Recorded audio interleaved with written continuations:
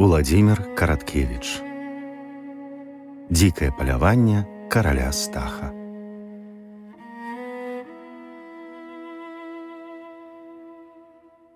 Я стары, я нават вельмі стары чалавек, і ніякая кніга не дасць вам таго, што на ўласныя вочы бачыў я. Андрэй Беларэцкі, чалавек 96 год. Кажуць, што доўгія гады лёс дае звычайна дурням, каб яны папоўнілі разумовы недахоп багатым вопытам. Ну што ж, я жадаў бы быць дурным удвая і пражыць яшчэ столькі, бо я дапытлівы суб'ект.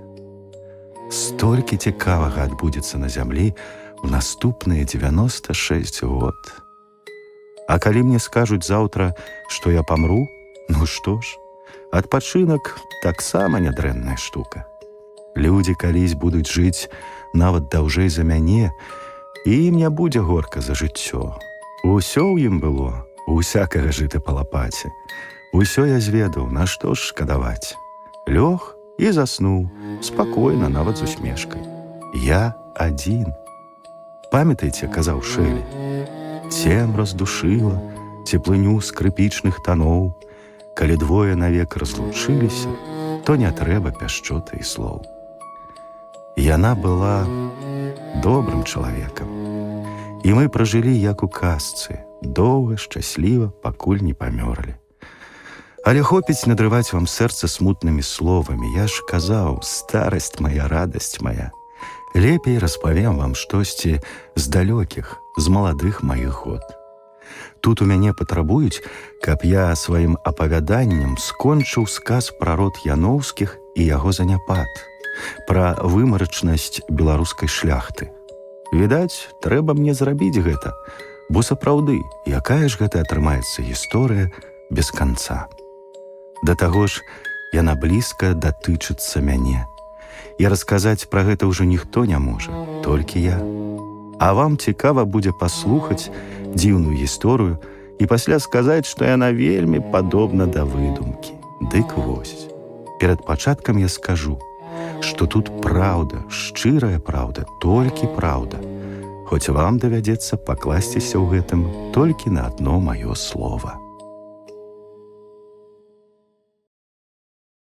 Раздзел 1.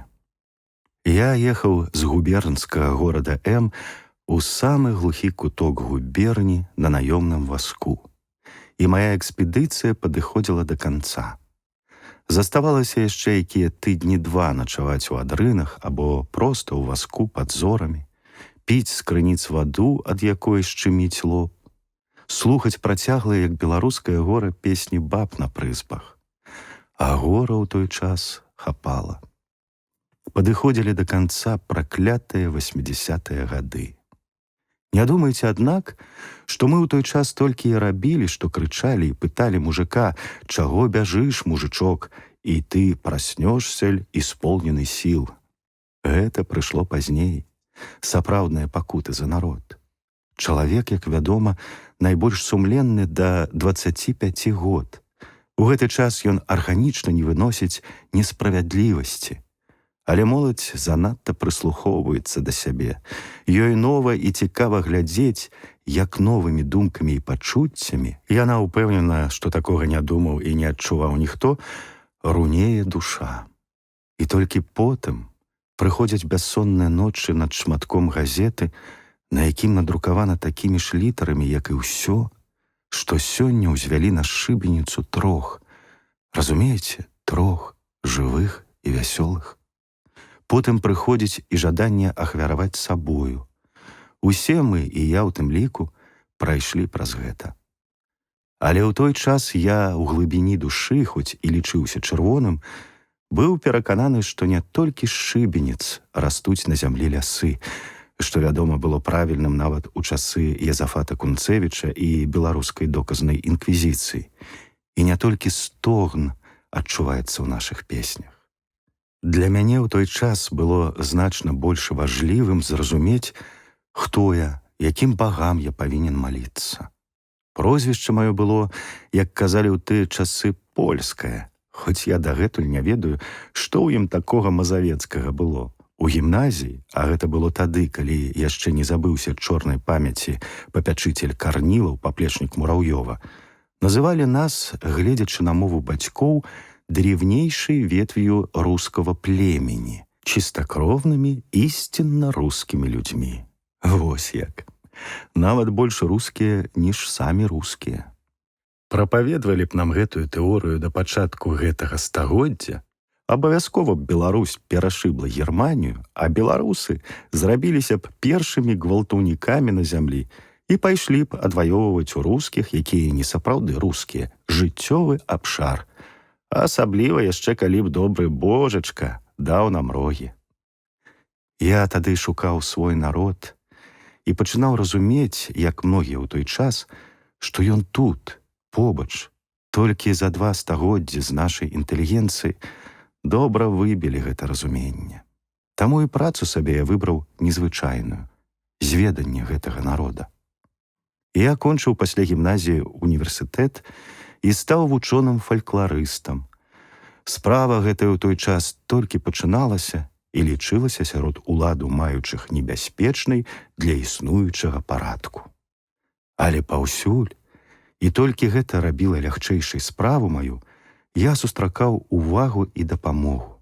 І ў асобе малаадукаванага валаснога пісара, які пасля дасылаў запісы казак мне і Раманаву, і ў асобе дрыжачага за хлеб вясковага настаўніка, і мой народ жыў нават у асобе аднаго губернатара, надзвычай добрага чалавека, сапраўднай белай вароны.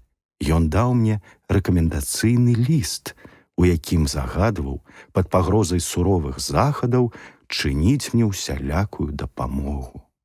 Дзякуй вам, простыя беларускія людзі. Нават зараз яшчэ я малюся на вас. Што ж казаць пра тыя гады? Паступова я зразумеў, хто я, што прымусіла мяне зрабіць гэта. Можа, цёплыя агні вёсак, назва якіх і дагэтуль нейкім цёплым болем уваходзіць у маё сэрца. Ліпечна, 40 татар, Бярозава воля, урочышча Разбіты рог, Памярэч, Дубрава, Вавёркі. А можа, начлег на поплаве, калі дзеці баюць казкі і драма крадзецца да цябе праз кажух разам з холадам. Ці мурожны паха маладога сена і зоры праз прадзёртую страху адрыны. Або нават і не яны, а проста хвойная ігліца ў чайніку, дымныя чорныя хаты, дзе жанчыны ў андараках прадуць і пяюць бясконцую песню, падобную на стогн. Гэта было маё. За 2 гады я абышоў і праехаў Менскую, Магілёўскую, Віцебскую, частку Віленскай губерніі. І паўсюды я бачыў гора народнае. Бачыў брудных дзяцей, бачыў сляпых жабракоў, бачыў гора народа майго, даражэй за які, я зараз ведаю гэта, у мяне не было нічога на свеце. Тады тут быў этнаграфічны рай. Хоць казка, а асабліва легенда, як найбольш нетрывалыя прадукты народнай фантазіі, пачалі забірацца ўсё далей і далей у мядзвечую глуш. Я пабываў і там. У мяне былі маладыя ногі і маладая прага. І чаго мне толькі не даводзілася бачыць. Бачыў я цырымонію з заломам, крапіўныя святкі, гульню забытага нават тады яшчура. Але найбольш бачыў я апошнюю бульбу ў місе, чорны, як зямля, хлеб, сонная ага над калыскай, вялікія выплаканыя вочы жанчын. Гэта была візантыйская Беларусь. Гэта быў край паляўнічых і намадаў, чорных смалакураў, ціхага, такога прыемнага здалёк звону забытых цэрквачак над дрыгвой, край лірнікаў і цемры. У той час якраз падыходзіў да канца доўгі і балючы працэс вымірання нашай шляхты. Гэта смерць, гэта гнаенне зажыва цягнулася доўга, амаль 2 стагоддзі.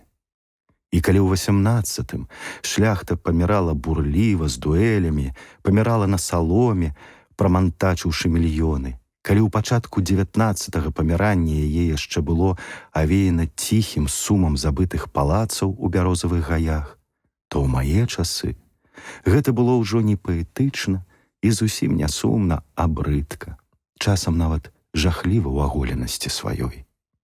Гэта было паміранне байбакоў, якія занурыліся ў свае норы, паміранне жабракоў, продкі якіх былі адмечаны ў гарадзельскім прывілеі, а самі яны, хоць і жылі ў багатых напаўразбураных палацах, насілі ледзь не кажухі, хоць гонар іх быў нязмерны. Гэта было адзічанне без прасвятлення, брыдкія, часам крывавыя ўчынкі, прычыну якіх можна было шукаць толькі на дне іх, блізка або занадта далёка адзін ад аднаго пасаджаных вачэй, вачэй вылюдкаў, дэгенератаў. Палілі печкі, выкладзеныя галандскай кафляй, пашчапанымі ўломкамі бясцэннай беларускай мэблі 17 стагоддзя. Сядзелі, як павукі, у сваіх халодных пакоях, гледзячы ў бязмежную навакольную цемру праз акно, па шыбах якога сцякалі наўскос флатылі і кропель. Такі быў той час, калі я ехаў на экспедыцыю ў глухі энскі павет губерні. Я выбраў дрэнны час для паездак. Летам, вядома, фалькларысту добра, цёпла, вакол прыгожыя краявіды, але па сваіх выніках наша праца лепшая за ўсё ў глухія восеньскія або зімовыя дні. Тады адбываюцца ігрышчы з іхнімі песнямі, пакудзелле з бясконцымі гісторыямі, а пазней сялянскія вяселлі. Гэта наш залаты час. Але мне выпала паехаць толькі ў пачатку жніўня месяца, калі не да казак, і толькі цягучае наша жніво гучыць над палеткамі. Я праездзіў жнівень, верасень, частку кастрычніка і павінен быў зачапіць толькі 2 тыдні, самы пачатак глухой восені, калі я мог спадзявацца на што-небудзь вартае. Пасля мяне чакалі ў губерні неадкладныя справы. Улоў мой быў зусім мізэрны, і таму я быў злы, як поп, які прыйшоў на хаўтуры і раптам заўважыў, што нябожчык уваскрэс. Мяне мучыла даўняя застарэлая хандра, якая варушылася ў тыя дні на дне кожнай беларускай душы. Нявера ў каштоўнасць сваёй справы, бяссілля, глухі боль, асноўныя прыкметы ліхалецця. Тое, што, па словах кагосьці з польскіх паэтаў, паходзіць ад настойлівай пагрозы, што нехта ў блакітным пабачыць цябе і міла скажа: «Абжалце ў жандармерыю». Асабліва мала было ў мяне старадаўніх легенд, а менавіта за імі я і паляваў. Вы, напэўна, ведаеце, што ўсе легенды можна падзяліць на 2 вялікія групы. Першыя жывуць паўсюль, распаўсюджаны сярод большай часткі народа. У беларускім фальклоры гэта легенды пра вужыную каралеву, пра бурштынавы палац, большая частка рэлігійных легенд.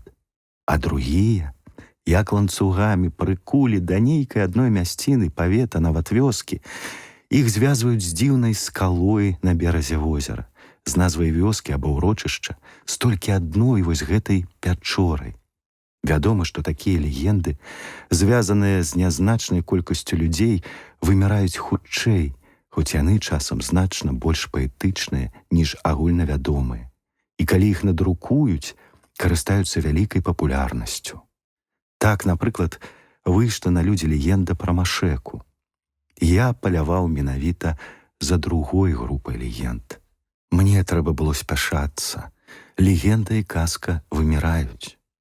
Не ведаю, як другім фалькларыстам, але мне заўсёды было цяжка перадчасна ехаць з якой-небудзь мясцовасці.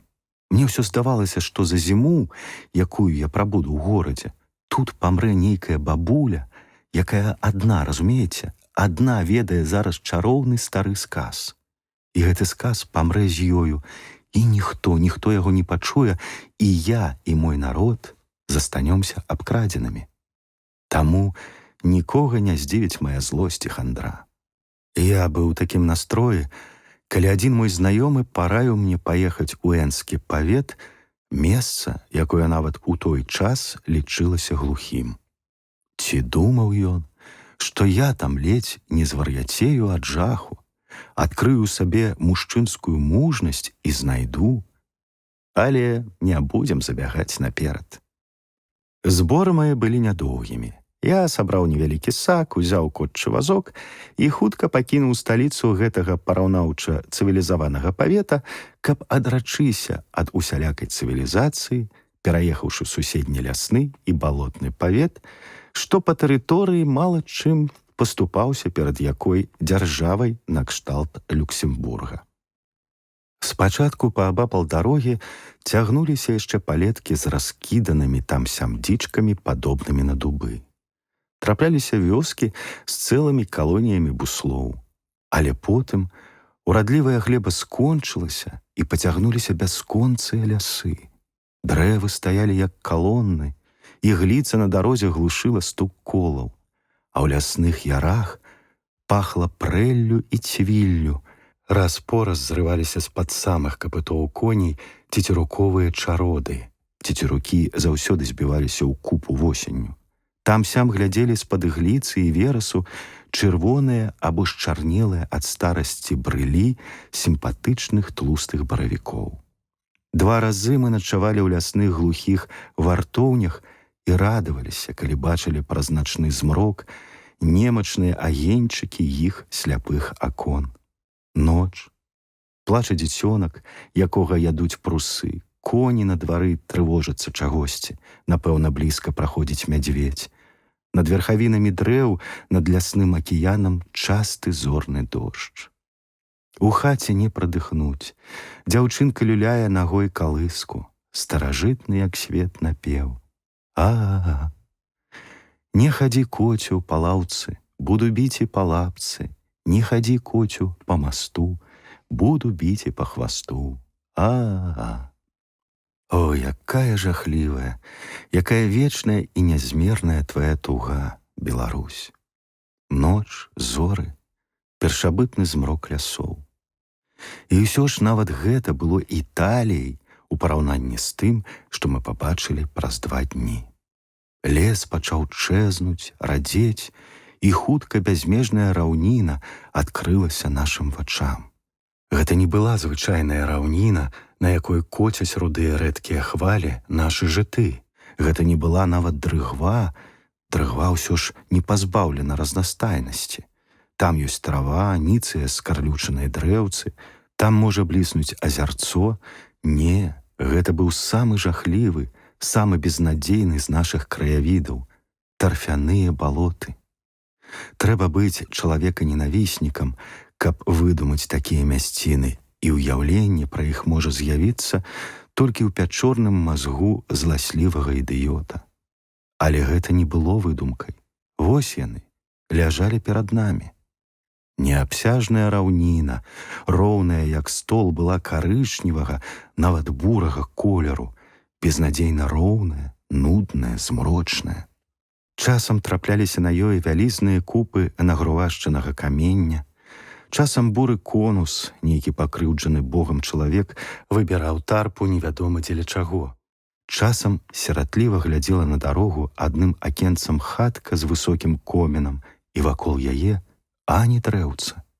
І нават лес, які цягнуўся за гэтай раўнінай, здаваўся больш змрочным, чым на самай справе.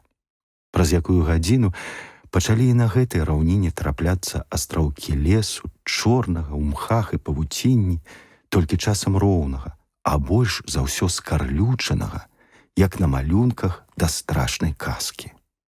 Але гэтыя ляскі з'яўляліся і знікалі, і зноў цягнулася раўніна, раўніна, бурая раўніна. Я гатовы быў зараўсці ў голас ад крыўды. І надвор'е на такі выпадак стала псавацца. Нізкія чорныя хмары паўзлі нам насустрач, там-сям з іх цягнуліся на ўскос зямлі свінцовыя палосы дажджу.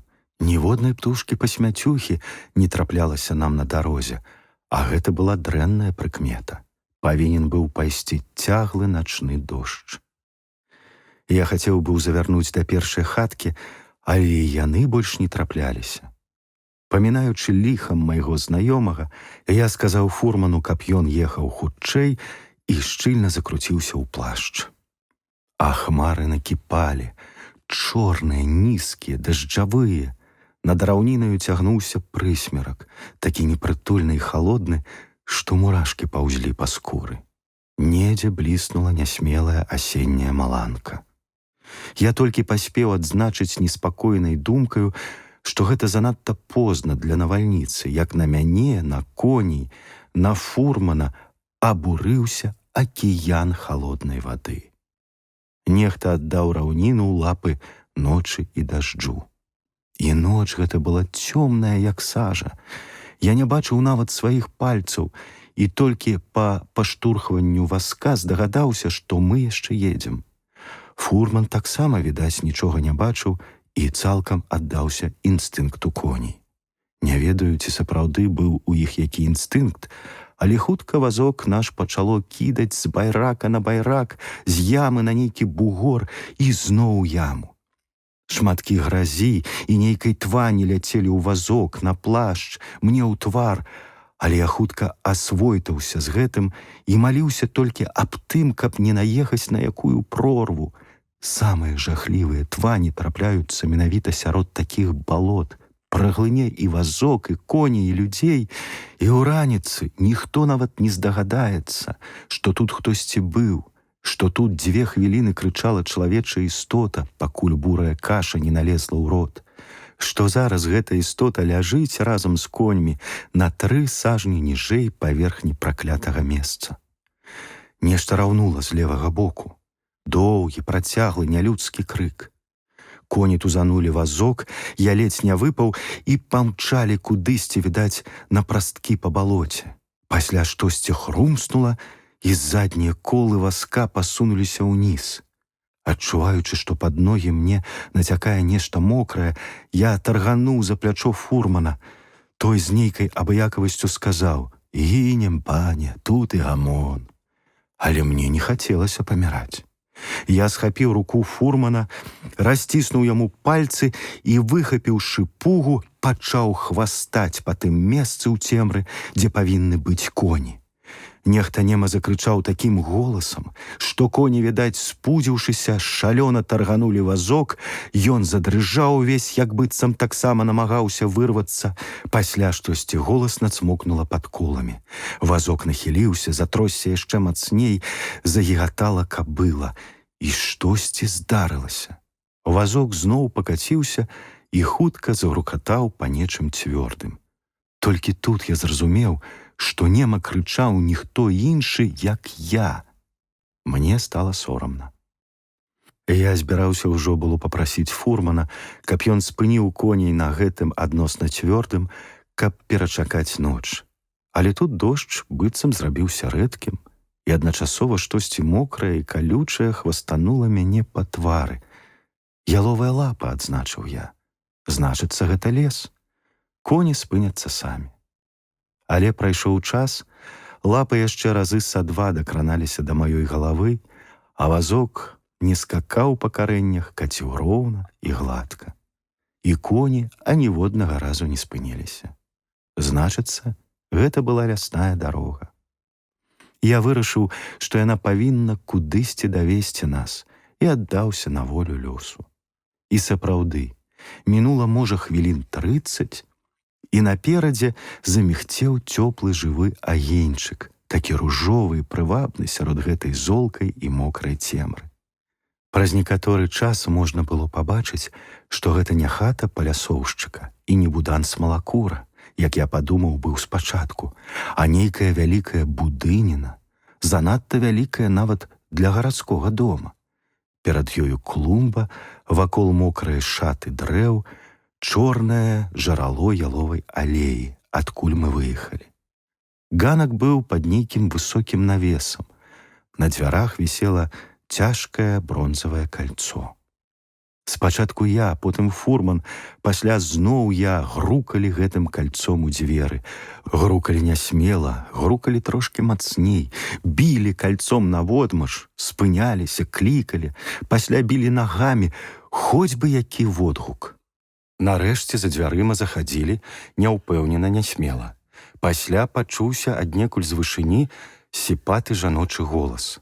Кто такие? Мы падарожныя, цётухна, пусціце. А ці не з палявання вы часам? Якое там паляванне, мокрае ўсе. Ледзь на нагах стаім. Даль Бог, пусціце нас. Голас змоўкнуў. Пасля з нейкімі ноткамі нерашучасці спытаў. А хто ж вы такія? Прозвішча як? Беларэцкі маё прозвішча. Я з фурманам. Бабуля за дзвярыма раптам пажвавела. Граф Беларэцкі? Спадзяюся быць графам, адказаў я з плебейскай непачцівасцю да тытулаў. Голас пасуровіў. Ну і ідзі сабе, добры чалавек, туды, адкуль прыйшоў. Бачыце вы, ён на графства спадзяецца, жартачкі начныя. Пайшоў, пашукай сабе дзе-небудзь у лесе бярлог, калі ты такі спрытны. Бабуля, узмаліўся я, з радасцю пашукаў бы, каб не непакоіць людзей. Але ж я не тутэйшы, я з павета, заблукалі мы, сухой ніткі няма. Прэч, сказаў няўмольны голас. Іншы чалавек, можа, схапіў бы ў адказ на гэта камень і пачаў бы біць у дзверы, сыплючы праклёны.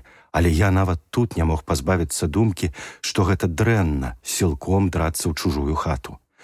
Таму я толькі ўздыхнуў і звярнуўся да фурмана. Ну што ж, пайшлі адсюль. Мы накіраваліся былі да фурманкі. Відаць, наша саступлівасць зрабіла добрае ўражанне, бо голас, памякчэўшы, кінуў нам наўздагон. Пачакайце, падарожнікі. Хто ж вы такія? Я збаяўся адказаць фалькларыст, бо двойчы мяне пасля гэтага слова лічылі за мазурыка. Таму я адказаў: купец. А як жа вы трапілі ў парк, калі вакол мур і чыгунная агароджа? А я і не ведаю, адказаў я шчыра. Ехалі недзе, відаць, па балоце, кудысьці праваліліся, ледзь выбраліся, раўло там нешта. Я і не спадзяваўся на такі вынік маіх слоў, але пасля іх голас ціха войкнуў і спуджана закудахтаў. А, боже ж мой, а гэта ж вы, напэўна, з Волатавай прорвы прыехалі. Гэта ж толькі там і няма агароджы. О, пашчасціла вам, выратавала вас царыца нябесная, а матка боская, а пакутнічкі нябесныя. І зараз такая дабрыня і такі адчай адчуваўся ў яе словах, што я дараваў ёй гэтую гадзіну на ганку. Дзверы загрукалі засаўкамі, пасля зарыпелі, разыходзячыся і прапускаючы ў начную цемру смугу аранжавага цьмянага святла. Перад намі стаяла невялічкая бабулька ў шырокай, як звон сукні, ліловай шнуроўцы, у якой, напэўна, хадзілі нашы прапрашчыры пры карале Стасе, і ў вялікім крухмальным чапцы. Твар у добрых зморшчынах, нос кружкаваты, а рот вялізны, падобны на шчыпцы для арэхаў, з трошкі адтапыранымі наперад вуснамі. Кругленькая, амаль як бочачка сярэдняй велічыні з пухленькімі ручкамі, яна так і напрошвалася на тое, каб яе клікалі маці. І ў руках гэтай бабулі быў вялізны пячны рагач. Зброя. Я ледзь не зарагатаў, але ў час прыпомніў халодную дрыгву і дождж за вокнамі і змаўчаў. Колькі людзей зараз стрымлівае смех з таго, што варта смеху, прыпамятаўшы, што за сцяною дождж. Мы ўвайшлі ў пакойчык, дзе пахла мышамі, і струмені вады адразу пабеглі з нашай вопраткі на падлогу. Я глянуў на свае ногі і жахнуўся. Яны амаль па калена былі ў бурай кашы, як у ботах. Бабуля толькі галавою паківала. Бачыце, я адразу сказала, што гэта тая жахлівая твань. Вы, пане купец, павінны паставіць свечку за тое, што так лёгка абышлося. І яна адчыніла дзверы ў суседні пакоік, дзе жарка палаў камін. Добра абышлося. Скідвайце адразу ж вопратку, сушыцеся. У вас ёсць што апрануць з сухога? Сак мой, на шчасце, быў сухі. Я перапрануўся перад камінам. Вопратку маю і фурманову бабуля некуды пацягнула, а пасля зайшла ў пакой з сухою для фурмана. Зайшла, не звяртаючы ўвагі на тое, што фурман стаяў зусім голы і сарамліва паварочваўся да яе спіною. Паглядзела на яго сінюю спіну і сказала непрыхільна: Ты, малец, ад мяне не вельмі адварочвайся, я старая баба, і пальцы на нагах не падціскай. На вось, пераапранайся лепей хутчэй. Калі мы перапрануліся і трохі сагрэліся ля каміна, бабуля паглядзела на нас глыбока запалымі вачыма і сказала: Ну вось і добра. Ты, малец, пойдзеш зараз з Янам начаваць, тут табе будзе нязручна. Ян! Ян з'явіўся. Гэта быў падслепаваты чалавек год 60, з доўгімі сівымі валасамі, носам вострым, як шыла, запалымі шчокамі, з вусамі, якія звісалі да сярэдзіны грудзей. Я вельмі здзівіўся, што адна бабуля з рагачом у руцэ адчыніла нам дзверы, не пабаялася 2 дарослых мужикоў, якія невядома адкуль з'явіліся ўначы. Але пасля таго, як пабачыў Яна, зразумеў, што ён стаяў недзе ў засадзе, і жанчына спадзявалася на яго дапамогу. Дапамога была важнецкая. У руках старога вартаўніка я пабачыў стрэльбу. Гэта была нават не зусім стрэльба, да яе больш пасавала б назва мушкет. Стрэльба была вышэй галавы, прыблізна дюймаў на 6. Ствол яе быў з насечкамі і шырокім раструбам на канцы. Ложа і прыклад заляпаныя, выцертыя, з брамкі звісаў фіціль. Словам, ёй даўно было месца недзе ў музеі зброі. Такія стрэльбы звычайна б'юць, як гарматы, і так адбіваюць у плячо, што непадрыхтаваны чалавек валіцца на зямлю, як сноп. І я чамусьці з задавальненнем падумаў, што маёй кішэні зараз цудоўны англійскі рэвальвер на 6 набояў. Ян узяў фурмана і павёў яго да дзвярэй, ледзь варушачы нягнуткімі старэчымі нагамі. І я пабачыў, што нават рукі ягоныя трэсліся. Варта была ненадзейная. Добрая дапамога для гаспадыні, з гораччу падумаў я. А гаспадыня адразу ж кранула мяне за плячо і загадала ісці за ёй у апартаменты. Мы прайшлі яшчэ адну клятушку, старая жанчына адчыніла дзверы, і я ціха войкнуў ад здзіўлення і захаплення. Перад намі была вялікая прыхожая гасцінная, як гэта вадзілася ў старасвецкіх панскіх дамах. Але што за прыхожая? Яна была вялізная, такая вялізная, што мой змрочны адбітак у люстры недзе на другой сцяне здаваўся не больш за суглоб мезенца. Падлога з дубовых цаглін, зараз даволі пашарпаных, неабсяжна высокія сцены, ашаляваныя чорнымі ад старасці бліскучымі дошкамі, разьбованымі па краях. Вокны амаль пад столлю, маленькія, у глыбокіх стральчатых нішах. Відаць, мы ў цемры узбіліся на бакавы ганак, бо проста направа ад мяне быў парадны ўваход, шырокія, таксама стральчатыя дзверы, падзеленыя драўлянымі калонкамі на 3 часткі. На калонках была трохі пашчапаная часам разьба, кветкі, пялёсткі і плады. За дзвярыма, у глыбіні вестыбюля, уваходныя дзверы, масіўныя, дубовыя, акутыя пацямнелымі бронзавымі цвікамі з квадратнымі галоўкамі. А над дзвярыма вялізнае цёмнае акно ў ноч і цемру. На акне мастацкай работы выгінастыя краты. Я ішоў па прыхожай і здзіўляўся, якая прыгажосць і як гэта ўсё запушчана чалавечым нядбальствам. Вось цяжкая мэбля ля сцен, яна рыпіць нават у адказ на крокі. Вось агромністая драўляная статуя святога Юрыя, адно з цудоўных, трохі наіўных стварэнняў беларускага народнага генія. Ля ног яе тонкі белы пыл, быццам хтосьці насыпаў мукі. Гэту непаўторную рэч сапсаваў шашаль. Вось на столе люстра, таксама выдатная па прыгажосці. Вісюлькі яе абабіты больш, чым напалову. Магло б здацца, што тут ніхто не жыве, каб не палалі ў вялізным каміне дровы і не залівалі няпэўным мігатлівым святлом усю гэтую карціну. Амаль з сярэдзіны прыхожай шырокія беламармуровыя сходы вялі на другі паверх, падзяляліся надвае і прыгожа закруглена ўзбягалі амаль у такі самы па памерах другі пакой. тут было ўсё тое самае, што і на першым паверсе. Нават палаў такі самы камін гарачым полымем, толькі што на сценах чорнае дрэва, напэўна, гэта быў дуб, чаргавалася з пацёртымі штофнымі шпалерамі кававага колеру. І на гэтых шпалерах красаваліся партрэты ў цяжкіх чорных рамах. Ды яшчэ ля каміна стаялі столік і 2 крэслы. Бабуля тарганула мяне за рукаў. Я зараз адвяду пана ў яго пакой. Гэта недалёка па калідоры. А пасля, можа, пан хоча вячэраць? Я не адмовіўся, бо амаль цэлы дзень не еў. Ну, то тады няхай пан пасля выйдзе сюды. Праз якіх хвілін 10 я быў у зале, і там зноў пабачыў бабулю, якая шырока усміхнулася мне і сказала з даверам. Ведаеце, вёска рана кладзецца спаць. Але ў нас не любяць спаць. У нас кладуцца як мага пазней. І гаспадыня не любіць людзей.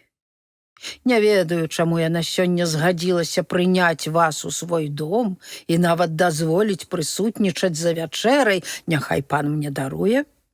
Відаць, пан самы варты даверу чалавек з тых, што былі тут за 3 гады. Як, здзівіўся я, хіба гаспадыня не вы?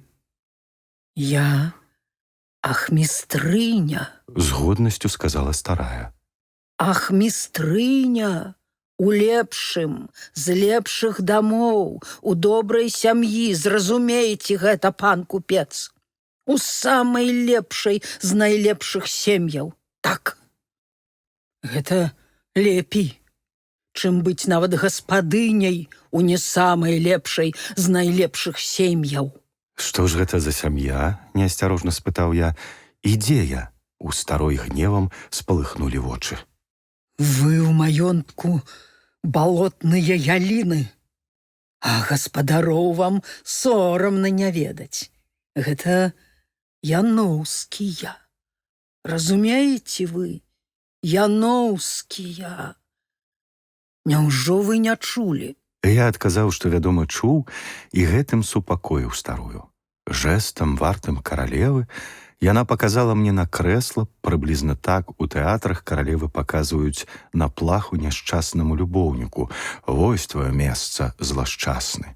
Папрасіла прабачэння і пакінула мяне аднаго. І я вельмі здзівіўся змене, якая адбылася са старой. На першым паверсе яна войкала і прычытала, размаўляла з выразнай народнай інтанацыяй, а перайшоўшы на другі паверх, адразу ператварылася чорт ведае ў што. Відаць, на першым паверсе яна была дома, а на другім была толькі ахмістрыняю, толькі рэдкім госцем і, адпаведна, пераходам мяняла скуру.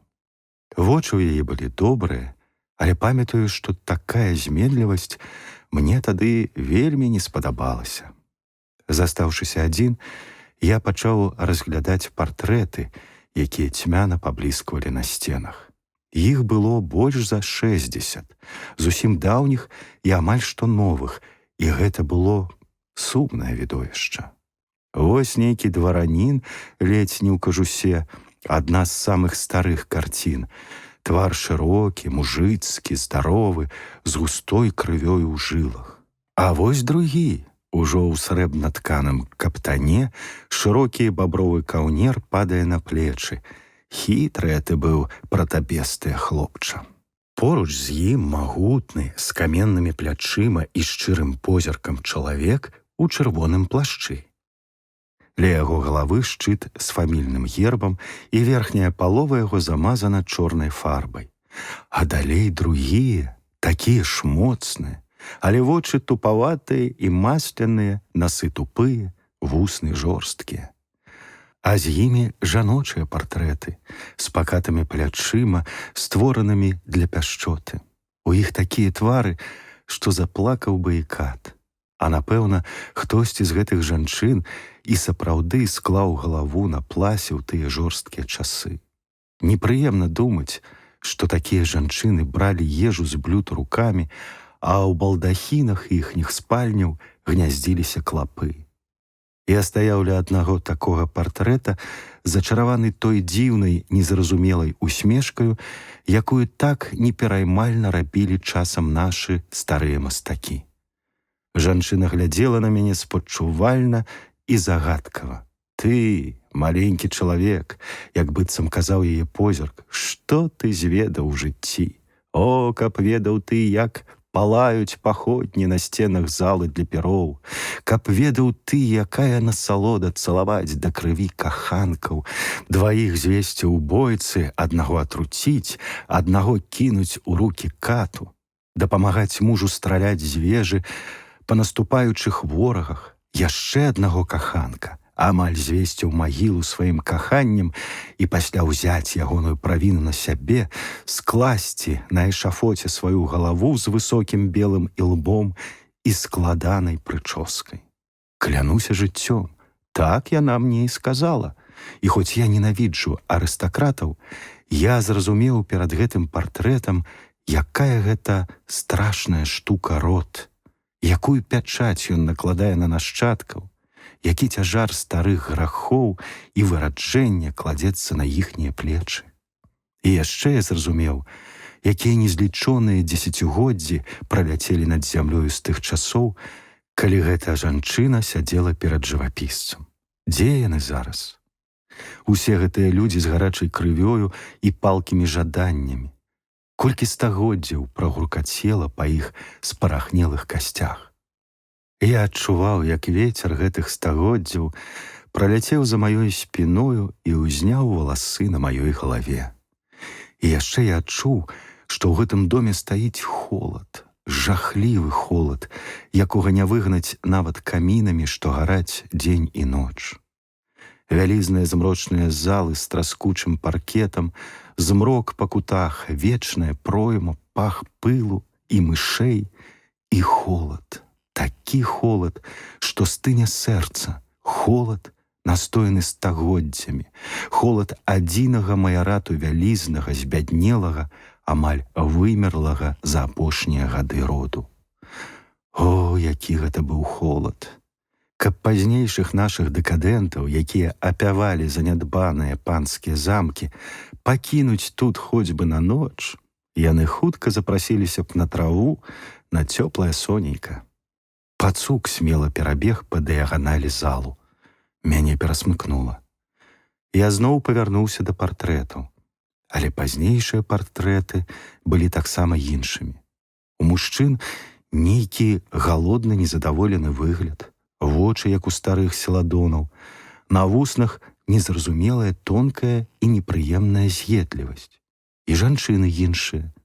Вусны занадта пажадлівыя, позірк манерны і жорсткі.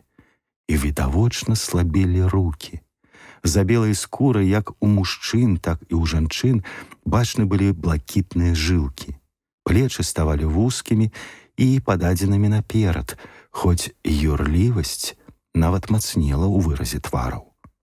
Жыццё. І якія жорсткія жарты робіш ты з тымі, хто стагоддзі жыў адасоблена, з народам меў зносіны толькі на той выпадак, каб нараджаць на свет бастардаў. Мне было цяжка, непрыемна глядзець на гэта. І зноў гэта пачуццё пранізлівага, незразумелага холаду. І я не пачуў крокаў за спіною, як быццам той, хто падышоў, плыў у паветры. Мне раптам проста здалося, што нехта глядзіць мне ў спіну. Тады я, прыцягнуты гэтым позіркам, павярнуўся. Жанчына стаяла за маёй спіною і пытальна глядзела на мяне, схіліўшы галаву. Я быў прыгаломшаны. Мне здалося, нібы той партрэт, які толькі што размаўляў са мною, раптам ажыў, і жанчына, што стаяла тут за маёй спіной, сышла з яго. Не ведаю нават, што між імі было агульнага. Тая на партрэце, я паглядзеў на яго і пабачыў, што ён на месцы, была, відаць, высокая, добра сфармаваная, з вялікім запасам жыццёвых сіл, вясёлая і моцная, прыгожая самка. А гэта проста заморак. І ўсё ж падабенства было. тое звышпадабенства, якое прымушае нас пазнаваць у натоўпе двух зусім непадобных братоў, брунета і бландзіна. Не, нават большае. У іх былі зусім аднолькавыя валасы, нос той самай формы, той самы разрэз рота і тыя самыя белыя роўныя зубы. І акрамя гэтага, яшчэ тое агульнае падабенства ў выразе твару, нешта радавое, спрадвечнае. І ўсё ж такой непрыемнай асобы мне яшчэ не даводзілася бачыць. Усё тое самае і ўсё не тое. Маленькая ростам, худенькая, танюткая, як галінка, з амаль неразвітымі клубамі і убогімі грудзямі, з блакітнымі жылкамі на шыі і руках, у якіх зусім, здавалася, не было крыві. Яна была слабай, як сцяблінка палыну на мяжы. Вельмі тонкая скура, тонкая доўгая шыя, нават прычоска, нейкая незразумела невыразная. І гэта было тым больш дзіўным, што валасы былі залацістыя, дзівоснай пышнасці і прыгажосці. Нашто быў гэты недарэчны затрапезны кукіш на патыліцы? Рысы твары былі выразна рэзка акрэсленыя, такія правільныя, што згадзіліся б як узор нават вялікаму скульптару. І ўсё ж я не думаю, каб які-небудзь скульптар спакусіўся б ляпіць з яе юнону. Рэдка мне здавалася бачыць такі непрыемны, варты жалю твар. Вусны дзіўна перакрыўлены, ля носа глыбокія цені, колер твару шэры, чорныя бровы ў нейкім дзівацкім надломе, вочы вялізныя, чорныя, але ў іх нейкі незразумелы застыглы выраз. Небарака, д'ябальскі непрыгожая, з жалем падумаў я і апусціў вочы. Я ведаю шмат жанчын, якія да самай труны не даравалі б мне гэтых апушчаных вачэй. Але гэтае, відаць, прызвычаілася бачыць штосьці нядобрае на тварах усіх людзей, якіх сустракала. Яна зусім не звярнула на гэта ўвагі. Не ведаю, ці хацела яна паднесці руку да маіх вуснаў, ці проста працягнула яе для рукапаціскання на англійскі манер, а можа, рука проста здрыганулася, але я ўзяў яе кволыя пальчыкі і пачціва паднёс іх да вуснаў. Можа, я нават затрымаў іх даўжэй, чым трэба было, я ж быў павінен трошкі выкупіць гэты грэх апушчаных вачэй. Калі я апусціў руку, у вачах гэтай дзяўчыны, не, нават дзіцёнка, з'явілася нешта ліхаманкавае, балючае, дзіўнае. І яна ўсё так, як і раней, моўчкі паказала мне рукою на крэсла перад камінам. Я, аднак, не сеў, пакуль не села яна. І зноў той самы дзіўны выраз у вачах. І тут я прыпомніў, як дрыжала яе рука ля маіх вуснаў і зразумеў, што яна проста не ўмела яе падаваць, што ёй ніколі не цалавалі рукі. А па праўдзе, чаго можна было чакаць ад гэтай выклятай Богам балотнай дзіркі сярод лясоў? Калі тая самая ахмістрыня з падціснутымі вуснамі прынесла нам вячэру і пакінула нас адных, я спытаў, з кім я размаўляю. Я гаспадыня балотных ялін, Надзея Яноўская. Прабачце, можа, мне трэба было прадставіцца раней. Я сам, таго не жадаючы, падмануў вашу ахмістрыню. Я зусім не купец. Я ведаю. Вельмі спакойна сказала яна. Купцы не такія, а я вас ужо бачыла. Там, на дзвярыма, ёсць высока, непрыкметныя ваўчкі, каб глядзець. Калі да нас прыязджае хтосьці, я адразу бачу кожны раз. Толькі вельмі рэдка прыязджаюць да нас людзі. Яны баяцца. І я таксама мала каго магу пусціць да нас. Вы не такія, як іншыя. Рэдка ў нас бываюць вартыя даверу людзі. Мяне непрыемна ўразіла такая, мякка кажучы, адкрытасць. Што гэта? Тонкі разлік або наіўнасць? Але колькі я не глядзеў на гэты перакрыўлены твар, я не мог заўважыць на ім нават водбліску нейкай задняй думкі. Твар быў прастадушны, дзіцячы, але найбольш пераканаў мяне голас. Ён быў павольны, лянівы, абыякавы і адначасова трапяткі і перарывісты, як голас начной птушкі. І да таго ж я наогул бачыла вас раней. Дзе, шчыра здзівіўся я? Не ведаю. Я многіх людзей бачу. Не здаецца, што я вас бачыла ў сне. Часта. А магчыма, і не ў сне. Вам не здаралася адчуваць такое, як быццам вы жылі калісьці даўно, і зараз адкрываеце, знаходзіце зноў многае з таго, што бачылі. Даўно-даўно. Я чалавек здаровы, і я яшчэ не ведаў тады, што такое бывае часам у знерваваных людзей, людзей з вельмі тонкім успрыманнем. У іх неяк парушаецца сувязь паміж першасным успрыманнем і наступнымі ўяўленнямі памяці. Падобнае ім здаецца тоесным, яны адкрываюць у прадметах, якія ім зусім незнаёмыя, нешта даўно вядомае, а ўсведамленне, адвечны рэаліст, супраціўляецца гэтаму. Таму і атрымліваецца, што прадмет адначасова і цалкам незнаёмы і таемна знаёмы. Паўтараю, я не ведаў гэтага, і ўсё ж ні на хвіліну не закралася ў мой мозг думка, што гэта жанчына можа хлусіць. Такой шчырасцю і абыякавасцю веяла ад яе слоў. Я вас бачыла. Зноў паўтарыла яна. Але хто вы? Я не ведаю вас. Мяне завуць Андрэй Беларэцкі, пані. Я вучоны фалькларыст. Яна зусім не здзівілася. Здзівіўся я, даведаўшыся, што гэта слова ёй знаёма. Што ж, вельмі цікава. А чым вы зацікаўлены? Песнямі, прымаўкамі? Легендамі, пані. Старымі мясцовымі легендамі. Я перапудзіўся не на жарт. Яна раптам выпрамілася, як быццам яе катавалі электрычным токам.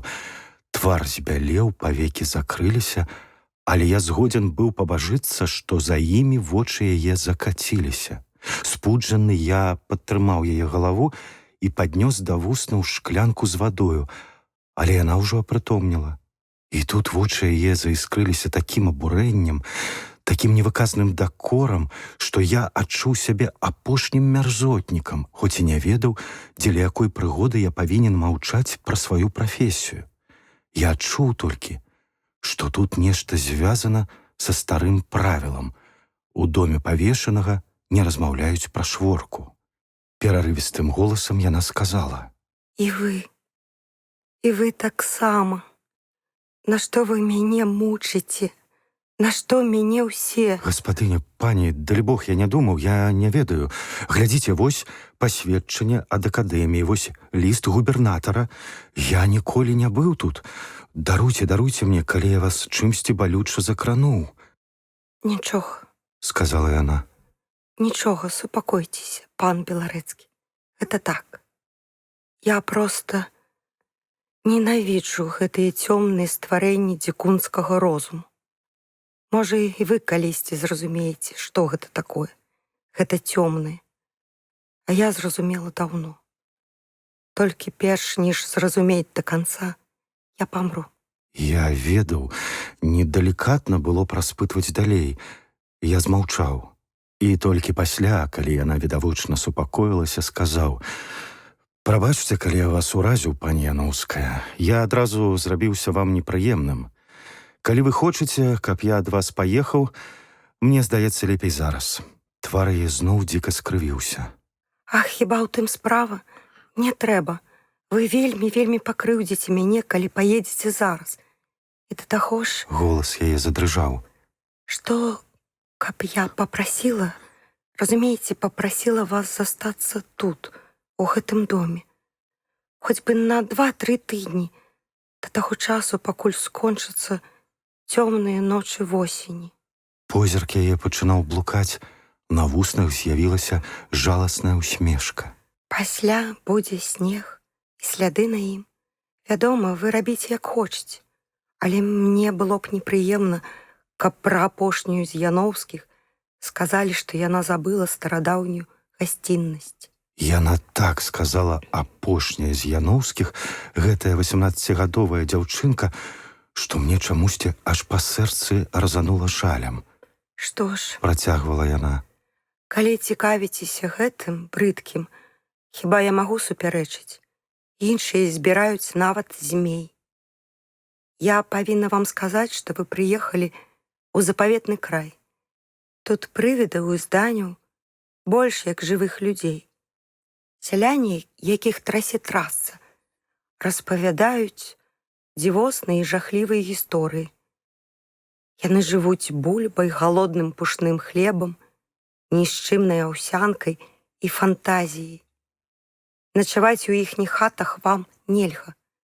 Там бруд, скупчанасць і трасца. Хадзіце па навакольных хутарах, там вам за грошы, якія пойдуць на хлеб ці на гарэлку, што на імгненне сагрэе вечна халодную ад трасцы кроў, раскажуць усё. А вечарам прыходзьце сюды. Тут вас заўсёды будзе чакаць стол і ложак і агонь у каміне. Запамятайце, я гаспадыня тут, сяляне слухаюцца мяне. Згода?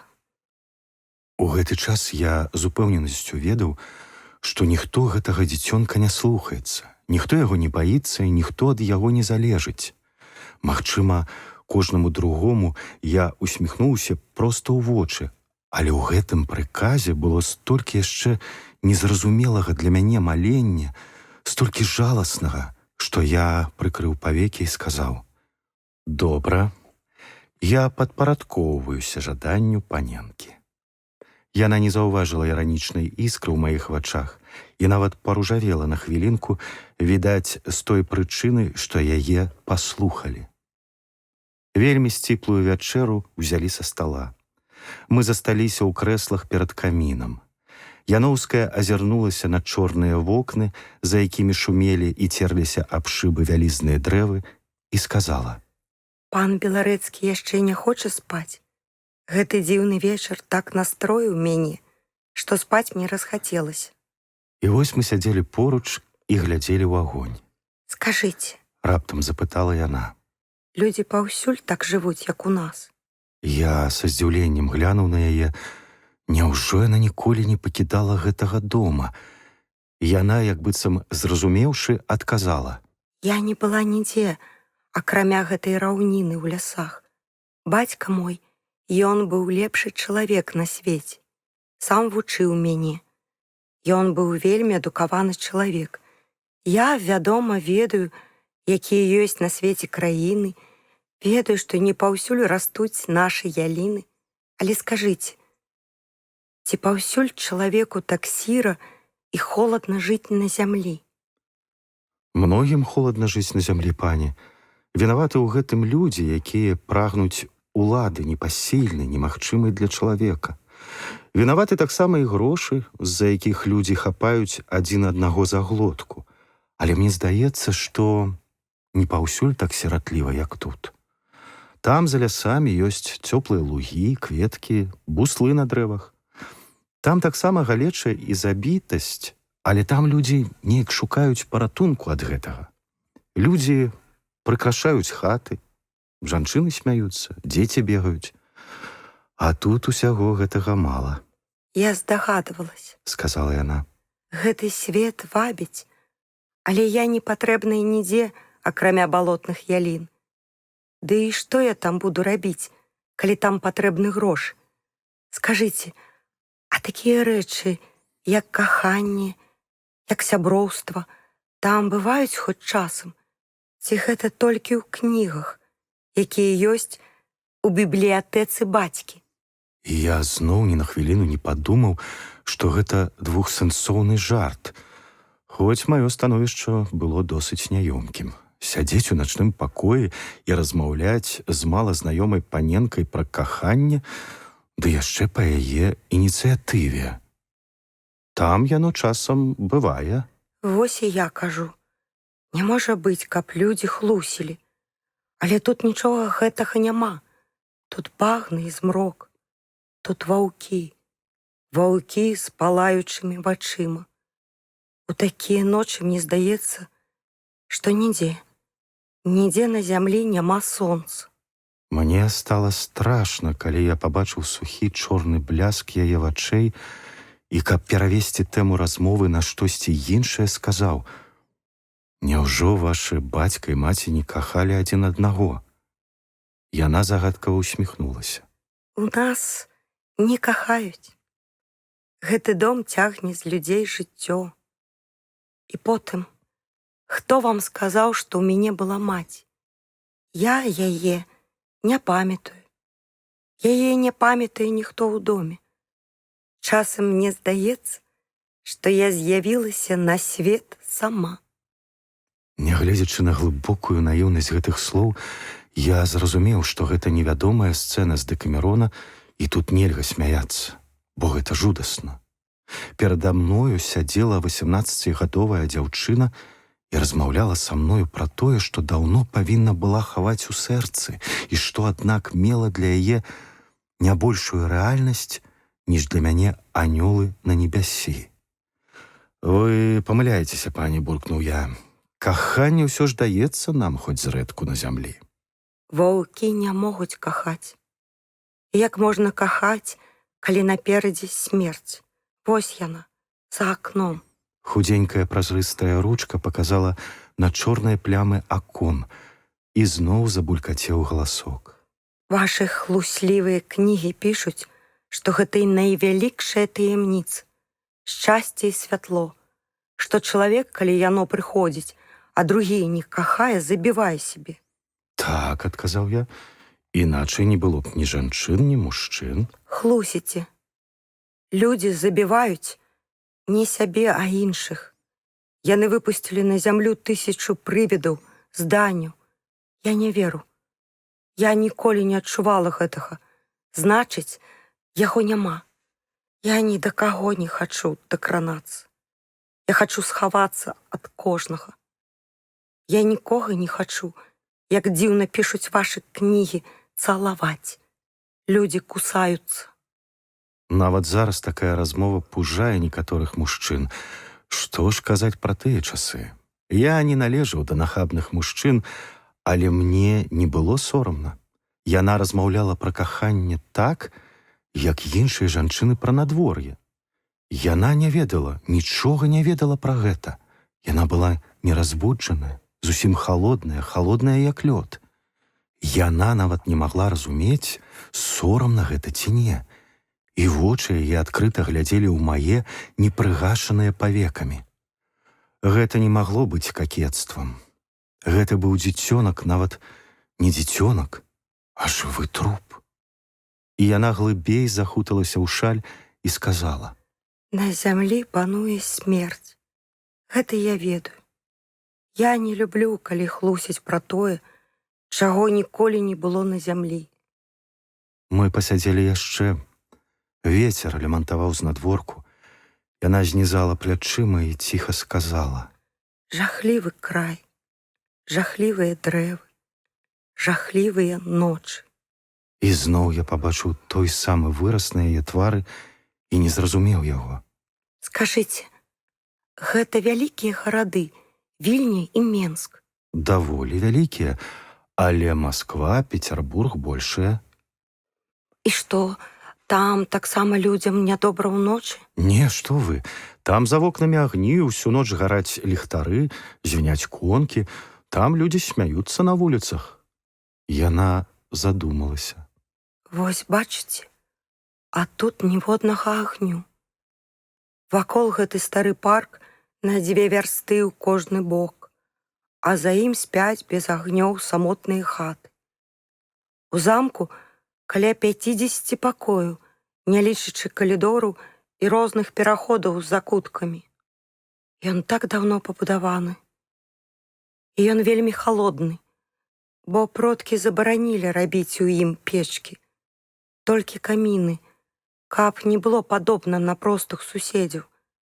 Каміны палаюць удзень і ўначы, але ўсё адно па кутах вільгаць і паўсюль холад. У нас на 50 пакояў толькі 3 чалавекі. Ахмістрыня спіць на першым паверсе, там і вартаўнік. Яшчэ ў адным з флігеляў, за алеяй, жывуць вартаўнік парку, кухарка і праля. Там добра. А ў другой прыбудове дома з асобным уваходам жыве яшчэ мой упраўляючы, Ігнат Берман-Гацевіч. На што ён патрэбен, упраўляючы, не ведаю, але такі закон. А ў доме на ўвесь другі паверх на 30 пакояў я адна. І так непрытульна, што хочацца заціснуцца кудысьці ў кут, захутацца з галавой, як дзіцёнку, ў коўдру і сядзець так. Ой, зараз мне чамусьці вельмі добра. І так спакойна, як не было ўжо 2 гады, з таго дня, як памёр бацька.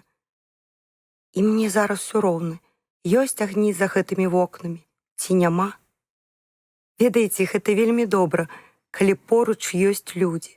Яна давяла мяне праз гадзіну да майго пакоя. Яе пакой быў толькі праз адны дзверы ад майго. І калі я ўжо адчыняў дзверы, сказала: Калі вы цікавіцеся старымі паданнямі, пашукайце ў бібліятэцы, у шафе для рукапісаў. Там павінен быць рукапісны том паданняў, нашых сямейных паданняў.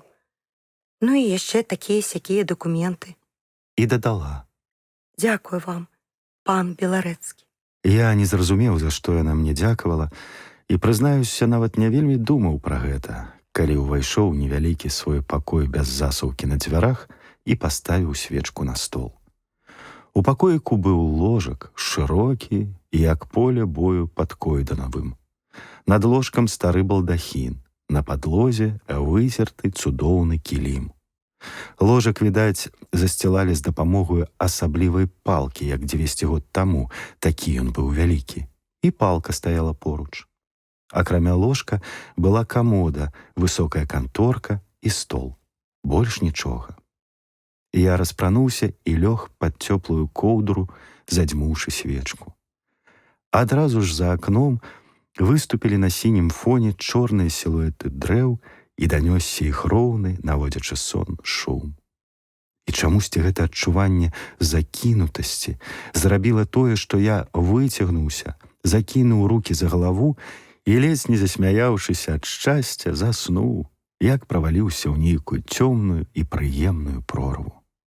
Праз сон мне здалося яшчэ толькі, што нехта ішоў маленькімі асцярожнымі крокамі па калідоры, але я не звярнуў на гэта ўвагі.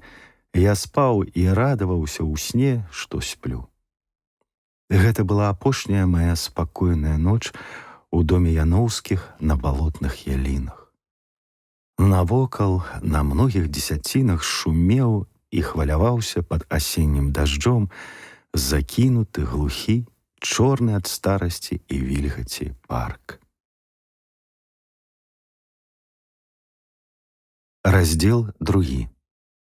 Наступны дзень быў звычайным шэрым днём, якія часта бываюць увосень у Беларусі.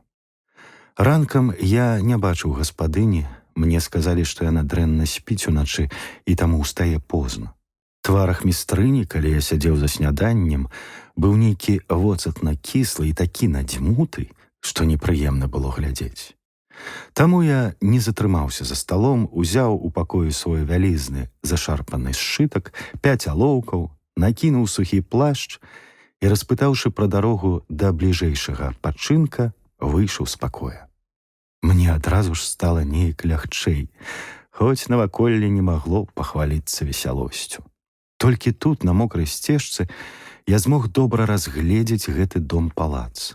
Уначы ён здаўся мне меншым, бо абодва яго крылы надзейна хаваліся ў паркавым гушчары, і ўвесь першы паверх цалкам зарос здзічэлым, вялізным, як дрэвы, бэзам.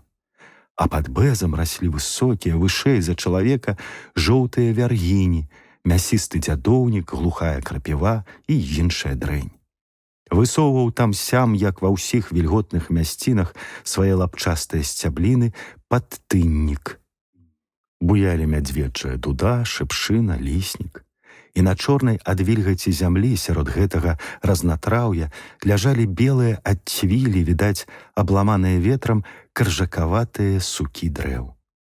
Сляды чалавечай рукі былі відаць толькі перад уваходам, дзе змрочным пурпурам гарэлі на вялікай курціне познія астры. І дом выглядаў так змрочна і холадна, што сэрца сціснула. Быў ён двухпавярховы, з вялізным бельведэрам і невялікімі вешкамі па краях, і вызначаўся той адсутнасцю архітэктуры, якая была тыповай для беларускіх палацаў у тыя часы, калі нашы продкі кінулі будаваць замкі, але яшчэ патрабавалі ад дойлідаў, каб яны рабілі палацы падобнымі на гэтыя замшэлыя старыя берлагі. Я вырашыў ісці ў пачынак не раней, як агледзеўшы ўсё тут і пайшоў па алеі. Чорт ведае, які дурань вырашыў насаджаць у такім змрочным месцы яліны, але гэта было зроблена, і дрэвы, якім было ніяк не менш за 100 год, зрабілі мясцовасць толькі трошкі больш прыемнай, ніж славуты лес у Данте. Яліны, тоўстыя, дваім не абхапіць, падступалі да самых муроў палаца, заглядалі лапамі ў вокны, узвышаліся сіне-зялёнымі конусамі над дахам. Стаўбуры іх зацягнула сівая барада мхоў і лішайнікаў. Ніжнія галіны звісалі да зямлі, як шатры, і алея нагадвала вузкае міжгор'е. Толькі ля самага дома бачны былі там-сям пахмурныя, чорныя ад дажджу, амаль голыя волаты ліпы. І адзін каржакаваты дуб, відаць запаветны, бо ўзносіў сваю макушку на некалькі сажняў вышэй за самыя высокія яліны.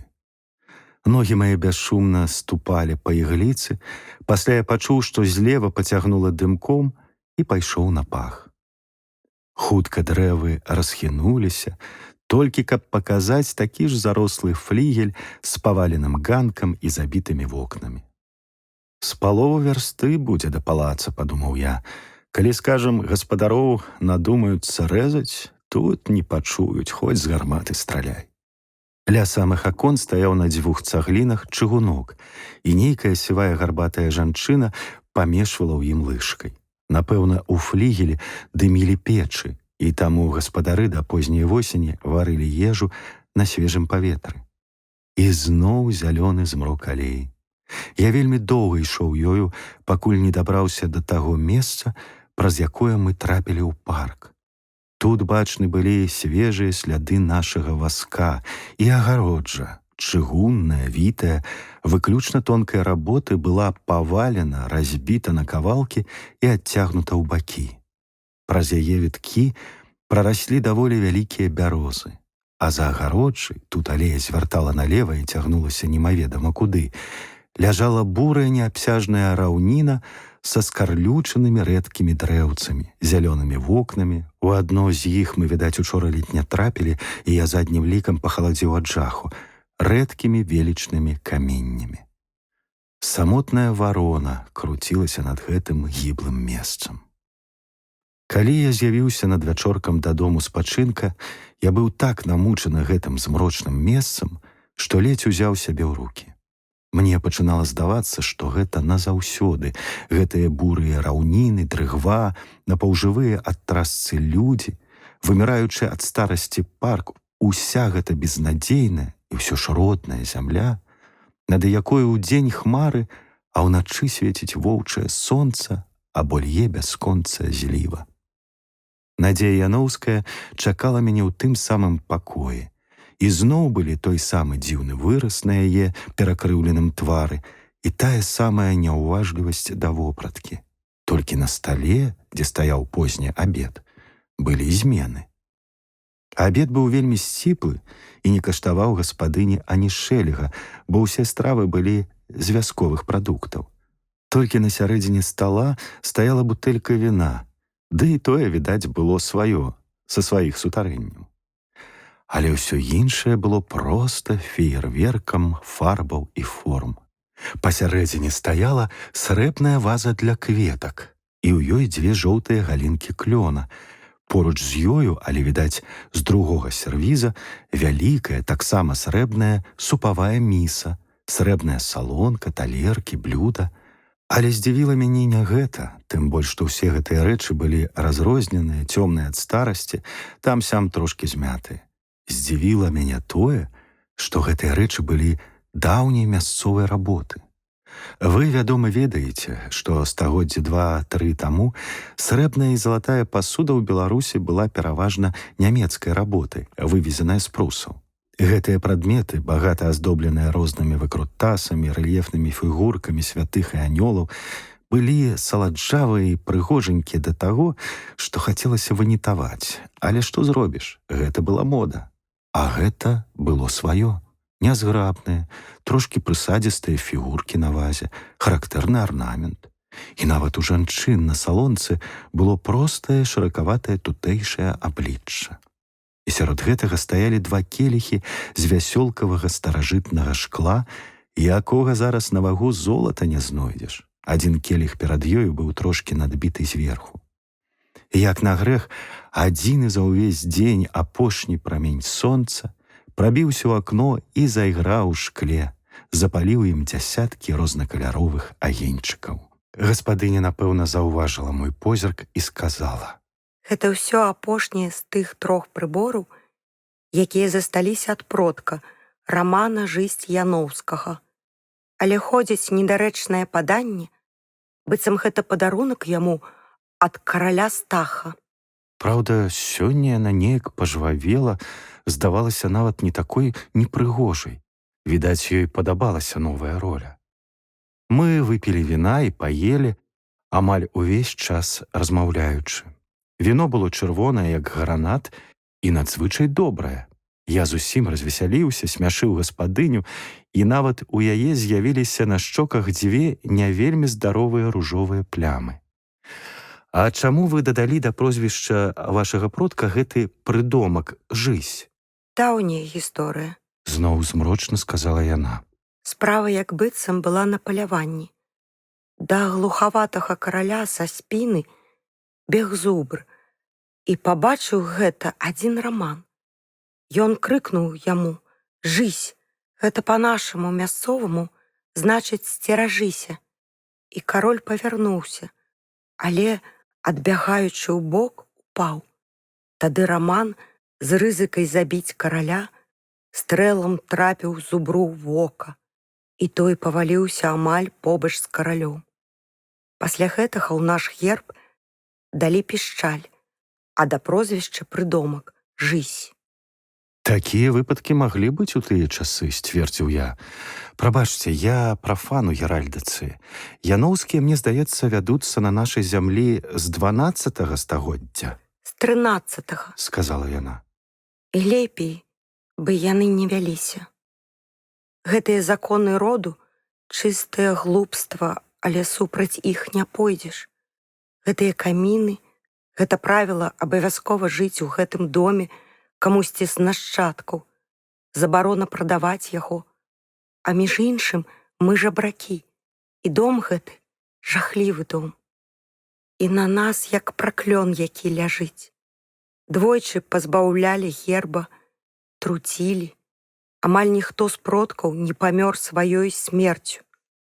Вось гэтага ў чырвоным плашчы жыўцом адпелі ў царкве. Вось гэтая жанчына з непрыемным тварам, наша дальняя сваячка, Дастаеўская, між іншым адзін з продкаў славутага пісьменніка, забіла мужа і ледзь не знішчыла пасерба, яе засудзілі да страты. Што зробіш? Нашчадкам за ўсё гэта трэба плаціць. І на мне род Яноўскіх згіне. А як мне хочацца часам на цёплае сонца, пад шаты сапраўдных дрэў, якія тут не растуць. Мне часам сняцца яны, маладыя, вялізныя, пышныя, як зялёнае воблака. І воды, такія светлыя, такія поўныя, што дух займае, што спыняецца ад шчасця сэрца. А тут гэтыя агідныя яліны, дрыгва, змрок. Полымя каміна наружовіла яе твар. За вокнамі ўжо залягла глыбокая чорная ноч, і, відаць, пачалася зліва.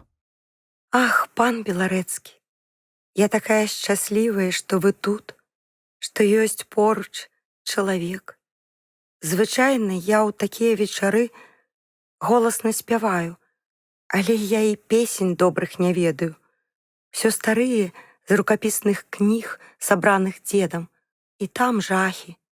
Чалавек цягне парасянцы чырвоны след, а звон, які даўно патануў у дрыгве, гучыць па начах, гучыць. Прыходзяць дні, адыходзяць дні. Заспявала яна глыбокім дрыжачым голасам. Прыходзяць дні, адыходзяць дні. На святло наплывае тень. Б'ецца з каско з кірдзяём пацуком. Б'ецца і ноч, і дзень. Кроў ад напругі з пазногцяў бяжыць. Шабля ў полымя мечуць паны. І ўпаў з каско, і паклікаў ён. Дзе ж вы, другі?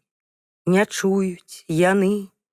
Любка Юр'еўна ўчула голас яго, пазбірала свой моцны род, і пабеглі есмо на конях яны да далёкіх рудых балот.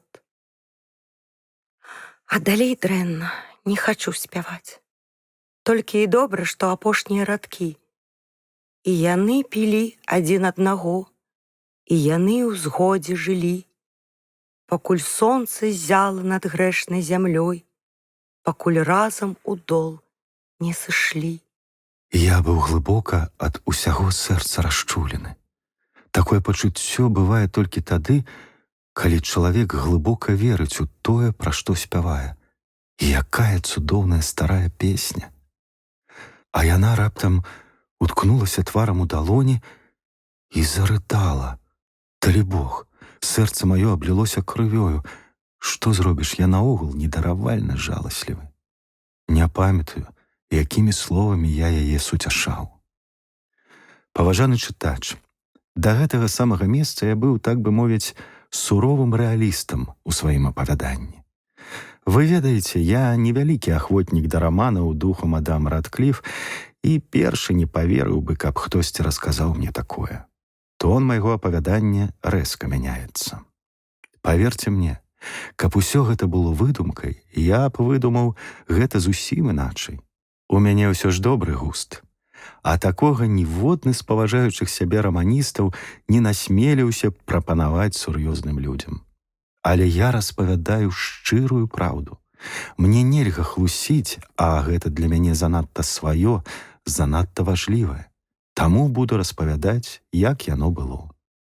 Мы сядзелі некаторы час моўчкі, камін дагараў і цемра пасялялася па кутах вялізнай залы, калі я глянуў на яе і спалохаўся. Такія шырокія былі ў яе вочы, так дзіўна нахілена галава, і зусім не было бачна вуснаў, так яны збялелі. Чуеце? Я прыслухаўся. У мяне тонкі слых, але толькі праз хвіліну я пачуў тое, што чула яна. Недзе ў калідоры злева ад нас трашчаў пад нечымі крокамі паркет.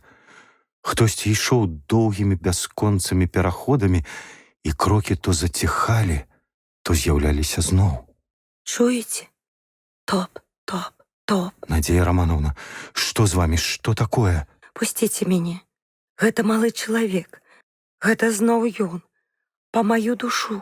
З усяго гэтага я зразумеў толькі тое, што ў гэтым доме чыняцца нейкія недарэчныя жарты, што тут нейкі вісус палохае жанчыну. Незважаючы на тое, што яна схапіла мяне за рукаў, імкнучыся затрымаць, я схапіў камінную качаргу і кінуўся па сходах да калідора. Гэта было справай хвіліны, я расчыніў нагою дзверы. Вялізны калідор быў напаўцёмны, але я добра бачыў, што ў ім нікога не было. Так, нікога не было. Былі толькі крокі, якія гучалі па-ранейшаму трохі няўпэўнена, але гучна. Яны былі зусім блізка ад мяне, але патрохі аддаляліся ў другі канец калідора. Што заставалася рабіць? Ваяваць з тым, каго не бачыш? Я ведаў, што гэта дарэмная справа, але я стукнуў качаргою проста ў тое месца, адкуль чуліся крокі. Качарга прарэзала пустое паветра і са звонам упала на падлогу. Смешна? Мне было ў той час, як вы здагадваецеся, не да смеху.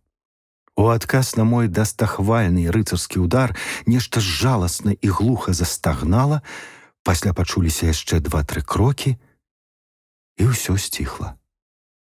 Толькі тут я ўспомніў, што гаспадыня засталася адна ў гэтай вялізнай цёмнай зале і заспяшаўся да яе. Я чакаў, што яна страціла прытомнасць, звар'яцела ад жаху, памерла, але толькі не таго, што пабачыў. Яноўская стаяла ля каміна, і твар яе быў суровы, змрочны, амаль спакойны, толькі з тым самым незразумелым выразам у вачах. Дарэмна вы кінуліся туды, Сказала яна. Вы, вядома, нікога не пабачылі. Я ведаю, побачу яго толькі я, і часам яшчэ ахмістрыня. Берман бачыў яго, Каго яго? малога чалавека балотных ялін. А гэта што такое? Не ведаю. Але ён з'яўляецца, калі ў балотных ялінах хтосьці павінен памерці наглай смерцю. Ён можа хадзіць яшчэ год, але дачакаецца свайго. Магчыма, няўдала пажартаваў я, будзе сабе хадзіць яшчэ год 70, пакуль вас не пахаваюць праўнукі. Яна рэзка адкінула галаву. Я ненавіджу тых, хто жэніцца. І не смейце жартаваць з гэтым. Гэта занадта сур'ёзна. Так загінула 8 маіх продкаў. Гэта толькі тыя, пра каго запісалі. І заўжды ў запісах упамінаюць малога чалавека. Надзея Романова, не хвалюйцеся, але нашы продкі верылі, між іншым, у ведзьмакоў таксама.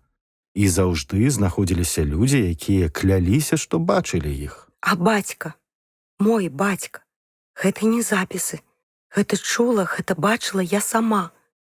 Бацька быў атэіст, але ў малога чалавека і ён верыў да таго самага часу, пакуль яго не даканала дзікае паляванне. Я чула, разумееце? Тут вы мяне не пераканаеце. Гэтыя крокі гучалі ў нашым палацы перад яго смерцю амаль кожны дзень. Што мне было рабіць? Пераконваць яе, што гэта была слухавая галюцынацыя? Але я не галюцыніраваў. Я выразна чуў крокі і стогн. Казаць, што гэта нейкі стары акустычны эфект? Не ведаю, ці дапамагло б гэта. Хоць палова чутак пра прывіды ў старых будынках грунтуецца менавіта на такіх фокусах. Напрыклад, вядомы прывід палаца Любамірскіх у Дуброўне выявіўся нарэшце сасудам з ртуццю і залатымі манетамі, які невядомы жартаўнік год за 100 да адкрыцця таямніцы замураваў у комен якраз у тым месцы, дзе ён выходзіў на сонечны прыпёк. Варта было начному холаду начаць змяняцца на дзённую спякоту, як амаль ва ўсіх пакоях другога паверха пачыналіся дзікі лямант і шоргат. Але хіба пераканаеш у гэтым дурненькае дзяўчо? Таму я з важным выглядам спытаў: а хто ён такі? Які ён, гэты малы чалавек балотных ялін? Я яго бачыла тройчы, і ўсё наводдаль. Аднойчы гэта было перад самай смерцю бацькі. Двойчы нядаўна. А чула, можа, 100 разоў. І я не спалохалася. Толькі апошні раз, можа, трошкі. Я пайшла да яго, але ён знік. Гэта сапраўды малы чалавек. Можа, па грудзі мне. Ён худы і нагадвае заморанага дзіцёнка. У яго сумныя вялікія вочы, надта доўгія рукі і ненатуральная выцягнутая галава. Апрануты ён, як 200 год таму, але на заходні манер. Вопратка зялёная. Ён звычайна зварочваў ад мяне за паваротку калідора, і пакуль я дабегала, знікаў. Хоць гэты калідор зусім глухі. Там ёсць толькі пакой з даўно закінутым рызманом, але ён забіты дзюймовымі цвікамі. Мы назнарок пасля спрабавалі адчыніць. Нельга. Мне стала вельмі шкада яе. Няшчасная, напэўна, проста была на шляху да вар'яцтва. І гэта яшчэ не ўсё. Насмелілася яна. Можа, 300 год не было ў гэтым палацы блакітнай жанчыны. Бачыце, вось той, на партрэце. Сямейныя паданні казалі, што яна задаволіла прагу помсты, але я не верыла. Гэта была не такая асоба. Калі яе ў 1501 годзе цягнулі на страту, яна крыкнула мужу: «Косці мае не супакояцца, пакуль не здохне апошняе змеяня гэтай пароды». І пасля амаль 100 год ад яе не было паратунку, то чума, то невядома кім падкінутая ў кубак атрута, то смерць ад невядомага начнога жаху. Яна кінула помсціць толькі прапраўнукам. Але зараз я ведаю, што яна трымае слова. Не так даўно яе пабачыў Берман на забітым балконе, бачылі і другія. Не бачыла адна толькі я. Але гэта яе звычай. Спачатку паказвацца іншым, а таму, каму трэба, толькі ў часіну смерці. Мой род знікне на мне. Я гэта ведаю. Нядоўга засталося чакаць. Яны будуць задаволены. Я ўзяў яе руку і моцна сціснуў, жадаючы прывесці яе да прытомнасці, чымсьці адцягнуць ад гэтых слоў, якія яна казала быццам у сне. Вы не павінны непакоіцца. Калі на тое пайшло, я таксама зацікавіўся гэтым. Зданнем не месца ў век пары. І я клянуся вам, што тыя 2 тыдні, што мне засталося тут быць, я прысвячу гэтаму. Чорт, бязглуздзіца нейкая. Толькі не бойцеся. Яна усміхнулася слабай ціхай усмешкай. Што вы? Я прывыкла. Такое тут робіцца кожную ноч. І той самы незразумелы для мяне выраз на твары, які так псаваў яе аблічча. Толькі тут я зразумеў яго. Гэта быў жах, застарэлы цёмны жах. Не той жах, які прымушае на хвіліну ўстаць дыбарам валасы, а жах, які настойваецца гадамі, які становіцца нарэшце звыклым станам для арганізма, ад якога не пазбаўляюцца нават у сне. Нябога была б, можа, і нядрэнная сабою, каб не гэты ўстойлівы цёмны жах. А яна, нягледзячы на тое, што я быў блізка, аж насоўвалася бліжэй да мяне, толькі каб не бачыць спіною чакаючай цемры. Ах, пан Беларэцкі, гэта жахліва. Чым я вінаваты, што павінна адказваць за грахі дзядоў?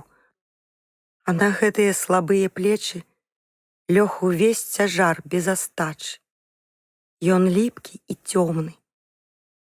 Каб вы ведалі, колькі крыві, забойстваў, сірочых слёз, звычайнага бруду на кожным шляхецкім гербе, колькі забітых, зашмаганых да смерці, пакрыўджаных. Мы не маем права на існаванне. Нават самыя сумленныя, самыя лепшыя. У нашых жылах не блакітная, а брудная кроў. Няўжо вы думаеце, што ўсе мы да 20-га калена не павінны адказваць за гэта, адказваць жахам, галечай, смерцю? Мы былі такія абыякавыя да народа, які пакутаваў з намі поруч, і ад нас. Мы лічылі яго быдлам. Мы лілі віно, а яны лілі кроў. Яны не бачылі нічога, акрамя дрэннага хлеба. Пан Дубатоўк, мой сусед, аднойчы прыехаў да бацькі і распавёў анекдот пра тое, як маці-сялянка прывяла сына да пана, і той пачаставаў іх калдунамі з мясам. Дзіцёнак спытаў, што гэта такое. Маці, па вясковай далікатнасці, штурхнула яго нагою і шапнула: «Маўчы». Дзіцёнак з'еў тое, што было на талерцы, пасля ўздыхнуў і ціха сказаў: «А я 10 маўчоў з'еў». Усе, хто слухаў анекдот, смяяліся, а я здатная была даць Дубатоўку ляпасу. Гэта не смешна, калі дзеці ніколі ў вочы не бачылі калдуноў, ніколі не елі мяса. У іх рэдкія валасы, крывыя ногі. У 14 год гэта зусім дзеці, а ў 25 дзяды са зморшчанымі старэчымі тварамі. Як іх не гадуй, яны народзяць такіх самых дзяцей, калі наогул народзяць. Яны адказвалі нам паўстаннямі, лютавалі ў гэтых паўстаннях, бо да гэтага цярпелі цэлае стагоддзе, нечуваную крыўду. І мы пасля страчвалі іх.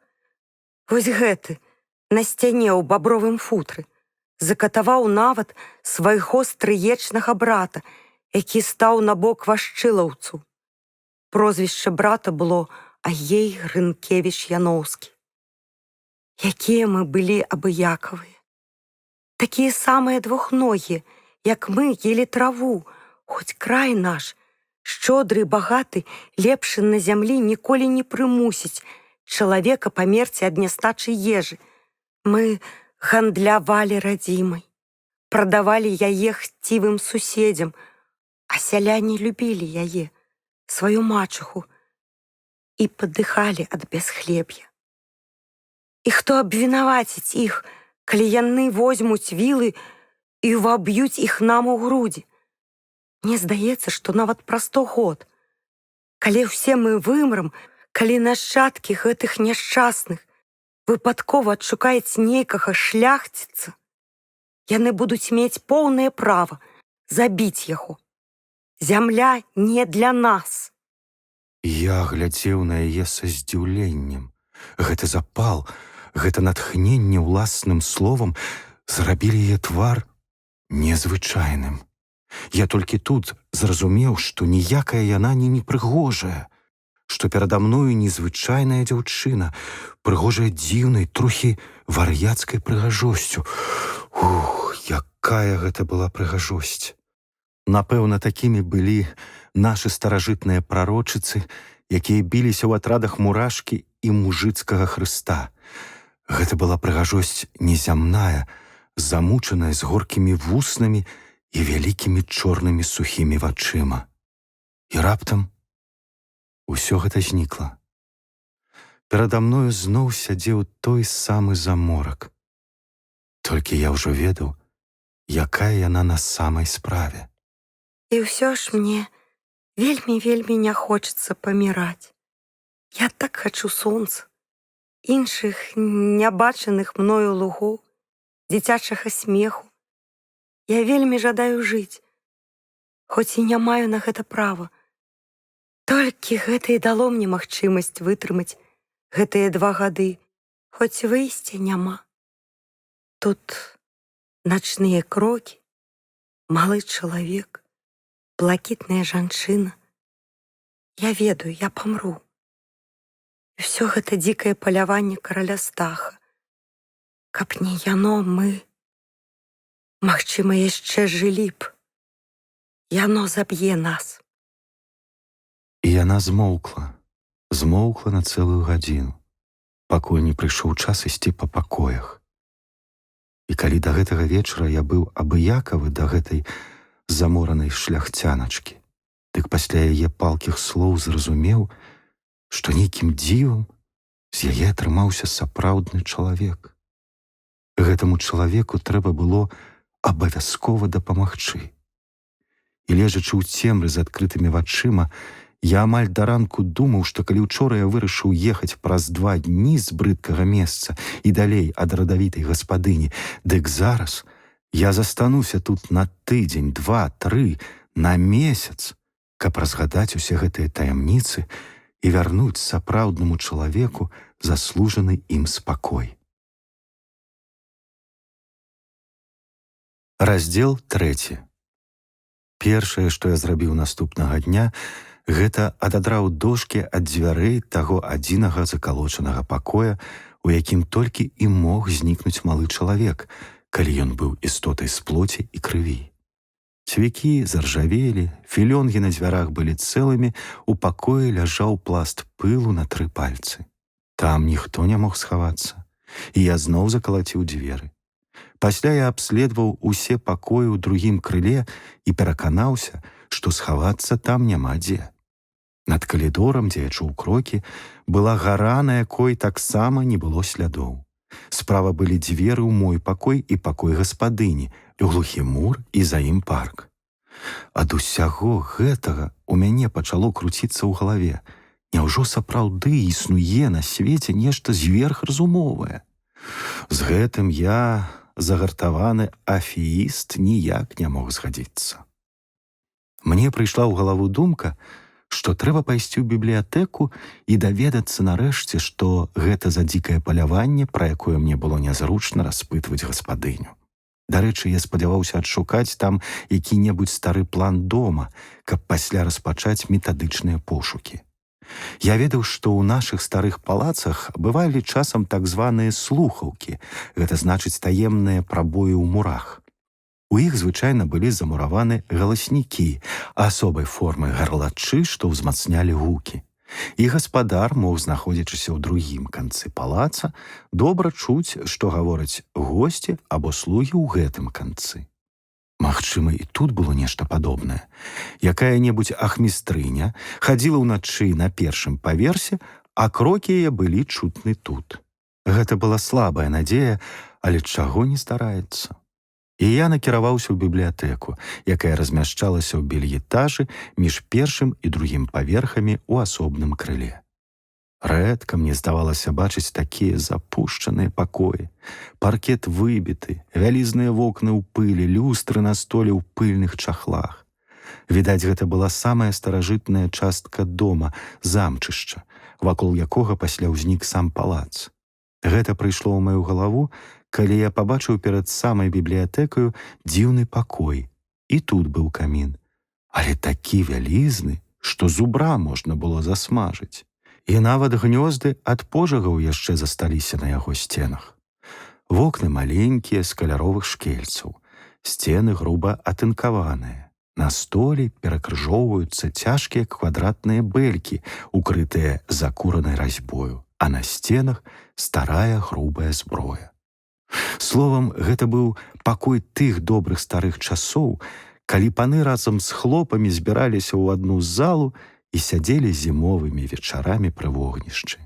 Пані і чалядніцы пралі, пан гуляў з хлопцамі ў 20 пальцаў або ў косці. Ах, ідылічныя старыя часы, і куды, на што вы толькі зніклі. Праўда, пасля між адным і другім магло здарыцца такое, што толькі паслухаеш, кроў ледзянее і жыць не хочацца.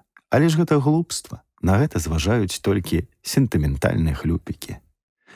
Прабачце мне, шаноўныя чытачы, што я не магу прайсці міма ніводнага пакоя, каб не распавясціць пра яго. Што паробіш? На старасці год чалавек робіцца балбатлівы. І да таго ж вы такога ніколі не бачылі і не пабачыце. Магчыма, камусьці будзе цікава. Бібліятэка была пад стыль перадпакоя. Высокія скляпенні, вокны на калонках, крэслы, абабітыя рудой ад старасці скурай, вялізныя шафы морнага дубу і кнігі, кнігі, кнігі. Ну як прайсці паўз іх і не сказаць вам хаця пару слоў? У мяне сліна цячэ ад адных успамінаў. Даўнія пергаментныя кнігі, кнігі на першай порыстай паперы, кнігі на жоўтай ад старасці гладкай і ліснянай паперы, кнігі 17 стагоддзя, якія адразу адгадаеш па гатунку скуры на вокладках, рудая скура вокладак 18 стагоддзя, драўляныя дошкі, абцягнутыя тонкай чорнай скурай на вокладках кніг 16 стагоддзя. І назвы, божа, якія назвы! Катэхізіс роўскі, сапраўдная хроніка Яна Збароўскага, Варлам індзіянін, прытча пра Славія, старыя шастадневы, пчала працавіты, рукапісныя зборнікі старых легенд, геста раманорум з 200 апавяданняў, трышчаны ізота, бава ў беларускім варыянце, анафегмы, прамова мялешкі. Гэта быў скарб. А больш новыя манерныя кнігі з доўгімі назвамі накшталт «Плаценне амурнае» або 1000 спосабаў, якімі адарыраваны кавалер свой прадмет да згоды з амурнай пажадлівасцю сваёй прывесці можа. Але хопіць, іначай я рызыкую ніколі не скончыць свайго апісання. Я так захапіўся кнігамі, што не адразу заўважыў у пакоі другога чалавека. А ён між тым узняўся з крэсла і чакальна глядзеў на мяне, трохі нахіліўшы галаву. На вуснах ягоных была прыемная усмешка, вялікія вочы ласкава усміхаліся. Адной рукой ён сарамліва прытрымліваў на жываце халат. Мы адрэкамендаваліся. Андрэй Беларэцкі. Ігнась Берман-Гацэвіч, упраўляючы, сказаў ён ціхім, ветлівым голасам. Мы селі. Я глядзеў на гэтага чалавека зацікаўлены. Што магло трымаць яго ў жахлівых балотных ялінах? Грошы? Іх не было. А ён, як быццам імкнучыся адказаць на мае думкі, сказаў: бачыце, якія кнігі? Дзеля іх і трымаюся тут. Кнігалюб. Кнігалюб быў невысокі, дрэнна збіты чалавек. Твар яго мяккі і пяшчотны, занадта мяккі для мужчыны 35 год, быў румяны нежывым румянцам, як на фарфоравай ляльцы. І наогул ён быў занадта лялечны. Вялікія шэрыя вочы, доўгія вейкі, роўны прамы носік, тонкія, прыемна складзеныя вусны. Пастушок з табакеркі. І барада ў яго расла слабая, як у многіх беларусаў з нездаровых балотных мясцін. «А вы, напэўна, з паўночнай Меншчыны?» – спытаў я. О, пан не памыляецца, не, – сказаў ён. Да гэтага жыў у губернскім горадзе, а зараз тут. Калі б у мяне спыталі, якая рыса гэтага чалавека перш за ўсё кідаецца ў вочы, я б сказаў: старамодная галантнасць. Ён быў цудоўна выхаваны, гэты лялёныш. Выхаваны ў духу правінцыяльнай шляхецкай гжэчнасці, якая смяшыць нас. Калі глядзіш на такіх людзей, так і здаецца, што ў іх сям'і дзеці, гуляючы ў схованкі, хаваліся пад шырачэзную ў 6 полак шарсцяную сукню бабулі, якая бабуля, а не сукня, вязала панчохі або царавала новыя шкарпэткі, каб не так хутка прадзёрліся. І аднак гэта ўражанне хутка рассейвалася. Нешта пурытанскі чапурыстае, жарсткаватае было ў гэтых вачах у падціснутых вуснах. Але таго, што дадзена, не адбярэш. Гэта быў сапраўды абазнаны ў кнігах чалавек. Праз 20 хвілін размовы я зразумеў гэта, мала таго, пераканаўся, што гэты самавук ведае старажытную літаратуру не горш, як я, чалавек з універсітэцкай адукацыяй. Таму я навёў размову на дзікае паляванне. У Бермана вусны склаліся, як курыная дубка. Чаму пан цікавіцца гэтым? Я этнограф. О, тады вядома, вядома. Але мая сціплая асоба не можа расказаць гэтага так, як трэба для высокага госця. Мы лепей дамо слова пажоўклым старонкам кніг? Пан разбіраецца ў літаратурнай мове 17 стагоддзя. Ён адчыніў адну з шафаў артыстычным рухам. Пальцы ў яго былі тонкія і ў 2 разы даўжэй за нармальныя, узняўшы воблачка пылу. І вось на маіх каленях ляжаў вялізны том, спісаны каліграфічна дробнымі, рудымі ад старасці літарамі. Року 1601 не было спакою на гэтай зямлі. Толькі што копны суддзя Балвановіч справу разгледзеў пра забіццё і атрутны морд праз халопаў пана літасцівага іхняга Янука Бабаеда. А ў іншых мясцінах так аж дзе спакою не было. Дубіна да места віцебскага падыходзіў пад Крычавам і Мсціславам, і ў нас хлопы морд і забойства і шкоду чынілі. 14 паноў забілі. І ж бязбытнасці нашыя казалі, яшчэ 3 білі так, што ад таго біцця не ведалі, як ужывы будуць. Але вам, напэўна, цяжка чытаць такое, таму я проста пераскажу вам змест гэтай старой легенды. Справа была ў тым, што ў тыя часы бунтавалі не толькі хлопы, бунтавала і старажытная беларуская шляхта, пакрыўджаная новымі парадкамі. У ваколіцах балотных ялін было асабліва неспакойна. Тут, у Хаданаўскай пушчы, сядзеў кульгавы бацька Яраш Штамет, які падтрымліваў вельмі радавітага беларускага пана Стаха Горскага, што быў у сваяцтве праз продкаў колішняму князю віленскаму Аляксандру. Гэты малады і славалюбівы чалавек паставіў перад сабою мэту дабіцца самастойнасці. Для гэтага былі ўсе прадумовы: каралеўская кроў, якая цякла ў яго жылах, тады на гэта вельмі зважалі, падтрымка навакольнага панства, вялізныя вайсковыя сілы, падтрымка праваслаўных і лясных братоў, талент воіна, а галоўнае жахлівая галеча, цалкам безнадзейнае існаванне сялян. Маладога кіраўніка па ўсім наваколлі называлі ўжо, не саромячыся, каралём.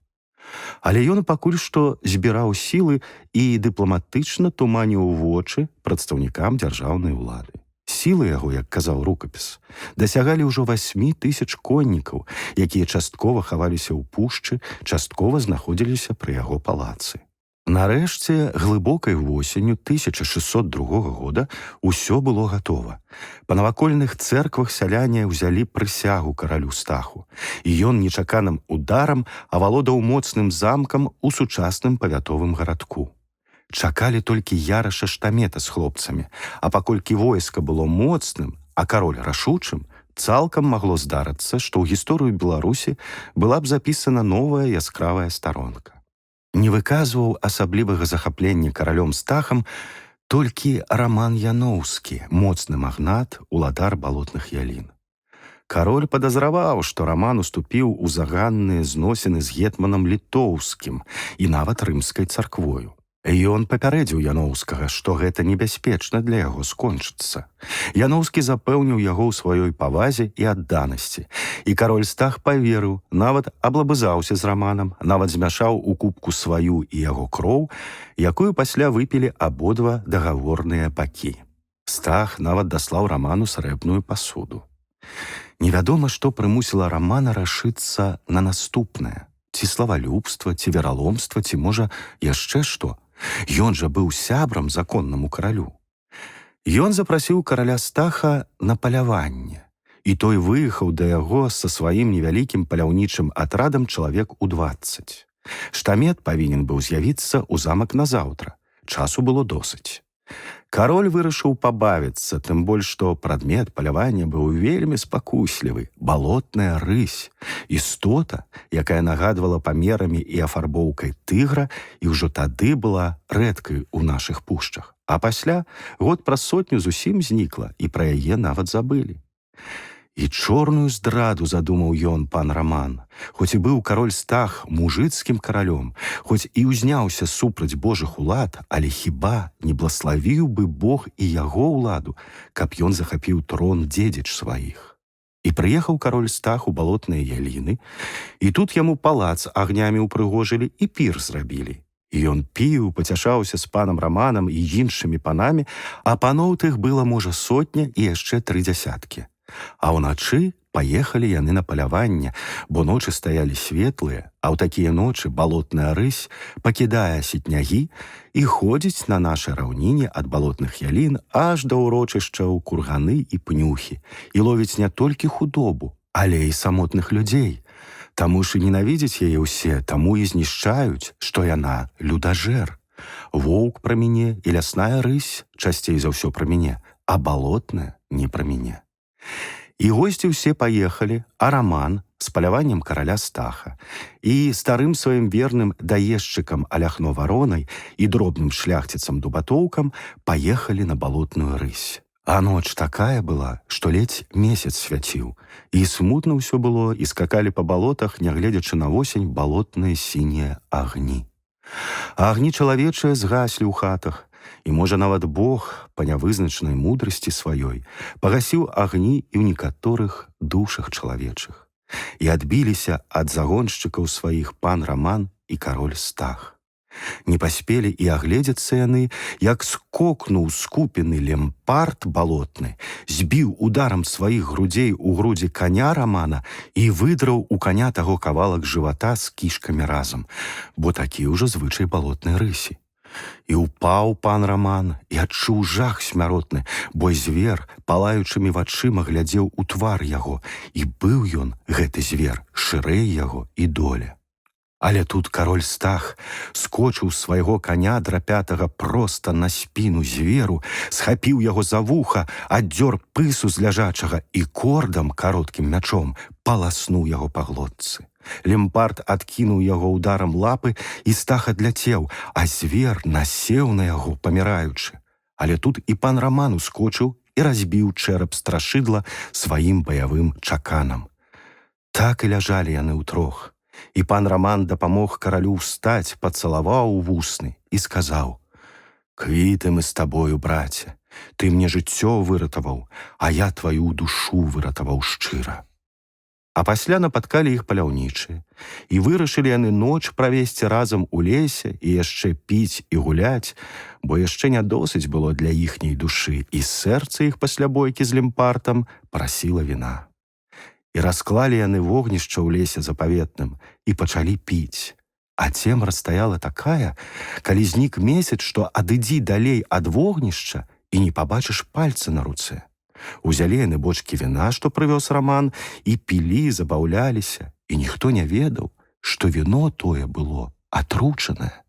Толькі Раман, Варона і Дубатоўк загадзя сябе да тае атруты прывучылі, і ўсе пілі, толькі кароль Стах піў мала. «Пачакай, Раман, што ты робіш, Раман? За зямлю сваю хацеў косткі свае скласці гэты чалавек. Што ж ты, Божае наканаванне, з сабою замяніць хочаш?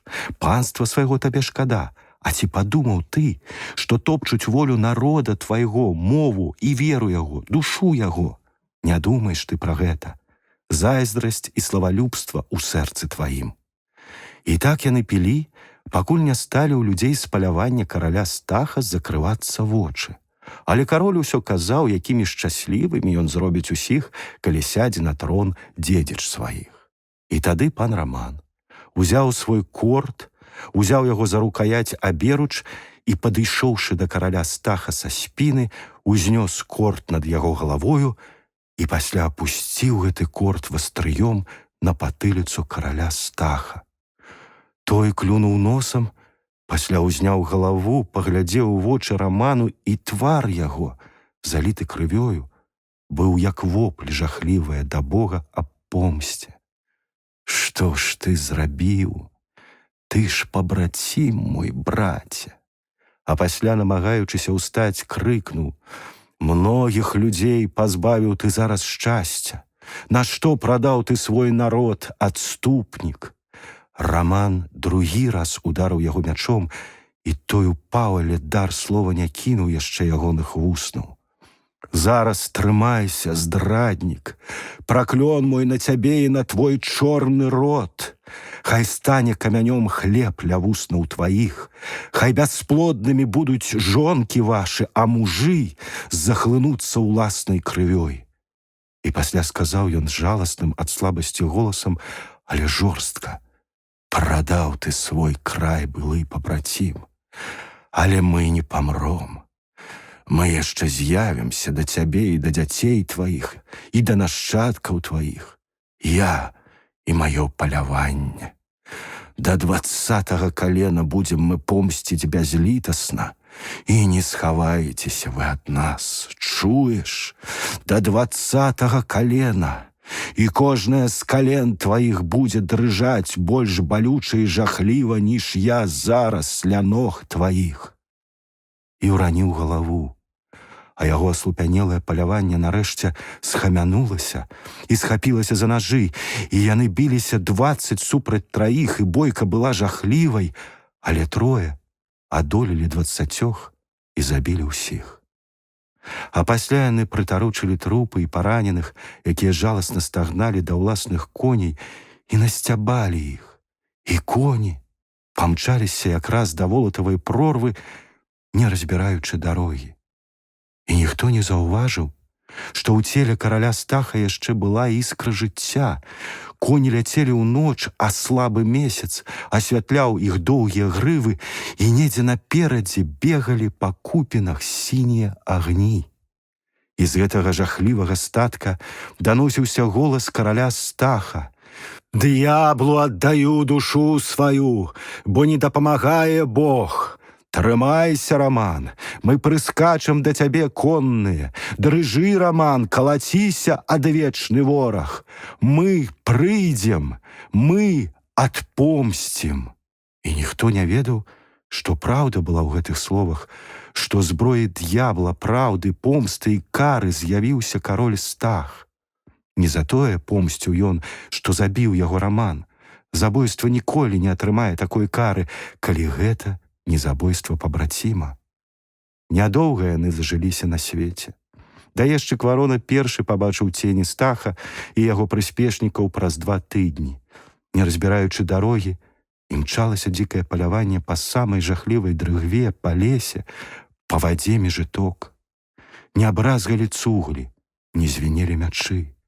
На конях сядзелі маўклівыя коннікі, і балотныя агні каціліся наперадзе дзікага палявання караля Стаха якраз праз дрыгву.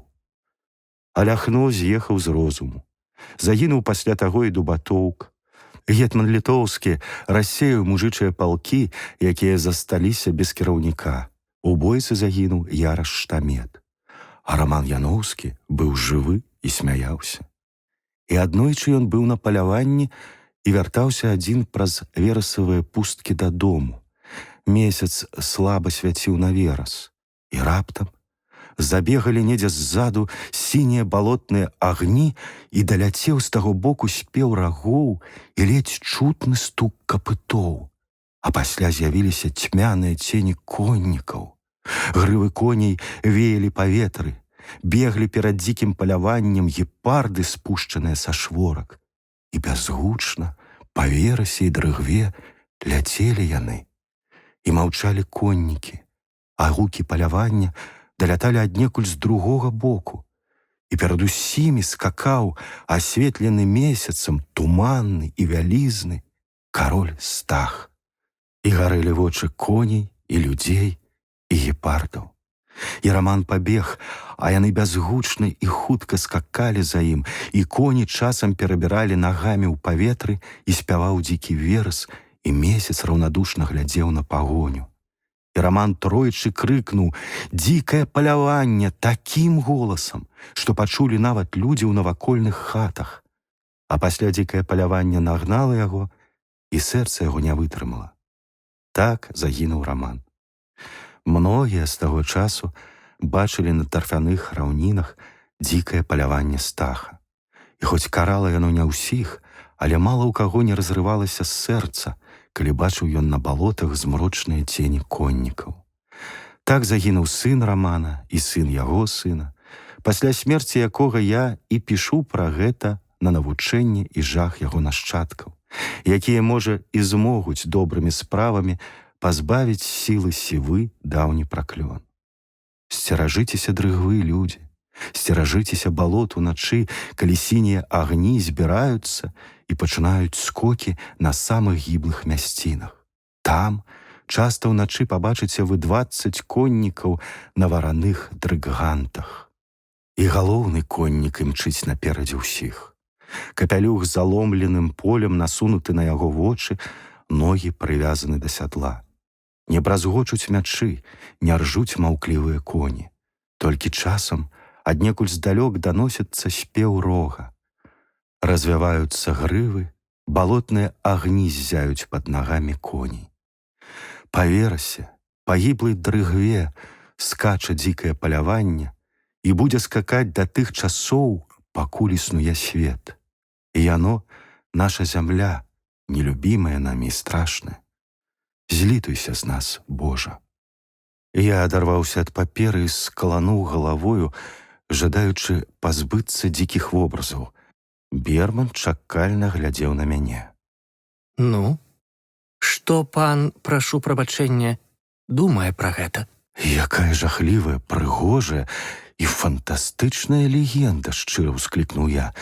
Так і просіцца пад пэндзаль вялікага мастака. І што толькі можна прыдумаць? О, як бы гэта, прабачце, была толькі легенда. Вы ведаеце, я вальнадумны чалавек, я атэіст, як кожны чалавек, які жыве душою ў нашым высокаадукаваным веку. Але у дзікае паляванне караля Стаха я веру. Ды і дзіўна было б не верыць, ад яго загінулі нашчадкі Рамана і амаль вымер род Яноўскіх. «Паслухайце», — сказаў я ўжо гаварыў гэта аднаму чалавеку, але скажу і вам. Я магу захапляцца старымі легендамі, але што мяне прымусіць верыць ім? Нашчадкі Рамана загінулі ад палявання 200 год таму. У тыя часы магілёўскі летапіс сур'ёзна сцвярджаў, што перад вайною на магілёўскіх мурах, куды чалавек не можа ўзлезці, з'яўляліся крывавыя адбіткі далоняў. Так, я памятаю гэта, адказаў кнігалюб. Можна было прывесці далейшыя прыкметы, але яны трошкі фрывольныя. Нашыя продкі былі такія грубыя людзі. Ну, вось бачыце, сказаў я з дакорам, а вы верыце ў паляванне. Лялечны чалавек, як мне здалося, вагаўся. Ну, а што б вы сказалі, шаноўны, калі б я заявіў, што бачыў яго? Байкі, жорстка адсек я. І не сорамна вам пужаць такімі словамі, такімі паведамленнямі жанчын? Гэта не байкі, паружавеў Берман. Гэта сур'ёзна. Не ўсім быць героямі, і я шчыра кажу, баюся. Я нават не ем зараз з гаспадыняю за адным сталом, бо на такіх таксама упадзе гнеў караля Стаха. Ды памятаеце, у рукапісах... І як вы бачылі дзікае паляванне? Так, як і тут, у кнізе. Я быў у Дубатоўка, суседа Яноўскіх, між іншым нашчадка таго Дубатоўка, і вяртаўся ад яго. Я ішоў верасавай пусткаю якраз ля вялізнай купы каменняў. І ноч была светлаватая. Я не пачуў, як яны з'явіліся. Яны імчалі паўз мяне якраз па дрыгве. О, гэта было жудасна. Нешта каламутнае плесканулася ў яго вачах, і мне падумалася, што ў гэтым доме, ды, напэўна, і па ўсёй раўніне, дрэннае робіцца з мазгамі людзей. Ці ёсць тут хоць адзін нармальны? Ці, можа, усе вар'яты, падумаў я. Галоўнае, яны імчалі амаль бязгучна. Коні, ведаеце, такой старажытнай пароды, якую зараз за агнём не знойдзеш. Сапраўдныя палескія дрыганты з падрэзанымі жыламі ля хвастоў. Грывы веюць паветры, плашчы вілейсы. Вілейсы апраналі толькі на панцыр, непачціва перабіў я. А які панцыр можа быць на паляванні? Я ведаю. Проста і вельмі шчыра адказаў лялечны чалавек, паставіўшы на мяне вялікія рахманыя, як у аленя, вочы. Паверце, каб я хлусіў, я б мог прыдумаць нешта больш спрытнае. Тады прабачце, знекавеў я. Вілейсы развіваюцца за спінамі людзей. Дзіды тырчаць у паветры. І мчаць яны, як навала. Яшчэ раз прабачце, шаноўны пане. А скажыце, можа, на вячэры ў суседа частавалі мёдам? Я не п'ю. З годнасцю падціснуў губы Берман Ганцэвіч. Я кажу вам, яны не пакідалі нават слядоў за сабою, і туман хаваў ногі коней, і твар караля. Ён быў зусім спакойны, безжыццёва змрочны, сухі і зусім шэры, як туман. Самае галоўнае, яны прыязджалі да палаца Яноўскіх у тую ноч. Мне расказалі, калі прыйшоў, што апоўнач загрымела кальцо на дзвярах, і голас крыкнуў: «Раман у 20-м калене, выходзь!» Чаму Раман? Таму што Надзея апошні нашчадак Рамана, якраз 20-е яго калена. Не веру, зноў сказаў я, змагаючыся да канца, бо твар у Бермана быў сапраўды белы. Давайце радасловец Яноўскіх. Берман з гатоўнасцю выцягнуў нейкую кнігу і разгарнуў пергаментную укладку з дрэвам годнасці. І сапраўды, 19 пакаленняў ішло з Рамана старога. Ніжэй 19-га калена зноў Рамана быў надпіс зроблены дробным почеркам. 26 кастрычніка 1870 года нарадзілася дачка моя, Надзея. Апошняя, 20-е наша калена, адзінае маё дзіця. Жорсткі лёс, здымі з нас свой праклён, няхай загінуць толькі 19 пакаленняў. Злітуйся з гэтага маленькага камячка. Вазьмі мяне, калі гэта патрэбна, але няхай выжыве яна. Яна ж апошняя з роду яноўскіх. Упаваю на цябе. Гэта бацька яе пісаў, спытаў я расчулены і падумаў, што мне было ў год нараджэння гэтай дзяўчынкі 8 год. Так, ён. Бачыце, ён прадчуваў.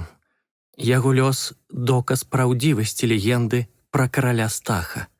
Ён ведаў яе, яны ўсе ведалі, бо праклён вісеў над нашчадкамі гэтых нешчасліўцаў, як сякера. Той звар'яцее, таго заб'юць за грошы браты, той загіне ў час палявання. Ён ведаў і рыхтаваўся, забяспечыў дзяўчыне хоць мізэрны, але даход, знайшоў загадзя апекуноў, склаў запавет. Дарэчы, я баюся гэтай восені. Многія з яноўскіх не дажывалі да паўналецця, а праз 2 дні будзе яе дзень нараджэння, і ўжо двойчы з'яўлялася дзікае паляванне пад мурамі палаца. Раман ніколі не выходзіў уначы з палаца, але 2 гады таму Надзею Раманаўну узяла ў госці яе далёкая сваячка па маці, жонка шляхціца Кульшы. Дзяўчынка затрымалася ў яе дапазна. Раман быў такі чалавек, што вельмі нерваваўся, калі яе не было дома, а дом Кульшаў быў ля самай Волатавай прорвы. Ён сеў на коня і паехаў. Дзяўчынка вярнулася дадому з Рыгорам, вартаўніком Кульшы, а пана няма.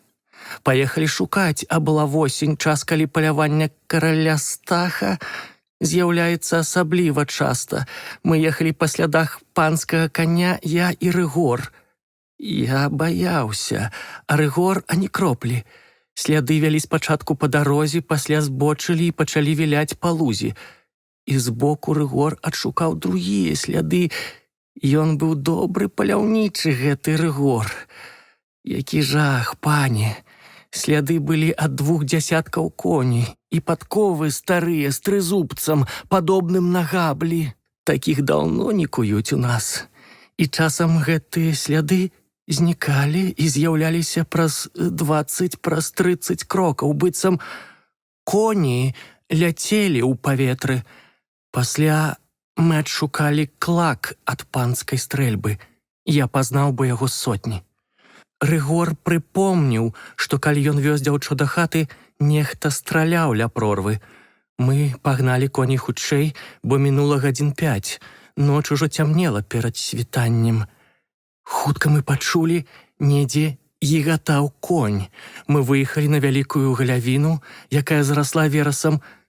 Тут Рыгор адзначыў, што коні дзікага палявання развярнуліся ў лаву і пайшлі намётам. А конь гаспадара некалькі разоў спатыкнуўся, відаць, стомлены. Голас Бермана раптам адзічэў і перасекся. І ў канцы галявіны, якраз там, дзе пачыналася прорва, мы пабачылі яшчэ жывога коня, які ляжаў са зламаною нагою і крычаў так жахліва, як чалавек. Рыгор сказаў, што пан павінен быць недзе тут. Мы знайшлі яго сляды, якія ішлі ад дрыгвы.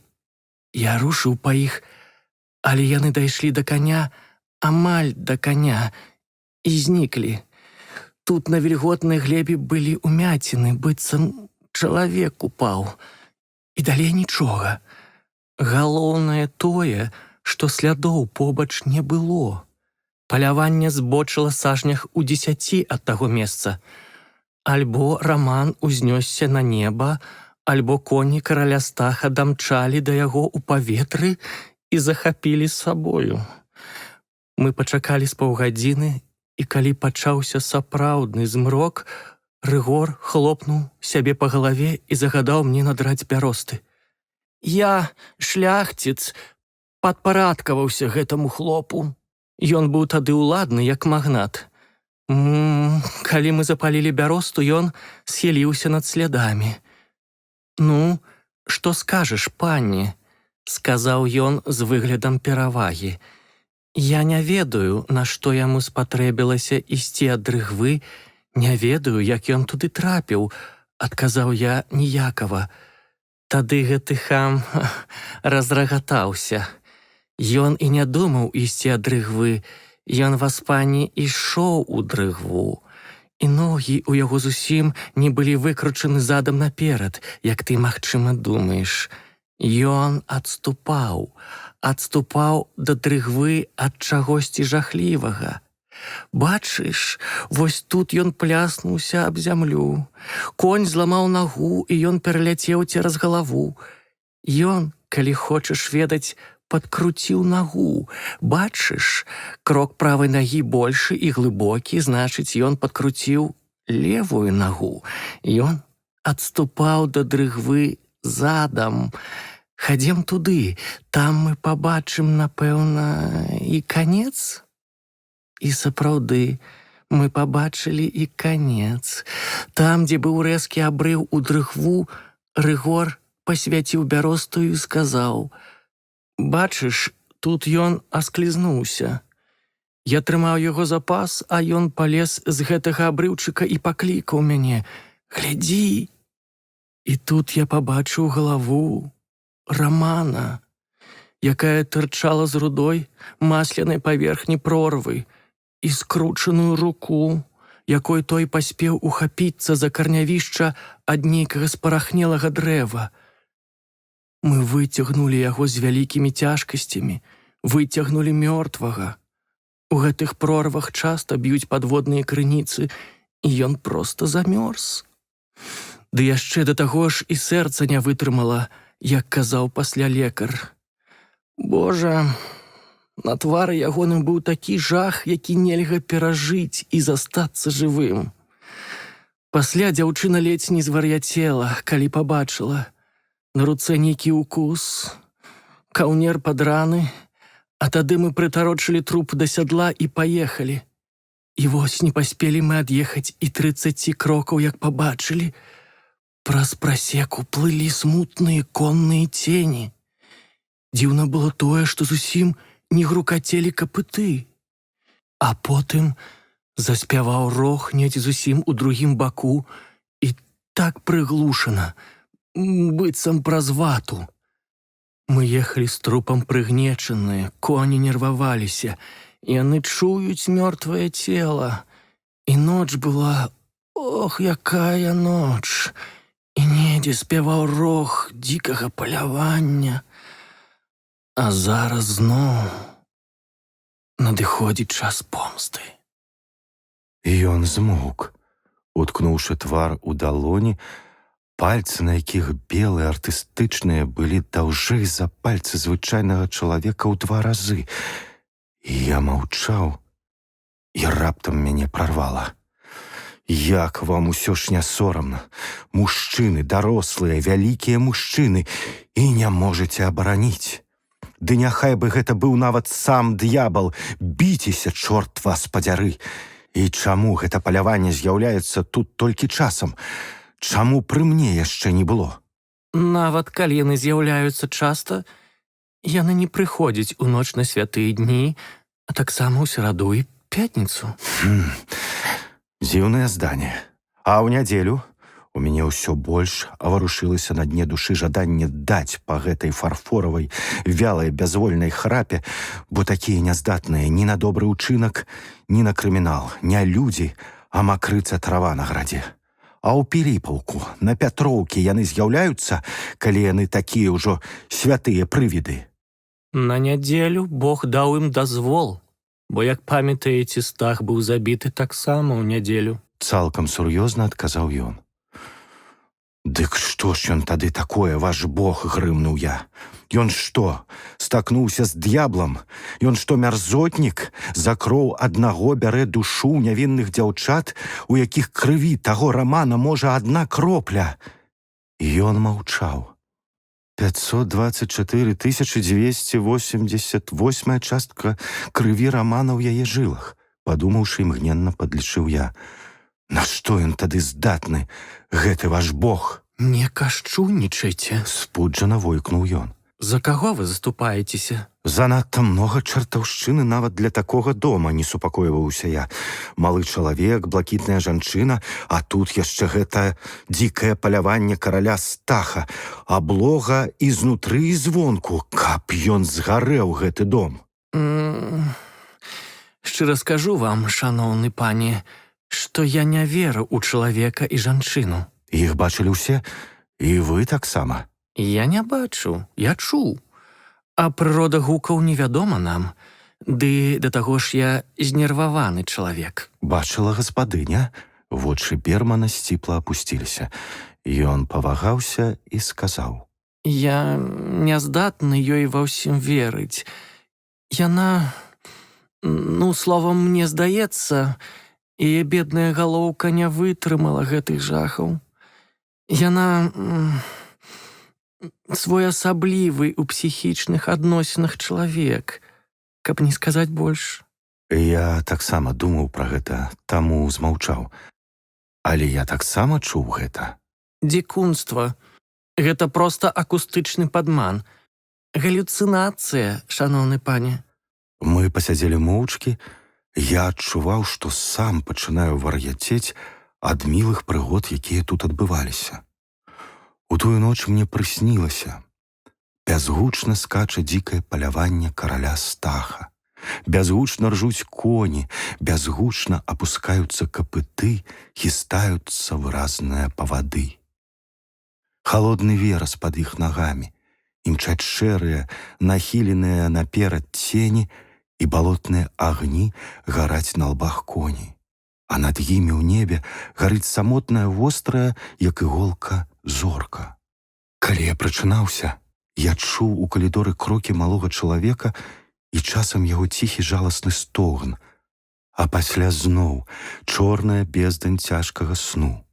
І зноў скача па верасе і дрыгве імклівае, як страла, паляванне. Раздзел 4. Жыхары Волатавай прорвы, відаць, не вельмі любілі ездзіць на вялікія балы. Я мяркую так таму, што нячаста бывае ў такім закутку паўналецця адзінай наследніцы майарату. І ўсё ж праз 2 дні ў балотныя яліны з'ехалася ніяк не больш 4 дзясяткаў чалавек. Запрасілі і мяне. Хоць я згадзіўся з вялікай неахвотай. Я не любіў правінцыяльнай шляхты і да таго ж амаль нічога не зарабіў за гэтыя дні. Не зарабіў амаль ніякіх новых запісаў, а галоўнае, ані на крок не рушыў наперад, каб разгадаць таямніцу гэтага чортава логава. На старым плане 17 стагоддзя ніякіх слухавак не было, а крокі і стогны гучалі кожную ноч на зайздрасць рэгулярна. Я ламаў галаву над усёй гэтай чартаўшчынай, але нічога не мог прыдумаць. Дык вось, упершыню, можа, за апошнія 10 год палац сустракаў гасцей.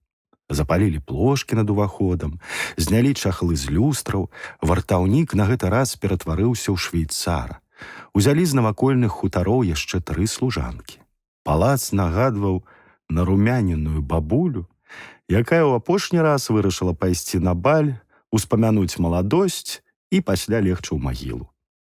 Не ведаю, ці трэба апісваць гэты шляхецкі з'езд. Добрае і цалкам правільнае апісанне чагосьці падобнага вы знойдзеце ў хвелькі з рукшэніц, незаконна забытага нашага паэта. Божа, якія гэта былі вазкі!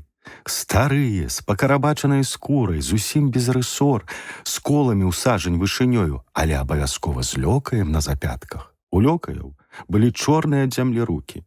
Якія гэта былі коні! Расінант здаўся побач з імі буцефалам. Хударлявыя, з ніжняй губой, адвіслая, як чапяля, са з'едзенымі зубамі. Вупраж амаль звяровак. Затое там-сям на ёй блішчаць залатыя бляшкі, якія перакачавалі са збруі з залатога веку. Што гэта робіцца на свеце, людзі добрыя? Калісьці адзін пан ехаў на 6 конях, а зараз 6 паноў на адным кані. Увесь працэс панскага разарэння ў адной гэтай іранічнай народнай прымаўцы. Берман Гацэвіч стаяў за маёй спіною і адпускаў іранічна далікатныя заўвагі наконт тых, хто прыбываў. Гляньце, якая свірэпа. Свірэпаю ў беларускай мове 16 стагоддзя называлі клячу. На ёй, напэўна, хтосьці з сасаў ездзіў. Заслужаны баявы конь. А гэта паненка, бачыце, як апранулася? Проста як фэст на святога Антонія. А вось, бачыце, цыганы? Цыганамі ён называў сапраўды дзіўную кампанію. На звычайным возе пад'ехаў да пад'езда самы дзіўны хаўрус, які мне даводзілася бачыць. Тут былі і паны, і паненкі, чалавек 9, апранутыя страката і бедна. І сядзелі яны на возе густа, як цыганы. І полаг быў на 4 палках, як у цыган. Не хапала толькі сабакі, які бег пад коламі. Гэта быў заняпалы род Грыцкевічавых, якія качавалі з аднаго балю на другі і так галоўным чынам харчаваліся. Яны былі дальнімі сваякамі яноўскіх. І гэта былі нашчадкі барвянага ўладара. Божа, за што караеш? Пасля прыехала нейкая пажылая дама у вельмі багатым колішным аксамітным уборы, зараз даволі паношаным, у суправаджэнні худога, як бізун, маладога чалавека з яўна халуйскім тварам. Бізун пяшчотна прыціскаў яе локцік. Яна надушылася такой дрэннай парфумай, што Берман пачаў чхаць, калі яна ўвайшла ў залу. А мне здалося, што замест яе нехта ўнёс у пакой вялікую торбу з удодамі і пакінуў яе тут на радасць акружаючым. Размаўляла дама з самым сапраўдным французскім пранонсам, які, як вядома, захаваўся на зямлі толькі ў 2 мясцінах – у салонах Парыжа і ў застенку кабыляны пад Воршай. І другія асобы былі дзіўныя. Патрапаныя ці занадта гладкія твары, прагныя вочы, вочы замучаныя, вочы благальныя, вочы з вар'яцінкай. У аднаго франта вочы былі вялізныя і пукатыя, як у саламандры падземных азёр. Я глядзеў на цырымонію знаёмства. Некаторыя з гэтых блізкіх суседзяў ніколі не бачыліся і, напэўна, не пабачыцца больш. Стары палац, можа, упершыню за 18 год бачыў такі наплыў гасцей. За дзвярэй гукі дрэнна даляталі да мяне, бо ў зале ўжо дудзела аркестра з 8 заслужаных інвалідаў Палтаўскай бітвы. Я бачыў замасленыя твары, якія галантна усміхаліся, бачыў вусны, якія цягнуліся да рукі гаспадыні. Калі яны нахіляліся, святло падала зверху, і насы здаваліся на дзіва доўгімі, а раты праваленымі. Яны бязгучна дрыгалі нагамі, схіляліся, бязгучна гаварылі, і ў іх вырасталі насы. Пасля усміхаліся і адплывалі далей, а на іх месца плылі ўсё новыя. Гэта было як у жахлівым сне. Яны выскаляліся, як выхадцы з магілы, цалавалі руку, і мне здавалася, што яны смокчуць з яе кроў, бязгучна адплывалі далей. А яна, такая чыстая ў сваім белым адкрытым плацці, толькі чырванела часам спіною, калі занадта палка прыпадаў да яе рукі які-небудзь наваяўлены Дон Жуан у абцягненых панталонах. Гэтыя пацалункі, як мне здавалася, пэцкалі яе руку чымсьці ліпучым і нячыстым. І толькі тут я зразумеў, якая яна, уласна кажучы, самотная, не толькі ў сваім доме, але і сярод гэтай хеўры. Што гэта мне нагадвае, падумаў я. Ага, пушкінская Тацяна сярод пачвару шалашы, а абклалі небараку, як лань падчас палявання. Тут амаль што не было чыстых позіркаў, але затое якія былі прозвішчы. Мне ўсё здавалася, што я сяджу ў архівах і чытаю старажытныя акты якога-небудзь пінскага копнага суда. «Пан Сава Матвеевич Стахоўскі з сынамі!» агалошваў лёкай. «Пані Агата Юр'еўна Фалендыш-Хобалева з мужам і сябрам дома! Пан Якуб Барбарэ-Гарабурда! Пан Матей Мустафавіч Асановіч! Пані Ганна Аўрамовіч Басяцкая з дачкою!» А Берман стаяў за маёй спіною і адпускаў заўвагі. Ён упершыню за гэтыя дні спадабаўся мне. Столькі злосці было ў яго выказваннях, такімі палючымі вачыма сустракаў ён кожнага новага госця і асабліва маладых. Але вось у вачах яго прамільгнула нешта такое незразумелае, што я мімаволі глянуў у той бок, і вочы мае палезлі на лоб. Такое дзіўнае відовішча я пабачыў. У залу па сходах каціўся чалавек. Менавіта каціўся, іначай гэта нельга было назваць. Быў гэты чалавек пад сажань ростам, прыблізна як я, але ў ягоную вопратку ўлезла б 3 Андрэяў Беларэцкіх. Агромністы жывот, ногі ў сцёгнах, як кумпякі, нязмерна шырокія грудзі, далоні, як цэбры. Рэдка старалася мне бачыць такога волата. Але самае дзіўнае было не гэта. На чалавеку была вопратка, якую зараз можна пабачыць толькі ў музеі. Чырвоныя боты на высокіх абцасах з падкоўкамі, такія прызываліся ў нашых продкаў капцямі, абцягнутыя порткі з каразей тонкага сукна, жупан на грудзях і жываце. Жупан з вішнёвага з золатам сукна вось-вось пагражаў луснуць. Паверх яго чалавек нацягнуў чугу, старажытную беларускую верхнюю вопратку.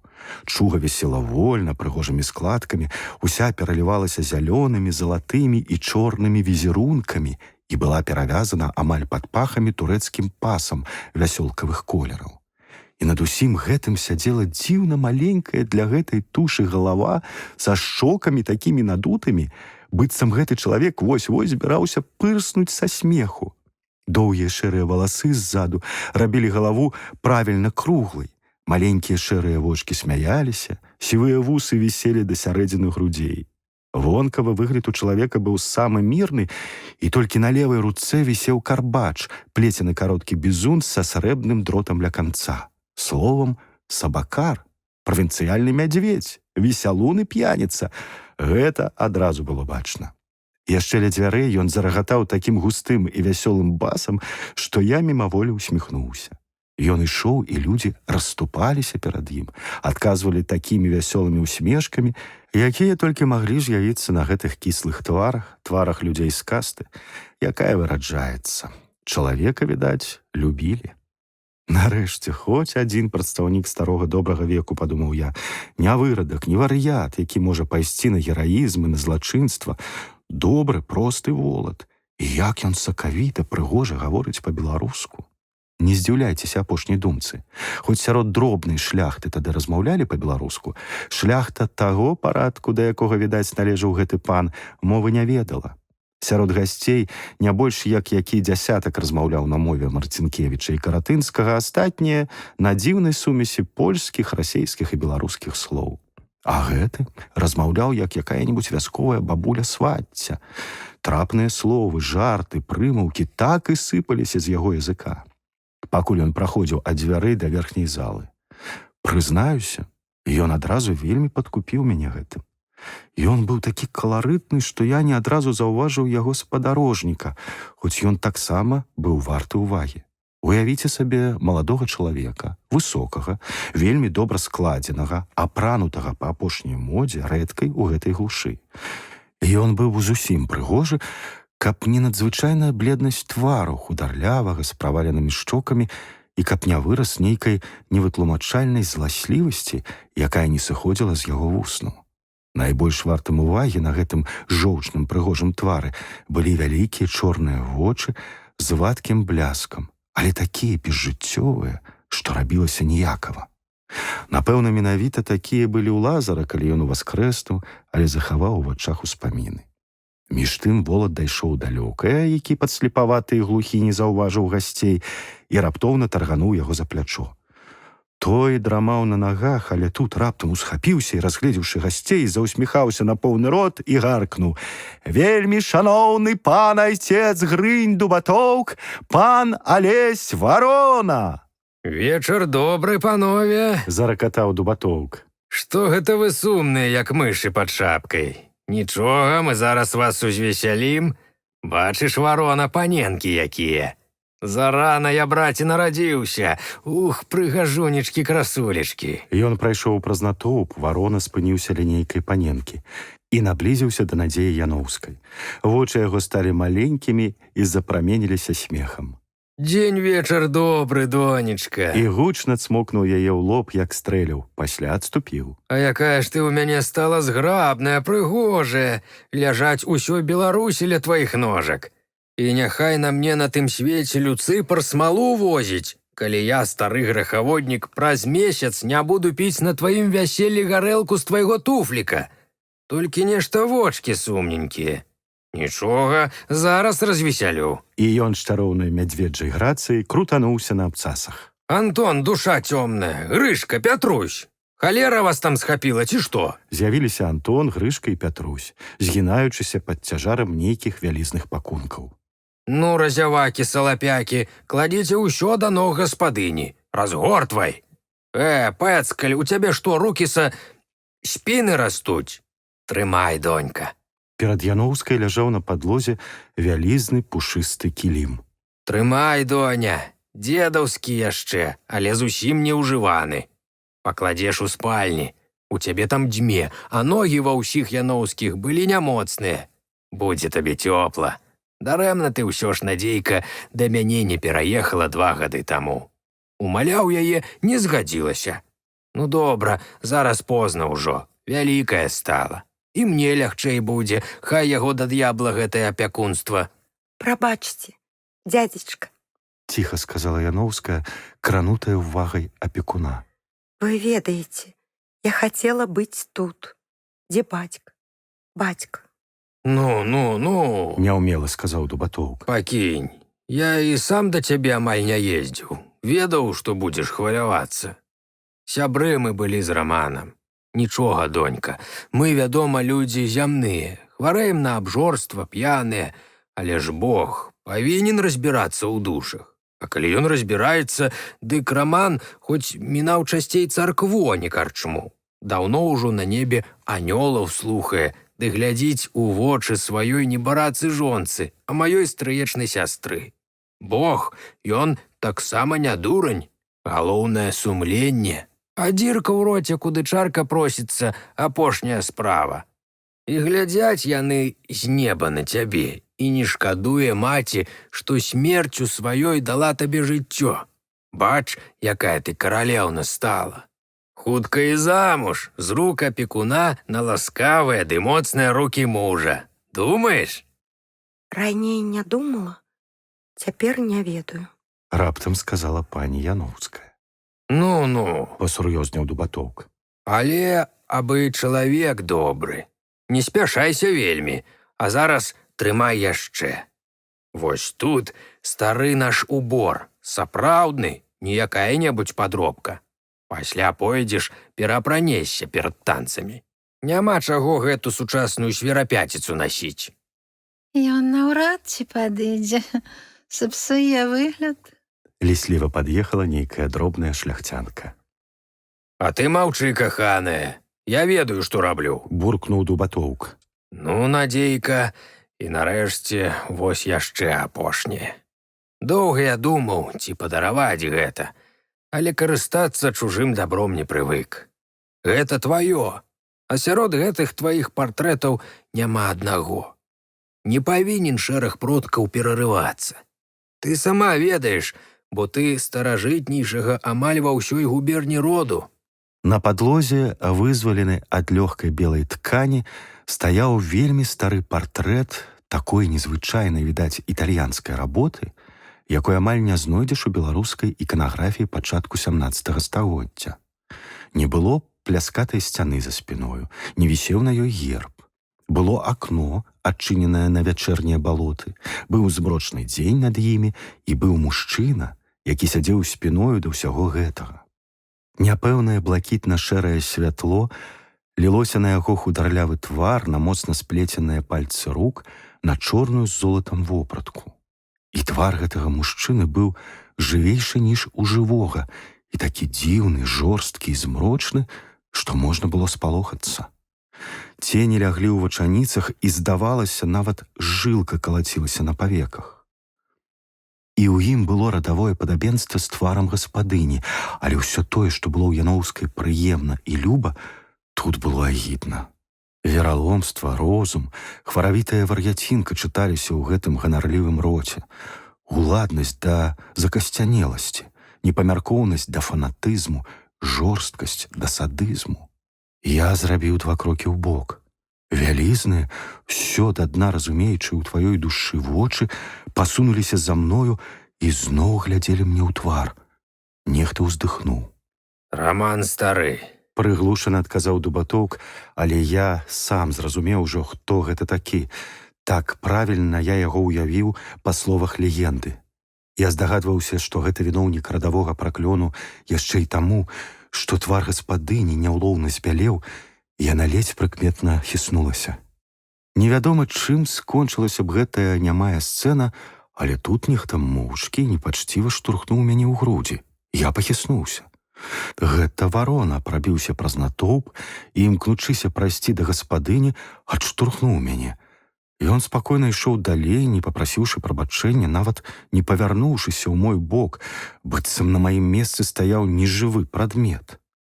Я паходзіў са звычайных інтэлігентаў, якія выслужвалі з пакалення ў пакаленне асабістае шляхецтва, былі вучонымі, інжынерамі, плебеямі з пункту гледжання гэтага пыхатага шляхцюка, у якога продак быў даездчыкам у багатага магната-забойцы. Мне часта даводзілася абараняць сваю годнасць перад такімі.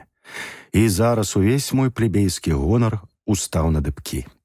«Пане», — голасна сказаў я, — «вы лічыце, што гэта годна сапраўднага двараніна штурхнуць чалавека і не папрасіць у яго прабачэння?» Ён павярнуўся. Вы мне гэта? «Вам», — спакойна адказаў я. «Сапраўдны шляхціц — гэта джентльмен». Ён падышоў да мяне і з цікаўнасцю пачаў разглядаць. Спакойна сказаў ён. Хто ж гэта будзе вучыць шляхціца правілам далікатнасці? «Не ведаю», — спакойна і з'едліва адазваўся я. «Ва ўсякім разе не вы. Неадукаваны ксёндз не павінен вучыць іншых лаціне». Я праз яго плячо бачыў твар Надзеі Яноўскай і з радасцю заўважыў, што наша сварка адцягнула яе ўвагу ад партрэта. Фарба з'явілася на яе абліччы, а ў вачах штосьці падобнае на трывогу і жах. Выбірайце выразы, працадзіў варона. «Чаму? І галоўнае, з кім? Далікатны чалавек ведае, што ў кампаніі ветлівых трэба быць ветлівым, а ў кампаніі грубіянаў вышэйшая далікатнасць плаціць ім той самай манетай». Відаць, варона не звык атрымліваць адпор ва ўсёй ваколіцы. Я ведаў такіх ганарыстых індыкоў. Ён здзівіўся, а пасля павярнуўся, кінуў позірк на гаспадыню, зноў павярнуўся да мяне, і ў вачах яго плесканулася каламутная ярасць. А вы ведаеце, з кім размаўляеце? «З кім? З панам Богам?» Я пабачыў, як поруч з гаспадыняй з'явіўся зацікаўлены твар дубатоўка. Варона пачынаў кіпець. Вы размаўляеце са мною, з чалавекам, які звык драць за вушы розных парвеню. «А вы не спыталі, можа, нейкія там парвеню? Часам могуць самі надраць вушы. І не падыходзьце, іначай папярэджваю вас. Ніводзін шляхціц не атрымае такой абразы дзеяннем, як вы ад мяне». Хамская бойка на кулакі. Выбухнуў ён. «Што зробіш?» — халодна заўважыў я. «Мне здаралася сустракаць дваран, на якіх іншая не дзейнічала. Яны не былі хамамі, іхнія продкі былі заслужанымі псарамі, даездчыкамі, альфонсамі ваўдовых магнатак». Я перахапіў яго руку і трымаў ля яго бока, як абцугамі. «Ну?» Ах ты! — працадзіў ён. Панове, супакойцеся. З невымоўнай трывогай выкрыкнула Яноўская. Пан Беларэцкі, не трэба. Пан варона, саромцеся. Твар яе быў такі благальны. Відаць, і дубатоўк зразумеў, што час умяшацца. Ён падышоў, стаў між нас і паклаў на плячо вароны цяжкую руку. Твар яго наліўся крывёй. «Шчанюк!» — выкрыкнуў ён. «І гэта беларус, гэта жыхар Яноўскага наваколля, гэта шляхціц. Так абразіць госця, сорам маёй сівізне. Ты што, не бачыш, з кім завёўся? Гэта табе не нашы блазны з курынымі душонкамі. Гэта не кураня, гэта мужчына. І ён табе хутка абарве вусы. Вы дваранін, судар?» «Дваранін». «Ну вось, бачыш, пан шляхціц, калі табе трэба будзе з ім паразмаўляць, вы знойдзеце агульную мову. Гэта шляхціц, і добры шляхціц, хоць бы і продкам у сябры, не раўня сучасным смаркачам. Прасі прабачэння ў гаспадыні, чуеш?» Варону як падмянілі. Ён прамармытаў нейкія словы і адышоў з дубатоўкам у бок. Я застаўся з гаспадыняй. Боже мой, пане Андрэй, я так спалохалася за вас. Не варта вам, такому доброму чалавеку, заводзіцца з ім. Я ўзвёў вочы. Дубатоўк стаяў у баку і з цікавасцю пераводзіў позірк з мяне на пані Яноўскую. «Надзея Раманаўна», — з нечаканай цеплынёй сказаў я, — «я вельмі вам удзячны, вы вельмі добры, шчыры чалавек. І вашу турботу за мяне, і вашу прыязь я запамятаю надоўга. Што зробіш, мая гордасць, маё адзінае. Я не даю нікому наступіць сабе на нагу». Вось бачыце, — апусціла яна вочы. — вы зусім не такі.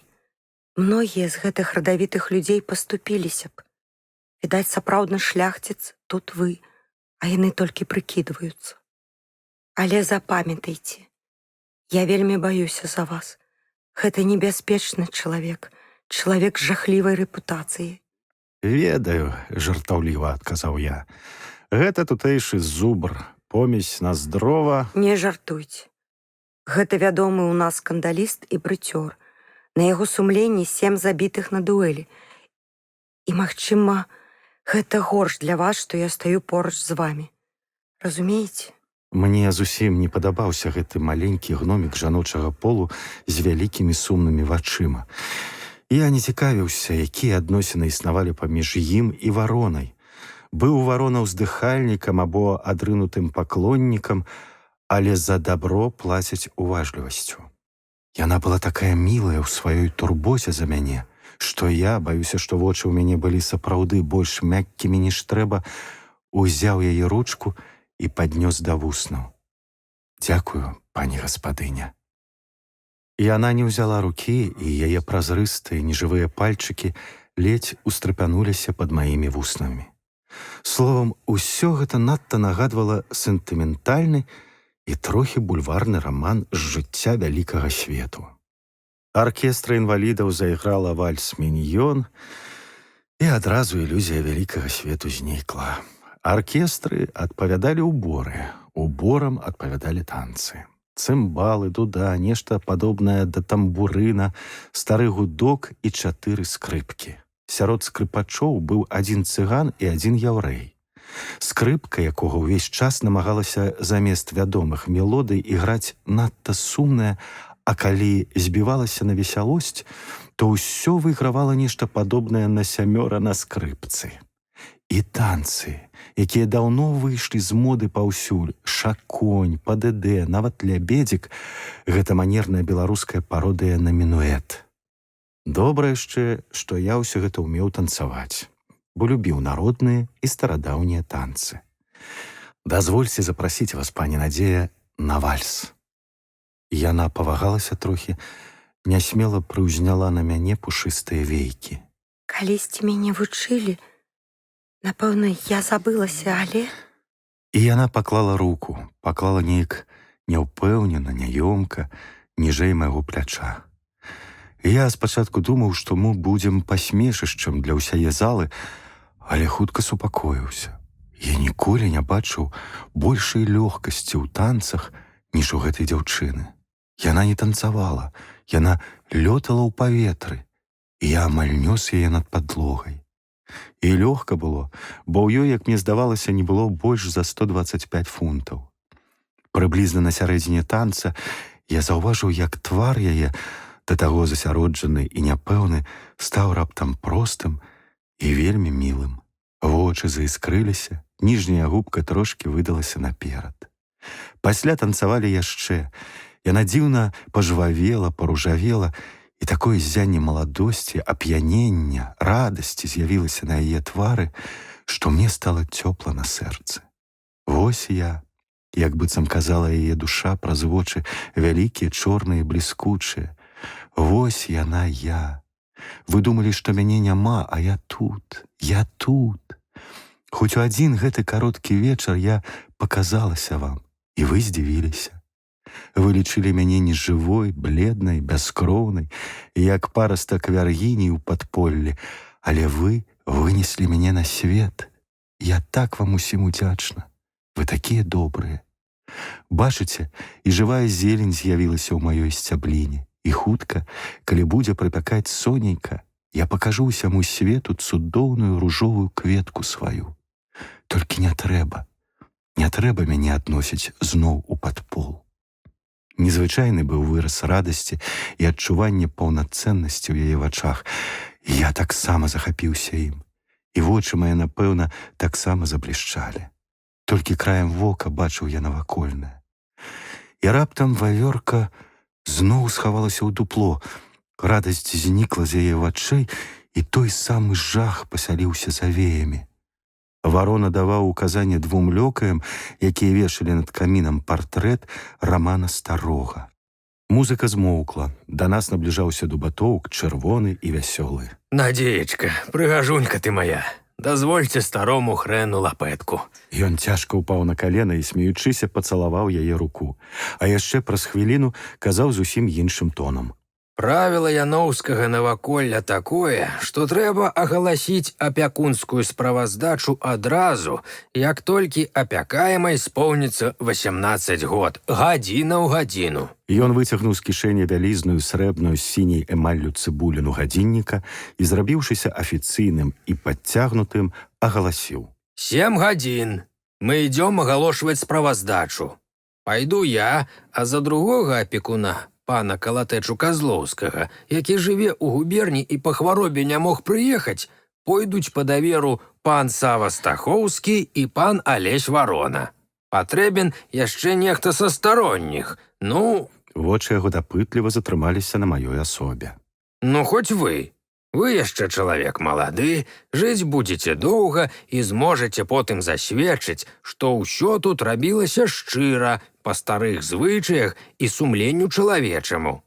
Пані Яноўская з намі. Наша нарада адбывалася нядоўга. Спачатку прачыталі вопіс маёмасці рухомай і нерухомай, якая засталася па тэстаменту ад бацькі. Выявілася, што гэта галоўным чынам палац з абсталяваннем і парк, маярат, з якога ніводная рэч не павінна знікнуць і які павінен у велікшай славе падтрымліваць гонар роду. Добры гонар, падумаў я, гонар здохнуць з голаду ў багатым доме. Дубатоўк давёў, што нерухомая маёмасць збераглася непарушна. Пасля выявілася, што па субстытуцыі старэйшай і адзінай наследніцай з'яўляецца пані Надзея Яноўская. Перайшлі да прыбыткаў. Дубатоўк паведаміў, што невялічкі капітал, змешчаны Раманам Яноўскім у 2 банкірскіх канторах пад 8% без права чапаць асноўны капітал, дае зараз ад 150 до 170 рублёў штомесячна.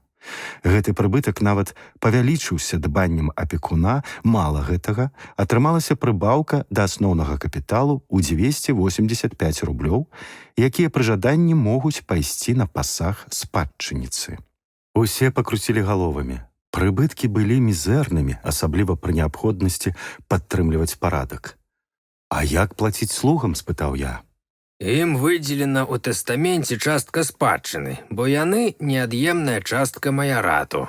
Я прасіў бы пана Дубатоўка растлумачыць мне, як справа з заарандаванай зямлёю пры маёнтку балотныя яліны, спытаў Сава Стахоўскі, маленькі хударлявы чалавечак з такімі вострымі каленямі, што яны, здавалася, вось-вось прарэжуць яго светлыя штонікі.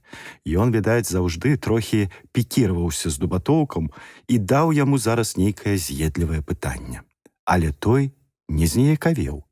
Ён выцягнуў вялікія срэбныя акуляры, хустку, якую расклаў на каленях, пасля ключ і толькі пасля гэтага клапцік паперы. Акуляры ён, аднак, не надзеў і пачаў чытаць. У прадзеда пані Яноўскай было 10 000 дзесяцін добрай ворнай зямлі, не лічачы лесу. У пані Яноўскай, як гэта вам, напэўна, вядома, шаноўны пан Стахоўскі, 50 дзесяцін ворнай зямлі, значна спустошанай. У яе таксама ёсць парк, які не дае ні шэлега, і пушча, якая практычна таксама маярат, бо гэта запаветны лес. Скажам прама, мы маглі б паступіцца гэтым правілам, але, па-першае, доступ у гэту пушчу для дрывасекаў немагчымы па прычыне навакольнай дрыгвы, а па-другое, ці разумна гэта. У Яноўскай могуць быць дзеці. Што рабіць ім на 50 дзесяцінах беднай зямлі? Тады род зусім занепадзе. Вядома, пані зараз дарослая, яна сама можа. Я згодна з вамі, дзядзька. Саромеючыся да слёз, сказала Надзея Раманаўна. Няхай пушча стаіць. Я рада, што да яе толькі сцежкі, і то ў сухмень. Шкода зводзіць такі лес. Пушчы — гэта божыя сады. Дык вось, казаў далей апякун. Акрамя гэтага, пані належыць амаль усё яноўскае наваколле. Але гэта дрыгва, тарфяныя балоты і пустэчы, на якіх не расце нічога, акрамя верасу. На гэтай зямлі не жывуць, колькі сягае ў гады памяць чалавечая. Значыцца, возьмем толькі 50 дзесяцін, якія здаюцца ў арэнду за другі сноп. Зямля няўгноеная, вырошчваюць на ёй толькі жыта. І гэта дае 30, сама больш 40 пудоў з дзесяціны. Кошт жыта 50 копеек пуд. Значыцца, дзесяціна дае даход у 10 рублёў на год. І значыцца, з усёй зямлі 500 рублёў у год. Вось і ўсё.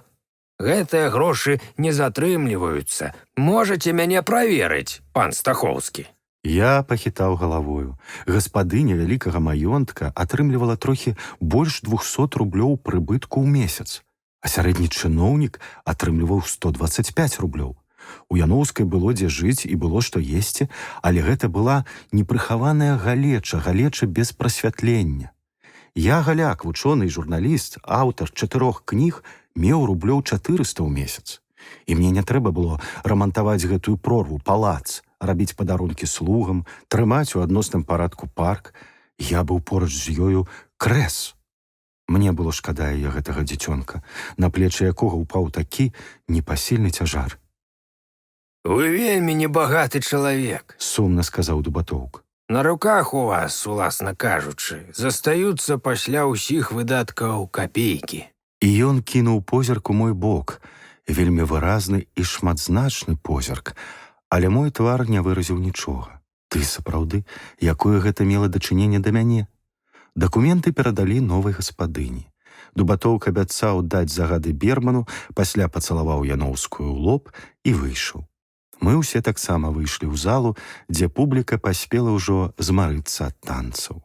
Дубатоўк адразу зноў выклікаў выбух запалу, уздыму і весялосці.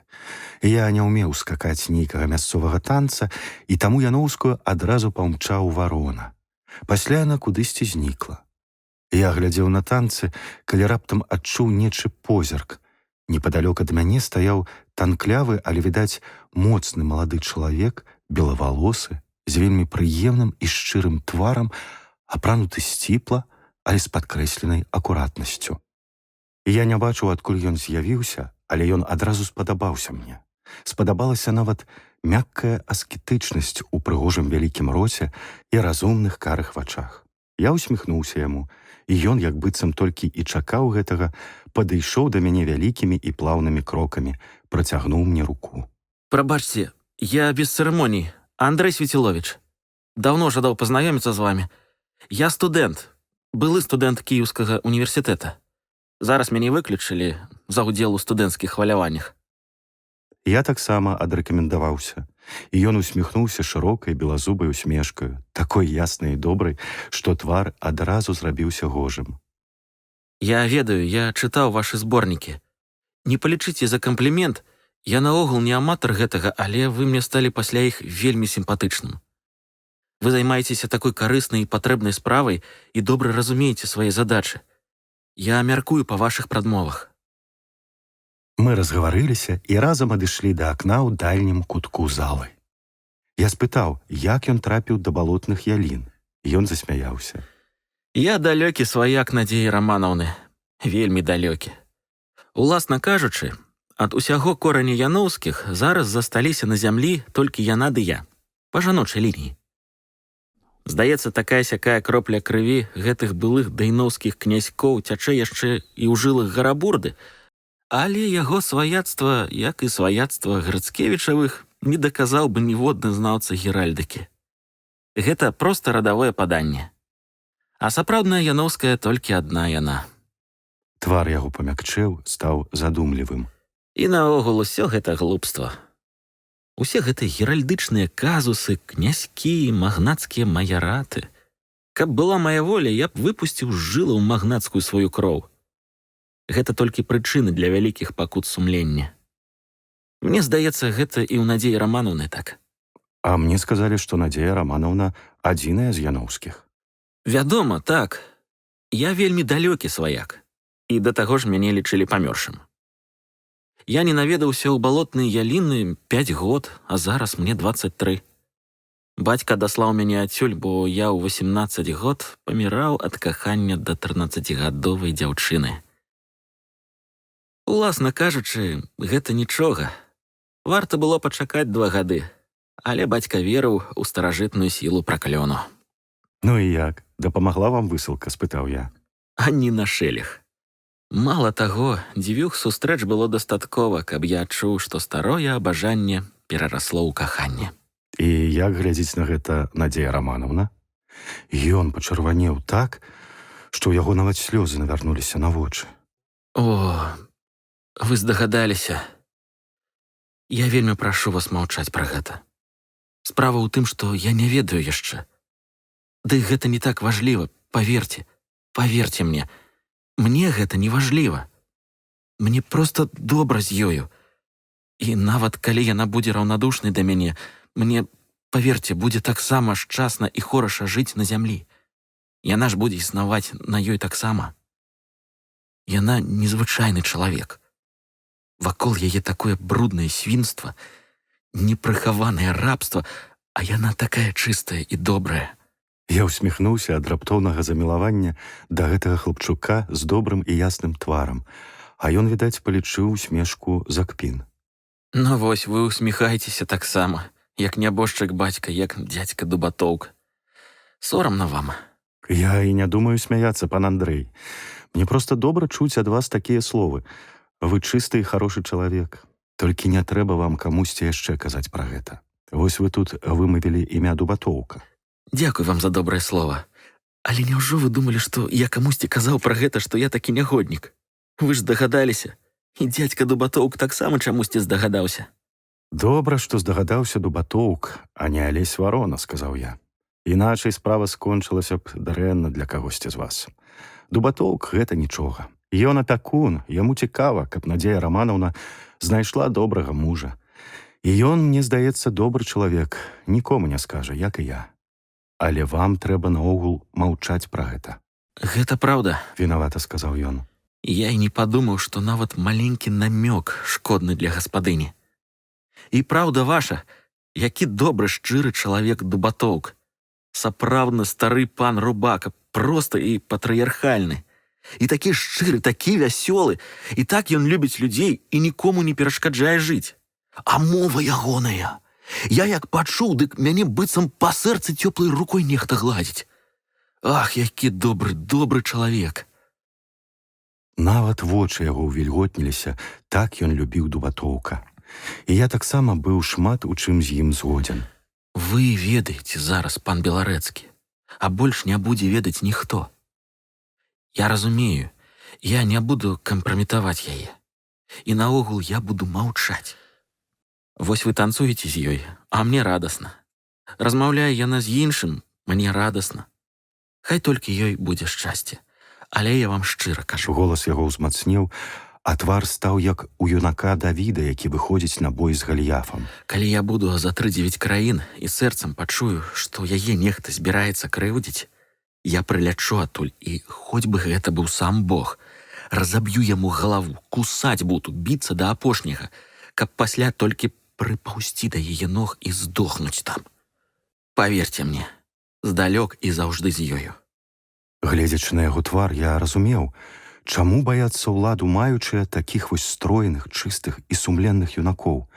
У іх, вядома, шырокія вочы, дзіцячая усмешка, юнацкія слабыя рукі, шыя ганарлівая і стройная, белая, як мармуровая, як быццам назнарок створана для сякеры ката. Але ў іх яшчэ і непрыміручасць, сумленне да канца нават у дробязях, няўменне лічыцца з перавагаю чужой грубай сілы і фанатычная вернасць праўдзе. У жыцці яны нявопытныя, даверлівыя дзеці да сівых валос, у служэнні, праўдзе, горкія, іранічныя, адданыя да канца, мудрыя і нязломныя. А дрэнь баіцца такіх нават тады, калі яны яшчэ не пачыналі дзейнічаць і, кіруючыся інстынктам уласцівым погане, цкуе іх заўсёды. Дрэнь ведае, што яны самая найвялікшая небяспека для яе існавання. Я зразумеў, што дай такому ў рукі пісталет, і ён, усё з той самай шчырай белазубай усмешкаю, падыдзе да тырана, усадзіць у яго кулю і пасля спакойна скажа смерці: «Хадзі сюды». І ён вытрымае найбольшыя пакуты спакойна, і калі не памрэ ў турме ад прагі волі, спакойна пойдзе на эшафот. І такі невыказны давер выклікаў у мяне гэты чалавек, што рукі нашы сустрэліся, і я усміхнуўся яму як другу. За што вас выключылі, пан Свеціловіч? Ад глупства. Пачалося з ушанавання памяці Шаўчэнкі. Студэнты, вядома, былі аднымі з першых. Нам прыгразілі, што ва ўніверсітэт увядуць паліцыю. Ён аж пачырванеў. Но мы пачалі крычаць. А я крыкнуў, што калі яны толькі пасмеюць зрабіць гэта са святымі нашымі мурамі, дык мы крывёю змыем з іх ганьбу. І першая куля будзе таму, хто дасць такі загад. Пасля мы высыпалі з будынка, пачаўся шум і мяне схапілі. А калі ў паліцыі спыталі пра нацыянальнасць, дык я адказаў: пішы украінец. Добра сказана. Я ведаю, гэта вельмі неасцярожна для тых, хто ўзяўся змагацца. Не, гэта добра і для іх. Адзін такі адказ варты дзясятка куль.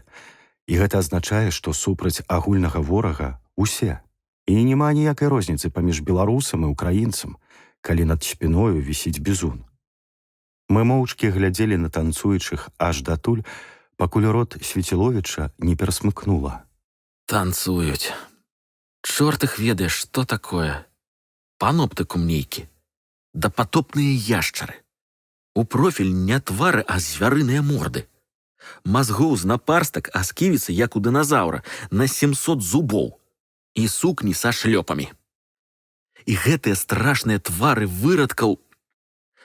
Усё ж такі няшчасны мы народ, пан Беларэцкі. Чаму? У нас ніколі не было сапраўдных уладароў думак. Можа, гэта і лепш, сказаў я. І ўсё ж непрытульны мы народ. І гэты ганебны гандаль радзімай на працягу 7 стагоддзяў. Спачатку Літве, пасля ледзь народ паспеў асіміляваць яе палякам усім, каму не лянота, каму хочацца, забыўшы гонар, забыўшы сумленне. На нас пачалі аглядацца танцуючыя. Бачыце, аглядаюцца. Калі чалавек крычыць, ім не падабаецца. Яны тут усе адно кодла. Топчуць маленькіх, выракаюцца сумлення, прадаюць багатым дзядам дзяўчат. Вось бачыце гэтага Саву Стахоўскага? Я б каня не паставіў з ім у адной стайні, баючыся за конскую мараль.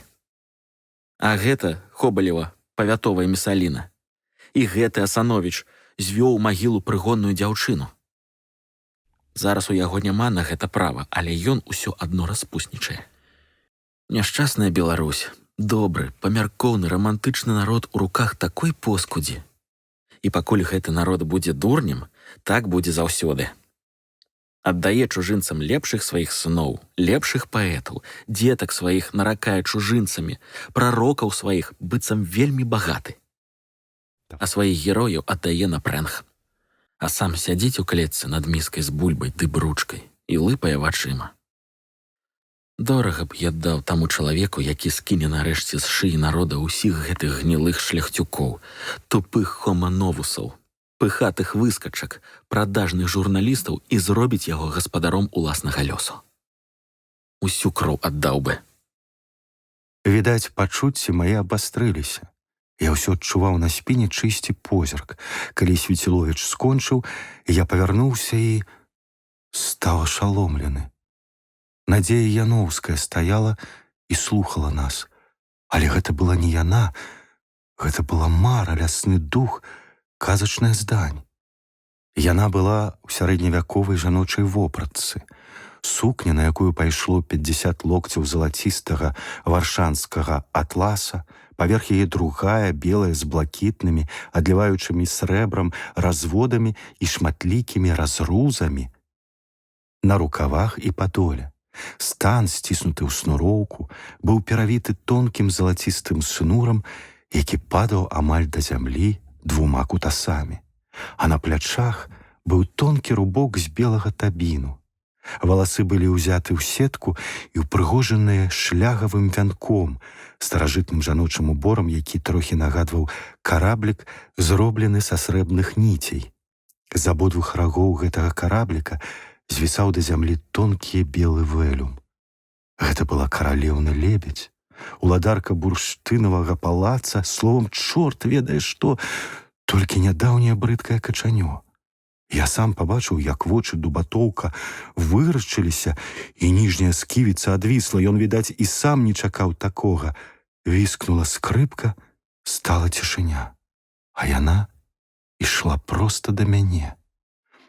Гэта даволі нязручны ўбор, і звычайна ён псуе нязвыклую да яго жанчыну, скоўвае яе рухі, робіць цяжкай і мехаватай, але гэтая несла яго як каралева, быццам усё жыццё толькі яго і насіла, горда адкінуўшы галаву, і яна плыла паважна, жаноцкі. І лукава і ганарліва усміхаліся з-пад вэлюму яе вялікія вочы, абуджаныя пачуццём уласнай прыгажосці. Дубатоўк аж рохкнуў ад здзіўлення і пайшоў да яе ўсё паскараючы крок. З незразумелым выразам болю ў вачах узяў яе твар у далоні і пацалаваў у лоб, буркнуўшы нешта накшталт такую прыгажосць. А пасля вусны яго зноў расплыліся усмешкаю. «Каралева, прыгажуня моя, дачакаліся святыя палеснічкі. Яноўская да мезенца, дазволь, донечка, ножку». І гэты вялізны мехаваты чалавек, крэкчучы, распасцёрся на падлозе і дакрануўся вуснамі да наска яе маленькіх туфлікаў. Пасля ўзняўся і зарагатаў. «Ну, доня, трэба табе з такім капіталам сядзець ціхутка, як мыш, а то яшчэ ўкрадуць». І раптам падміргнуў. «А што, каб нам старыною трахнуць, як ты яшчэ дзяўчынкай са мною скакала? Падаруй старому бабру адзін танец, а там хоць і паміраць». Белая каралева працягнула яму руку. «Гэй, лябедзікі!» — крыкнуў інвалідам дубатоўк. «Давайце спачатку нашага ветрыку, кругі з 2, а потым з майго месца, ведаеце якое? Пераходзьце на Мазура». І сакрэтна звярнуўся да мяне. «Усім добрыя нашы танцы, але такога агнявога, як польскі Мазур, няма. Лявоніха, толькі яна і магла б паспрачацца, але для яе трэба некалькі пар. А гэтыя бабздыры і слінцяйчыкі хіба могуць? Тут трэба балетнымі нагамі валодаць, вось як у мяне». І зарагатаў. А я з жахам глядзеў на яго ногі шынкі і думаў, што ён зробіць з добрага танца. Між тым усе адышлі ўбок, расчысцілі месца, я чуў галасы: сам будзе скакаць. Я не пайшоў ад гэтай прафанацыі далей толькі таму, што жадаў паглядзець на забыты танец, пра які я толькі аднойчы чуў і які, як кажуць, быў вельмі распаўсюджаны год 80 таму. Вялізная туша дубатоўка выпрасталася, ён хмыкнуў і ўзяў яноўскую шчопанню зверху за празрыстую кісць левай рукі. З першымі ж тактамі ветрыку ён стукнуў абцасамі і пайшоў трайным крокам то з правай, то з левай нагі. І яго туша рухалася нечакана лёгка, спачатку прыстукваючы абцасамі пасля кожных 3 крокаў, а пасля проста так, на цыпках. А поруч з ім плыла яна, проста плыла ў паветры, залацістая, белая, блакітная, як райская птушка, і вэлюм яе віўся ў паветры. Пасля яны круціліся, плылі, то збліжаючыся, то аддаляючыся, то перасякаючы адзін аднаму шлях. Не, гэта была не прафанацыя, як не з'яўляецца прафанацыяй танец старога пацяжэлага танцора, які быў калісьці вялікім майстрам. Гэта быў сапраўды ветрык, які паступова пераходзіў у буру, і вось ужо толькі круціўся ў паветры вэлюм, мільгацелі ногі, і раптам музыкі раўнулі Мазура. Гэта быў не цалкам Мазур, гэта была нейкая спрадвечная мясцовая варыяцыя на яго тэму, якая ўключала ў сябе элементы таго самага ветрыку. І тут туша памчалася наперад, загрукала абцасамі, па-кацячы мякка пачала заносіцца ў паветра, стукаючы ў ім нагой аб нагу, а поруч плыла яна лёгкая, усмешлівая, вялікасная. Гэта было сапраўднае дзіва, нябачаны цуд. 2 чалавекі ў старажытных вопратках стваралі перад намі гэтую казку. Зрабіўшы круг, дубатоўк падвёў яноўскую да мяне. Ён быў чырвоны, як рак. «Замарыла яна мяне. Вы, дядзечка, як малады. Малады. Не, няма чаго казаць, з'ездзіўся конь. Пашлюць мяне хутка да Абрама па піва. Вам, маладыя, жыць, вам песні спяваць, скокі скакаць. Скачы, хлопча!» Зноў пачаліся танцы. Свяціловіч танцаваць не любіў, Варона дзьмуўся і таксама не падыходзіў, і мне давялося танцаваць з ёю да самай вячэры. І як яна танцавала! Я мімаволі заглядзеўся на гэты дзіцячы твар, які раптам стаў такім жвавым і прыемна хітраватым. Мы танцавалі, і нам усё было мала. Мы мчаліся па зале, плылі ў паветры, сцены круціліся вакол, і на іх нельга было нічога заўважыць. Напэўна, і яна адчувала тое самае, што я, а маё пачуццё можна параўнаць толькі з тымі снамі, якія часам бываюць у юнацтве. Табе сніцца, што ты танцуеш, і нязнанае шчасце ахапляе сэрца. Бачыў я толькі яе ружовы закінуты твар, галаву, якая злёгку пахіствалася ў такт музыцы. Пайшлі вячэраць. Калі я вёў яе ў сталовую, мне здалося, што я чую ў кутку залы нейкае шыпенне. Я глянуў туды ў змрок, пабачыў нечыя вочы, там сядзелі старыя панны, і пайшоў далей, і выразна пачуў, адышоўшы, як сухі голас сказаў: Весяліцца, як перад пагібеллю. Награшылі, прыгнявілі Бога і яшчэ весяляцца. Кляты род. Нічога. Хутка прыйдзе дзікае паляванне. Ач, бессаромніца. Цэлы вечар з гэтым чужынцам, з бязбожнікам. Сябра сабе знайшла. Нічога. Пабажуся, што і на яе кароль Стах паўстане. Пачынаюцца цёмныя ночы. Гэтыя халодныя словы напоўнілі мяне трывогай. Сапраўды, я паеду і, магчыма, пазбаўлю гэту дзяўчыну магчымасці выйсці замуж. Нашто я з ёю цэлы вечар? Што я раблю? Я ж зусім не кахаю яе і ніколі не буду кахаць, бо ведаю сваё сэрца. І я цвёрда вырашыў не танцаваць больш з ёю і не сядзець поруч за сталом. І наогул, трэба ехаць. Хопіць гэтай панска-шляхецкай ідыліі, хутчэй да простых людзей, да працы. Я пасадзіў яе і стаў поруч, цвёрда намерваючыся спаймаць Свяціловіча і пасадзіць з ёю. Але ўсе мае намеры расплыліся дымам. Свяціловіч як увайшоў, так і сеў у канцы стала. А Дубатоўк шчыльна сеў справа ад гаспадыні і буркнуў: «Што стаіш? Сядай, браце!» І калі я сеў, дадаў: «Добры з цябе шляхціц бы атрымаўся год 100 таму. Рукі моцныя, вочы сталёвыя і сабою гожы. Толькі цікава мне ведаць, ці сур'ёзны ты чалавек. Ці не шалыган ты часам?» І я быў вымушаны сядзець поруч з гаспадыняй, служыць ёй, дакранацца рукою да яе рукі, часам датыкацца каленам да яе калена, і добра мне было. І ў той жа час злосць разбірала на Дубатоўка. Сядзіць хмуры, як цмок, глядзіць на мяне дапытліва. На мужа сваёй падапечнай прымервае, ці што? Хутка ўсе развесяліліся, было шмат з'едзена і яшчэ больш выпіта. Твары пачырванелі, досціпы сыпаліся градам. А Дубатоўк піў і еў больш за ўсіх, адпускаючы жарты, ад якіх усе за жываты браліся. І злосць моя паступова прайшла. Я нават быў удзячны Дубатоўку, што ён затрымаў мяне тут. А пасля зноў былі танцы, і толькі гадзін у 5 ночы госці пачалі раз'язджацца. Дубатоўк ад'язджаў адным з апошніх. Праходзячы міма нас, ён падышоў бліжэй і хрыпата сказаў: «Вось што, хлопча, запрашаю цябе да мяне праз дзень на халастую гулянку. А як ты, донька? Можа, і ты паедзеш да нас? З пасербіцай пасядзіш?» Не, дядзечка, дзякую, я застануся дома. Волат уздыхнуў: «Губіш ты сябе, доня. Ну, добра, а цябе чакаю. Глядзі, у мяне хата без гэтых заморскіх жартаў. Табе гэта цікава». Мы развіталіся з ім, шчыра развітаўся я з Свяціловічам. Дом пусцеў, заціхалі крокі. Ён зноў ставаў глухім і нямым, магчыма, яшчэ на 18 год. Слугі хадзілі і гасілі свечкі. Яна знікла, і калі я ўвайшоў у залу, І я пабачыў яе ў яе казачным уборы ля палаючага каміна. Зноў цемра агарнула куты залы, у якой яшчэ, здавалася, жылі гукі музыкі і смех.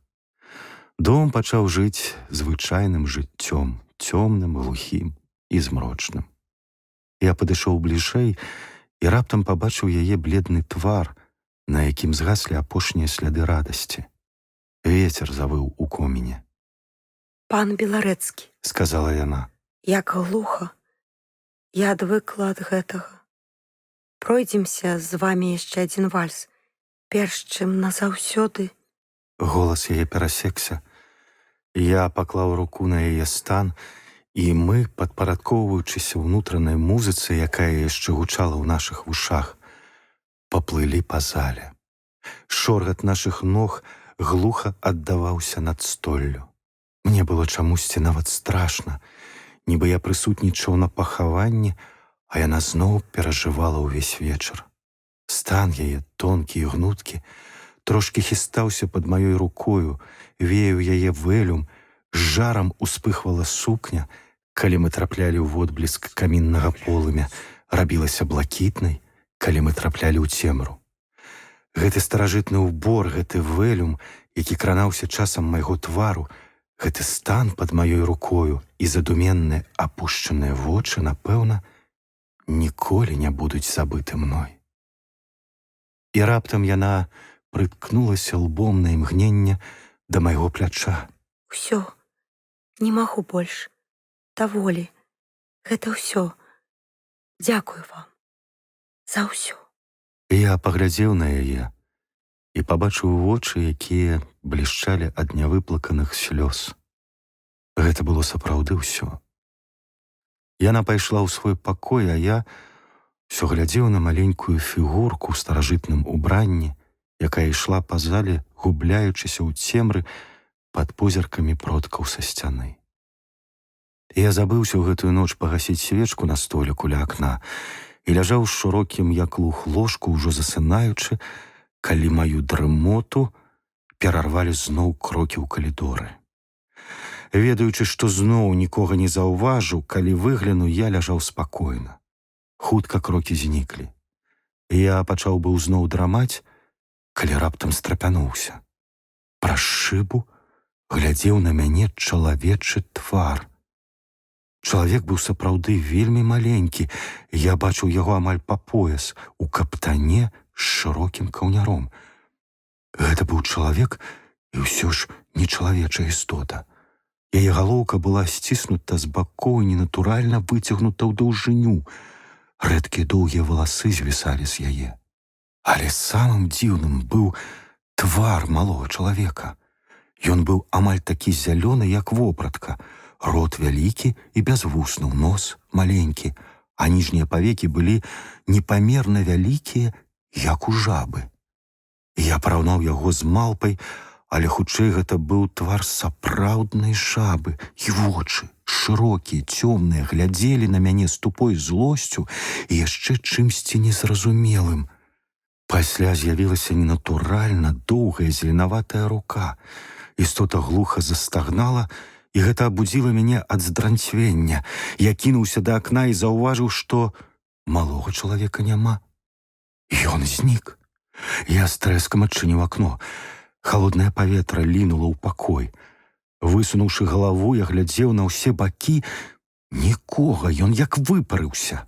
Скокнуць уніз ён не мог. У гэтым месцы пад 2 паверхамі быў яшчэ трэці. Дом стаяў часткова на схіле.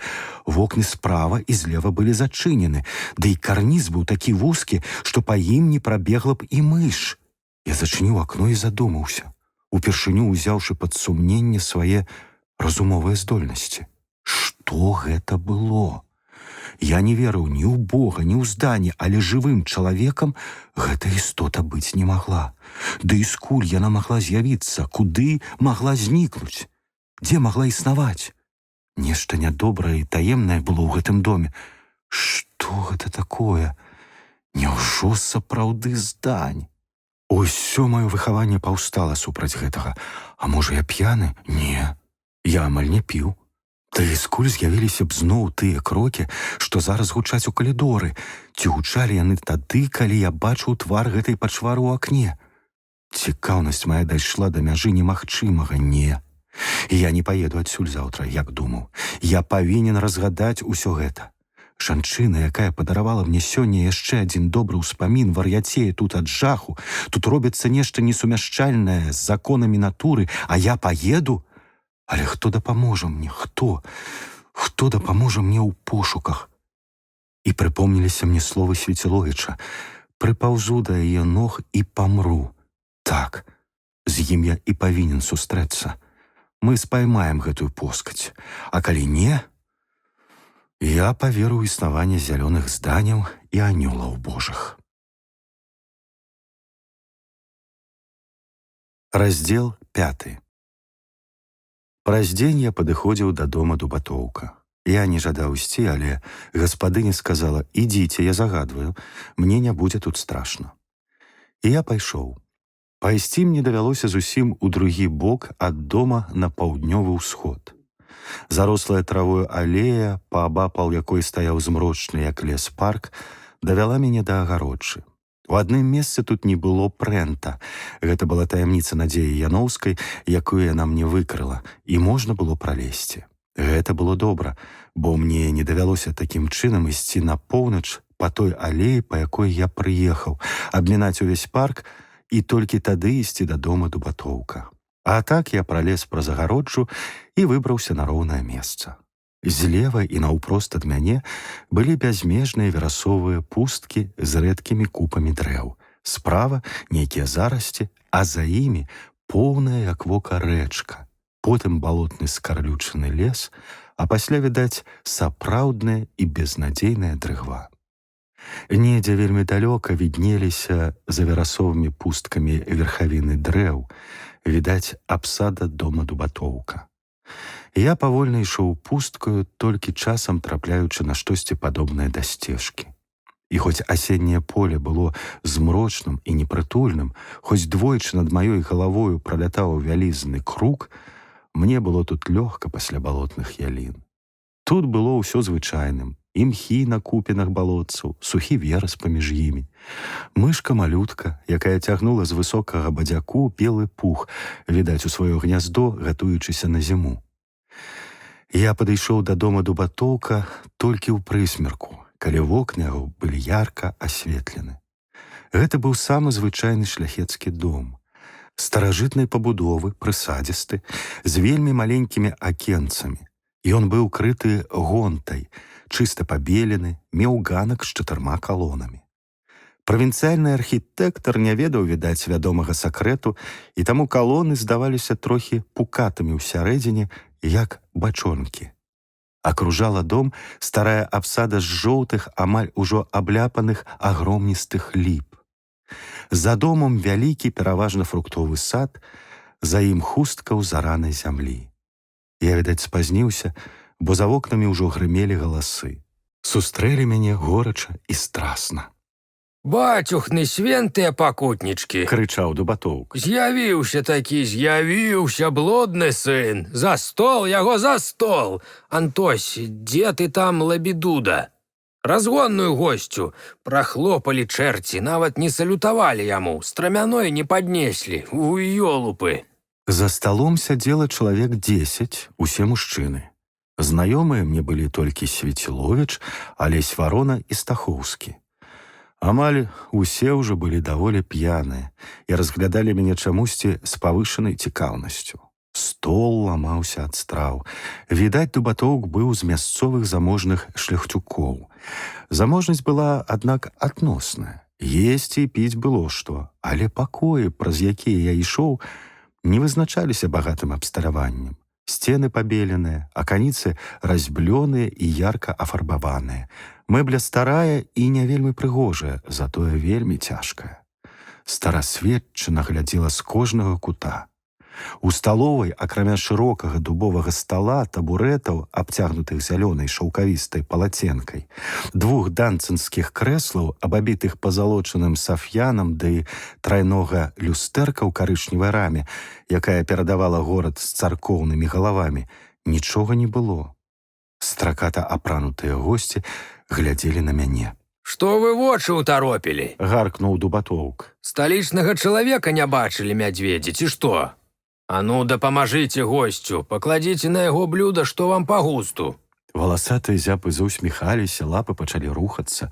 Хутка на маім блюдзе ляжаў вялізны гусь з бруснічным варэннем, індыковая ножка з яблыкамі, салёныя грыбы, дзясятак калдуноў, а з усіх бакоў толькі і чутна было. А вось пампушачкі з часнаком, а вось пані кавалак шыначкі дзікага япрука, наперчаны, агнём гарыць. Памяццю маці, заклінаючы, вазьміце. А вось цудоўны, а вось незвычайны. Вось як у нас па-беларуску частуюць. Рагатаў гаспадар, пабачыўшы, што я зусім разгубіўся.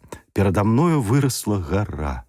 Я паспрабаваў пратэставаць, але выклікаў такі выбух абурэння, у аднаго з гасцей нават слёзы пацяклі. Праўда, ён быў трохі на падпітку, што я здаўся.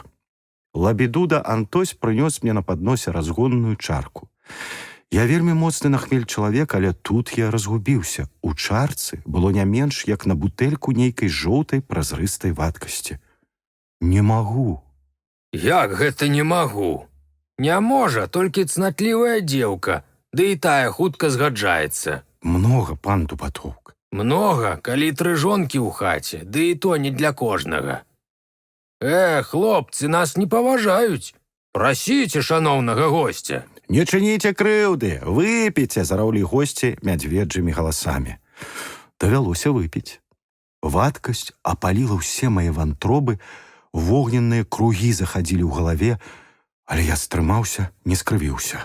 Мужчына, пахваліў Дубатоўк. Што гэта? Праглынуўшы добры кавалак шынкі, спытаў я. Старку польскую ведаеш, гарэлку ведаеш, хахладскі спатыкач таксама, а нашага трыс-дзевінірыс не ведаеш. Гэта, браце, па-літоўску, 3x9, гарэлка на 27 травах. Мы яе сакрэт у літоўцаў выведалі 100 годдзі таму. Зараз яе і самі літоўцы забылі, а мы яшчэ памятаем. Пі на здароўечка, пасля я цябе стаўным мёдам пачастую. А гэта што? Спытаў я, торкаючы відэльцам у нешта цёмнае на талерцы. Каханенькі ты мой, гэта ласіныя губы ў падсалоджаным воцаце. Еш, браце, сілкуйся. Гэта страва для волатаў. Продкі нашы, зямля ім пухам, не дурныя былі. Еш, абавязкова іх еш. А праз хвіліну, забыўшыся, што рэкамендаваў губы, крычаў. Не, браце, ты ў мяне адсюль, не пакаштаваўшы халодных пірагоў з гусінай пячонкай, не пойдзеш. Антось, сюды? Падышоў Антось з пірагамі. Я быў адмовіўся. Падай да госця ў ногі, бі дурной галавою ў падлогу, прасі, бо госць нас крыўдзіць. Праз хвіліну я быў таксама на падпітку. Вакол крычалі, спявалі, але я не забываў есці. Дубатоўк вісеў у мяне на плячы і дудніў нешта, што я не вельмі і слухаў. Пакой пачынаў разгойдвацца. А вып'ем чарку, а за ёй другую роўнехта. І раптам я прыпомніў далёкі дом у яловым парку, бараду моху на дрэвах, камін, сумную постаць ля яго. Мне стала сумна.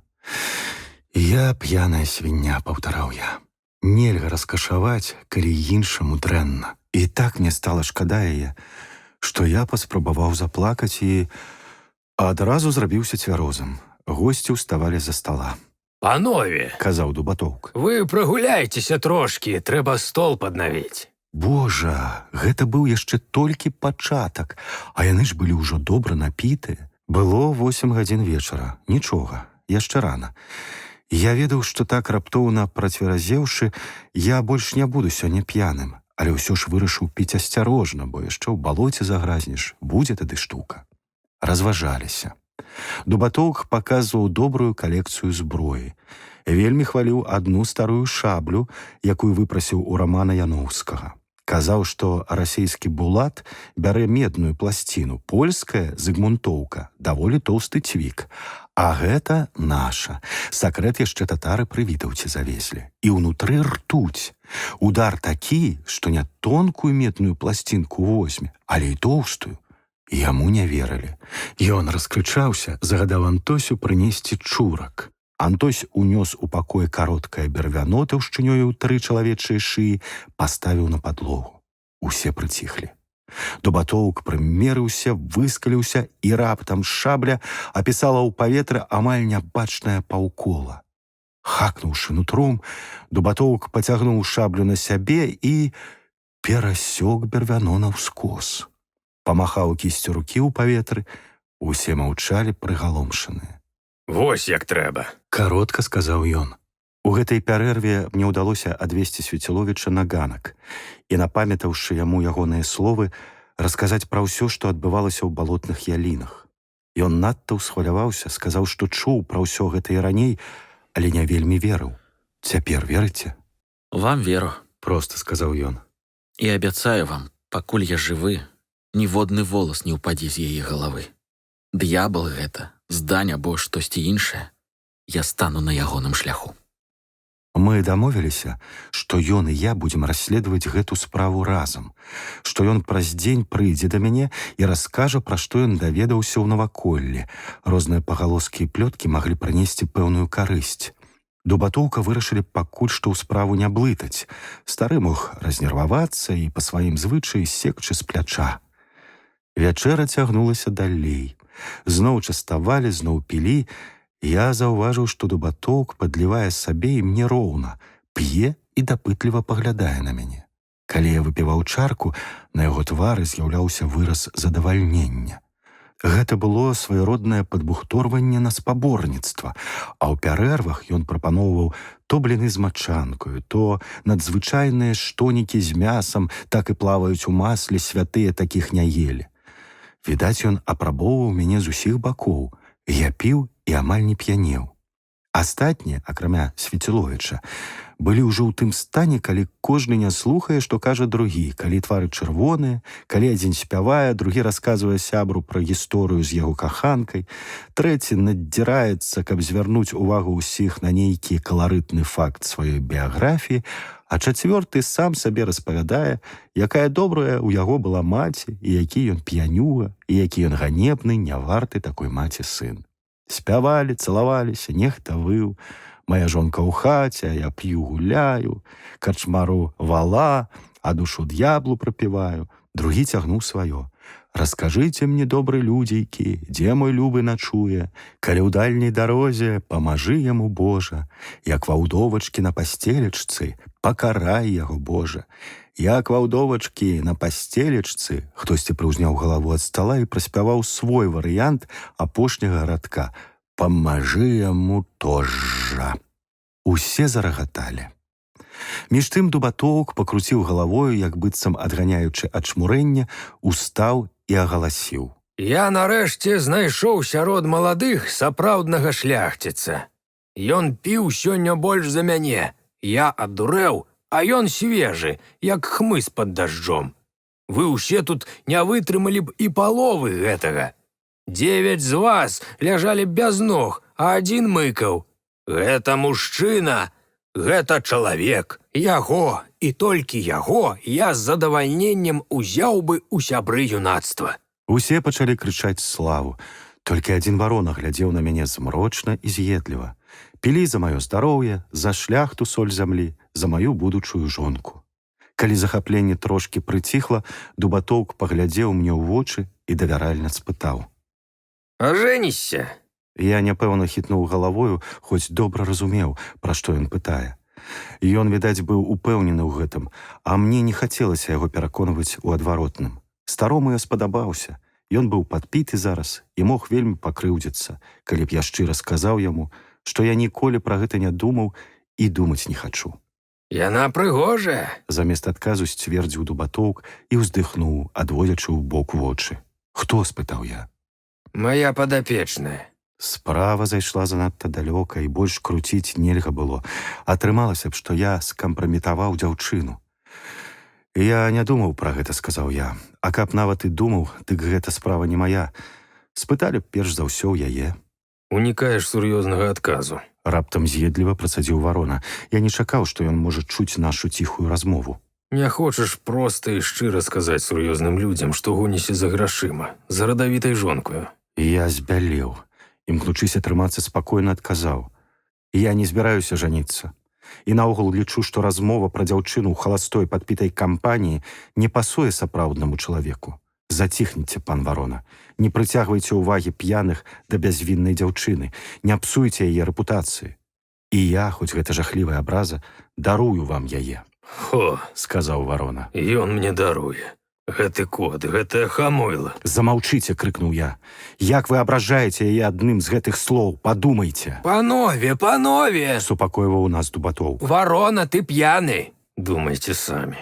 Я спусціў вам аднойчы вашу правіну. Я не буду гэтага рабіць больш. Прашыпеў Варона. Мярзотнік, гаркнуў я шалеючы. Гэта я? Так, вы, крыкнуў я так страшна, што нават той, хто спаў, узняў галаву ад стала. Я прымушу вас замазаць глотку. Сталовы нож прасвісцеў у паветры і плазам стукнуўся мне ў грудзі. Я ўскочыў з месца, схапіў Варону за грудзі і трахануў. У той самы час Дубатоўк схапіў нас за плечы і расцягнуў, моўчкі штурхнуўшы Варону ў грудзі. Саромся, Алесь! Загрымеў ён. Ты, шчанюк, зараз жа мірыся. Не чакай, Дубатоўк, справа сур'ёзная, позна. Закрануты мой гонар. Рыкаў Варона. І мой гонар як гаспадара. Хто цяпер прыедзе да мяне ў госці? Усе скажуць, што ў мяне можна нарвацца на такое. Гудзеў Дубатоўк. Пляваць. Выкрыкнуў, ашчэрыўшыся Варона. Дубатоўк моўчкі даў яму поўху. Цяпер ты будзеш перш за ўсё біцца на шаблях са мною, бо ён толькі ўзяў цябе за грудзі. Прасіпеў ён такім голасам, што многія здрыгануліся. Я зраблю так, што мой госць пойдзе адсюль жывы і здаровы. Памыляешся. Амаль спакойна сказаў Варона.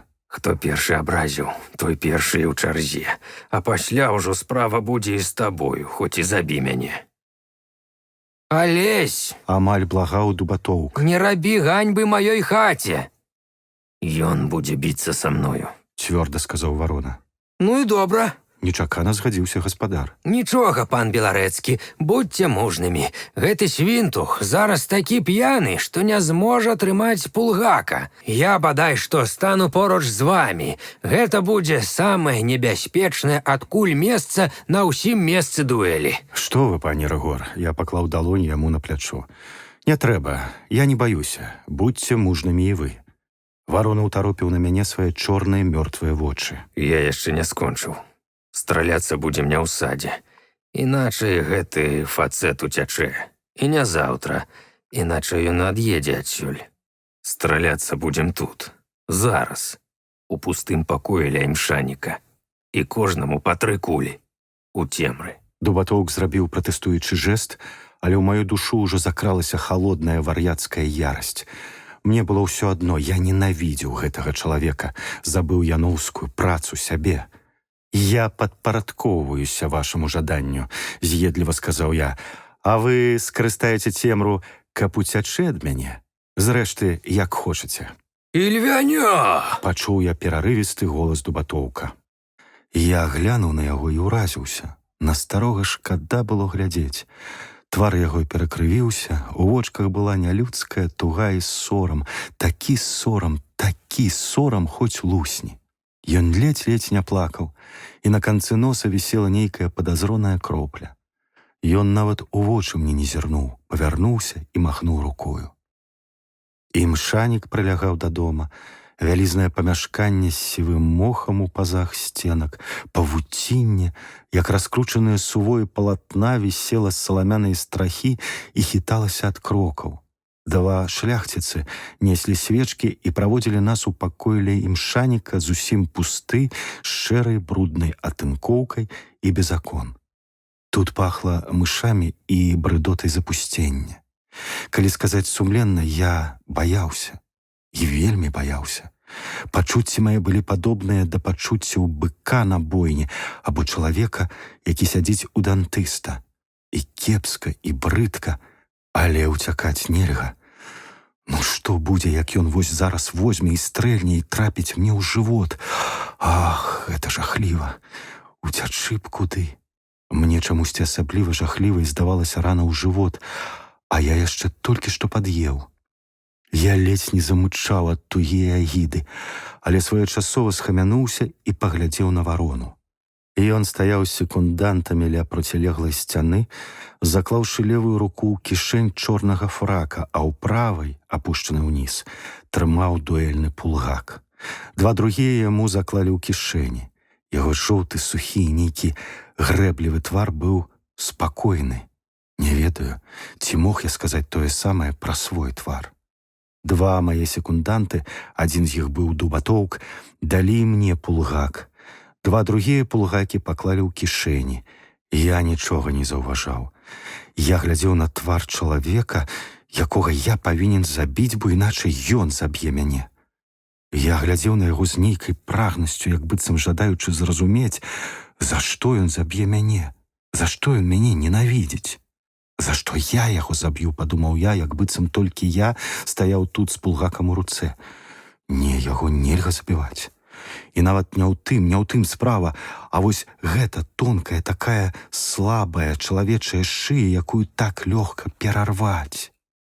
Я не хацеў паміраць таксама, я вырашыў выкручвацца, дабіцца таго, каб варона стрэліў 3 разы і тым скончыць дуэль. Секунданты выйшлі і пакінулі нас двух у пакоі. Пасля дзверы зачыніліся. Мы апынуліся ў поўнай цемры. Хутка прагучаў голас аднаго з секундантаў вароны. «Пачынайце!»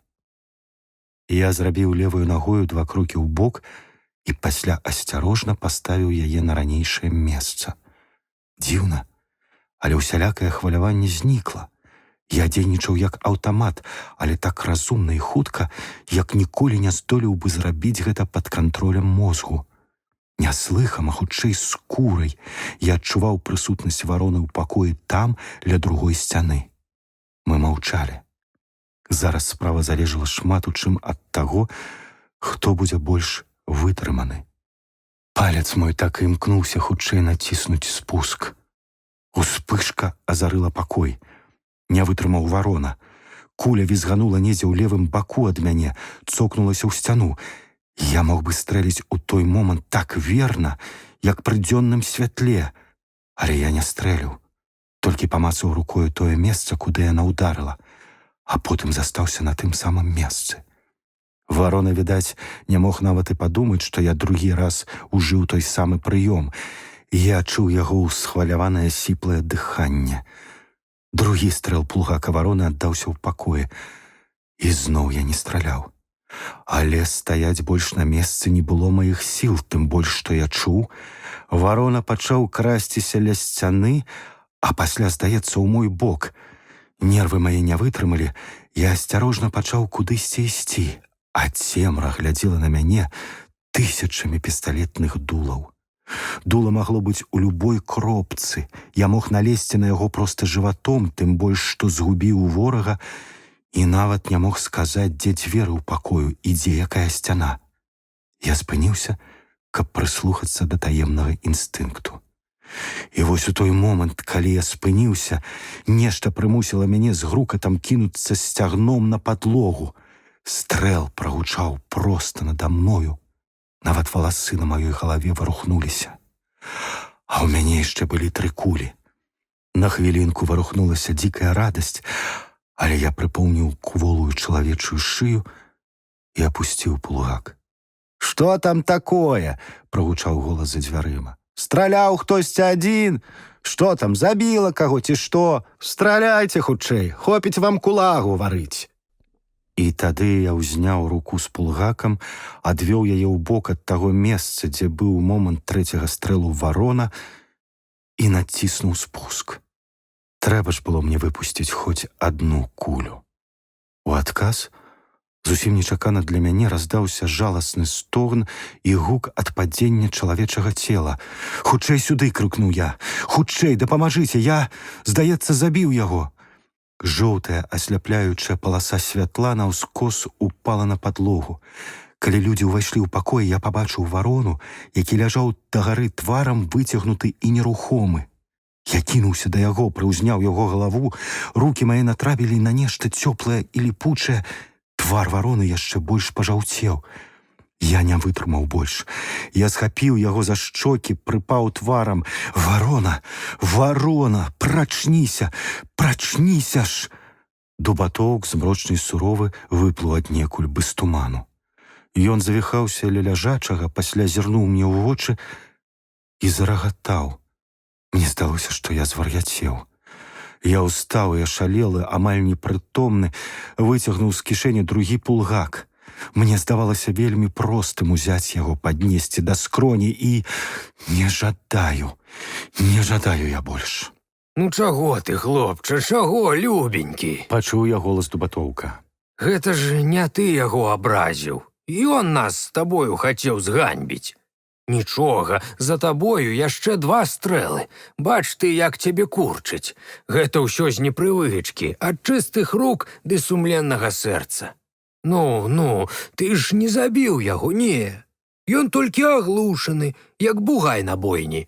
Бач, як ты яго лоўка.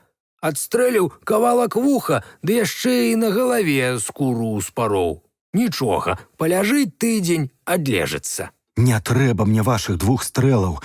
Не жадаю!» — крычаў я, як дзіцёнак, і ледзь не тупаў нагамі. «Дарую яму гэтыя 2 стрэлы!» Варону падхапілі мой секундант і яшчэ нейкі шляхціц, у якога ўвесь твар складаўся з вялізнага кірпатага носа і няголенай барады. Яны панеслі яго кудысьці. «Хай бярэ сабе гэтыя 2 стрэлы!» Толькі тут я зразумеў, які гэта жах забіць чалавека. Лепей, напэўна, здохнуць самому. І не тое, каб я быў такім ужо святым. Зусім іншая справа, калі такое здараецца ў сутычцы, у бітве, у запале. А тут цёмны пакой чалавек, які хаваецца ад цябе, як пацук ад факстэр'ера. Я стрэліў з абодвух пулгакаў у сценку ля столі, кінуў іх на зямлю і пайшоў. Калі я зайшоў у пакой, дзе адбылася свара, Варону паклалі ўжо ў адным з дальніх пакояў пад нагляданнем сваякоў Дубатоўка, а кампанія зноў сядзела за сталом. Я хацеў ісці адразу ж, не пусцілі. Дубатоўк пасадзіў мяне поруч з сабою і сказаў: «Нічога, хлопча, гэта ад нерваў у цябе. Ён жывы, будзе здаровы, чаго яшчэ? І ён будзе цяпер ведаць, як насыкацца на сапраўдных людзей. На, выпі. Я скажу табе, што ты сапраўдны чалавек. Так д'ябальскі хітра і так мужна чакаць усіх 3 стрэлаў, гэта мала хто мог зрабіць. І гэта добра, што ты высакародны. Ты ж мог забіць яго 2 астатнімі кулямі і не зрабіў гэтага. Мая хата зараз да апошняга крыжа удзячна табе». «І ўсё ж гэта дрэнна», — сказаў адзін з шляхцюкоў. «Такая вытрымка, яна не ад чалавека». Дубатоўк скалануў галавою. «Сам вінен, свіння! Сам палез, п'яны дурань! Хто б яшчэ падумаў крычаць пра грошы, акрамя яго? Ты ж ведаеш, што ён да яе сватаўся і атрымаў гарбуза. Я ўпэўнены, што пан Андрэй значна больш забяспечаны чалавек, чым яноўскія. У яго галава, праца і рукі, а ў апошняй жанчыны іхняга роду маярат, на якім трэба сядзець, як сабаку на сене, здохнуць голадам на скрыні з грашыма». І звярнуўся да ўсіх. «Панове, я спадзяюся на гонар усіх нас. Мне здаецца, аб тым, што здарылася, трэба маўчаць. Гэта не робіць гонару Вароне. Д'ябал з ім, ён заслугоўвае катаргі. Але гэта не робіць гонару і вам, і дзяўчыне, імя якой трапаў на п'яным языку гэты блазнюк. Ну, а мне і пагатоў. Адзіны, хто трымаў сябе як мужчына, гэта Беларэцкі. А ён, як сапраўдны мужчына, сціплы чалавек». Усе згадзіліся, і госці, відаць, умелі трымаць язык за зубамі, бо па акрузе ніхто і словам не абмовіўся пасля аб гэтым здарэнні. Калі я ішоў адтуль, Дубатоўк затрымаў мяне на ганку. «Каня табе даць, Андрусь?» Я ўмею ездзіць, але хацеў прайсціся пехатою і ачуняць пасля ўсяго. «Ну то глядзі». Я пайшоў дадому верасовую пусткаю. Была ўжо глыбокая ноч, месяца не было відаць за хмарамі, але нейкае няпэўнае, хварабліва шэрае святло залівала пусткі. Часам уздрыгваў пад парывамі ветру сухі верас, часам панавала цішыня. Вялізныя стаячыя каменні трапляліся каля дарогі. Панурая гэта была дарога. Цені разрасталіся, перасякалі яе. Мне трохі хацелася спаць, і я жахнуўся ад адной думкі, што трэба ісці дарогаю, абмінаць парк, крочыць каля волатавай прорвы. Лепей было зноў пайсці пусткаю і адшукаць патаемны лаз у агародчы. Я збочыў з дарогі. Амаль адразу трапіў у нейкую твань, перапэцкаў боты, пасля выбіўся на сухі верас, пасля зноў трапіў у гразь, упёрся ў доўгае і вузкае балота. Лаючы сябе за тое, што зрабіў вялікі круг, я ўзяў налева, бліжэй да зараснікаў на беразе ракі. Я памятаў, што там было суха, і да таго ж рака трохі асушае каля сябе вільготную мясцовасць. Выбіўся хутка на тую самую сцежку, па якой ішоў да Дубатоўка, і, апынуўшыся ў палове вярсты ад яго хаты, пайшоў ля зараснікаў у напрамку балотных ялін. Парк ужо вымалёўваўся верхавінамі дрэў вярсты за паўтары наперадзе, калі нейкае незразумелае пачуццё спыніла мяне. Ці пачуцці мае абвостраныя ў гэты вечар гарэлкай і небяспекаю, ці нейкае незразумелае шостае пачуццё выразна сказалі мне, што я не адзін на раўніне. Што было гэта другое, я не ведаў, але быў упэўнены, што яно яшчэ далёка. Я прыспешыў крокі, хутка абмінуў той язык дрыгвяністага месца, у які ўлез нядаўна і які перагароджваў мне шлях. Атрымалася так, што я стаяў амаль ля зараснікаў, проста перада мною ў вярсце быў парк балотных ялін, дрыгвяністая лагчына метраў у 10 шырынёй аддзяляла мяне ад таго месца, дзе знаходзіўся 40 хвілін таму, дзе сунуўся ў твань, я згубіў гэтыя хвіліны, каб зрабіць круг. За лагчынаю ляжалі пусткі, роўна асветленыя ўсё тым самым няпэўным святлом, а за імі дарога. Калі павярнуць назад, то далёка ў правым баку мігцеў апошні агеньчык у хаце Дубатоўка, мірны і ружовы, а ў левым баку, таксама далёка за пусткамі, віднеліся разложыстыя і агромністыя верхавіны Яноўскай пушчы, але яна была вельмі-вельмі далёка, на мяжы пустак і балот. Я стаяў і слухаў, хоць нейкае неспакойнае пачуццё і казала мне, што яно зараз бліжэй. Я ж не мог паверыць у прадчуванне. Павінна была быць нейкая рэальная прычына для гэтага душэўнага стану. Я не мог нічога бачыць, лёгкі туман укрываў раўніну. Я нічога не чуў. Што ж гэта магло быць, адкуль гэты сігнал? Я лёг на зямлю, прыціснуў да яе вуха і праз палову хвіліны адчуў нейкае раўнамернае страсенне зямлі. Не скажу, што я вельмі смелы чалавек, інстынкт самазахавання ў мяне можа нават больш моцны, ніж у іншых, але я заўжды быў вельмі дапытлівы. Я вырашыў чакаць і хутка быў узнагароджаны. Збоку пушчы па пустках рухалася нейкая цёмная маса, даволі вялікая і рухавая. Я доўгі час не мог здагадацца, што гэта такое. Пасля я пачуў дробны і роўны пошчак капытоў. Шамацеў верас, пасля ўсё знікла, маса, відаць, спусцілася ў нейкую лагчыну, а калі з'явілася зноў, пошчак змоўк. Яна імчалася бязгучна, быццам плыла ў паветры, рабілася ўсё бліжэй і бліжэй, пасля зрабілася большай, відаць, звярнула і замест галавы паказала мне бок. Яшчэ хвіліна, і я аж надаўся наперад. У хвалях слабага празрыстага туману ясна вымалёўваліся сілуэты коннікаў, якія імчалі шалёным намётам, аж конскія грывы веялі на ветры. Я пачаў лічыць іх і налічыў 20. 21 скакаў наперадзе. Я яшчэ сумняваўся, калі вецер прынёс аднекуль далёкі водгук паляўнічага рога. Халодны сухі мароз прайшоў па маёй спіне. Цьмяныя цені коннікаў беглі ад дарогі наўскос да дрыгвяністай лагчыны. Веялі паветры плашчы, вілейсы, коннікі прама, як лялькі, сядзелі ў сядле, і ніводны гук не далятаў адтуль. Менавіта ў гэтым маўчанні было самае жахлівае. Нейкія светлыя плямы выдзяляліся на гэтым туманным фоне, а 21 скакаў наперадзе, не матляючыся ў сядле. Вочы яго закрываў нізка насунуты капялюх з пяром. Твар быў змрочны і бледны, вусны падціснуты. Дзікі верас спяваў пад іхнімі нагамі.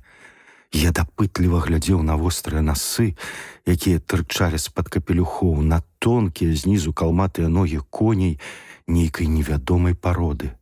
Бязгучна скакала па верасе дзікае паляванне караля Стаха, імчалі шэрыя, туманныя, нахіленыя наперад постаці. Я не адразу зразумеў, што яны, блукаючы балотам, натрапілі на мой след і зараз ідуць па ім па маю душу. Яны спыніліся, ўсё так жа бязгучна каля таго месца, дзе я ўбіўся ў твань. Да іх было не менш 10 метраў праз дрыгву, і я бачыў нават, што коні іхнія, туманныя коні, варанога і стракатага колераў, але не пачуў ніводнага гуку. Толькі недзе ля пушчы часам спяваў прыглушаны рог. Я толькі бачыў, што адзін з іх павіснуў у сядле, паглядзеў на сляды, зноў выпряміўся. Правадыр махнуў рукою ў той бок, куды пайшоў я, гінаючы лагчыну, і паляванне памчала. Яшчэ хвілін 15, і яно, агінуўшы лагчыну, павінна было быць тут. Халодная злосць віравала ў маім сэрцы. Ну не, зданівайце хто, а я вас стрэну па-належнаму. Рэвальвер, 6 набояў і паглядзім. Я хутка сунуў руку ў кішэні. Халодны пот выступіў на маім ілбе. Рэвальвера не было. Я толькі тут успомніў, што пакінуў яго ў шуфлядзе бюро ў маім пакоі. Гэта канец, падумаў я. Але чакаць канца, склаўшы лапкі, было не ў маіх правілах. Праз 15 хвілін будуць тут. Мясцовасць няроўная. Там-сям ёсць балотцы, якія мажліва перабегчы мне, а не коннікам. Хоць, можа, калі яны здані, яны пералятуць іх у паветры. Я магу заблытаць сляды. Я зняў боты, каб у першыя хвіліны не прыцягнуць увагі пагоні гукам сваіх крокаў, і пайшоў. Спачатку няспешна, а пасля, калі лагчына схавалася хутчэй, я пятляў, бег па верасе, ногі мае ўзмоклі ад расы. Я накіраваўся спачатку ўздоўж лагчыны, а пасля крута звярнуў да балотных ялін хмызамі. Некалькі разоў я бег па вадзе, ці зважаць мне было на гэта. Хутка я зноў дабег да сцежкі, а калі павярнуўся, то пабачыў дзікае паляванне ўжо на гэтым баку. Яно з той самай тупой упартасцю рухалася па маіх слядах. Пагоня імчала, грывы і плашчы рэялі ў паветры. Карыстаючыся тым, што я схаваны ад іх хмызамі, а сцежка ідзе пад гару, я ўзяў боты ў рукі і даў па сцежцы такі клас бегу, якога не даваў ніколі да гэтага і бадай што ніколі пасля. Я імчаў так, што вецер свісцеў у вушах, паліла ў лёгкіх, выядаў вочы пот, а тупат за маёю спіною, хоць павольна, а набліжаўся. Хутка мне ўжо здавалася, што я ўпаду, і я сапраўды 2 разы спатыкнуўся, але выправіўся і бег, павольна, вельмі павольна набліжаўся цёмны парк, а тупат гучаў усё бліжэй і бліжэй. На маё шчасце, прыйшло другое дыханне, як сказалі б зараз. Я бег на прасткі праз яры і ямы, агінаючы гарбы, на якіх мяне маглі заўважыць. І тупат гучаў то бліжэй, то далей, то з правага, то з левага боку. Мне не было часу азірацца, але раз я ўсё ж азірнуўся з хмызоў. Яны, людзі дзікага палявання, ляцелі за мною ў малочным нізкім тумане. Коні іхнія распасцерліся ў паветры, верас звінеў пад капытамі, коннікі сядзелі нерухома, і над імі ў лапіку чыстага неба гарэла самотная вострая зорка. Напружыўшы апошнія сілы, я скаціўся з горкі, перасек шырокую сцежку, скокнуў у канаву і пабег па дне, па вадзе. Канава набліжалася да агароджы, я выскачыў з яе і адным скачком перанёсся да агароджы. Яны былі ў якіх-небудзь 20 сажнях ад мяне, але трохі замарудзіліся, і гэта дало магчымасць праскочыць у ледзь прыкметную дзірку і захавацца ў бэзе. На сцежцы было зусім цёмна ад дрэў, і таму, калі яны амаль бязгучна прамчалі паўз мяне, я не змог разгледзець іх, але добра чуў, як галаўны прастагнаў да прорвы. Дзікае паляванне памчала далей, а я сеў на зямлю. Сэрца маё калацілася, як хвост авечкі, але я хутка ўстаў. Сядзець пасля бегу нельга. Я добра разумеў, што толькі атрымаў адтэрміноўку. Яны могуць хутчэй дамчаць навакольным шляхам да дома, чым я дайду да яго на цянькі. І зноў пабег. Ногі мае былі збіты да крыві, двойчы я ўпаў, запнуўшыся аб карэнні. Лапы ялін сцябалі мой твар. Гмах палаца вырас перада мною зусім нечакана, і адначасова я пачуў пошчак капытоў недзе наперадзе. Яны зноў гучалі, яны грымелі так часта, што я скурай адчуваў, яны імчаць неверагодна хуткім намётам. Я пайшоў ва-банк. Я мог схавацца, але ў палацы была дзяўчына, якая зараз, пэўна, вельмі спалохалася. Я павінен быў быць там. Там была моя зброя. У некалькі скачкоў я апынуўся на ганку і затарабаніў дзверы. «Надзея Романовна! Надзея Романовна, адчыніце!» Крычаць было нельга, яна магла абамлець ад жаху. А ляск капытоў быў ужо тут, на гэтай палове палаца. Я грукацеў.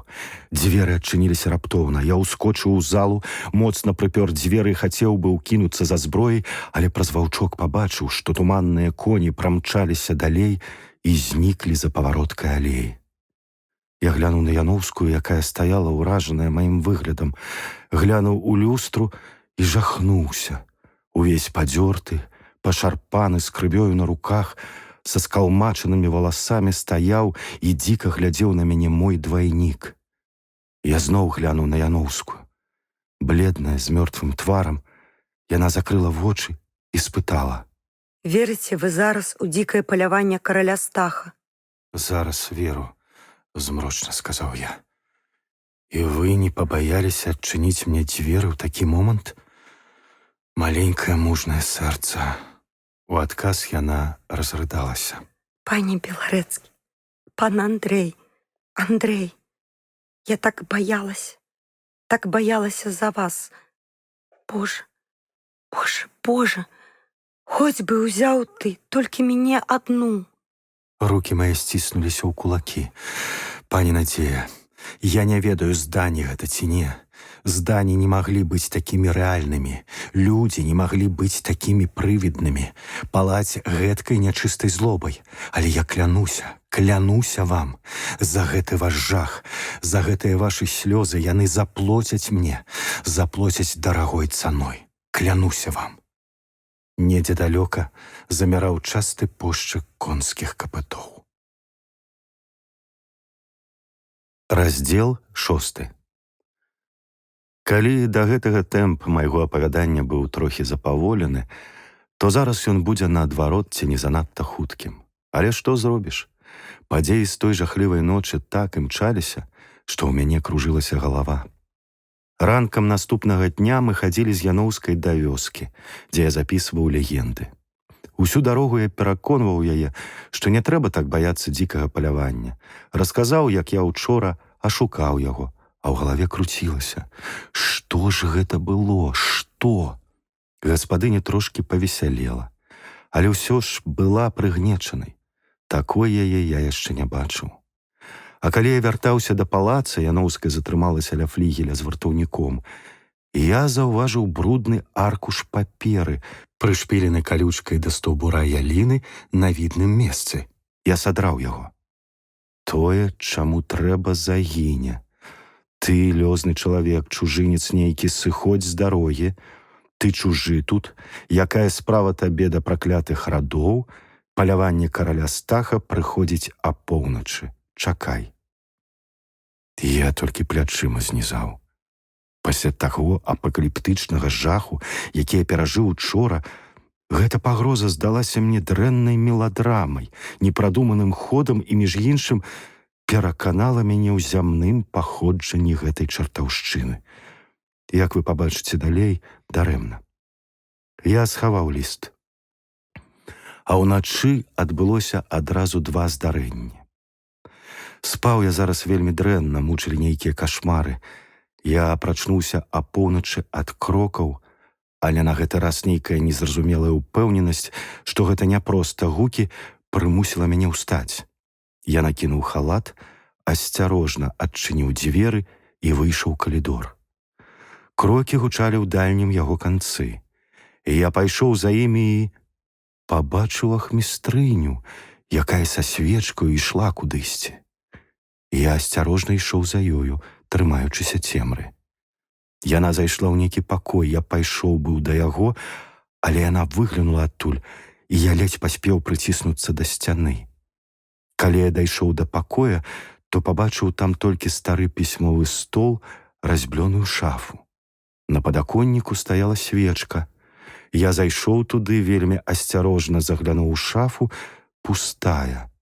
Пакой быў зусім пусты, і, на жаль, мне нельга было вартаваць у ім. Я мог сапсаваць усю справу. Таму я пайшоў за паваротку калідора і стаў там. У халаце было холадна, мерзлі ногі, але я стаяў. Я стаяў, напэўна, ўжо каля гадзіны, каля раптам другая з'ява ўразіла мяне. Па калідоры, па дальнім яго канцы, рухалася блакітная постаць жанчыны. Адкуль яна з'явілася, не ведаю. Калідор у тым канцы таксама рабіў калена, яна рухалася плаўна, быццам плыла. Я толькі быў рушыў туды, як спыніўся, уражаны. Твар гэтай жанчыны быў тварам Надзеі Яноўскай, толькі дзіўна змененым. Ён быў вельмі паважны і спакойны, больш сталы і нейкі нават больш выцягнуты. Дзе я бачыў такі? Я ўжо здагадаўся і ўсё ж не верыў сам сабе. Ну, вядома, партрэт страчанай жанчыны ў зале, блакітная жанчына. Я забыўся на ахмістрыню, на холад, на ўсё. Гэтую таямніцу я павінен быў вырашыць неадкладна. І я рушыў туды. А яна плыла ад мяне, і тут толькі я заўважыў, што вялікае акно ў калідоры напалову адчынена. Я наступіла на нізкі падаконнік і знікла. Я дабег да акна, выглянуў і нічога не пабачыў, быццам нехта смяяўся з мяне. Кут дома быў, праўда, зусім недалёка, але карніз быў. Всё той самы вузенькі карніз. Я ўшчыкнуў сябе за руку. Не, я не спаў. Я так быў уражаны гэтым новым здарэннем, што ледзь не прапусціў вяртання ахмістрыні. Тая ішла са свечкай, трымаючы ў руцэ нейкі аркуш паперы. Я праціснуўся ў нішы дзвярэй. Яна прайшла паўз мяне, не заўважыўшы, пасля выглянуў і пабачыў, што яна спынілася ля акна, пахітала галавою і, мармычучы нешта, зачыніла яго. Пасля пайшла па сходах на першы паверх. І што ёй трэба было тут, на другім паверсе? Я пайшоў быў да сябе, але раптам спыніўся і ціхутка пастукаў у дзверы пакоя Яноўскай. Чым не жартуе д'ябал, а раптам гэта ўсё ж была яна. Я сказаў шэптам: «Надзея Романовна, вы спіце?» У адказ я пачуў соннае мармытанне.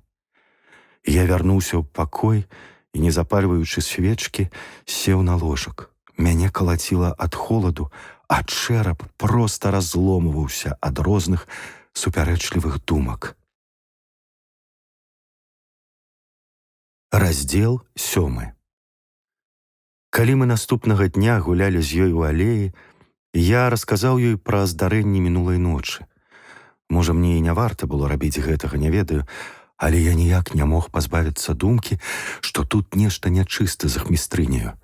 Яна не здзівілася, паглядзела на мяне вялікімі рахманымі вачыма і адказала павольна: Бачыце, а я ў гэту ноч так перахвалявалася за вас, што спачатку не спала, а потым заснула так моцна, што нават нічога не чула. Не варта вам ставаць уначы, пані Беларэцкі. Калі што-небудзь здарыцца, я гэтага сабе не дарую. А наконт ахмістрыні вы памыляецеся. Уласна кажучы, яна можа хадзіць паўсюль. Я не датрымліваюся старых правіл, што ахмістрыня можа прыходзіць на другі паверх толькі тады, калі яе клічуць. Тут самае жахлівае не яна, а блакітная жанчына. Зноў яна з'явілася. Неадменна здарыцца нешта дрэннае. І з суровай мужнасцю дадала: Хутчэй за ўсё гэта будзе смерць. І я маю ўсе падставы думаць, што памру я. Мы сядзелі ў старой альтанцы, закінутай глыбока ў зарасніках. Камень ад старасці ўвесь аброс мохам, які пасля апошніх дажджоў молада зазелянеў. Пасярэдзіне альтанкі стаяла мармуровая дзеўка з адбітым вухам, і па твары яе поўз слімак. Яноўская паглядзела на яе і сумна ўсміхнулася. Вось так і мы. Брыдота запустення, наше жыццё. Вы казалі, што не зусім верыце ў тое, што гэта здані. Я з вамі не згаджаюся, але хоць бы і так, што мяняецца? Ці не ўсё адно, ад каго пакутаваць? Калі пакутаваць трэба скупляць грахі. Вы іх скупілі гэтымі 2 гадамі, пачаў я, але яна не слухала мяне. Людзі грызуцца, як павукі ў банцы. Шляхта памірае. Калісьці мы былі моцнымі, як камень, а зараз мы... Ведаеце, калі раскалоць камень са старога будынка, у ім будуць слімакі. Невядома, чым яны там жывяцца, але варта стукнуць такі камень, як ён разваліцца. Так і мы. І няхай стукаюць хутчэй. І не шкада вам гэтай прыгажосці? Павёў я рукою вакол сябе. Не, толькі б хутчэй. Я наогул даўно гатова знікнуць разам з гэтым гняздом і не шкадавала б ні яго, ні сябе. Але з некаторага часу я заўважыла, што мне робіцца трошкі шкада жыцця. Напэўна, яно не такая дрэнная штука, як я думала. Напэўна, і ў ім ёсць сонца, сябры, пушыстыя дрэвы, смеласць і вернасць. Гэта вельмі добра, што вы так думаеце. Не, гэта вельмі дрэнна. У 100 разоў горш паміраць, любячы жыццё, ніж так, як я меркавала памерці раней. Раней жах быў звыклым станам маёй душы. Зараз ён ператвараецца ў штосьці такое, чаму няма наймення, чаго я не жадаю. І ўсё таму, што я пачала трошкі верыць людзям. Не трэба гэтай веры. Не трэба надзеі.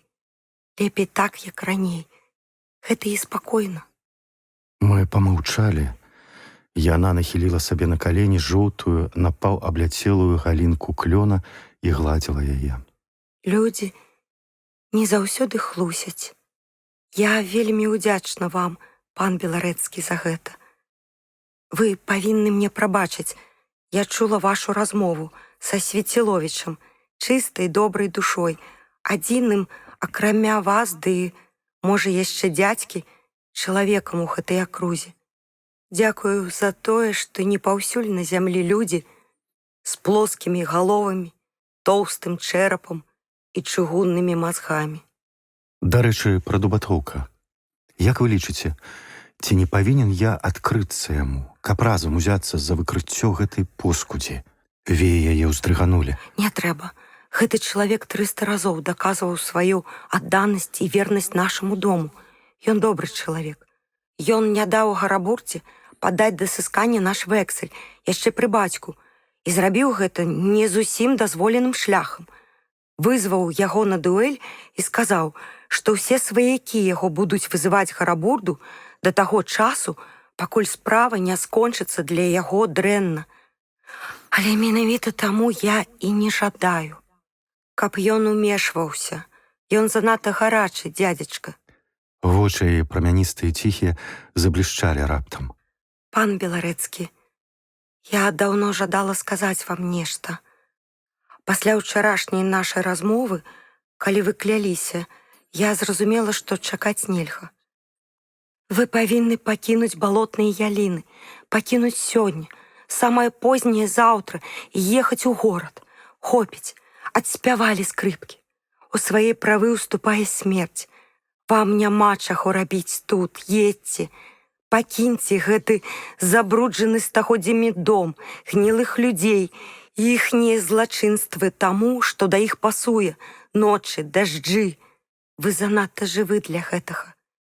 І вы чужы. Надзея Романовна, залямантаваў я, што вы кажаце? Мяне ўжо называлі тут чужынцам. Ці мог я чакаць, каб з вашых вуснаў даляцела да мяне тое самае жорсткае слово? Чым я заслужыў яго? Нічым, Суха сказала яна. але позна. Усё на свеце позна прыходзіць. Вы занадта жывы. Ідзіце да свайго народа, да тых, хто жыве, галадае і смяецца. Ідзіце перамагаць, а мёртвым пакіньце магілы. Я раззлаваўся да непрытомнасці. А вы, не мой народ, а гэтыя людзі запалоханыя і галодныя, гэта не мой народ, а Свяціловіч, якому я павінен буду здрадзіць, гэта не мой народ. А гэтыя праклятыя богам балоты, дзе чыніцца мярзота, гэта не мая зямля. А дзеці, якія плачуць уначы, пачуўшы пошчак капыт дзікага палявання, якія дрыжаць ад жаху ўсё жыццё, гэта не дзеці маіх братоў? Як вы смелі нават прапанаваць мне такое? Яна ламала рукі. Пане Беларэцкі, няўжо вы не разумееце, што позна абуджаць да жыцця гэтую мясцовасць і мяне? Мы стаміліся спадзявацца. Не абуджайце нашай надзеі. Позна, позна. Няўжо вы не разумееце, што вы адзін, што вы нічога не зробіце, што пагібель вашых гэта будзе жахліва, гэта будзе непапраўна. Я не дарую сабе гэтага. О, каб вы ведалі, якія гэта жахлівыя здані, якія ненажэрныя да чужой крыві. Надзея Романовна, сказаў я холадна, ваш дом моцная крэпасць, але калі вы гоніце мяне, я пайду ў менш надзейную, але не пакіну гэтай мясцовасці. Зараз трэба або памерці, або перамагчы. Памерці, калі гэта зданне, перамагчы, калі гэта людзі. Я не паеду адсюль, не паеду ні завошта на свеце. Калі я перашкаджаю вам, іншая справа. Але калі ваша просьба выклікана толькі тым, што вы баіцёся за мяне, не хочаце рызыкаваць маёй скурай, я застаюся. Урэшце, гэта мая скура, і я маю поўнае права карыстацца ёй, як сам захачу. Разумееце?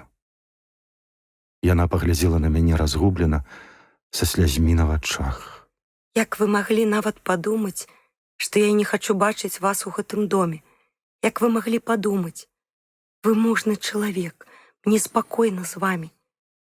Мне нарэшце добра з вамі. Нават калі вы такі грубы, як зараз былі. Шляхціц так не сказаў бы. Яны такія гжэчныя, вытанчаныя, так хаваюць свае думкі. Мне так апрыкрала гэта. Я хачу бачыць вас у гэтым доме. Я толькі не хачу бачыць вас такім, як учора, або забітым, падхапіў я. Не хвалюйцеся. Больш вы мяне такім не пабачыце, зброя са мною. І зараз не я ад іх, а яны ад мяне будуць бегаць, калі хоць кропля крыві ёсць у іх бясплотных жылах. Яна ўстала і пайшла з альтанкі. Ля самага ўвахода пастаяла хвіліну спіной да мяне, павярнулася і, гледзячы ўніз, сказала: Я не хацела, каб вы рызыкавалі жыццём. Вельмі не хацела. Але пасля вашага адказу я думаю пра вас у 100 разоў лепш. Толькі вельмі сцеражыцеся, Беларэцкі. Не забывайце нідзе зброі. Я вельмі рада, што вы не паслухаліся мяне, не вырашылі ехаць. І я згодна з вамі, што людзям трэба дапамагчы. Мая небяспека — глупства, але іншыя людзі — усё. Яны, можа, тут больш вартыя шчасця, чым тыя на сонечных раўнінах, бо яны больш пакутавалі ў чаканні яго, і я згодна з вамі. Ім трэба дапамагчы. Яна пайшла, а я яшчэ доўга сядзеў і думаў пра яе. Я быў уражаны, сустрэўшы ў гэтым балоце такую высакароднасць і прыгажосць душы. Вы ведаеце, як падвышае і ўзмацняе чалавека веданне таго, што на яго нехта пакладаецца, як на каменны мур. Але я, відаць, дрэнна ведаў сябе, бо наступная ноч належыць да самых жахлівых і непрыемных успамінаў майго жыцця. Год 10 пасля я, прыпамятаўшы яе, мыкаў і стагнаў ад ганьбы, і жонка пыталася ў мяне, што са мною здарылася. І я ніколі, аж па сённяшні дзень, не распавядаў пра гэтую ноч і мае думкі нікому. Можа, і вам не распавёў бы, Але мне ў галаву прыйшла думка, што не так важлівыя ганебныя думкі, як тое, ці здолеў чалавек іх перамагчы, ці не прыходзілі яны да яго пасля. І я вырашыў расказаць вам гэта для навукі. Перад вечарам да мяне прыйшоў Свеціловіч. У гаспадыні балела галава, і яна яшчэ да яго з'яўлення зачынілася ў пакоі. Мы размаўлялі перад камінам удвух, і я расказаў яму пра здарэнні мінулага вечара. Выраз непаразумення адбіўся на яго твары, і я спытаў, што яго так здзіўляе. Нічога, Адказаў мне ён. ахмістрыня гэта глупства. Магчыма, яна проста крадзе ў гаспадыні з яе мізэрных набытку, магчыма, яшчэ што. Я даўно ведаю гэтую бабу. Даволі скупавата і дурная, як бот. У яе мазгі заплылі тлушчам. І на злачынства яна няздатная. Хоць пасачыць за ёй, здаецца, нядрэнна. Блакітная жанчына таксама лухта. У наступны раз, калі пабачыце яе, стрэльніце ў той бок. Я не баюся зданняў жанчын. А вось вы лепей адгадайце, чаму я так здзівіўся, пачуўшы пра ўчарашняе дзікае паляванне. Не ведаю. Ну а скажыце, ці не было ў вас ніякіх падазрэнняў наконт вароны? Скажам так, варона сватаецца да Яноўскай, атрымлівае гарбуза і пасля, каб адпомсціць, пачынае выкідваць жарцікі з дзікім паляваннем. Вы не чулі пра сватанне? Так, яшчэ 2 гады таму пры жыцці Рамана ён прапанаваў гэтаму, тады яшчэ дзіцёнку, руку і сэрца. Таму і на вас злоецца, таму і сваркі шукаў, а калі не атрымалася, вырашыў прыбраць вас з дарогі. Я толькі думаў, што гэта будзе трохі пасля. Я задумаўся. Прызнаюся вам, такія думкі ў мяне былі, магчыма, я нават даў бы ім волю, каб не ведаў, што варона ляжыць паранены. То якраз глупства. Адразу амаль пасля вашага адыходу ён з'явіўся да стала, зялёны і змрочны, але амаль цвярозы. Кровапусканне дапамагло. Ён быў закручаны бінтам, як качан капусты, адзін нос і вочы глядзелі. Дубатоўк яму: «Што, хлопча, сорамна, напіўся як свіння. Мяне на дуэль выклікаў, а нарваўся на чалавека, які табе даў чосу». Варона паспрабаваў усміхнуцца, але ад слабасці хіснуўся. «Сам бачу, дзядзька, што я дурань.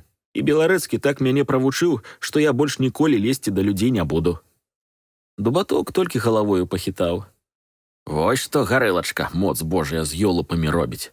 А варона яму: «Я думаю, трэба ў яго прабачэння папрасіць. Нязручна. Усё адно, як паклікалі ў госці і спрабавалі высцебаць». Пасля падумаў: «Не, кажа, прабачэння прасіць не буду, злуюся трохі». І ўрэшце ён задавальненне атрымаў. І я вам скажу яшчэ, ён сядзеў з намі, а мы пілі да самага світання.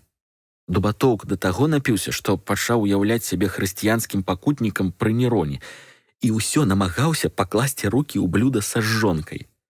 Гэты твой секундант, боўдур, год пад 40, усё плакаў і крычаў: «Матухна, прыдзі сюды, пагладзь мяне па галоўцы, крыўдзяць твайго сына, не даюць яму больш гарэлкі». Чалавекі 3 так і заснулі пад сталом. Ніхто з іх не выходзіў ані на хвіліну. Так што да дзікага палявання ні варона, ні дубатоўк дачынення не маюць. А вы што, і дубатоўка падазравалі? А чаму не? Жорстка сказаў Свеціловіч. Я нікому зараз не давяраю. Справа ідзе пра Надзею Раманаўну. Што ж я дубатоўка буду адсюль з падазроных выключаць? З якой прычыны? Што добры ён? Уга, як чалавек прыкінуцца можа. Я і сам учора нават не падыходзіў да вас падчас дуэлі, каб не падазравалі, калі яны злачынцы. І зараз не буду падыходзіць, не трэба. Я і вас падазраваў. Раптам ды пасля схамянуўся. Вядомы этнограф ідзе ў бандыты. Ха! Так і дубатоўк мог ягняткам прыкінуцца. А галоўнае, не спадабаўся мне ягоны гэты падарунак. Партрэт Рамана Старога. Як быццам назнарок, каб дзяўчыну з каляі выбіць. А што, схамянуўся я, сапраўды падазрона. Яна зараз нават ля каміна сядзець баіцца. То-то ж бо, Прыгнечана сказаў Свеціловіч. Значыцца, не ён кароль Стах. Падарунак гэта якраз на яго карысць, кажа. І ўчарашняя падзея. Слухайце, сказаў я, а чаму б не дапусціць, што кароль Стах? Гэта вы, Вы ж пайшлі учора пазней мяне, вы да мяне без усякай падставы раўнуеце. Вы, можа, мне проста вочы замыльваеце, а на самай справе ледзь толькі я выйшаў, як вы, на коні, хлопцы. Я ні на хвіліну не думаў так. Але мне не спадабалася, што даверлівы шчыры хлопец сёння трымае сябе як недаверлівы дзед. Свеціловіч глядзеў на мяне як ачмурэлы, лыпнуў разы са два вачыма і раптам зарагатаў, адразу ператварыўшыся зноў у добрага чыстага юнака. «То-то ж бо», — адказаў я ягоным тонам. «Не плявузгайце на такіх старых, як дубатоўк, дарэмна. Абразіць чалавека нядоўга». Ды я і не думаю зараз на яго. Усё яшчэ рагочучы адказаў ён. Я ж вам казаў, яны былі са мною. Калі пачало днець, вароне зрабілася вельмі дрэнна. Пайшла зноў кроў, пачаў трызніць. Паслалі аднаго за дзетам знахарам, пасля нават урача прывезлі. Не паленаваліся ў павет паехаць. Прыехаў ён зусім нядаўна і прыгаварыў варону да тыдня ў ложку. Сказалі, што атрымалася выпадкова. Ну, а хто б яшчэ мог быць? Мы перабралі ўсё наваколле, але ні на кім не спыніліся. Думалі пра Бермана нават, і хоць разумелі, што ён цялё, вырашылі напісаць ліст да знаёмых Свеціловіча ў губернскі горад і даведацца, як ён там жыў раней і што ён за чалавек. Гэта было патрэбна таму, што ён быў адзін з людзей яноўскага наваколля, пра якога мы нічога не ведалі. Мы гадалі і так, і сяк, але ні да чаго не маглі дадумацца. «Хто багацейшы ў ваколіцах балотных ялін?» – спытаў я. Свеціловіч падумаў. Яноўская, здаецца. Хоць багацей яе мёртвая. Пасля ідзе Гаровіч, ён не жыве тут. Пасля пан Гарабурда, між іншым, галоўны наследнік Яноўскай у тым выпадку, калі б яна памерла зараз. Пасля ідзе, пэўна, Дубатоўк. Зямлі ў яго мала, гаспадарка і хата, самі бачыце, бедныя, але, відаць, ёсць прыхаваныя грошы, бо ў яго заўсёды ядуць і п'юць госці. Астатнія дробязь. Вы кажаце, Гарабурда наследнік Яноўскай. Чаму ён, а не вы, яе сваяк? Я ж вам казаў, бацька сам адмовіўся ад права на спадчыну. Небяспечна, маёнтак не дае даходу. На ім вісяць нейкія вэксалі, як кажуць. А вы не думаеце, што Гарабурда? А якая яму выгада злачынствам зарабляць тое, што ўсё адно можа належаць яму? Скажам, Яноўская выйдзе замуж, вэксаль у яго, калі гэта не байка. Ды ён і баягуз, якіх мала. Так, задумаўся я. Тады пойдзем другім шляхам. І вось якім. Трэба даведацца, хто выбавіў у той вечар Рамана з дому. Што мы ведаем? Што дзіцё было ў нейкіх кульшаў. А можа, Раман зусім не па яго выехаў? Я ж гэта ведаю са слоў Бермана. Буду пытаць у кульшаў. А вы навядзіце спраўкі пра жыццё Бермана ў губернскім горадзе. Я праводзіў яго да дарогі і вяртаўся ўжо ў прыцемку алею. Брыдка і непрыемна было мне на душы. Алея, уласна, даўно ператварылася ў сцежку, і ў адным месцы агінала вялізны, як дрэва, круглы куст бэзу. Мокрыя, сэрцападобныя лісты, яшчэ зусім зялёныя, цьмяна блішчалі, з іх падалі празрыстыя кроплі, і куст плакаў. Я абмінуў яго і адышоў крокаў на 10, калі раптам нешта суха луснула ззаду. Я адчуў пякучы боль у плячы. Сорамна сказаць, але ў мяне адразу затрэсліся жылкі. Вось яно, падумаў я, зараз пекануць яшчэ раз. Трэба было стрэльнуць проста ў бэз, ці нават проста кінуцца бегчы. Усё было б разумней таго, што я зрабіў. А я з вялікага перапуду павярнуўся і кінуўся бегчы проста на куст, грудзьмі на кулі. І тут я пачуў, што ў хмызах нешта затрашчала, хтосьці кінуўся ўцякаць. Я гнаўся за ім, як шалёны, і толькі здзівіўся, чаму ён не страляе. А ён, відаць, дзейнічаў таксама інстынктыўна. Уцякаў ва ўсе лапаткі і так хутка, што храбусценне сціхнула, а я так і не пабачыў яго. Тады я павярнуўся і пайшоў дадому. Я ішоў і амаль роў ад крыўды. У пакоі я глядзеў рану, глупства, драпіна верхняга плечавога мускула. Але за што, за што? З песні слова не выкінеш, напэўна, пасля ўзрушэння апошніх дзён выявіўся ў мяне агульны заняпад нерваў, але я гадзіны дзве літаральна курчыўся ад жаху на сваім ложку. Ніколі б я не падумаў, што чалавек можа быць такім мізэрным смаўжом. Я ледзь не плакаў. Прыпомнілася папярэджанне, крокі ў калідоры, жахлівы твар у акне, блакітная жанчына, бег па верасовых пустках, гэты стрэл у спіну. Заб'юць, неадменна заб'юць. Мне здавалася, што цемра глядзіць на мяне нябачнымі вачыма нейкай пачвары, што вось нехта падкрадзецца зараз і схопіць. Сорамна сказаць, але я накінуў коўдру на галаву, каб не схапілі з боку падушкі, як быццам коўдра магла абараніць. І мімаволі, невядома адкуль, з'явілася подленькая думка: трэба ўцякаць. Ім лёгка на мяне пакладацца, няхай самі разбіраюцца з гэтымі агідамі і з гэтым паляваннем. Звар'яцею, калі яшчэ тыдзень пабуду тут. Ніякія маральныя крытэрыі не дапамагалі. Я калаціўся, як асінавы ліст, і калі заснуў, то быў такім выснажаным, быццам век вазіў каменне. Напэўна, калі б прагучалі крокі малога чалавека, я б залез у той вечар пад ложак, але таго, на шчасце, не было. Ранак надаў мне мужнасці. Я быў надзіва спакойны.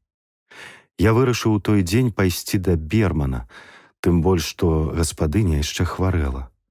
За домам стаялі вялізныя, вышэй чалавека, ўжо засыхаючыя лопухі. Праз іх я дабраўся да ганка і пастукаў у дзверы. Мне не адказалі.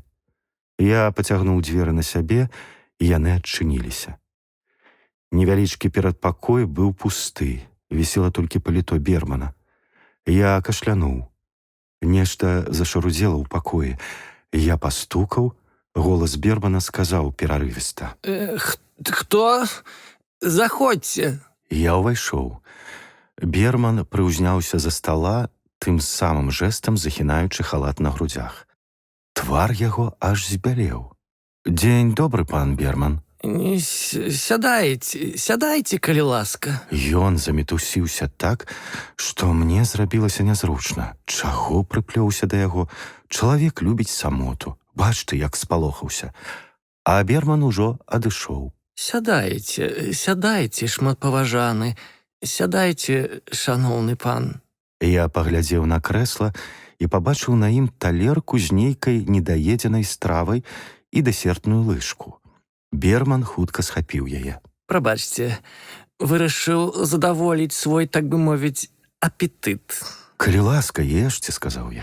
Што вы, есці ў прысутнасці грэчнага пана я не магу. Вусны фарфоравыя лялькі прыемна крывіліся. Вы не заўважалі, вас, пан, якое гэта непрыемнае відовішча, калі чалавек харчуецца? О, гэта жахліва. Ён тупа плямкае, чамкае і нагадвае некую худобу. Ва ўсіх людзей так выразна праяўляецца падабенства да якога-небудзь звера. Той жарэ, як леў, той чамкае, як, прабачце, тая жывёла, якую пасвіў блудны сын. Не, пане дабрадзею, я ніколі не ем на людзях. Я сеў. Пакой быў вельмі сціпла абстаўлены. Жалезны ложак, які нагадваў гільяціну, стол, 2 крэслы, яшчэ стол увесь завалены кнігамі і паперамі. Толькі абрус на стале быў незвычайны, вельмі цяжкі, сіні з золатам. Звісаў ён да самай падлогі. Што дзівіцеся? О, вас, пані, гэта адзінае, што засталося з былых рэчаў. Пане Берман. Я слухаю вас, пані. Ён сеў, схіліўшы лялечную галаву, шырока раскрыўшы шэрыя вялізныя вочы і прыўзняўшы бровы. Я хачу спытаць у вас, другіх планаў дома няма? Не, ёсць яшчэ адзін, зроблены год 30 таму, але там проста сказана, што ён перамаляваны з таго, што я даў вам, і паказаны толькі новыя перагародкі. Вось ён, калі ласка. Я паглядзеў на план. Берман меў рацыю. А скажыце, ці няма якога замаскіраванага памяшкання на другім паверсе ля пустога пакоя з шафай? Берман задумаўся. Не ведаю вас, пані. Не ведаю, ваша мосць. Недзе там павінен быць сакрэтны асабісты архіў Яноўскіх, але дзе ён? Не ведаю. Пальцы яго так і бегалі па абрусе, выбіваючы нейкі незразумелы марш. Я падняўся, падзякаваў гаспадару і выйшаў. І чаго ён так перапалохаўся, падумалася мне. Пальцы бегаюць, твар белы. Халасцяк чортаў, людзей пачаў баяцца. І аднак нейкая думка свідравала мой мозг. Чаму? Не, нешта тут нячыста. І чамусьці круціцца ў галаве слова «рукі». Рукі. Прычым тут рукі? Нешта павінна ў гэтым слове хавацца, калі яно так лезе з-пад свядомасці. І я выходзіў ад яго з цвёрдай думкаю, што тут трэба трымацца пільнасці. Не падабаўся мне гэты лялечны чалавечак, і асабліва пальцы ў 2 разы даўжэйшыя за нармальныя, якія выгіналіся на стале, як змеі. Раздзел 8. Дзень быў шэры і змрочны. Такі раўнадушна шэры, што плакаць хацелася, калі я накіраваўся ў фальварак Жабічы, які належаў кульшам. Нізкія шэрыя хмары паўзлі над тарфянымі балотамі. Казарменны, нудны ляжаў перада мною далягляд. На роўнай карычневай паверхні раўніны там-сям поўзалі брудныя плямы, пастух пасіў авечак. Я ішоў краем волатавай прорвы, і воку літаральна не было над чым адпачыць. Нешта цёмнае ляжала ў траве, я падышоў бліжэй. Гэта быў вялізны, 3 метры ў даўжыню, каменны крыж. Павалілі яго даўно, бо нават яма, у якой ён стаяў, амаль зраўнавалася з зямлёю і зарасла травой. Літары на крыжы былі ледзь пачныя. Раб Божы Раман памёр тут наглай смерцю. Лёзныя людзі, маліцеся за душу яго, каб і за вашу хтось памаліўся. Злашча модлы вашы, асабліва Богу да душы. Я доўга стаяў ля яго. Вось, значыцца, месца, дзе загінуў Раман стары. Пане, літасцівы. Пачуў я голас за спіною. Я павярнуўся.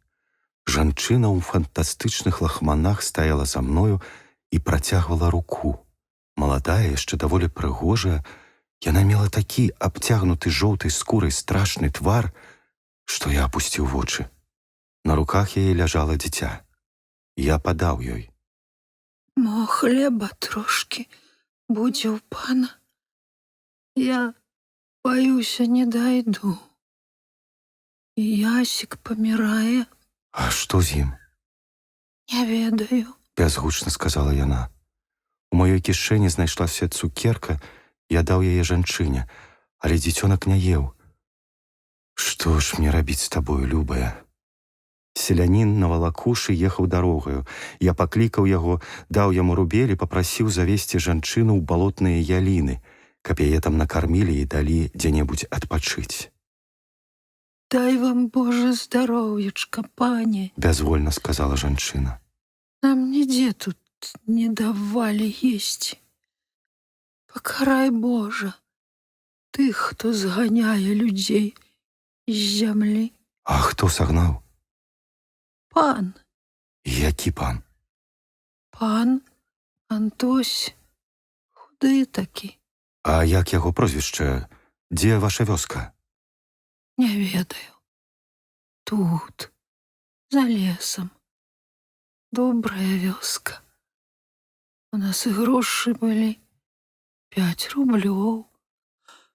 Але загналі. І ў вачах яе было здзіўленне перад тымі, хто не ўзяў нават 5 рублёў і сагнаў іх з зямлі. А мужце? Забілі. Хто забіў? Мы крычалі, плакалі, не хацелі ісці. Язэп таксама крычаў. Пасля стралялі, ён лёг.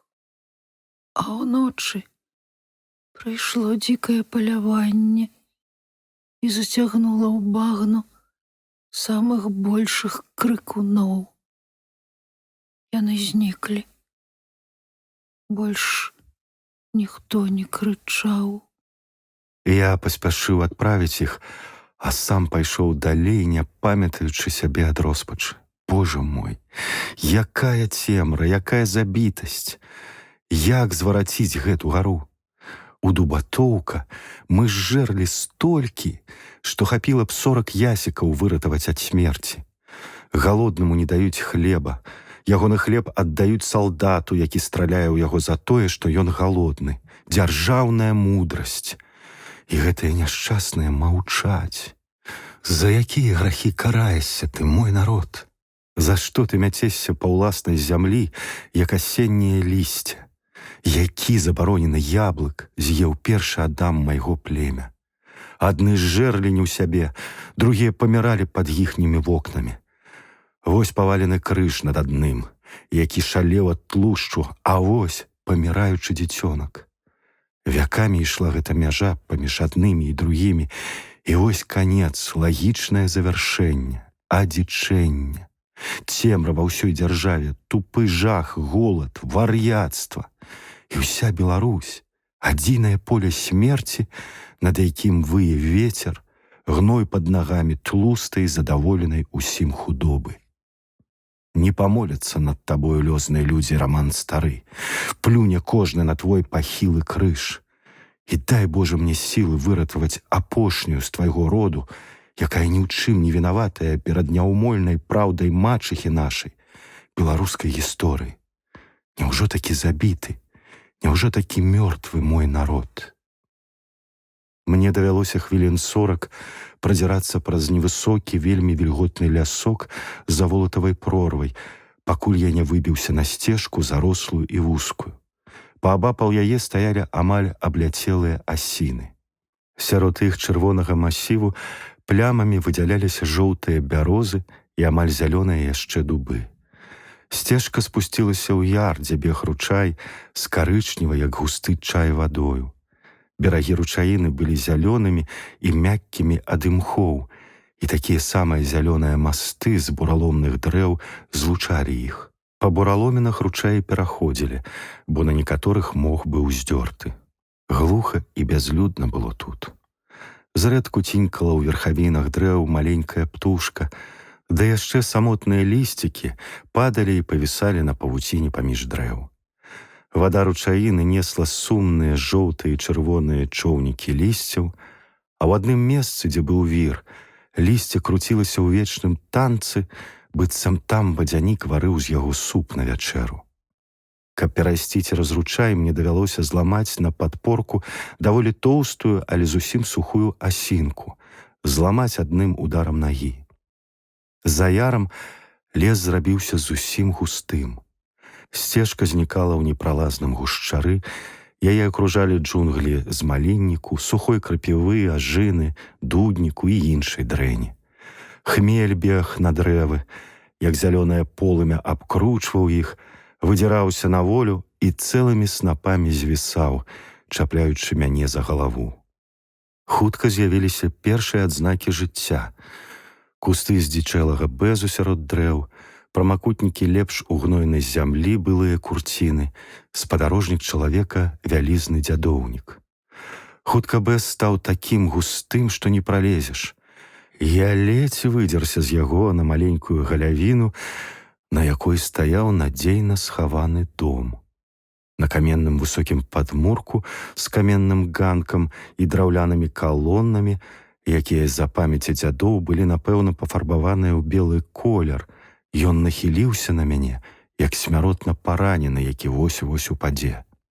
Перакошаныя ліштвы, абадраная ашалёўка, шыбы вясёлкавыя ад старасці. На парадным ганку паміж прыступкамі выраслі лопухі, ваўчкі, магутны скрыпень, які амаль закрываў дзверы. А да чорных дзвярэй праз калюжу былі пакладзены 2 цагліны. Дах быў зялёны, тоўсты ад тлустых пушыстых імхоў. У шэрае акенца ўнутранасць хаты здавалася панурай і занядбанай. Словам, хатка на курыных ножках. Не хапае толькі бабы-ягі, якая ляжала б на 9-й цагліне і казала: «Фу-фу, чалавечым духам тхне». Але хутка з'явілася і яна. У акно на мяне глядзеў твар жанчыны, такі сухі, што здаваўся чэрапам, абцягнутым жоўтай скурай. Сівыя патлы валасоў падалі на плечы. Пасля з'явілася рука, якая ківала мне сухім, як курыная костка, пальцам. Я стаяў знадворку, не ведаючы, да мяне ці да каго іншага звернуты гэты зварушлівы прызыў. Пасля адчыніліся дзверы, і на двор высунулася тая самая галава. «Сюды, літасцівы пан Грыгор», — сказала галава. «тут забіваюць няшчасных ахвяр». Не скажу, каб пасля такога суцяшальнага запэўнення мне палка захацелася зайсці ў гэты дом, але старая сышла з прыступкі і працягнула мне надлужаную руку. «Я даўно чакала вас, мужны збаўца. Справа ў тым, што мой раб Рыгор выявіўся душителем накшталт сіняй барады. Вы памятаеце, мы чыталі з вами пра Жыля сінюю бараду. Такі гжэчны, галантны кавалер. Я абдаравала Рыгору, каб ён забіваў так галантна, але ён хлоп, што зробіш?» Я пайшоў за ёю. У перадпакоі ляжалі на падлозе кажух, побач з ім сядло, віселі на сцяне бізун і некалькі закарэлых лісіных шкур. Акрамя таго, тут стаяў трохногі зэдлік і ляжаў бокам партрэт нейкага мужчыны, брудны і падзёрты наўскос.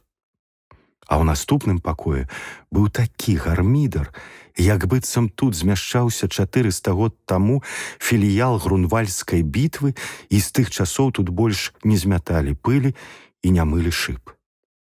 Стол з ножкамі ў выглядзе антычных гермаў быў пастаўлены коса, ля яго крэслы, падобныя на ветэранаў вайны, бязногіх і ледзь дыхаючых.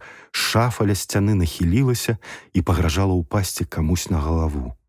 Ля дзвярэй стаяў на падлозе вялікі бюст Вальтэра, вельмі падобнага на гаспадыню, і какетліва на мяне паглядаў спаданучы, якая замест лаўраў вянчала ягоную галаву. У адным кутку прыткнулася трумо, запэцканае нечым вельмі падобным на птушыны памёт. Апрача таго, верхняя палова трумо была пакрыта шарам пылу, затое з ніжняй паловы пыл быў старанна сцёрты. Чарапкі пасуды, скарынкі хлеба, косткі рыбы пакрывалі падлогу. Усё гэта было як у гняздзе птушкі зімародка, дно якога выслана рыбнай лускою. І сама гаспадыня нагадвала зімародка, гэту змрочную і дзівосную птушку, якая любіць самоту. І яна павярнулася да мяне, і я пабачыў зноў яе твар, на якім нос павіс амаль да падбародка і рот з вялікімі зубамі. Зубы здаваліся асабліва вялікімі, бо былі адкрыты разам з дзяснамі, як быццам на твары не хапіла скуры на тое, каб прыкрыць рот. «Рыцар, чаму б вам не сцерці гэты пыл з верхняй паловы трумо? Я хацела бы бачыць сябе ва ўвесь рост, ва ўсёй прыгажосці». Я толькі хацеў было выканаць гэта, як яна раптам сказала. «А вы вельмі падобны да майго нябожчыка мужа. Ох, які гэта быў чалавек!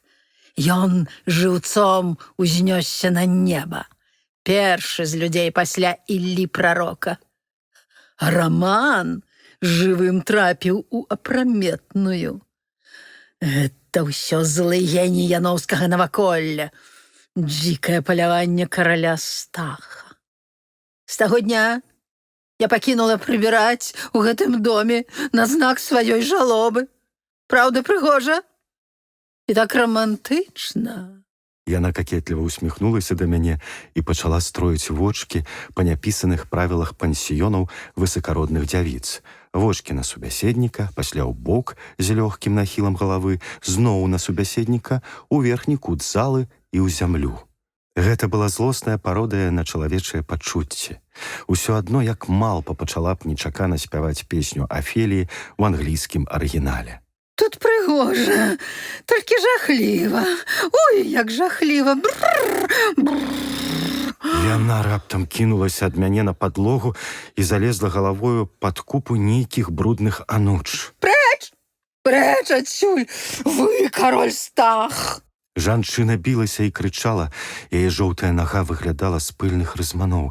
Я з жахам падумаў, што, магчыма, такі будзе лёс усіх людзей наваколля, калі незразумелы жах будзе і далей чорным крылом вісець над гэтай зямлёй. Я збіраўся адступіць, як нечая рука лягла на маё плячо, і грубы мужчынскі голас сказаў: Чаго вы тут? Хіба вы не бачыце, што яна трохі дзівачка? Хлоп пайшоў у перадпакой, прынёс адтуль прадзёрты партрэт мужчыны ў фраку і з Уладзімірам у пятлічцы і паставіў яго на стол. Пасля выцягнуў жанчыну з рызманоў, пасадзіў яе перад партрэтам. Пані Кульша, гэта не кароль Стах, не. Гэта з'явіўся пан фельдмаршал паглядзець на славутую тутэйшую красуню. А кароль Стах вось ён на партрэце, ён зусім мёртвы і нікога не можа забіць. Жанчына паглядзела на партрэт. Сціхла. Мужчына дастаў з-за пазухі кавалак хлеба чорнага, як зямля. Старая паглядзела на невядомага, засмяялася радасна і пачала шчыкаць пальцамі хлеб і класці яго ў рот, усё гледзячы на партрэт. Кароль Стах, мужанёк ты мой, што вароціш свой твар? Яна то драпала партрэт, то радасна нешта шаптала яму і ўсё ела хлеб. Мы атрымалі магчымасць размаўляць. Я глядзеў на мужчыну, апранутага ў сялянскую світку, і поршні, скураныя палескія лапці, а ён глядзеў на мяне. Мужчына быў год пад 30, выключна высокі і добра складзены, з магутнымі пукатымі грудзьмі, трохі гарбаватай, калі сядзеў спіною і загарэлай шыяй. Доўгія вусы рабілі твар суровым і жарсткаватым. Гэтаму ўражанню дапамагалі яшчэ 2 зморшчкі паміж броваў і шырока пастаўленыя пякучыя вочы. Белая магерка была насунута нізка на лоб. Чымсьці вольным, лясным веяла ад яго. «А вы, пэўна, Рыгор, вартаўнік Кульшы?» Так? – адказаў ён з іроніяй. А вы, напэўна, новы госць пані Яноўскай? Чуў я пра такую птушку. Добра спяваеце. «І вы заўжды так з ёю?» – я паказаў на старую, якая засяроджана плявала ў партрэт. Заўжды. Вось ужо 2 гады, як яна такая. «А чаму вы яе не завязеце ў павет лячыць?» Шкода. Як была здаровая, дык госці ездзілі, а зараз ніякая сабака. Шляхта. Паночкі нашы, туды іх. «І цяжка даводзіцца?» Ды не, калі я на паляванні, дык Зося глядзіць за ёю. Ды яна не часта шалее і не патрабуе многа, толькі хлеба вельмі многа есць, а так нічога не хоча. Ён выцягнуў з кішэні яблык і працягнуў старой. На, пані шаноўная. Не хачу, адказала тая, упісваючы хлеб. паўсюль атрута. Толькі хлеб чысты, божий. Бачыце? Сказаў Рыгор змрочна. Сілком раз на дзень гарачым кормім. Пальцы мне часам пакусае, калі даём, так і схопіць. А не дрэнная была пані. Ды хоць і дрэнная, нельга кідаць Божую душу. І ён усміхнуўся такой вінаватай дзіцячай усмешкаю, што я здзівіўся. І чаго гэта яна? Спалохалася пасля смерці Рамана. Усе яны тут у чаканні жывуць. І я скажу, большасці так і трэба. Мудрагелілі над нашым братам. Ну, а Яноўскай таксама? Пра Яноўскую не скажу. Добрая баба. Яе шкада. І я нарэшце асмеліўся. Я зразумеў, гэта не здраднік. Слухай, Рыгор, я прыйшоў сюды, каб спытаць пра тое-сёе. Пытай. Сказаў ён таксама, пераходзячы на ты, што мне вельмі спадабалася. Я вырашыў разблытаць гэтую справу з паляваннем караля Стаха, разумееш? Ніколі не бачыў прывідаў, хачу рукамі памацаць. Прывіды, гмыкнуў ён. Добрыя прывіды, калі іхныя коні самым сапраўдным гноем свае сляды пэцкаюць. І потым, навошта вам гэта, пан ласкавы? Якія такія прычыны? Не называй ты мяне панам. Я такі самы пан, як ты. А прычына што ж? Цікава проста. І шкада гаспадыню і многіх людзей. Так, пра гаспадыню і я чую. Скоса глянуў Рыгор і хмурна усміхнуўся. Мы гэтыя рэчы разумеем. Гэта ўсё адно як Зося мне. А чаму ты мне не кажаш, што ты на іх злуешся? Адпомсціць жадаеш? Я ж ведаю, як ты ад дзікага палявання ля ракі ўцякаў. І я быў уражаны. Адкуль ведаеш? У чалавека ёсць вочы, і кожны чалавек пакідае след на зямлі. Толькі нявістыя не бачыць. Уцякаў ты як чалавек з розумам. А вось горш тое, што я іхнія сляды заўжды губляю. І пачынаюцца яны і канчаюцца на гасцінцы. Я распавёў яму пра ўсё з самага пачатку. Рыгор сядзеў нерухома, вялікія шурпатыя рукі яго ляжалі на каленях. І я даслухаў. Сказаў ён проста, калі я скончыў. Ты мне падабаешся, пан. З мужикоў ці што? І я так думаю, што ты калі і не з мужикоў, дык ля мужикоў блізка ляжаў. І сам я даўно думаў гэтых зданняў трахануць. Каб пер'е паляцела, ды таварыша не было.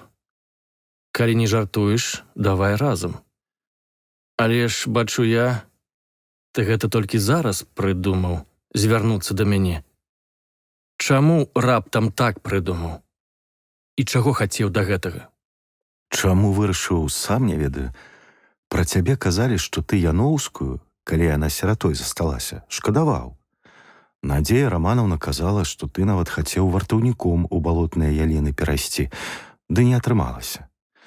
Ну і потым спадабалася мне, што ты незалежны, што хворую так даглядаеш. А да гэтага я проста жадаў спытаць, чаму якраз у той вечар, калі загінуў Раман, дзяўчынка затрымалася ў Кульшаў. Чаму затрымалася, я ведаю. У той дзень у маёй гаспадыні дзяўчаты сабраліся з навакольных фальваркаў. Весела было. А вось чаму яе, Яноўскую, запрасілі сюды, я не ведаю. Яна ж тут колькі гадоў да гэтага не была. Але пані самі бачыце, якая. Яна не скажа.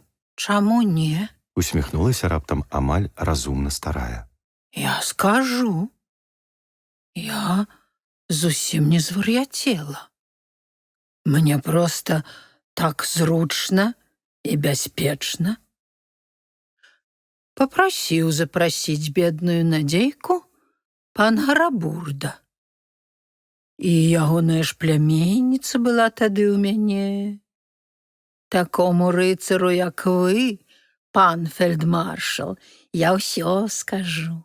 Так-так, гэта Гарабурда даў тады такую параду ўзяць дзіця. У нас усе такія добрыя. Нашыя вексалі ў пана Дубатоўка, ён іх не падаваў да сыскання. Гэта, маўляў, залог, што будзеце часта ездзіць да мяне ў госці, піць віно. Я вас зараз нават сілаю магу запрасіць піць гарэлку. Так, усе запрашалі Надзейку. Гарабурда, і фельдмаршал Каменскі, і Дубатоўк, і Раман, і кароль Стах. Вось гэты. А бедная ж твая галовачка, а ляжаць жа твае косы залатыя поруч з бацькавымі касцямі. Мяне пераспынкнула ад гэтага галошання па жывым чалавеку. Бачыце, нямнога даведаліся. Панура сказаў Рыгор. Выйдзем на хвіліну. Калі мы выйшлі і лямант старой сціхнуў, Рыгор буркнуў. Дык давайце шукаць разам. Карціць і мая душа на гэта дзіва паглядзець. Я буду на зямлі шукаць і сярод простых людзей, а вы ў паперках ды сярод шляхты. Можа, і знойдзем. Вочы яго раптам сталі злоснымі, вугальныя бровы з'ехаліся да пераносся. Бабы д'яблам выдуманыя. Іх трэба ўсіх задушыць, а за нямногіх, што застануцца, хлопцам усім перадушыцца. Але што зробіш? І лагічна скончыў. Вось і я, хоць шкада маёй лясной волі, хоць, можа, і дажыву век адзін у лесе, усё ж часам пра Зоську думаю, якая тут таксама жыве. Можа, і ажанюся. Яна кухаркую тут. Дык вось, што я скажу табе, сябр. Таму я і табе паверыў, што сам так часам пачынаў шалець з-за чортавых бабскіх вачэй. Я зусім не думаў пра гэта, але не палічыў патрэбным пераконваць гэтага мядзведзя. Але скажу табе шчыра, калі ты прыйшоў падбіць мяне на гэта, а потым здрадзіць, многія тут на мяне зубы точаць. Так і ведай, не жыць табе на зямлі. Рыгор тут нікога не баіцца, наадварот, Рыгора ўсе баяцца. І сябры ў Рыгора ёсць, іначай тут не пражывеш. І страляе гэтая рука добра. Так што ведай, заб'ю. Я глядзеў на яго з дакорам. І ён, глянуўшы мне ў вочы, засмяяўся быццам у бочку і зусім іншым тонам скончыў. А наогул, я цябе даўно чакаў. Здавалася мне чамусьці, што ты гэтай справы так не пакінеш. А калі пойдзеш разблытваць яе, мяне не абмінеш. Што ж, дапаможам адзін аднаму. Мы развіталіся з ім на ўзлессі ля волатавай прорвы, дамовіўшыся аб новых сустрэчах. Я пайшоў дадому на цянькі, праз парк. Калі я з'явіўся ў балотныя яліны, прысмерак ужо агарнуў парк. Жанчына з дзіцём спала, нагадаваная ў адным з пакояў на першым паверсе, а гаспадыні не было ў доме. Я чакаў яе з гадзіну, і калі стала ўжо зусім цёмна, не вытрымаў і пайшоў насустрач. Я не паспеў далёка адысці з мрочнай алеі, як пабачыў белую постаць, якая палахліва рухалася мне насустрач. Надзея Романовна. Ох, это вы. Дзякуй Богу, я так непакоілася. Вы пайшлі на цянькі? І засаромілася, апусціла вочы ў зямлю. Калі мы падыходзілі да палаца, я сказаў ёй ціха: Надзея Романовна, ніколі не выходзьце з двара ўначы. Абяцайце мне гэта. Мне ледзь удалося вырваць у яе гэта абяцанне. Раздзел 9. Гэта ноч прынесла мне разгадку аднаго цікавага пытання, якое выявілася зусім нецікавым. Калі не лічыць таго, што я лішні раз пераканаўся ў тым, што подласць жыве і ў дурных, добрых наогул душах. Справа ў тым, што я зноў выйшаў уначы на крокі, пабачыў ахмістрыню са свечкай і зноў прасачыў яе да пакоя з шафай.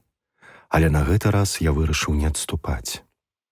Шафа была пустая, значыцца, шукаць трэба было там.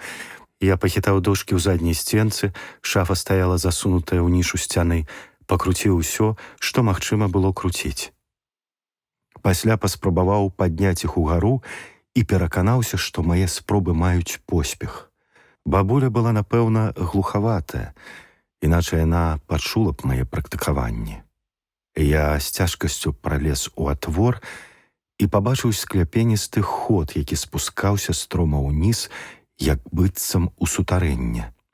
Збітыя цагляныя прыступкі збягалі ўніз, і ход быў такі вузкі, што я чапляўся плячыма за сценкі.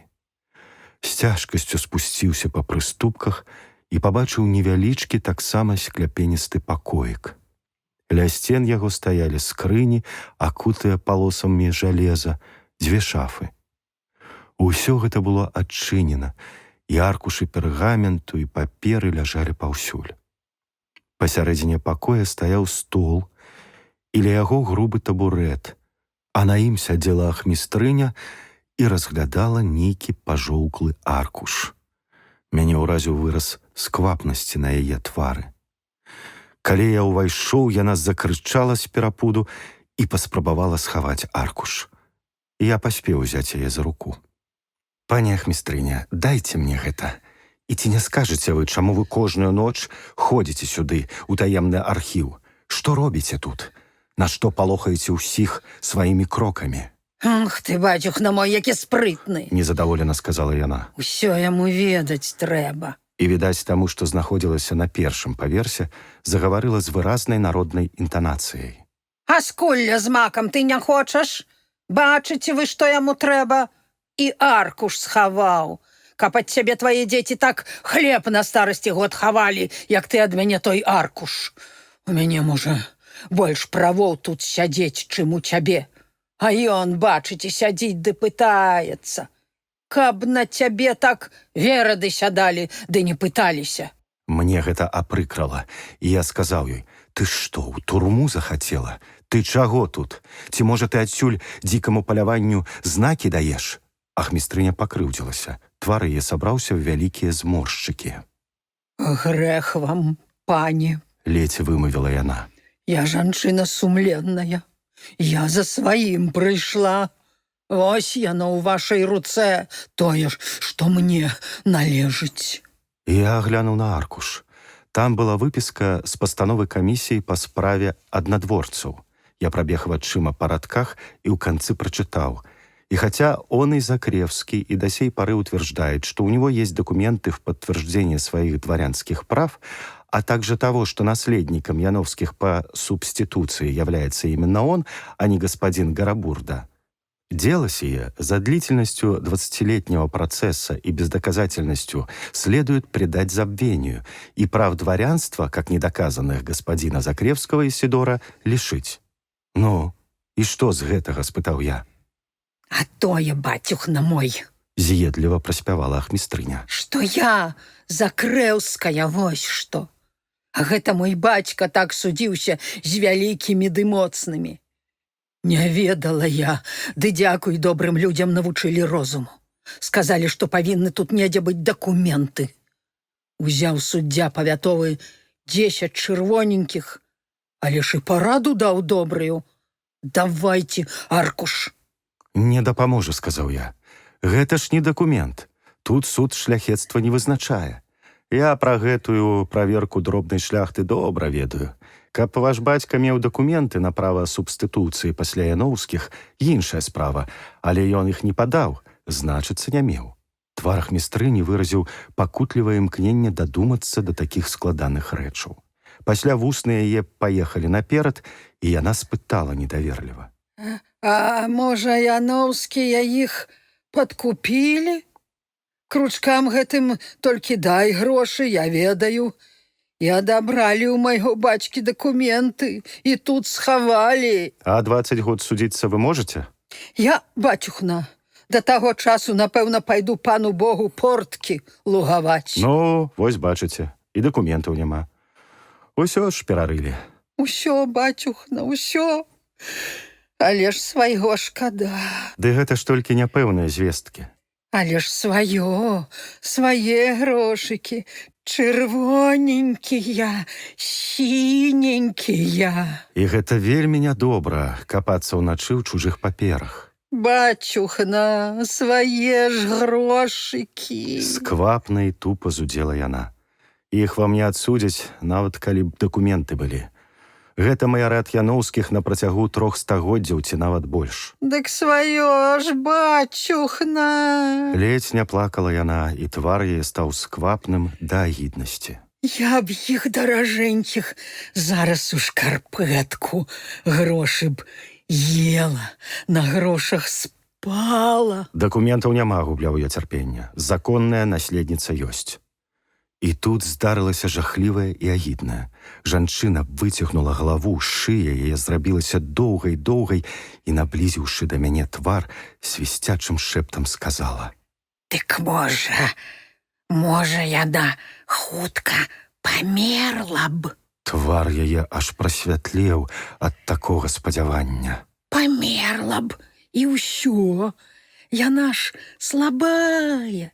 Спіць дрэнна, крыві ў жылах амаль няма, кашляе. Што ёй варта? Споўніцца праклён. На што, каб палац пану Гарабурдзе? Калі тут магла б жыць я? Ёй што, адмучыцца і садухі? А я... Баюся, што я змяніўся ў твары, стаў страшны, бо яна адразу ўцягнула галаву ў плечы. «На падлу ляціш, варона?» – спытаў я. «А тут не падла, тут жывы чалавек. Тут такі чалавек, падэшвы якога ты не варта, які большае права мае жыць на зямлі, ніж ты, ступа дурная!» Бацюхна! Блікатала яна. «Маўчы, ведьма, і ты яе ў магілу звесці хочаш. Усе вы тут такія аспіды драпежныя. Усе вы за грошы забіць чалавека гатовыя. Усе вы павукі. Усе вы, маці родныя, за сінюю паперку не пашкадуеце. А ты ведаеш, што такое жыццё, што так лёгка пра смерць другога чалавека кажаш? Не перад табой бы перлы сыпаць, але ты выслухай. Ты ж жадаеш, каб яна сонца, жывая радасць, добрых людзей, доўгія гады, якія яе чакаюць, на рабакоў падземных змяніла, каб табе на грошах спаць, за якіх сюды дзікае паляванне прыходзіць. Можа, ты і блакітную жанчыну сюды пускаеш? Чаму учора акно ў калідоры адчыняла?» Татачка ты мой, а я ж яго не адчыняла, а холадна ж было. Я яшчэ здзівілася, чаму адчынена. Амаль галасіла яна. На твары гэтай поскудзі было столькі боязі, што я мог бы змоўкнуць, але не мог. Я згубіў усякую разважлівасць. Смерці ёй зычыш. Сабакі зласлівыя, крумкачы, прэч адсюль. Вон, яна высакародная, ваша гаспадыня. Яна можа і не прагоніць вас, але я абяцаю вам, калі вы не пойдзеце з палаца, які засмуродзілі сваім дыханнем, вы сядзеце ў турму маімі клопатамі. Яна пайшла да сходаў, горка плачучы. Я ішоў за ёй. Мы выбраліся ў пакой, і тут я здзіўлена спыніўся. Яноўская стаяла перад намі ў белай сукні і са свечкай у руках. Твар яе быў засмучаны, і яна грэбліва паглядзела на ахмістрыню.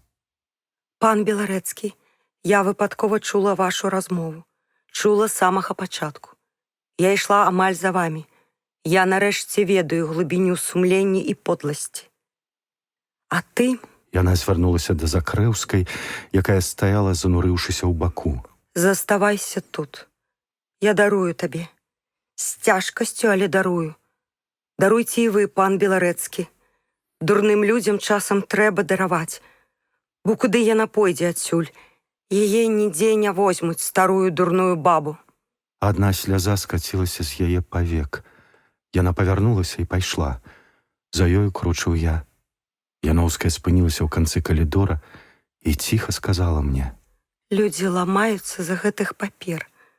Каб не забарона продкаў, з якой радасцю я аддала б камусьці гэты гнілы цёмны дом.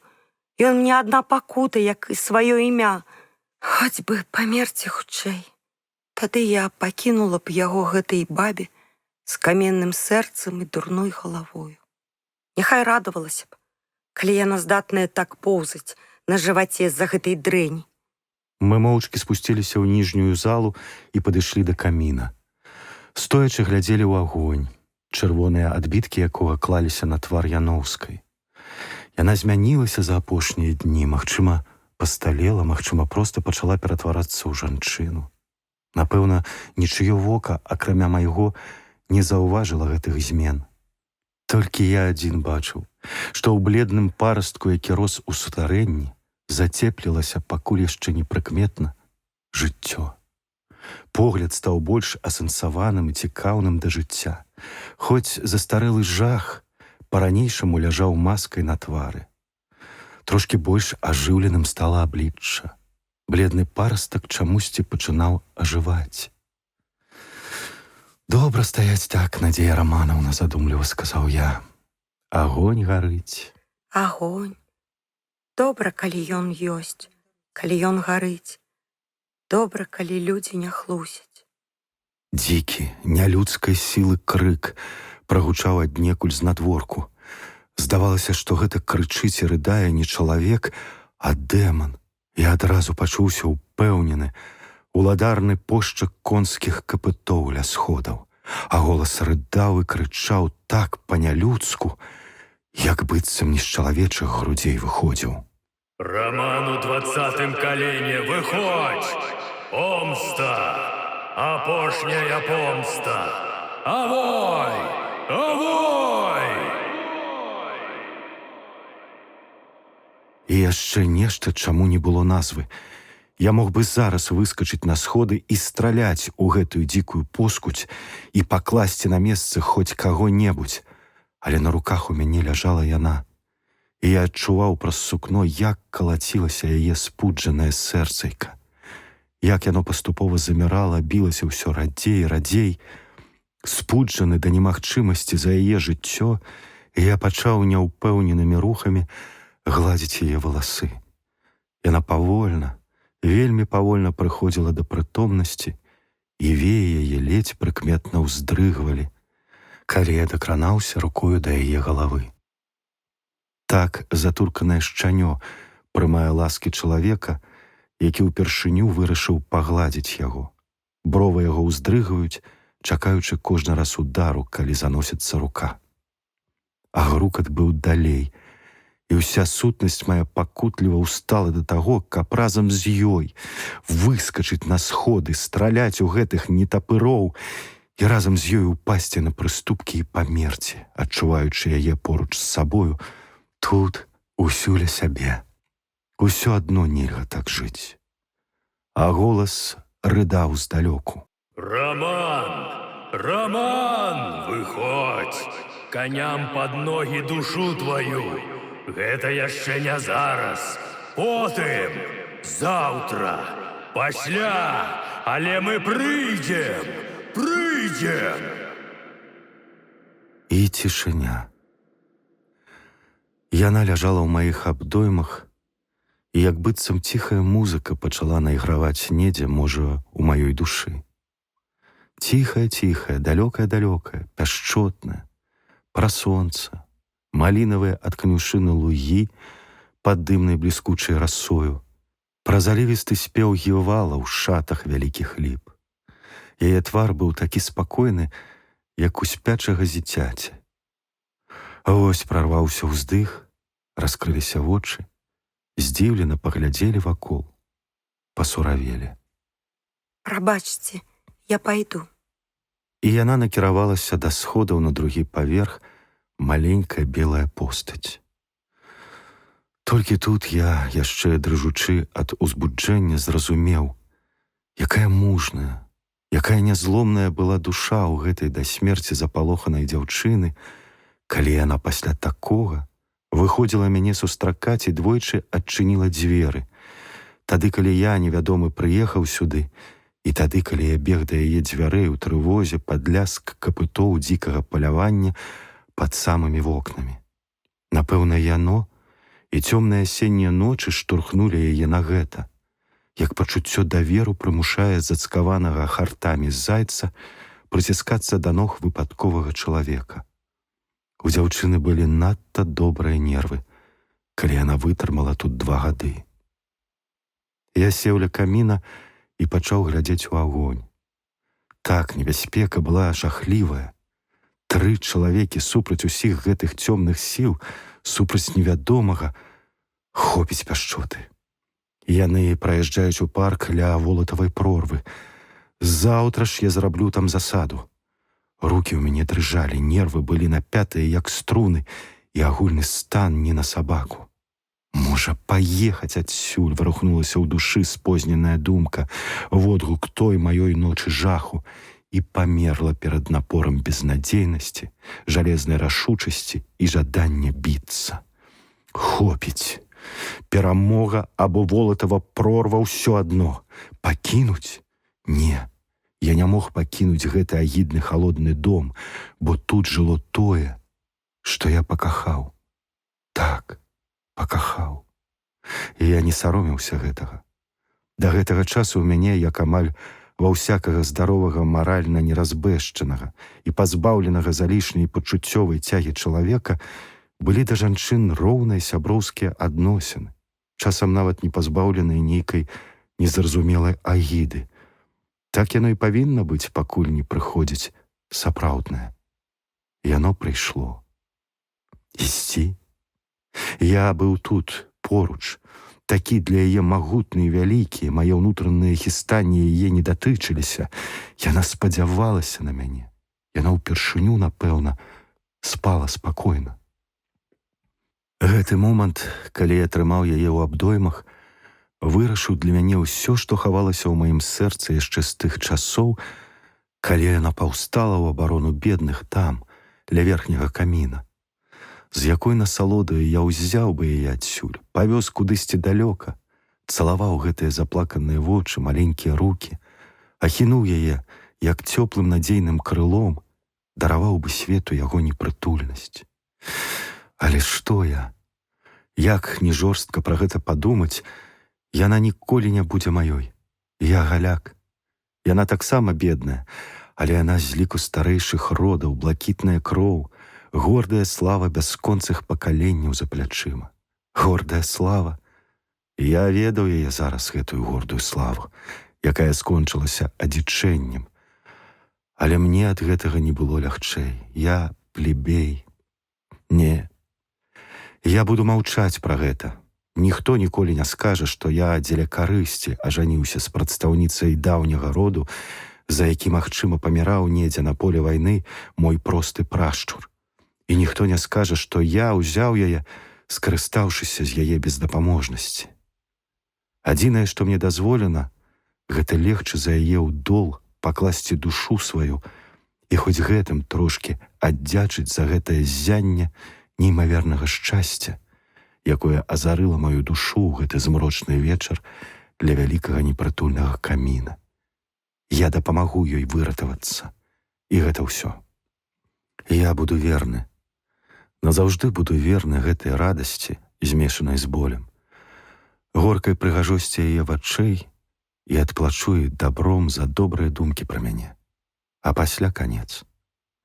Я пайду назаўжды адсюль.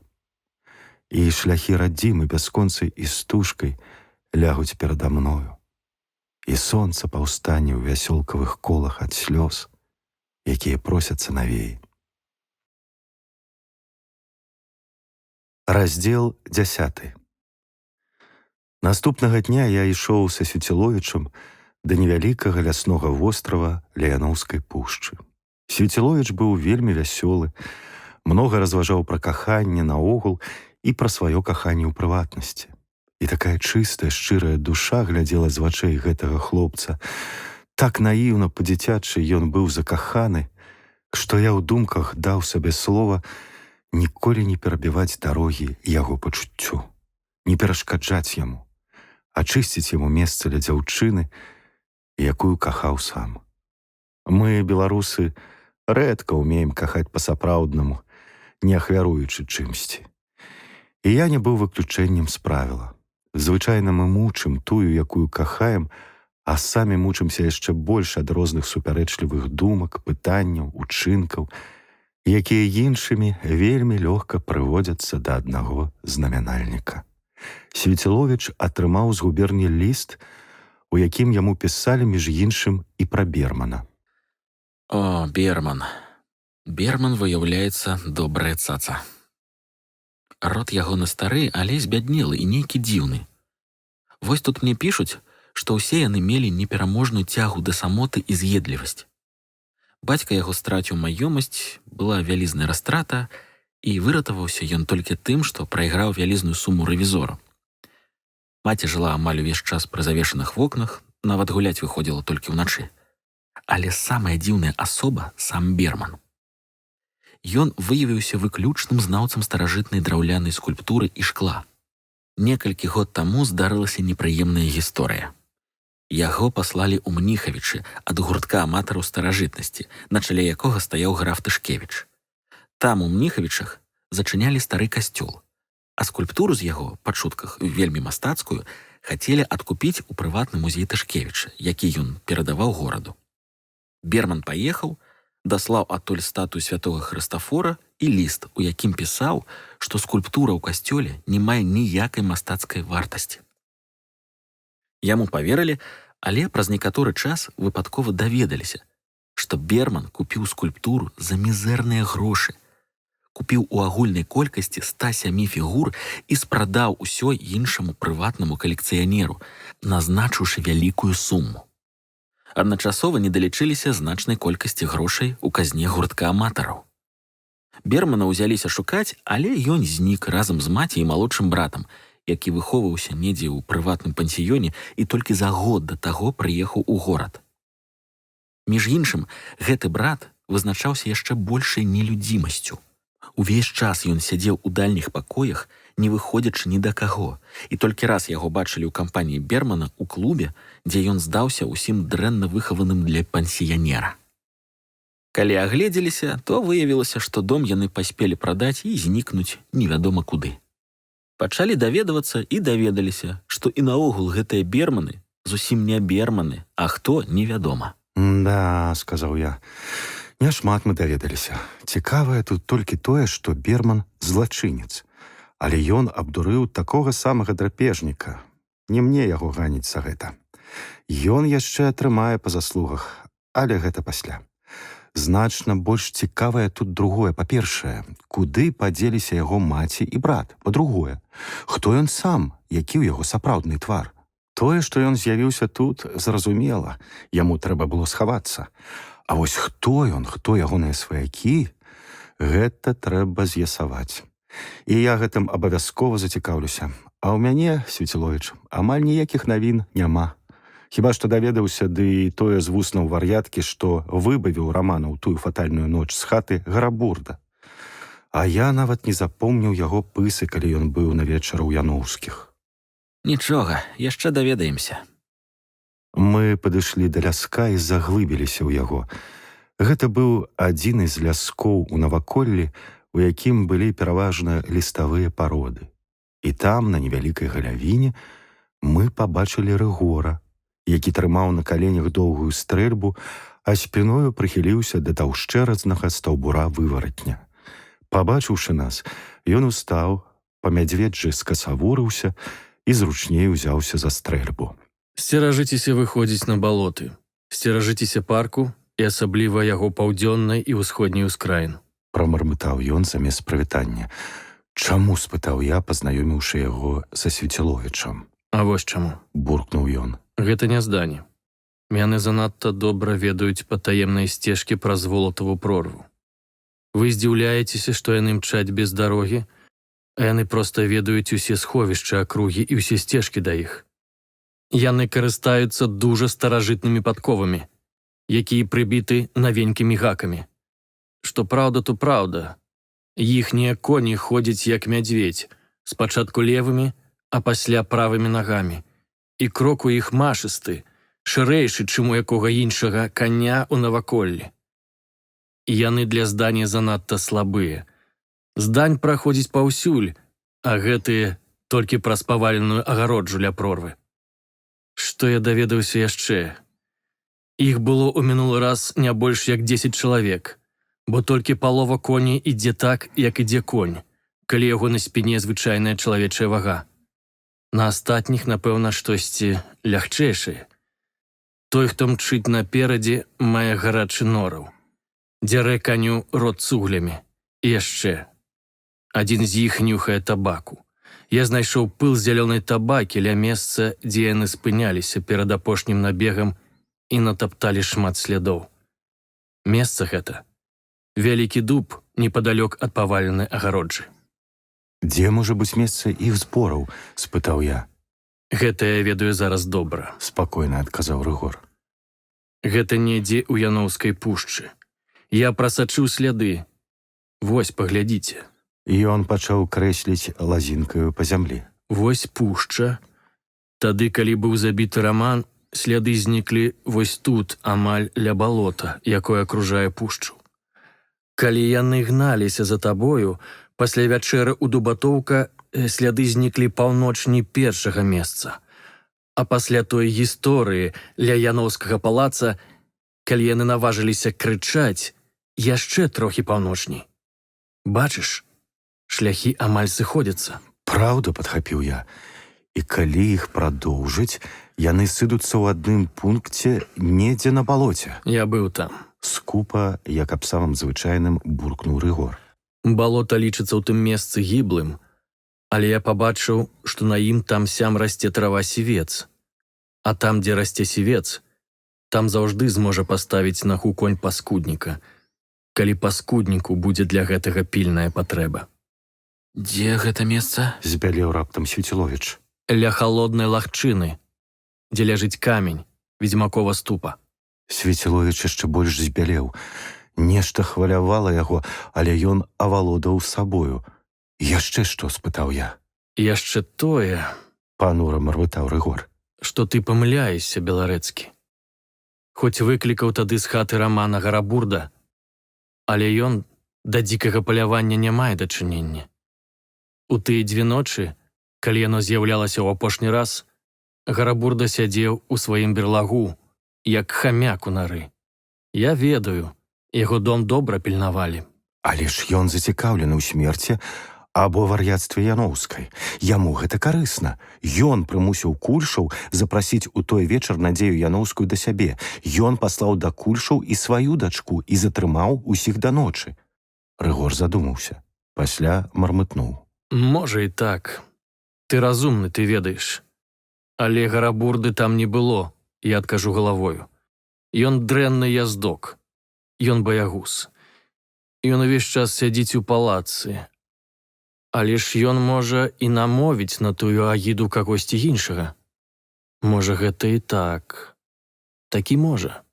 І тут Свеціловіч яшчэ больш збялеў і ўтаропіўся кудысьці вачыма, як быццам абдумваў штосьці важлівае. Я не перашкаджаў яму, захоча сам скажа. Думаў ён, аднак, нядоўга. Браты, я, здаецца, ведаю гэтага чалавека. Разумееце, вы наштурхнулі мяне на гэта. Першая ведзьмаковая ступа. Я сёння бачыў там чалавека, вельмі знаёмага мне чалавека, на якога ніколі б не падумаў, і гэта мяне бянтэжыць. Ён быў вельмі стомлены, брудны, ён ішоў да багны. Пабачыў мяне, накіраваўся да мяне. Што вы тут робіце, пан Свеціловіч? Я адказаў жартам, шукаю ўчарашняга дня. А ён зарагатаў і пытае: хіба ўчарашні дзень хай яго д'ябл прыходзіць у сённяшні? А я яму кажу: ва ўсіх нас учарашні дзень на шыі вісіць. Ён, але ж не прыходзіць. А я яму: а дзікае паляванне? З мінулага аж усё не прыйшло. Той аж у твар змяніўся. Хай яго ліха, не памінайце вы яго. І паехаў ля дрыгвы на поўнач. Я накіраваўся да вас, пан Беларэцкі, а калі азірнуўся, то бачу, ён паехаў назад і ўжо ў лажок спускаецца. Спусціўся і знік. Хто гэта, спытаў я, а Свеціловіч усё вагаўся, пасля ўзняў свае светлыя вочы. Прабачце, Беларэцкі, прабач, Рыгор, але я не магу пакуль што сказаць. Гэта занадта важліва. А я не пляткар, я не магу так проста ўзваліць такое абвінавачванне на плечы чалавека, які можа яшчэ і бязвінны. Вы ведаеце, за такое могуць забіць нават па аднаму падазрэнню. Магу толькі сказаць, што ён быў сярод гасцей у Яноўскіх. Я ўвечары яшчэ падумаю, прыпамятаю гісторыю пра вэксалі і заўтра скажу вам. Я пакуль не магу больш нічога сказаць. О, вядома, надзейнае алібі. О, дурні. Якія няпэўныя думкі. Па аналогіі я прыпомніў і свае няпэўныя думкі пра рукі, якія павінны былі мне дапамагчы разабрацца ў чымсьці важлівым, але прыдумаць, успомніць не мог, і адагнаў надакучлівае слова. Вырашылі, што Рыгор будзе сённяшняй ноччу сядзець у халоднай лагчыне, адтуль недалёка да хаты, у якой жыў Свеціловіч, яго стары брат-слуга і кухарка.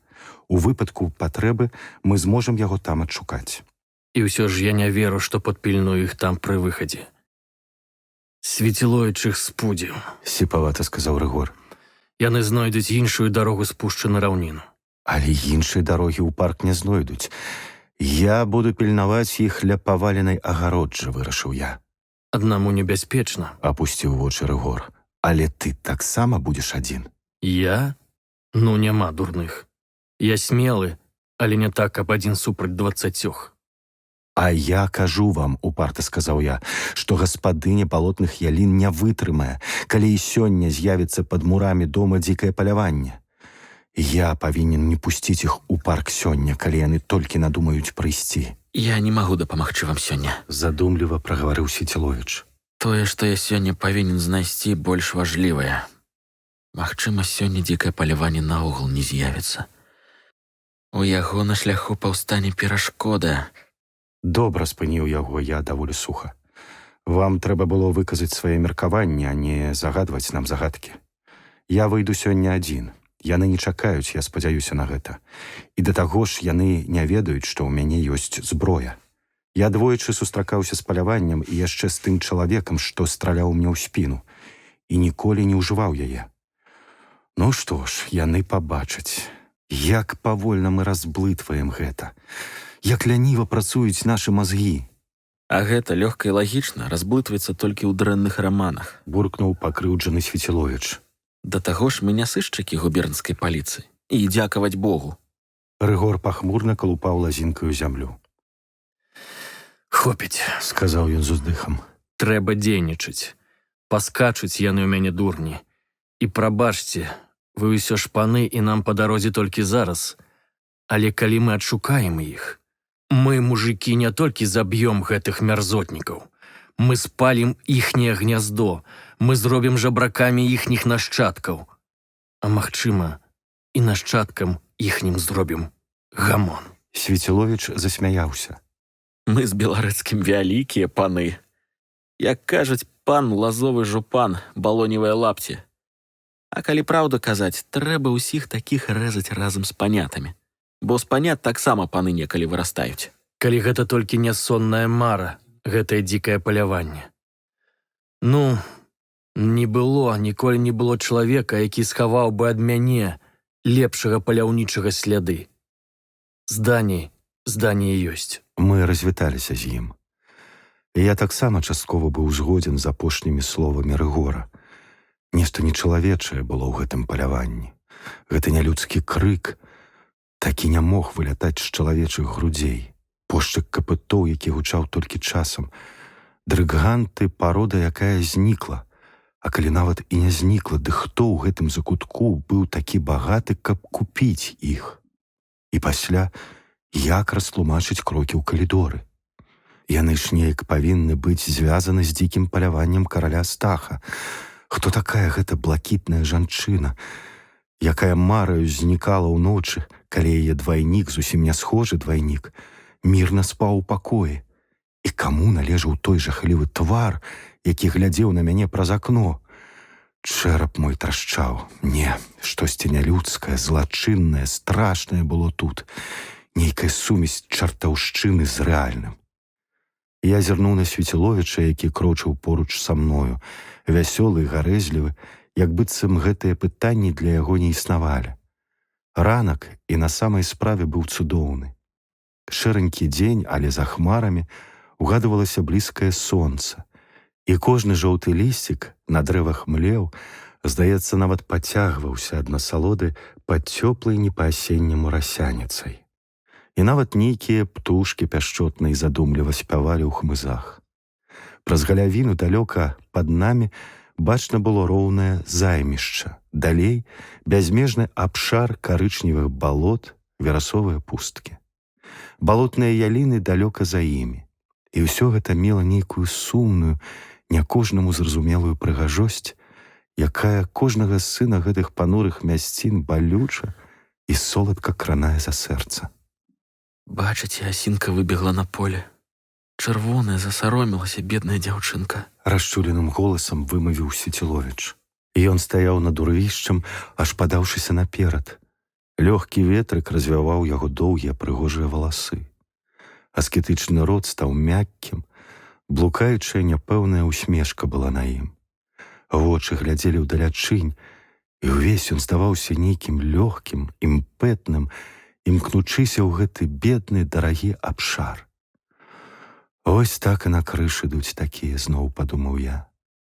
Прыгожую галаву пад мярзотную брудную сякеру. І сапраўды нейкая прага жыцця і імкнення да самаахвяравання было ў гэтым прыгожым твары, у тонкіх, продкі паэты сказалі б, лілейных руках, у стройнай прыгожай шыі, цвёрдых карых вачах з доўгімі вейкамі, але з металічным бляскам у глыбіні. Ах, зямля моя! Уздыхнуў ён. Дарагая моя, адзіная, як жа ж ты дрэнна ставішся да тых асінак, якія папярот усіх выбягаюць на поле, на святло. Першай засыпле іх снегам зіма, зламае ветер. Не спяшайся, дурненькая, куды там? Яна не можа. Я паклаў руку яму на плячо, але хутка зняў яе. Я адчуў, што ён зусім не я, што гэта зараз чалавек, які ляціць, якога няма тут, які нават не саромеецца высокіх слоў, якіх мужчыны звычайна ўнікаюць. Памятаеце, беларэцкі, вашу прадмову да беларускіх песень балад і легенд? Я памятаю. Горка стала беларускаму майму сэрцу, калі пабачыў я такую занядбанасць нашых лепшых залатых нашых слоў і спраў. Цудоўныя словы. За іх толькі даруюць вам усе грахі. А што ж казаць, калі не толькі беларускае маё, калі чалавечае маё сэрца баліць ад занядбанасці нашай і агульнай, ад болю, ад бяссільных слёз няшчасных матак. Нельга, нельга так жыць, дарагі беларэцкі. Чалавек добры, а з яго робяць жывёлу. Ніхто не хоча даць яму магчымасць быць чалавекам. Відаць, нельга проста крыкнуць: «Абдыміцеся, людзі!» І вось ідуць людзі, на дыбу ідуць. Не дзеля славы, а дзеля таго, каб забіць пакуты сумлення. Як часам ідзе чалавек, не ведаючы дарогі, у пушчу, ратаваць сябра, бо сорамна стаяць. Ідуць, блытаюць, гінуць. Ведаюць толькі, што не такім павінен быць чалавек, што нельга яму абяцаць райскую канюшыну, што шчасце яму патрэбна пад гэтымі вось дымнымі столямі. І мужнасць іхняя большая, чым у Хрыста. Яны ведаюць, яны не ўваскрэснуць пасля распяцця. Толькі крукі над імі будуць лётаць ды плакаць жанчыны. І галоўнае, святыя іхняя маці. Ён здаўся мне ў гэтую хвіліну такім прыўкрасным, такім нялюдскім чалавекам, што я з жахам праз завесу будучага прададчуў яго смерць. Такія не жывуць. Дзе гэта будзе? На прэнгу ў катоўні, на шыбеніцы перад народам, у безнадзейнай бойцы інсургентаў з войскам, за пісьмовым сталом, за якім яны спяшаюцца запісаць апошнія палаючыя думкі, дыхаючы кавалкамі лёгкіх. У калідорах турмаў, калі ім страляюць у патыліцу, не насмельваючыся зірнуць у вочы. Вочы яго блішчалі. Каліноўскі ішоў на шыбеніцу, пяроўскую жанчыну, на якую глянуць было толькі, і памірай на эшафот. Гэткую прыгажосць, бруднай шворкай за шыю. Ведаеш, Яноўская на яе трохі падобная. Таму і яе абагаўляю, хоць гэта не тое. А яна шляхцянка была. Значыцца, ёсць выхад і для некаторых з нашых. Толькі па гэтай дарозе, калі не хочаш згнісці жыўцом. Душылі. Думаеш, усіх перадушылі? Расце сіла. З імі хоць рабром на круку вісець, абы не імчала над зямлёю дзікае паляванне караля Стаха, жах мінулага, апакаліпсіс ягоны, смерць. Вось скончу я толькі гэта і паеду. Скончу хутка, думка ў мяне з'явілася. А там... Эх, не магу я тут. Ведаеш, якія ў мяне ёсць сябры? Што мы павінны распачаць? Калаціцца будуць тыя тлустыя. Не перадушылі. Моцным пажарам пахне. І гады наперадзе. Колькі пакуты, колькі шчасця.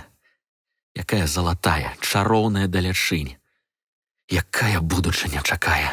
Слёзы пырснулі з вачэй гэтага чалавека. Я не вытрымаў і кінуўся яму на шыю. Не памятаю, як мы развіталіся. Памятаю толькі, як стройная юнацкая яго постаць вымалявалася на верхавіне кургана. Ён павярнуўся да мяне на хвіліну, махнуў капелюхом, крыкнуў: Гады наперадзе! Далячынь! Сонца! І знік. Я пайшоў адзін дадому. Я верыў, зараз мне ўсё па плячы. Што змрок балотных ялін, калі наперадзе сонца, далячынь і вера. Я верыў, што ўсё зраблю, што жывы народ, калі ў ім з'яўляюцца часам такія людзі. Дзень быў яшчэ наперадзе, такі вялікі, ззяючы, магутны. Вочы мае глядзелі насустрач яму і сонцу, якое пакуль што хаваецца сярод хмар. Раздзел 11. У той самы вечар, гадзін каля 10, Я ляжаў, схаваўшыся ў здзічэлым невысокім бэзе і высокай траве якраз каля паваленай агароджы. Настрой бясстрашнасці яшчэ непадзельна валодаў мною. Ён так і не знік да канца майго прабывання ў балотных ялінах. Здавалася, што гэта не маё, любімае мною хударлявае, моцнае цела могуць дзяўбці крумкачы, а чыёсьці іншае, да якога мне няма ніякай справы. А між тым абставіны былі невясёлыя. І я, і Рыгор, і Свеціловіч торкаліся ў розныя бакі, як кацяняты ў кошыку, і не адкрылі злачынцаў. І месца было невясёлае, і час таксама. Было амаль зусім цёмна. Над роўнай пахмурай паверхняй прорвы накіпалі нізкія чорныя хмары. Бліжэй да ночы абяцалі зліву. Восень была наогул дрэнная, змрочная, але з чыстымі буйнымі залівамі, амаль як летам. Ветрык узняўся быў, зашумелі чорна-зялёныя піраміды ялін, але потым зноў сціхнуў. Хмары павольна, вельмі павольна каціліся наперад, нагрувашчваліся над безнадзейным роўным краявідам. Недзе далёка-далёка бліснуў агеньчык і, сарамліва паміргаўшы, згас. І пачуццё самоты ўладна ахапіла сэрца. Я быў чужы тут. Свеціловіч сапраўды варты надзеі Раманаўны, а я так патрэбны, як дзірка ў плоце. Ці доўгі час я так ляжаў, ці не скажу. Хмары, даходзячы да мяне, рабіліся радзей, але на даляглядзе грувасціліся новыя. Дзіўны гук уразіў мой слых. Недзе далёка, як мне здалося, у правым баку ад мяне спяваў паляўнічы рог. І хоць я ведаў, што ён гучыць у баку ад шляху дзікага палявання, я мімаволі стаў часцей пазіраць у той край. Непакоіла мяне яшчэ і тое, што на балотах пачалі з'яўляцца там-сям белыя лапікі туманоў. Але тым справа і скончылася. Раптам другі гук даляцеў да мяне, недзе шастаў сухі верас. Я глянуў у той бок, пачаў глядацца да болю ў вачах і нарэшце заўважыў на фоне чорнай істужкі далёкіх лясоў рух нейкіх плям. Я заплюшчыў на хвіліну вочы, а калі адкрыў іх, пабачыў, што проста перада мною і зусім недалёка вымалёўваюцца на раўніне туманныя сілуэты коннікаў. Зноў, як у той раз, бязгучна ляцелі яны перада мною страшэннымі скачкамі проста ў паветры. І поўнае маўчанне, быццам я аглух, вісела над імі. Вострыя шлыкі, валасы і плашчы, якія луналі ў паветры, дзіды, усё гэта адбілася ў маёй памяці. Я пачаў паўзці бліжэй да цаглянага падмурка агароджы. Паляванне разгарнулася, пасля сабралася ў натоўп, бязладна і імкліва пачало заварочваць. Я дастаў з кішэні рэвальвер. Іх было мала, іх было менш, як заўсёды. Коннікаў 8. Куды ж падзеў астатніх кароль Стах? Куды яшчэ даслаў? Я паклаў рэвальвер на сагнуты локаць левай рукі і стрэліў. Я добры стралок і трапляў у цэль нават амаль у поўнай цемры, але тут здарылася дзіўнае. Коннікі скакалі далей. Я прыкмеціў задняга, высокага прывіднага мужчыну, стрэліў, хоць бы хто пахіснуўся. Але дзікае паляванне, як быццам жадаючы даказаць мне сваю прывіднасць, развярнулася і скакала бокам да мяне, недасяжная для маіх стрэлаў.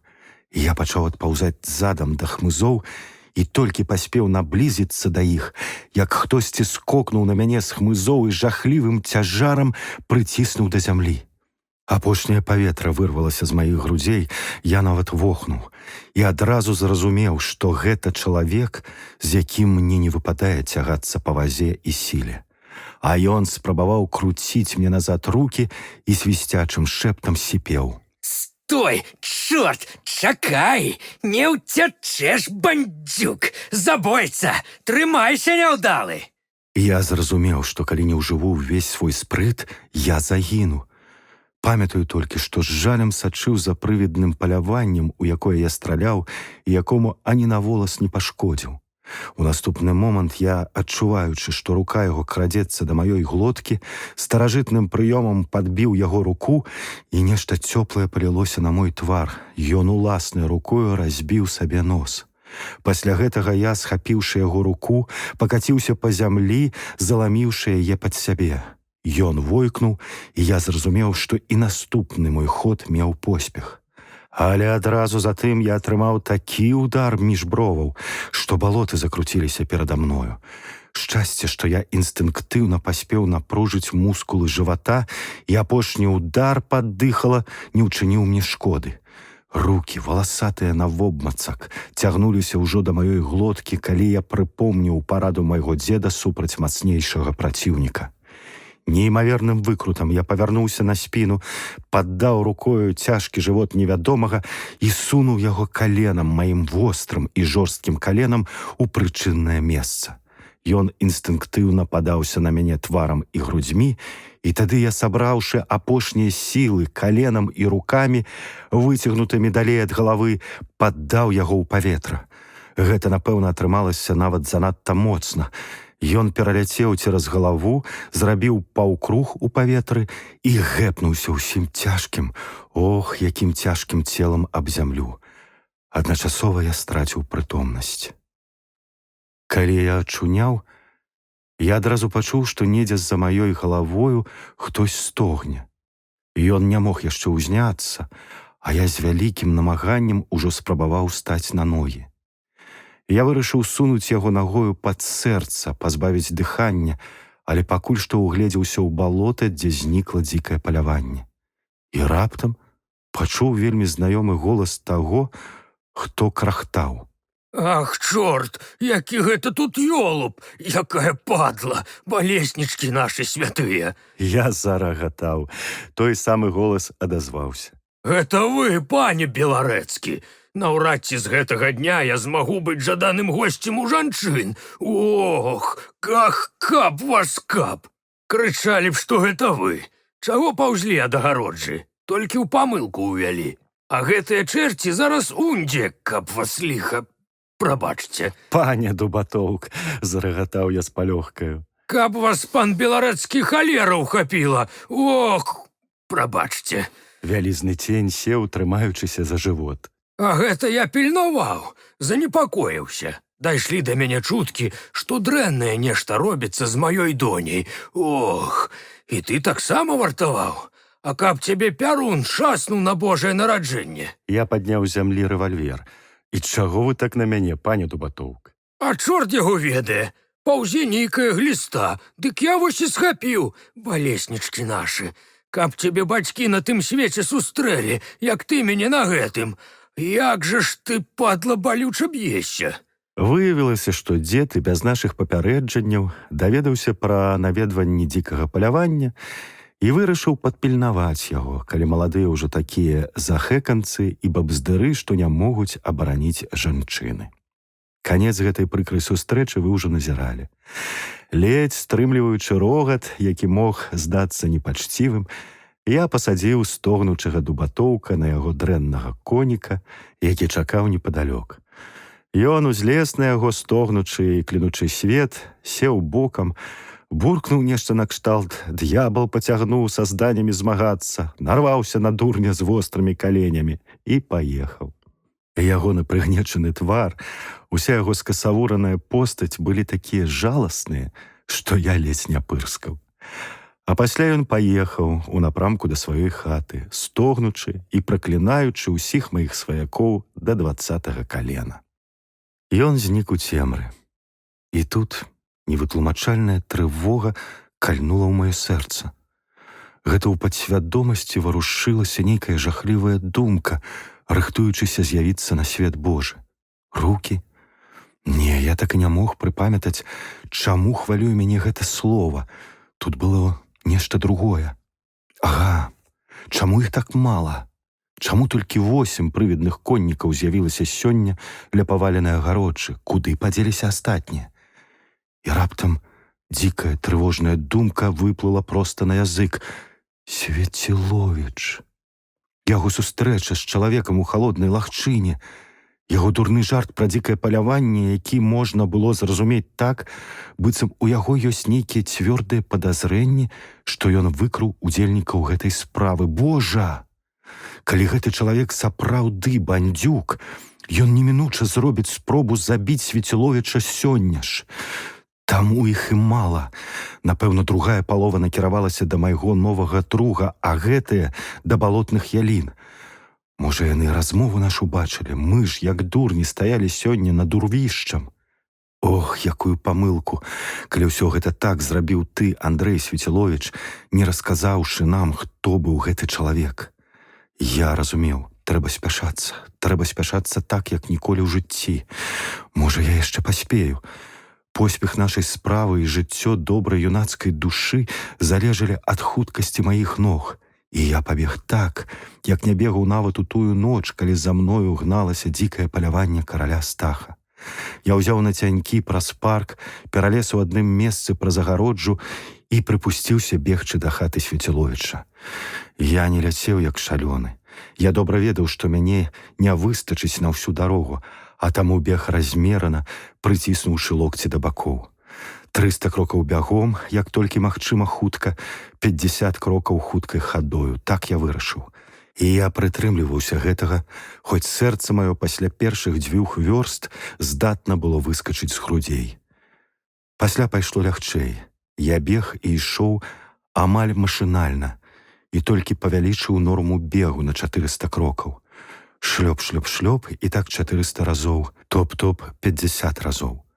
Туманныя, амаль незаўважаныя мной, праплывалі міма самотныя яліны і верас. У грудзях балюча пякло. Свядомасць амаль не працавала. Пад канец я лічыў крокі машынальна.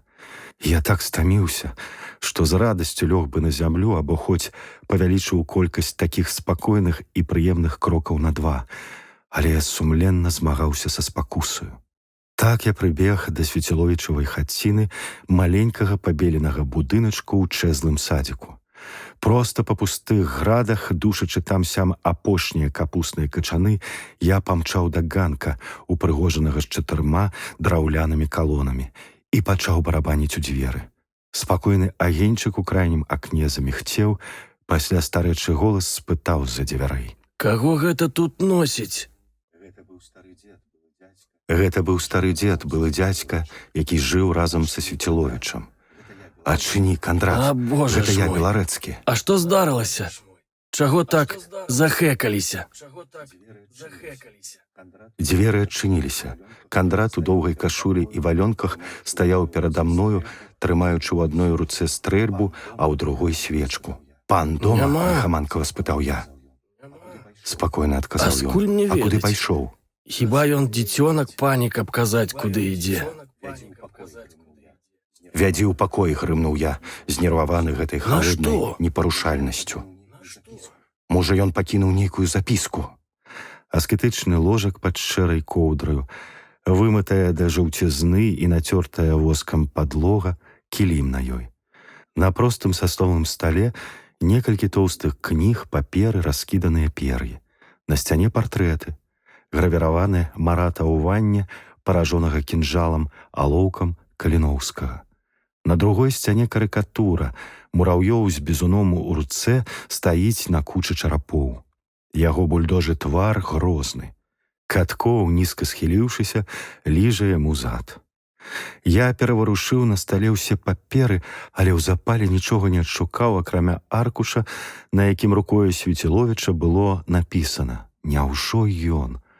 Я схапіў пляцёнку для папер і высыпаў яе на падлогу.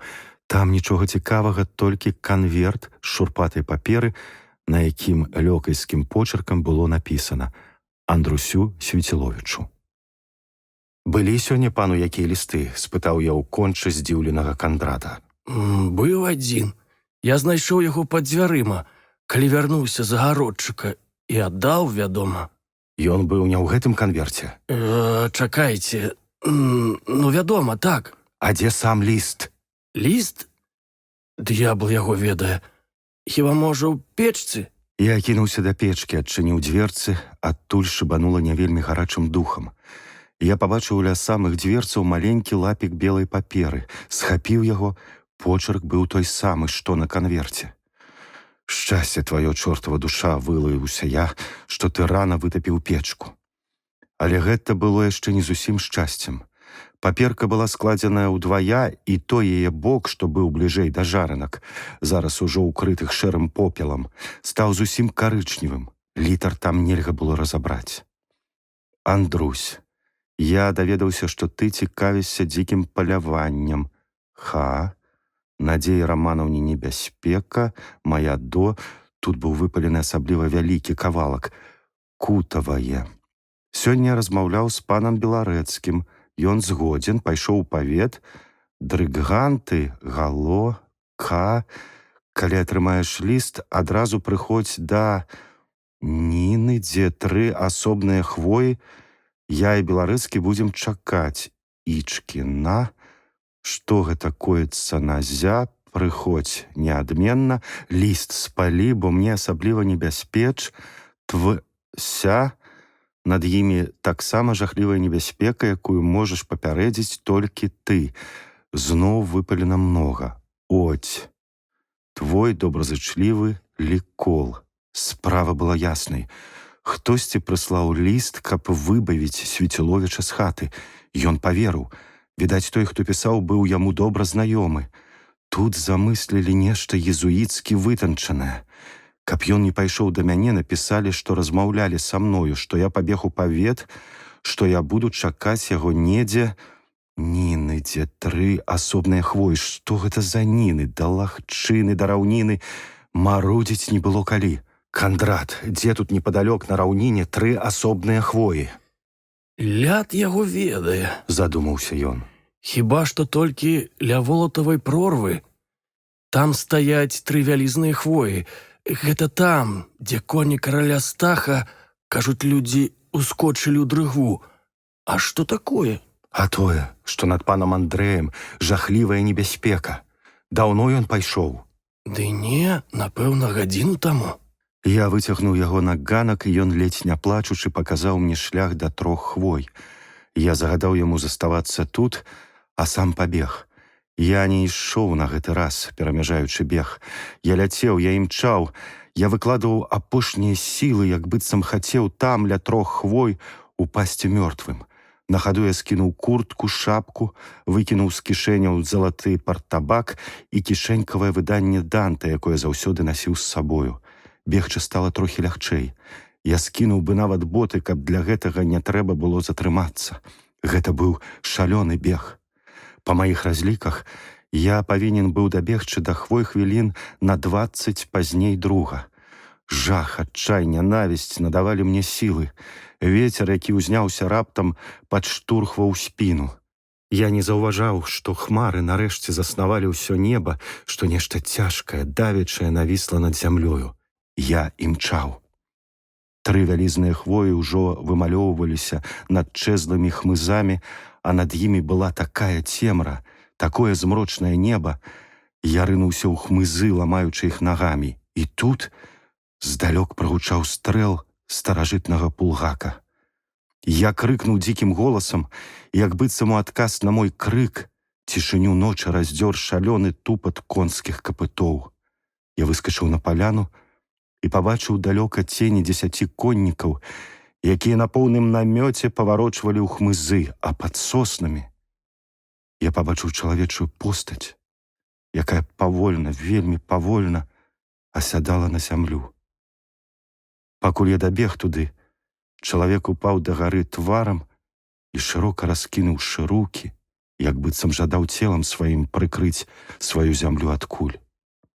Я паспеў яшчэ стрэліць некалькі разоў у бок уцякаючых коннікаў. Мне здалося нават, што адзін з іх пахіснуўся ў сядле, але адразу за гэтым выбух нечаканага гора зваліў мяне на калені поруч з ляжачым чалавекам. Брат, брат мой, брат! Ён ляжаў перада мною зусім як жывы. І толькі маленькая ранка, з якой амаль не цякла кроў, гаварыла мне пра жорсткую непапраўную праўду. Куля прабіла скроні, выйшла ў патыліцу. Я глядзеў на яго, На гэта бязлітасна загубленае маладое жыццё я ўчапіўся ў яго рукамі, зваў, тармасіў і выў, як воўк, як быццам гэта магло дапамагчы. Пасля сеў, узяў яго галаву на калені і пачаў гладзіць валасы.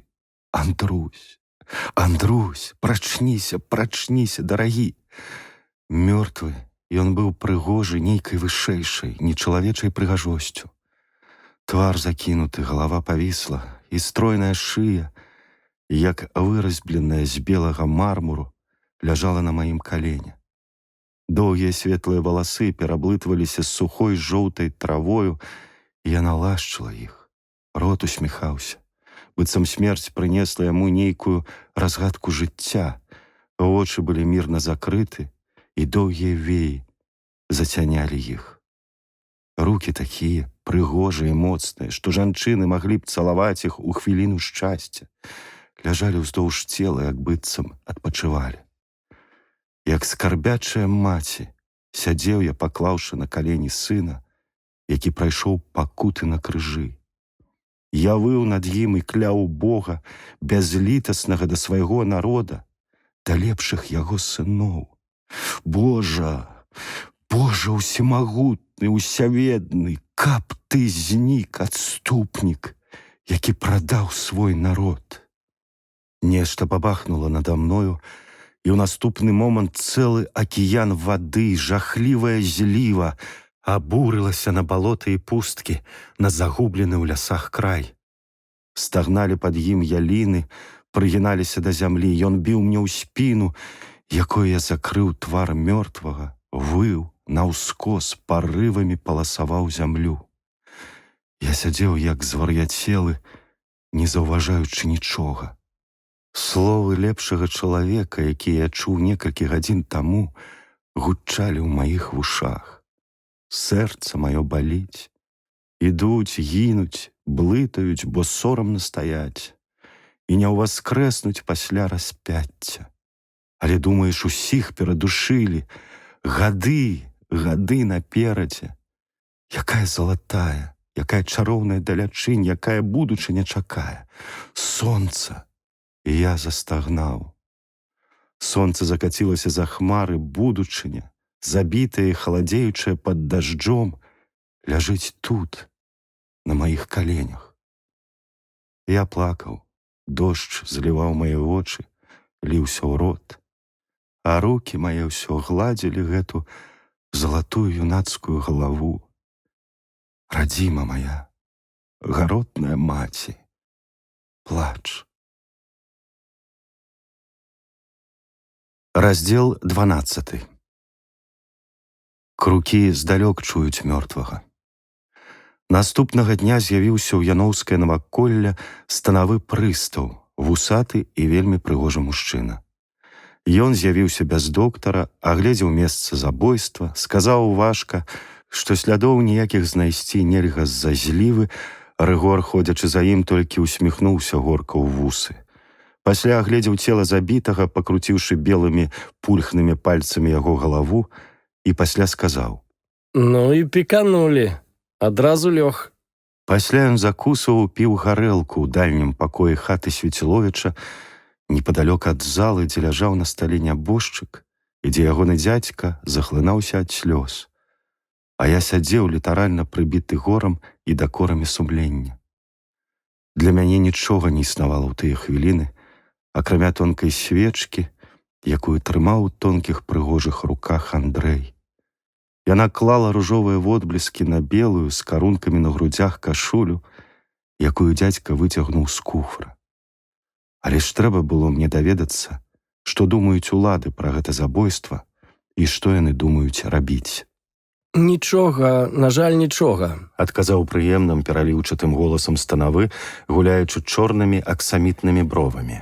Гэта дзікі кут, і расследаванне тут немагчыма. Я разумею вашу высакародную тугу, але што тут магчыма зрабіць? Тут некалькі год таму была сапраўдная вандэта. І што мы маглі зрабіць? Такі ўжо звычай. Напрыклад, мы таксама маглі б прыцягнуць да адказнасці вас, бо вы, як самі кажаце, ужывалі зброю супраць гэтых Паляўнічых. Мы не зробім гэтага, і што нам да гэтага? Магчыма, гэта было забойства з-за прыгожага полу? Кажуць, што ён быў закаханы ў гэтую... Ён сыта варухнуў бровамі. у гаспадыню балотных ялін? Нічога сабе. А можа, гэта і наогул было самагубства? Нябожчык быў меланхолік. Пакутнік за народ. Але ж я сам бачыў дзікае паляванне, твар станавога пачырванеў. Дазвольце мне не паверыць. Казкі аджиліс. Мне здаецца, што наогул ваша знаёмства з ім трошкі падазронае. Я не хачу наводзіць на вас цень, але вельмі падазроным з'яўляецца таксама тое, што вы так упарта імкнецеся звараціць увагу следства на другіх, на нейкае дзікае паляванне. Я выцягнуў з запісной кніжкі абгарэлы аркушык паперы. У мяне ёсць дакумент, што яго выбавілі з хаты. Твар станавога зусім пачырванеў, вочы забегалі. Які дакумент? Спытаў ён, і рука яго працягнулася да мяне. Вы павінны перадаць яго следству, і калі пабачыць, што ён чагосьці варты, яго падшыюць да справы. Я схаваў аркушык. Такімі няпэўнымі здаліся мне яго вочы, і гэтая сквапная працягнутая рука. Я сам перадам яго, калі і каму палічу патрэбным. Ну што ж, Станавы праглынуў нешта. ваша справа, шаноўны. Але параю бы вам не дражніць гусей. Тут варварскае насельніцтва. І ён шматзначна паглядзеў на мяне. Могуць і забіць. Я гэтага не вельмі баюся. Скажу толькі, што калі паліцыя займаецца замест прамых спраў разважаннямі, самі грамадзяне павінны абараняць сябе. А калі выканаўчыя ўлады прыкладваюць усе намаганні, каб толькі замяць справу, гэта пахне вельмі непрыемна і штурхае людзей на самыя нечаканыя думкі.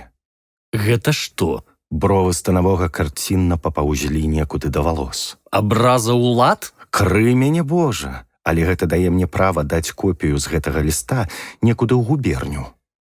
Справа вашая. Станавы пакалупаў у зубах. Але паслухайце, дарагі пан Беларэцкі, трэба прымірыцца.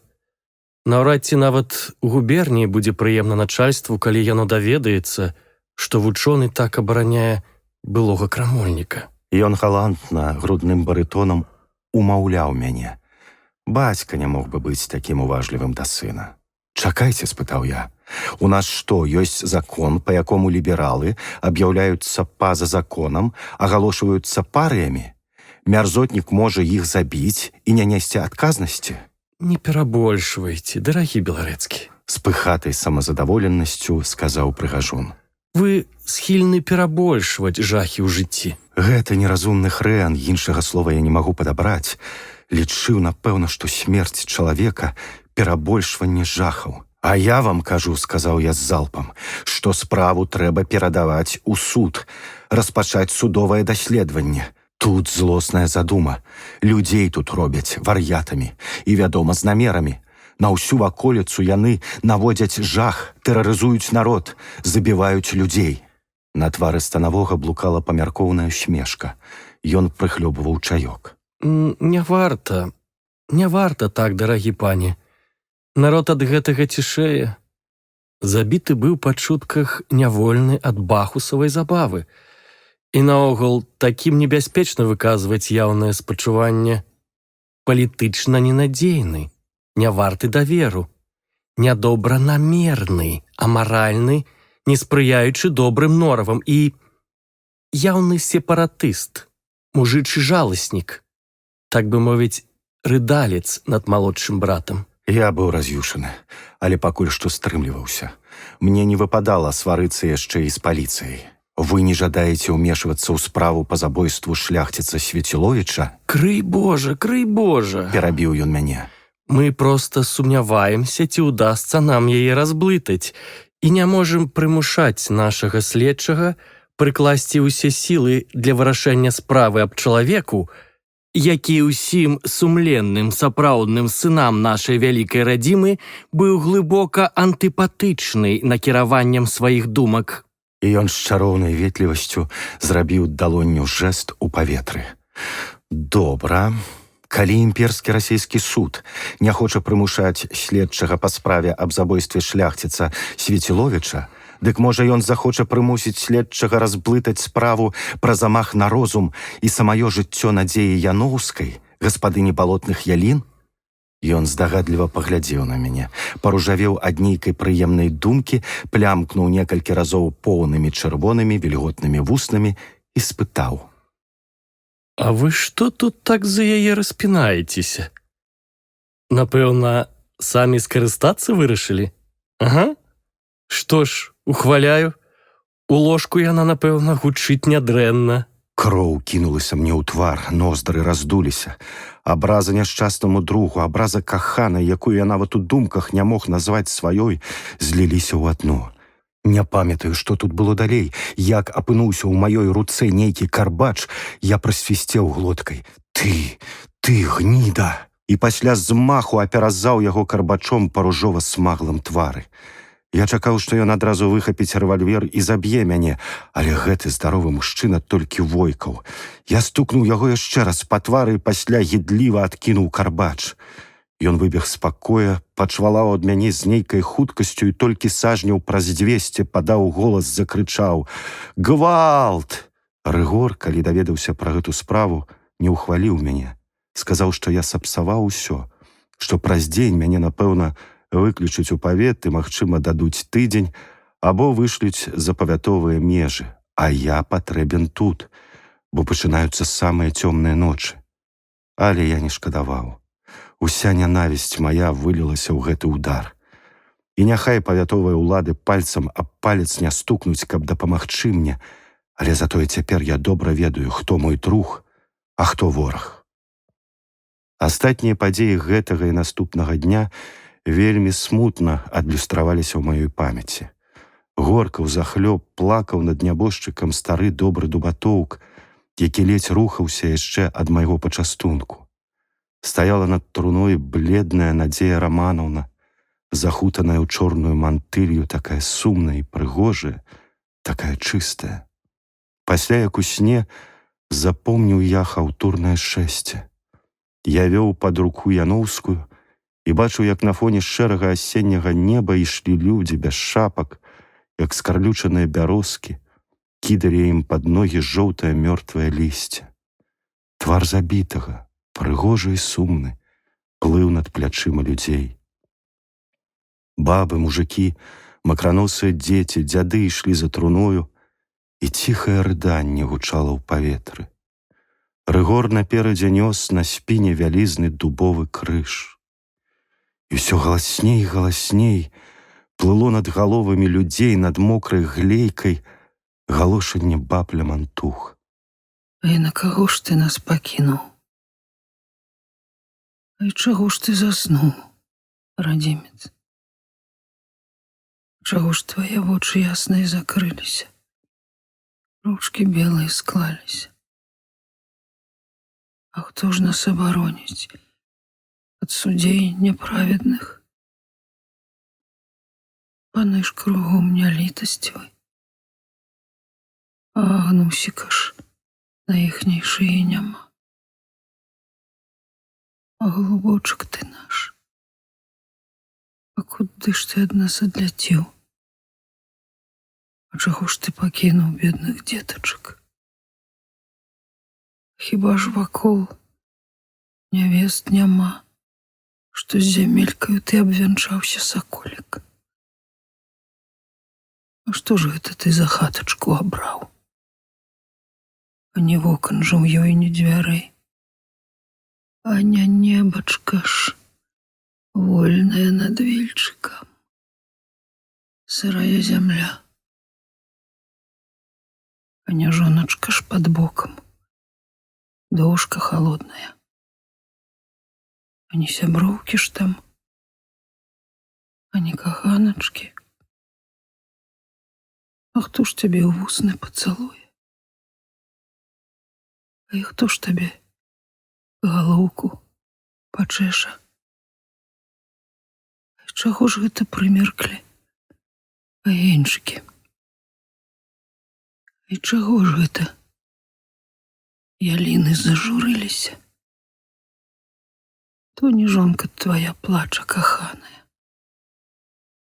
Не яна ж гэта плача прад вяселліцам. А то ж плачуць над табою людзі добрыя. То не зорачка ў небе засвяцілася, то затлела ў ручках свечачка васковая. Труна плыла над сапраўднымі чалавечымі рыданнямі, якіх не купіш нават у прафесіянальных лямантух. І вось глыбокі дол. Калі развітваліся, Яноўская ўпала на калені і пацалавала руку чалавека, які загінуў за яе. Я ледзь адарваў яе, калі труну сталі спушчаць у яму. У гэты самы час 3 сялян падцягнулі на палазах вялізны шэры камень і пачалі ўсцягваць яго на горб, дзе была выкапана самотная магіла. Крыж быў выбіты на камені, і яшчэ імя і прозвішча каравымі няўмелымі літарамі. Загрукаталі аб бечка труны камякі зямлі, хаваючы ад мяне дарагі твар. Пасля на зраўнанае месца паставілі вялізны шэры камень. Рыгор і яшчэ 5 сялян узялі старыя стрэльбы і раз по разу пачалі страляць у раўнадушнае нізкае неба. Апошні Свеціловічаў Яноўскіх адплываў у нязнаны шлях. Хутка і са мною так. Шапнула мне Яноўская. Хоць бы хутчэй. Грукаталі стрэлы, закамянеласць ляжала на тварах людзей. Потым, паводле старажытнага шляхецкага звычаю, молатам быў раструшчаны аб надгробны камень радавы герб. Род застаўся без нашчадка. Вымер. Раздзел 13. Я адчуваў, што звар'яцею, калі не буду займацца розшукамі, калі не знайду хутка вінаватых і не пакараю іх. Калі няма Бога, калі няма справядлівасці ў начальнікаў, я буду сам і Богам, і суддзёю. І даль Бог. Пекла ўздрыганецца, калі яны трапяць мне ў рукі. Жылы буду цягнуць з жывых. Ад Рыгора я даведаўся, што яго знаёмыя шукаюць у пушчы, што ён сам добра абшукаў месца забойства і даведаўся, што чакаў Свеціловіча худы высокі чалавек, які скурыў пад хвоямі, чакаючы папяросу. Акрамя таго, ён адшукаў папяровы клак, які вылецеў са стрэльбы забойцы, а таксама кулю, якой быў забіты мой друг.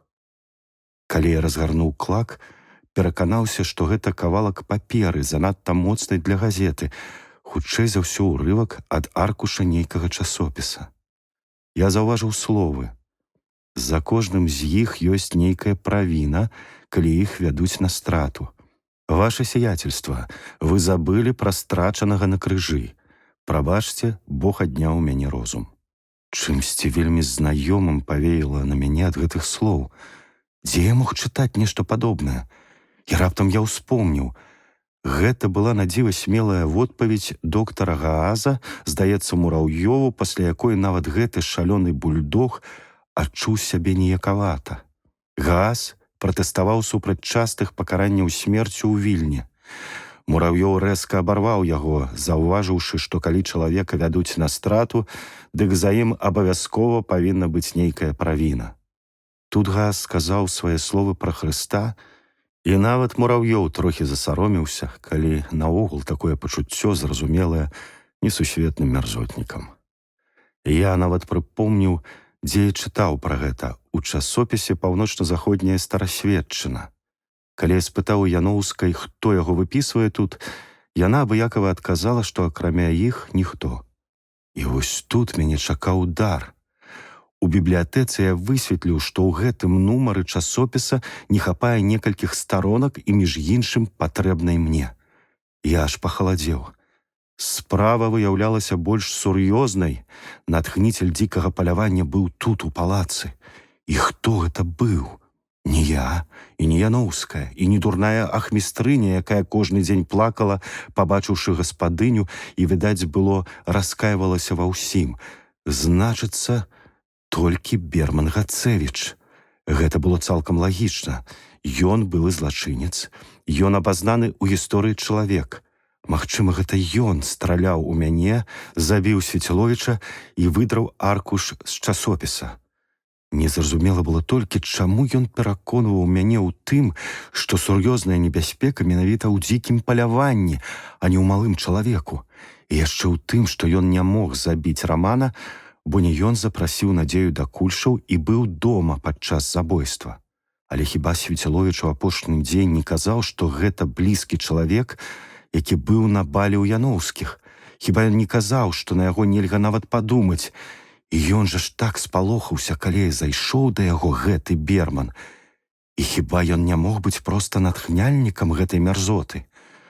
Праўда, невядома ў гэтым выпадку, як можна растлумачыць існаванне блакітнай жанчыны, але гэта наогул самы цёмны факт з усёй гэтай гісторыі. І галоўнае, незразумела было, якая Берману ў гэтым выгада. Але такі вырадак пекла можа нешта прыдумаць. Я ўзяў яноўскае асабісты архіў Рамана і прагледзеў матэрыялы яго апошніх дзён. Нічога суцяшальнага, хіба толькі запіс, што Берман пачынае яму не падабацца, знікае кудысь з хаты, занадта цікавіцца генеалогіяй Яноўскіх, разглядае старыя планы палаца. Гэта быў ужо знамянальны факт. Чаму не выказаць меркаванне, што і ў з'яўленні малога чалавека, праўдзівей казаць яго крокаў, вінен таксама Берман? Мог жа ён адкапаць старыя планы, скарыстацца нейкай акустычнай таямніцай палаца і кожную ноч пужаць людзей крокамі. Я паразмаўляў з Рыгорам, і той сказаў, што гэта цалкам магчыма, абяцаў нават дапамагчы, бо ягоныя дзядзька і дзед былі мулярамі Яноўскіх яшчэ пры прыгоне. Хаваецца недзе тут зладзюга. Але хто ён, дзе хады ў сценах, як ён трапляе туды, невядома. Буркнуў Рыгор. Нічога, адшукаем, знойдзем. Толькі вы вельмі сцеражыцеся. Толькі і бачыў я на сваім вяку, што 2 людзяных паноў, дык адзін ужо загінуў. Шкада будзе, калі і з табою што здарыцца. Тады і ўся гэтая ваша паскудная парода не мае права хлеб харчыць і паветра псаваць. Бермана вырашылі пакуль што не выдаляць, каб не спудзіць перадчасна. Пасля гэтага я ўзяўся за дакладны аналіз ліста невядомага да Свяціловіча. Я перапэцкаў 12 аркушаў паперы, пакуль не аднавіў крыху тэкст ліста. Андрусь, я даведаўся, што ты цікавішся дзікім паляваннем караля Стаха і тым, што Надзеі Раманаўне пагражае небяспека. Далей нічога не атрымлівалася. Мая зноў вялікі пропуск, пакутавая. Сёння я размаўляў з панам Беларэцкім. Ён згодзін са мною і пайшоў у павет.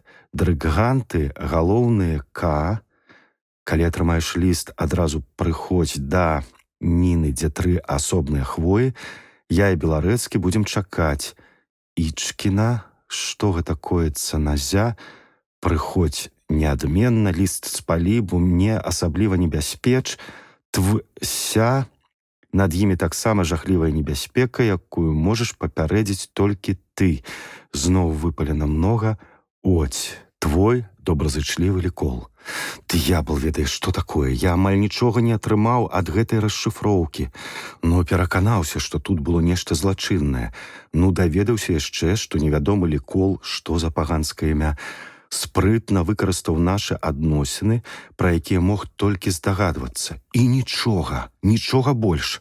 А між тым вялізны шэры камень лёг на магіле чалавека, які быў або мог быць.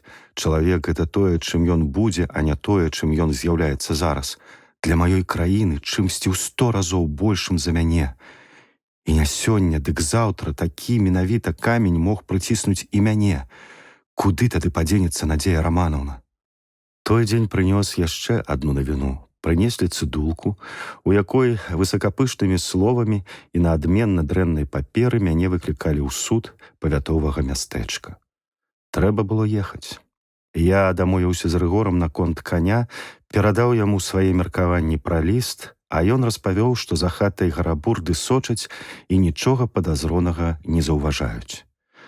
Думкі мае зноў звярнуліся да Бермана. У гэты спакойны і не па-асенняму ціхі вечар Я доўга думаў над тым, што чакае мяне ў павеце, і вырашыў ні ў якім разе не затрымлівацца там. Я зусім быў збіраўся пайсці адсыпацца перад дарогою, калі раптам, звярнуўшы за паваротку алеі, пабачыў на замшэлай лаве яноўскую. Чорна-зялёнае ад векавых ялін святло клала празрыстыя адбіткі на яе блакітную сукню, на рукі з заламанымі пальцамі, якія ляжалі на каленях, на вочы, трохі неасэнсаваныя, як гэта заўжды бывае ў чалавека, які цалкам паглыбіўся ў свае думкі. Слова, што я даў самому сабе, было цвёрдым. Памяць мёртвага друга зрабіла гэтае слова яшчэ больш моцным. І ўсё ж я некалькі хвілін з нейкім лікуючым захапленнем думаў пра тое, што мог бы абняць гэтую худзенькую постаць, прыціснуць да грудзей, да ўсяго сябе. І пакутліва білася маё сэрца, бо я ведаў, што ніколі гэта не будзе. Але выйшаў я да яе з-за дрэў амаль спакойны. Вось узняла галаву, пабачыла мяне, і якім мілым, цёплым агнём заззялі прамяністыя вочы. Гэта вы, пан Беларэцкі? Сядайце тут, поруч. Памаўчала і сказала з дзіўным перакананнем. Я не пытаюся у вас, чаму вы пабілі гэтага чалавека. Я ведаю, калі вы зрабілі гэта, значыць, іначай нельга было. Але я вельмі непакоюся за вас. Вы павінны ведаць, суда тут няма. Гэта кручкі, гэта хлусы, гэта дрэнныя і наскрозь прадажныя людзі. Яны могуць засудзіць вас. І хоць невялікая правіна шляхціцу пабіць паліцэйскага, яны могуць выслаць вас адсюль.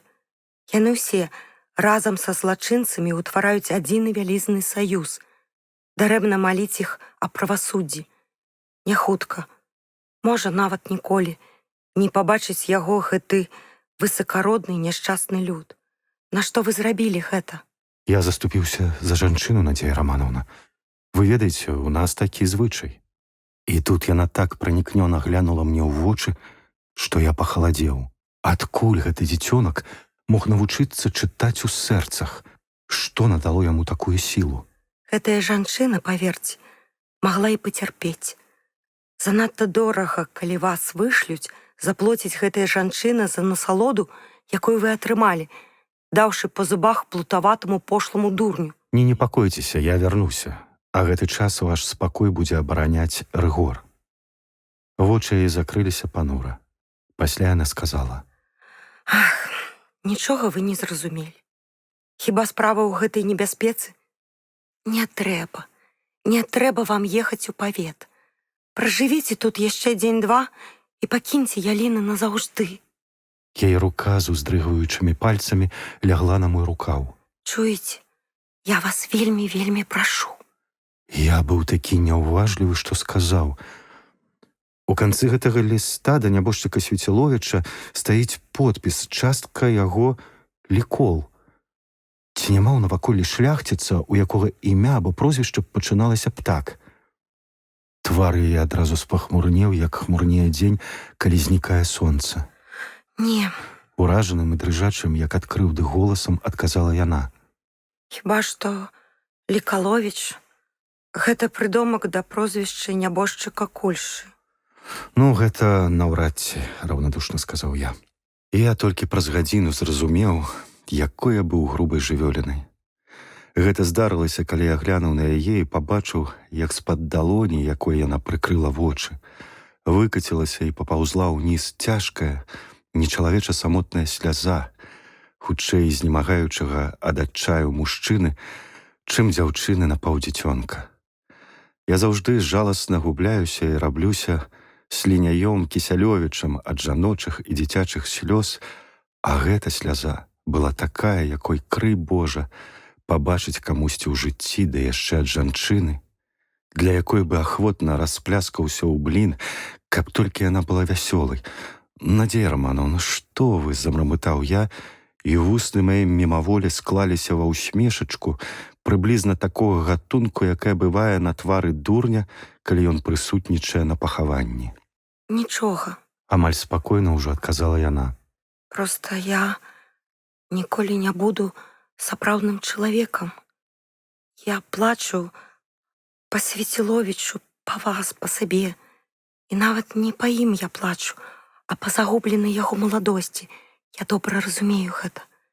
Па шчасці, якое нам заказана, па шчырасці, якой у нас няма. Знішчаюць лепшых, знішчаюць вартых.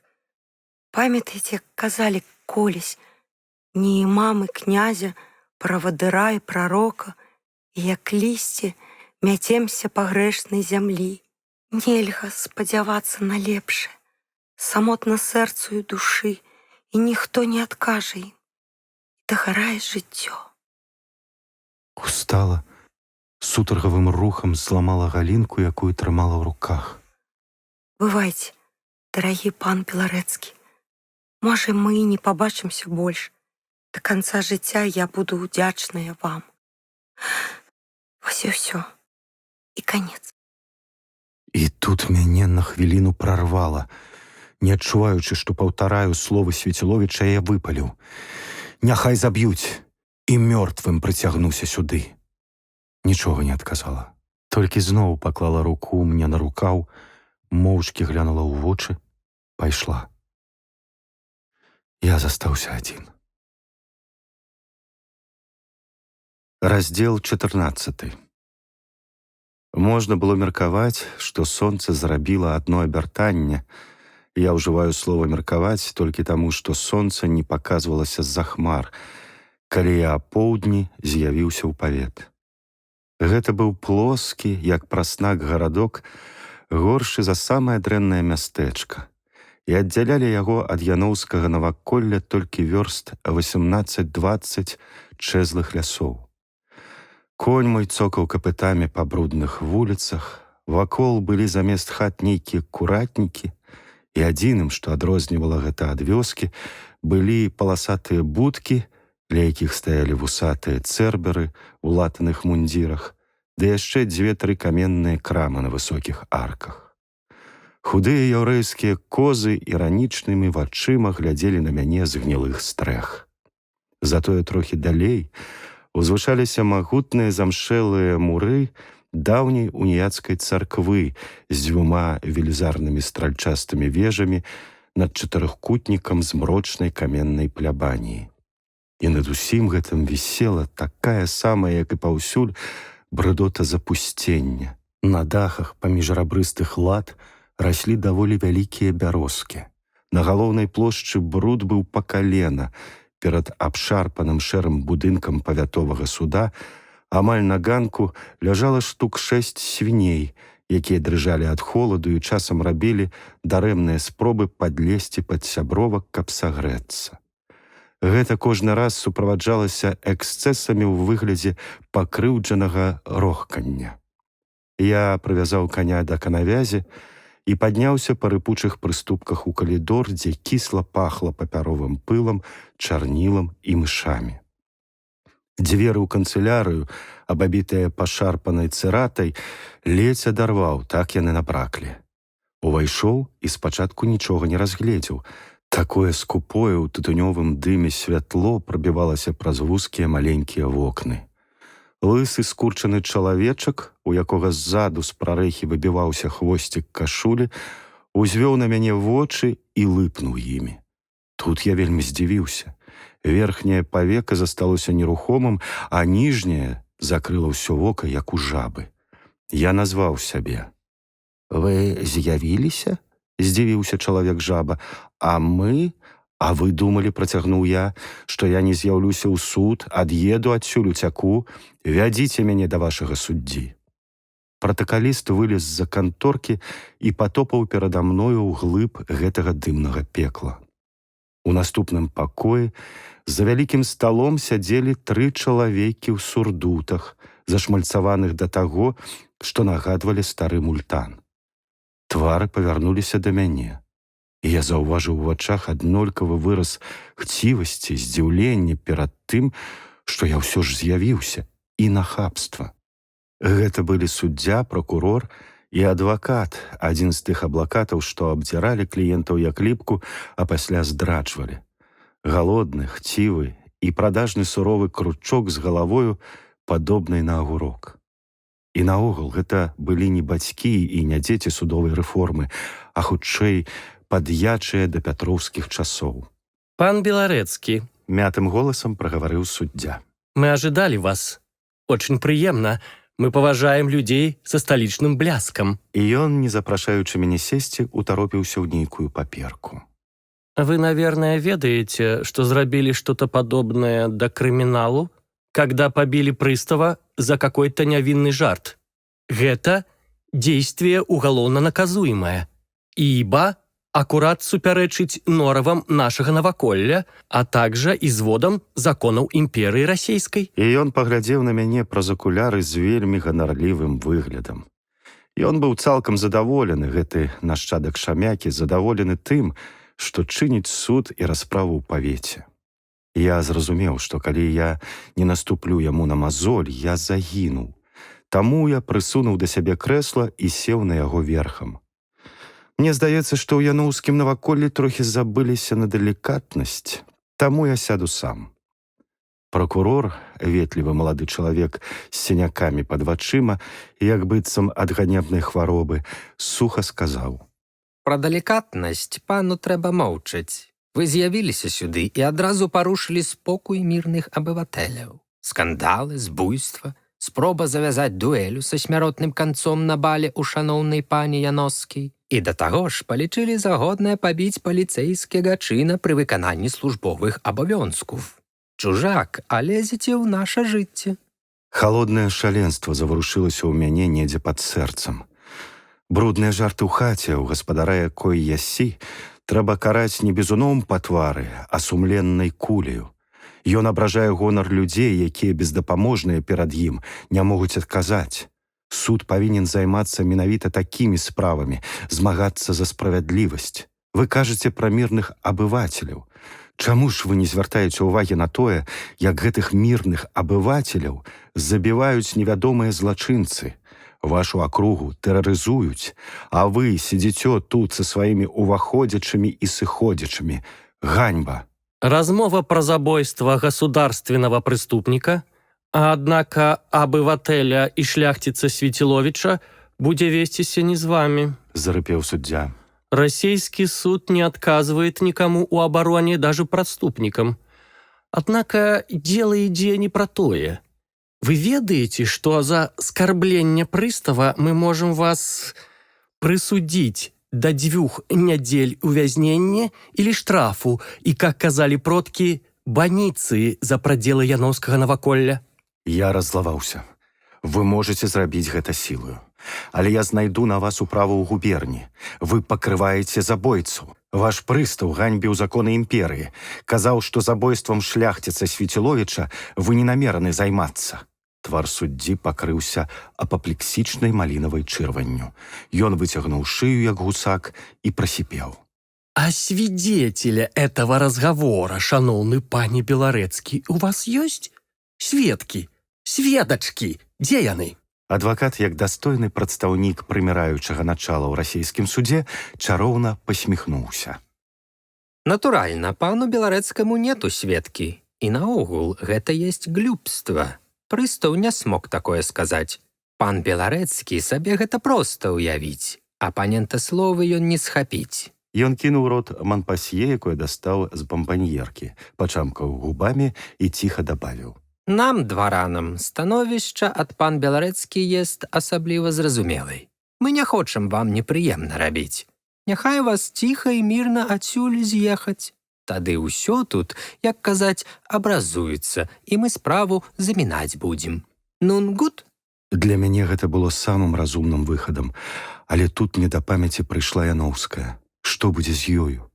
Для яе гэта можа скончыцца смерцю або вар'яцтвам. Я паеду, а яе дурненькую толькі лянотны не пакрыўдзіць. Я зноў сеў у крэсла, сціснуў сківіцы і схаваў пальцы рук паміж каленямі, каб яны не выдалі майго хвалявання. «Я не паеду», — сказаў я. «Перш за ўсё спаймайце злачынцаў, якія прыкрываюцца імем зданяў. А пасля я знікну адсюль назаўжды». Суддзя ўздыхнуў. Мне кажется, што вам прывядзецца пайсці адсюль хутчэй, ніж спаймаць гэтых міхі. Міфічных. Падказаў адвакат. Вот-вот, міхічных праступнікаў. І прывядзецца пайсці адсюда не па собственнай ахвоце. Уся кроў кінулася мне ў твар. Я адчуваў, што загінуў, што яны зробяць са мной тое, што ім захочацца, але біў ва-банк, ставіў на апошнюю карту, бо змагаўся за шчасце той, што была мне даражэй за ўсё. Неверагодным намаганнем я прымусіў мае пальцы не дрыжаць, калі выцягнуў з партманета вялікі аркуш паперы і тыцнуў ім пад нос. Але голас мой перасякаўся ад ярасці. Вы, здаецца, забылі, што я з Акадэміі навук, што я член імператарскага геаграфічнага таварыства. Вы бачыце гэта? І я абяцаю вам, што як толькі я вызвалюся, я паскарджуся гасудару і не пакіну ад вашай смярдзючай нары каменя на камені. Я думаю, што гасудар не пашкадуе 3 нягоднікаў, якія хочуць выдаліць мяне адсюль, каб уладжваць свае цёмныя справы. У першы апошні раз я назваў сябрам чалавека, якога саромеўся назваць нават суайчыннікам. Я ж заўжды імкнуўся забыць той факт, што продкі Раманавых паходзяць з Беларусі. А гэтыя ёлупы не ведалі, што кожны другі член геаграфічнага таварыства дорага даў бы, толькі б яно не звалася імператарскім. Але я ўжо амаль крычаў: «Ён заступіцца!» Думаецца мне, што яны трохі завагаліся. Суддзя зноў выцягнуў шыю і ўсё ж шапнуў: А ці будет приятно государу, что член такого поважного общества знюхался с государственными преступниками? Многие поважные дедицы пожалуются на гэта тому самому государу. Яны абклалі мяне як харты. Я сеў, паклаў нагу на нагу, склаў рукі на грузях і сказаў спакойна. Я быў надта спакойны, такі спакойны, хоць тапіся. А вы не ведаеце тутэйшых сялян? Яны, так бы мовіць, пакуль што шчырыя манархісты. І я абяцаю вам, калі вы толькі выганіце мяне адсюль, я пайду да іх. Яны аж пазелянелі. Зрэшты, я думаю, што да гэтага справа не дойдзе. Вось ліст ад асобы самога губернатара, дзе ён прапануе мясцовым уладам падтрымліваць мяне. А вы ведаеце, што бывае за непаслушэнства такім загадам? Пярун над вухам не так бы ўразіў гэту публіку, як звычайны аркуш паперы са знаёмым подпісам. А я, вельмі нагадваючы генерала на падаўленні бунту, павольна цадзіў, адчуваючы, што мая справа паляпшаецца. Вы што, паляцець з пасады пажадалі? Я зраблю гэта. А за патуранне дзікім учынкам нейкіх вылюдкаў вы таксама адкажаце. Вочы ў суддзі забегалі. Ну што ж, вырашыў я, хоць які сказ, адзін адказ. Я паказаў астатнім на дзверы. Яны пахапцам выйшлі з пакоя.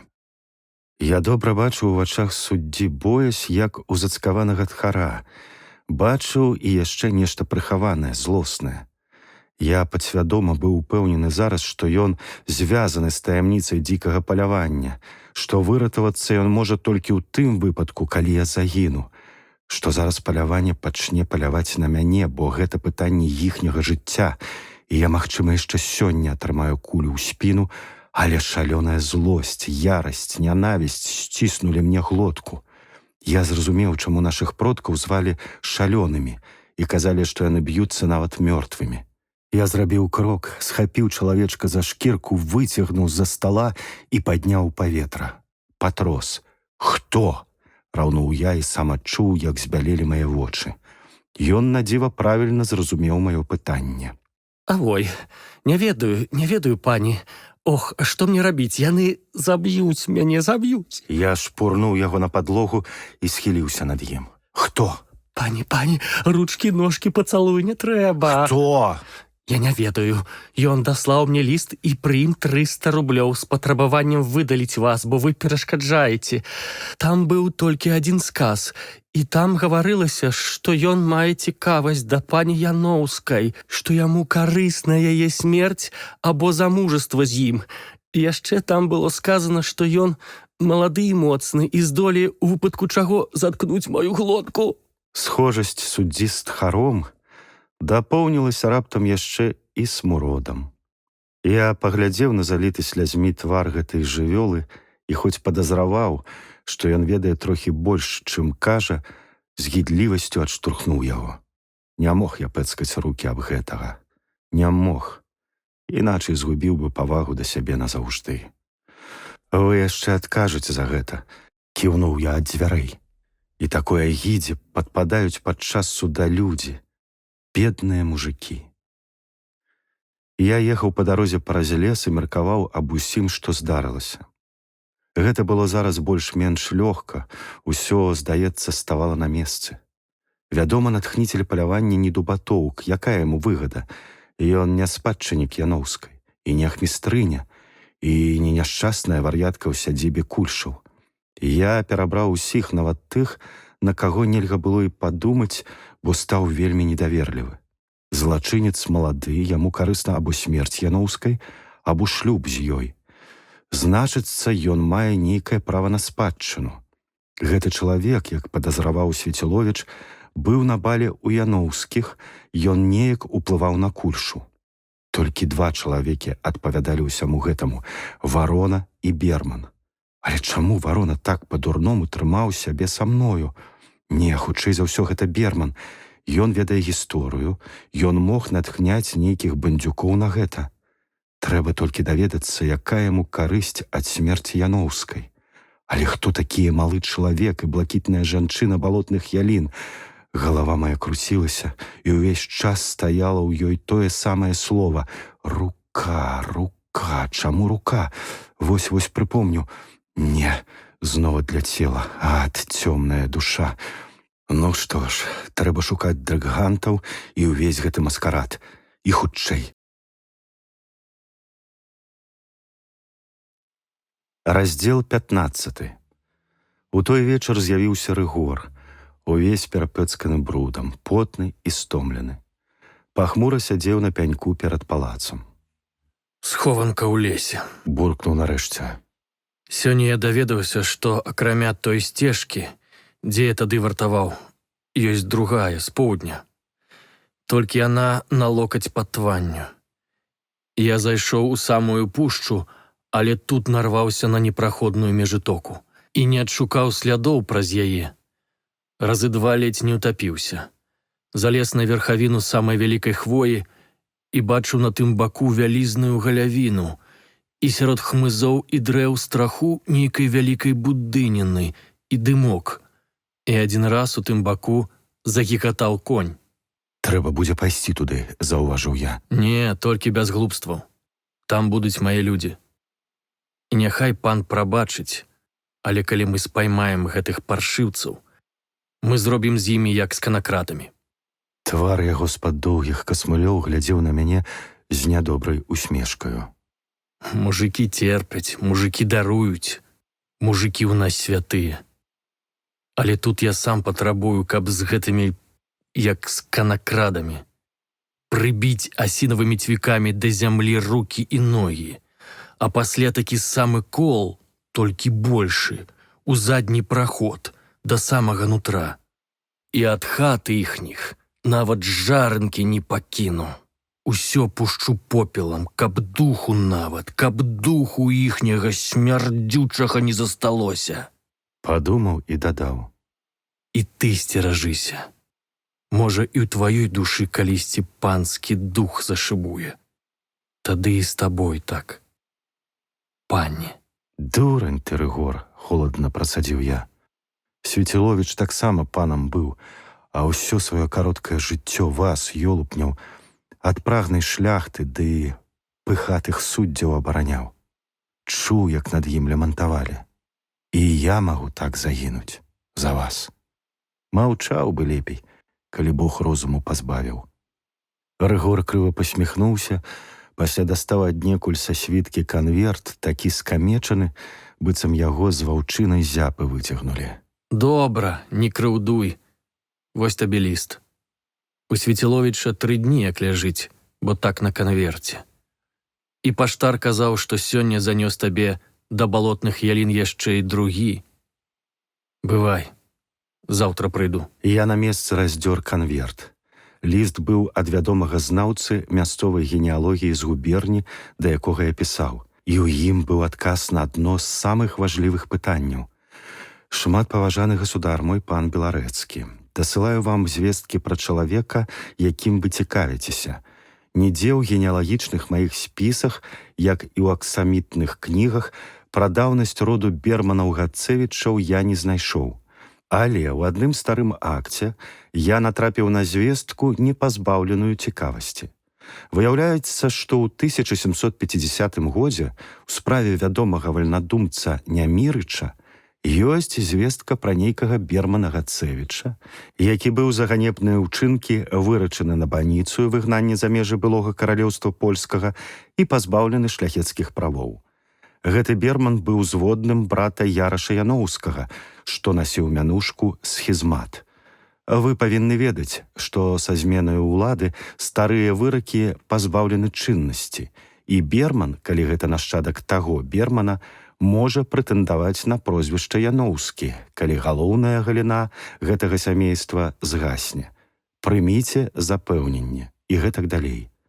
Я стаяў як аслупянелы і ўсё перачытваў радкі ліста, хоць ужо моцна сцямнела і літары расплываліся перад маімі вачыма. Чорт! Усё ясна. Берман наследнік Яноўскай, агідны мярзотнік, адмысловы нягоднік. І раптам мне цюкнула ў галаву. Рука! Адкуль рука? Ага! У малога чалавека, калі ён глядзеў на мяне праз акно, была рука, як у Бермана, такія самыя доўгія нялюдскія пальцы. І я кінуўся ў палац. Па дарозе зайшоў да сваёй спальні, але ліста там не было. Ахмістрыня казала, што ліст быў тут, павінен быў быць тут. Яна вінавата квахтала перада мною. Яна наогул стала пасля той ночы ў архіве вельмі ліслівай і мяккай. Не, пан, я не ведаю, дзе ліст.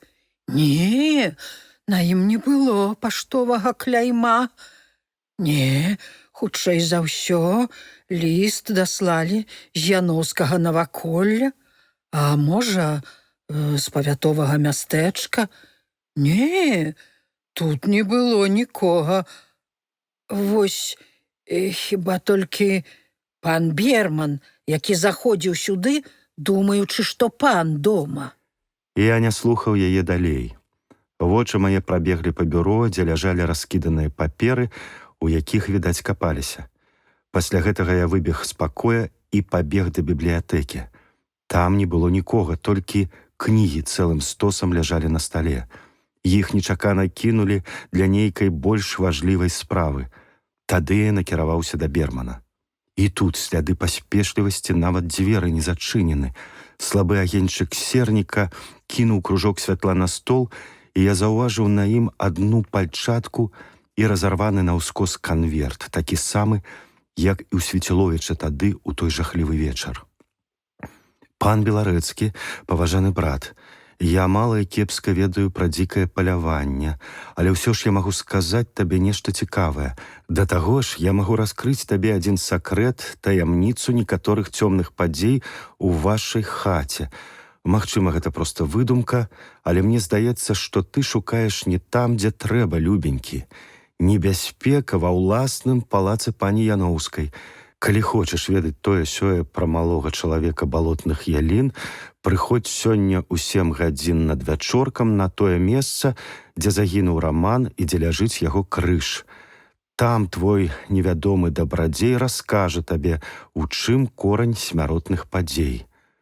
Я на хвіліну завагаўся, прыпамятаўшы лёс Свеціловіча, але доўга вагацца нельга было. Гадзіннік паказваў без 15:07, а тут яшчэ Бермана няма. Куды пайшоў? Калі ён і малы чалавек, і кіраўнік дзікага палявання, ён павінен вельмі занепакоіцца, прачытаўшы пералюстраваны ім ліст. Ці не пайшоў ён замест мяне на спатканне з незнаёмцам, каб замкнуць яму рот? Цалкам магчыма. А тут яшчэ вартаўнік на маё пытанне пра Бермана паказаў рукою на паўночны захад, якраз у напрамку алеі і дарогі, што вяла да крыжа Рамана Старога. Я пабег туды ж.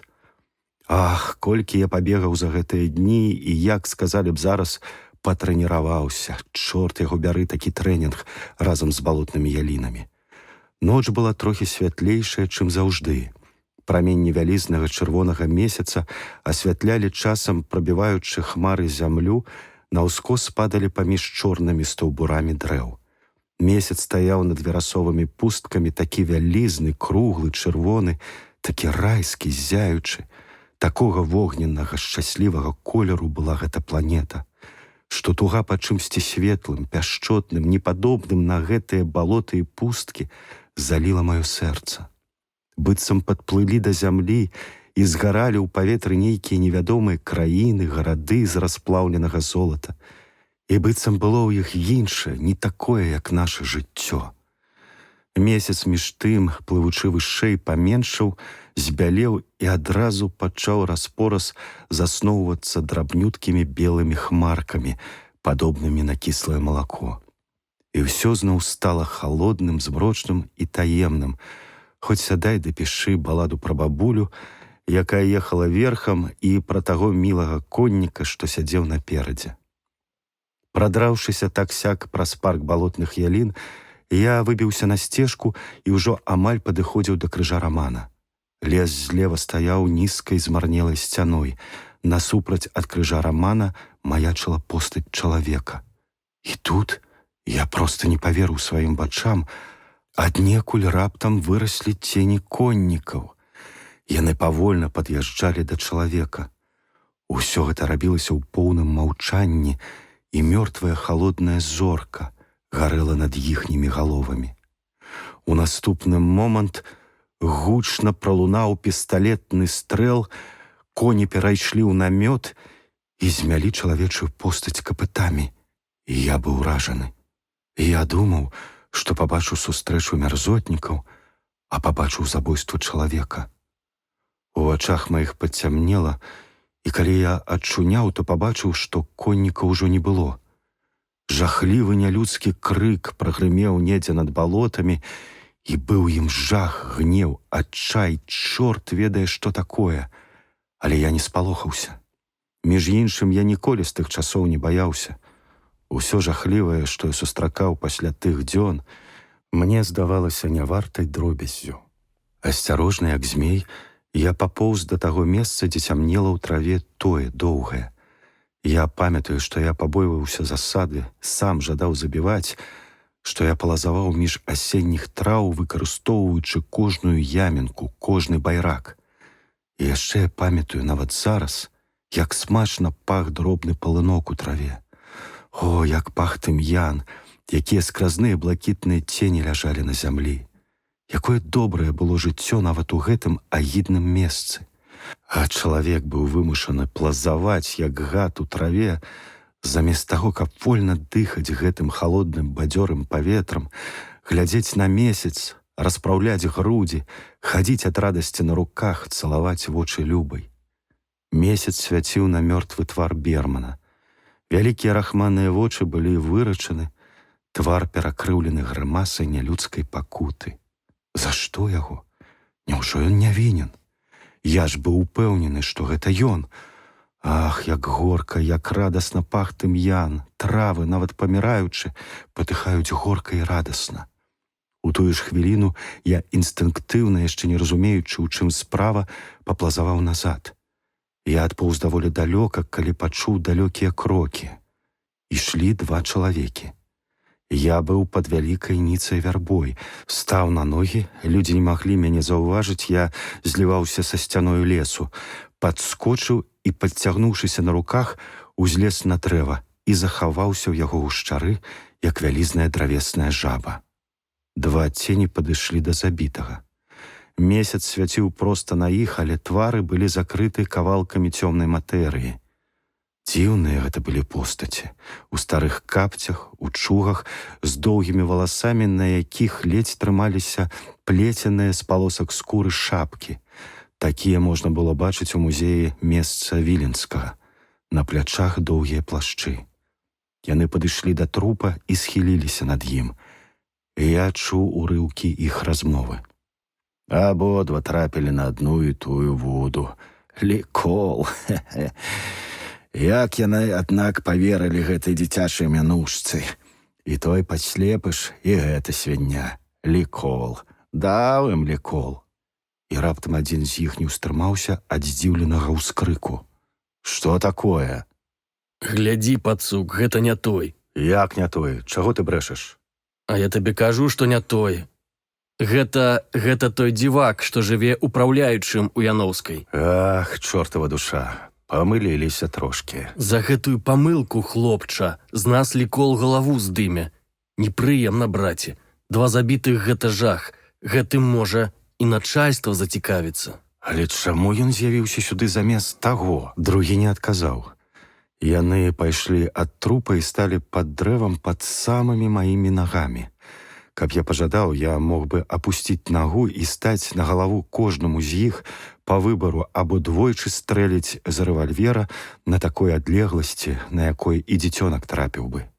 Я дрыжаў ад хвалявання, але голас халоднага розуму казаў мне, што так рабіць нельга, што я спалохаю астатніх, што з паляваннем трэба канчаць адным ударам, што зараз трэба сачыць за гэтымі. Хопіць, я нарабіў занадта многа памылак, і калі загіне яшчэ і надзея, тады толькі і застанецца, што пайсці ў волатаву прорву, скокнуць туды і пачуць, як вырвецца над табою з твані з дзікім ровам паветра.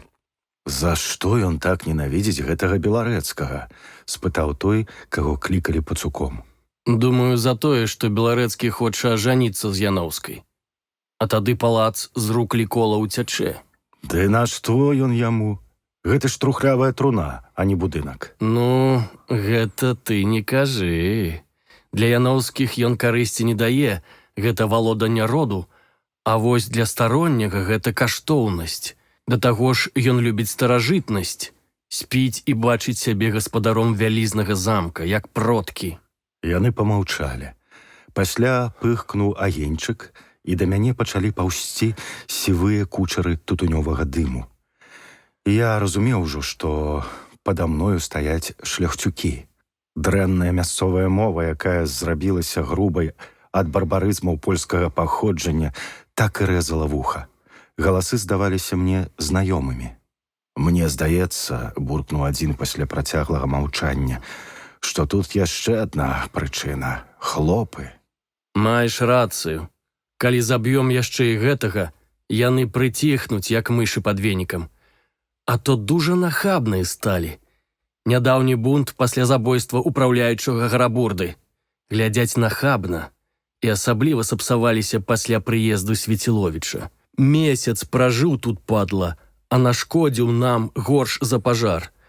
4 хлопаў з рук суда выдраў, паскардзіўся на 2 дваран. А калі гэты Беларэцкі прыехаў, зусім дрэнна стала.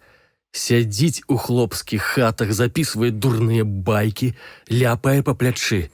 Ну нічога, папрыціхнуць гэтыя хамы, калі мы таго здрадніка шляхты прыдушым. Толькі трэба будзе яшчэ даведацца, хто правадыр гэтых нахабнікаў. Я яму не дарую маіх спальных стагоў. А мне здаецца, што я ведаю, хто гэта. Гэта кульшаў вартаўнік Рыгор, гэткая нахабная мыса, як у ваўка, і павагі да цябе ніякай. Нічога, рыгнецца яму. Зноў памаўчалі. Пасля адзін сказаў: «А ведаеш, Яноўскую шкада. Такую жанчыну давесці да вар'яцтва або забіць — глупства. Такім калісь ногі цалавалі. Памятаеш, як яна на бале ў даўняй сукні лебедзем плыла? Ух!» «Дык пан і шкадуе?» – дабавіў другі. «Але што зробіш?» І раптам зарагатаў: «Чаго ты?» «Не таго мы мякнулі. Не шанцуе нам, а яму яшчэ горш. Ты памятаеш, як Раман крычаў, калі яго ў дрыгву загналі, казаў, што за труны нас выдасць. Аж бачыш, маўчыць». І яны пайшлі ад дрэва. Я чуў яшчэ толькі, як пацук сказаў басам: «Нічога, хутка і да гэтага наведаемся». Я саслізнуў з дрэва зусім нячутна і рушыў за імі. Бязгучна ступалі мае ногі па траве, там-сям я нават плазаваў. І, вядома, я зноў выявіўся дурнем, бо забыўся на тое, што ў іх маглі быць коні. Яны зайшлі за грыўку хмызнякоў. Прыцішыў крокі, баючыся нарвацца на іх, а праз хвіліну пачуў пошчак падкоў. Калі я выдраўся на дарогу, я пабачыў даволі далёка два цені, якія шалёна гналі коней ад крыжа Рамана на паўдзённы ўсход. Думкі мае былі невясёлыя. Даведаўся, што яны палююць за Яноўскай за мною, што літасці чакаць нельга, выпусціў двух бандзюкоў, ды яшчэ так жорстка памыліўся ў Бермане. І сапраўды, я пераканаўся ў тым, што ён цёмны чалавек, што ён ускрыў мой ліст і чагосьці пайшоў да месца, дзе і дастаў смерць. І самы факт гэтай смерці закрыў ад мяне ўсе астатнія яго правіны. Але размова дала многа цікавага, і перш за ўсё я ведаў зараз аднаго з дзікіх паляўнічых. Гісторыя са спаленымі стагамі выдала яго. Стагі спалілі за апошнія дні шляхцюка Маркі Стахевіча, якога я бачыў на гулянцы ў Дубатоўка. І гэты чалавек быў тады секундантам Вароны. Няхай я памыліўся ў Бермане, але ў Вароне я не памыляюся, здаецца. І ён будзе мой. Зараз трэба толькі больш рашучасці. А позна ўначы дзікае паляванне караля Стаха з'явілася зноў. Зноў выў, галасіў, плакаў нечалавечы голас. Роман у 20-м калене, выходзь! Мы прыйдзем, мы скончым, мы адпачнём пасля. Роман! Роман! І зноў я, схаваўшыся за ганкам, страляў у лятучыя цені коннікаў, якія мільгалі ў самым канцы залітай месячным дымам алеі. Калі я стрэльнуў першы раз, коні кінуліся ў гушчар і зніклі, як быццам іх ніколі не было. Гэта было падобна на жахлівы сон. Трэба было канчаць. Я прыпомніў словы Маркі Стахевіча, якія той сказаў пад дрэвам наконт абяцання Рамана выдаць забойцаў пасля смерці, і падумаў, што, можа, Раман пакінуў у хаце ці на месцы сваёй смерці нейкі доказ, які прагледзелі тады нават арліныя вочы Рыгора. І калі Рыгор прыйшоў, мы рушылі з ім да месца забойства Рамана. Я добры хадок, але ледзь паспяваў за гэтай доўгай фігурай. Рыгор ішоў, як здавалася, павольна, але гэта была не павольнасць, а размеранасць рухаў. І ногі ён ставіў не так, як звычайныя людзі, а наскамі ўнутр. Так ходзяць усе прыроджаныя паляўнічыя. І заўважана, што гэта робіць кожны іхні крок даўжэй прыблізна на дюйм. Па дарозе я сказаў яму, што чуў размову Маркі Стахевіча з нейкім пацуком, і Рыгор злосна буркнуў. Людзі Вароны. А пасля дадаў. А мы думалі, што Лікол — гэта пачатак прозвішча. Пан не так распытваў. Лікол — гэта, відаць, мянушка. Трэба спытаць, каго клікалі так у пані Яноўскай. Калі ведалі гэтую мянушку Свеціловіч і нават Берман, значыцца, яна таксама павінна ведаць. Я пытаў яе. Ты пытаў у яе прозвішча. Ды і яшчэ пачатак яго, а не мянушку. Так мы дайшлі да славутага і двойчы апісанага мною месца, дзе застыў у багне бацька Надзеі Раманаўны. Мы пераварушылі ўсю сухую траву, хоць глупствам было б шукаць тут нешта пасля 2 год.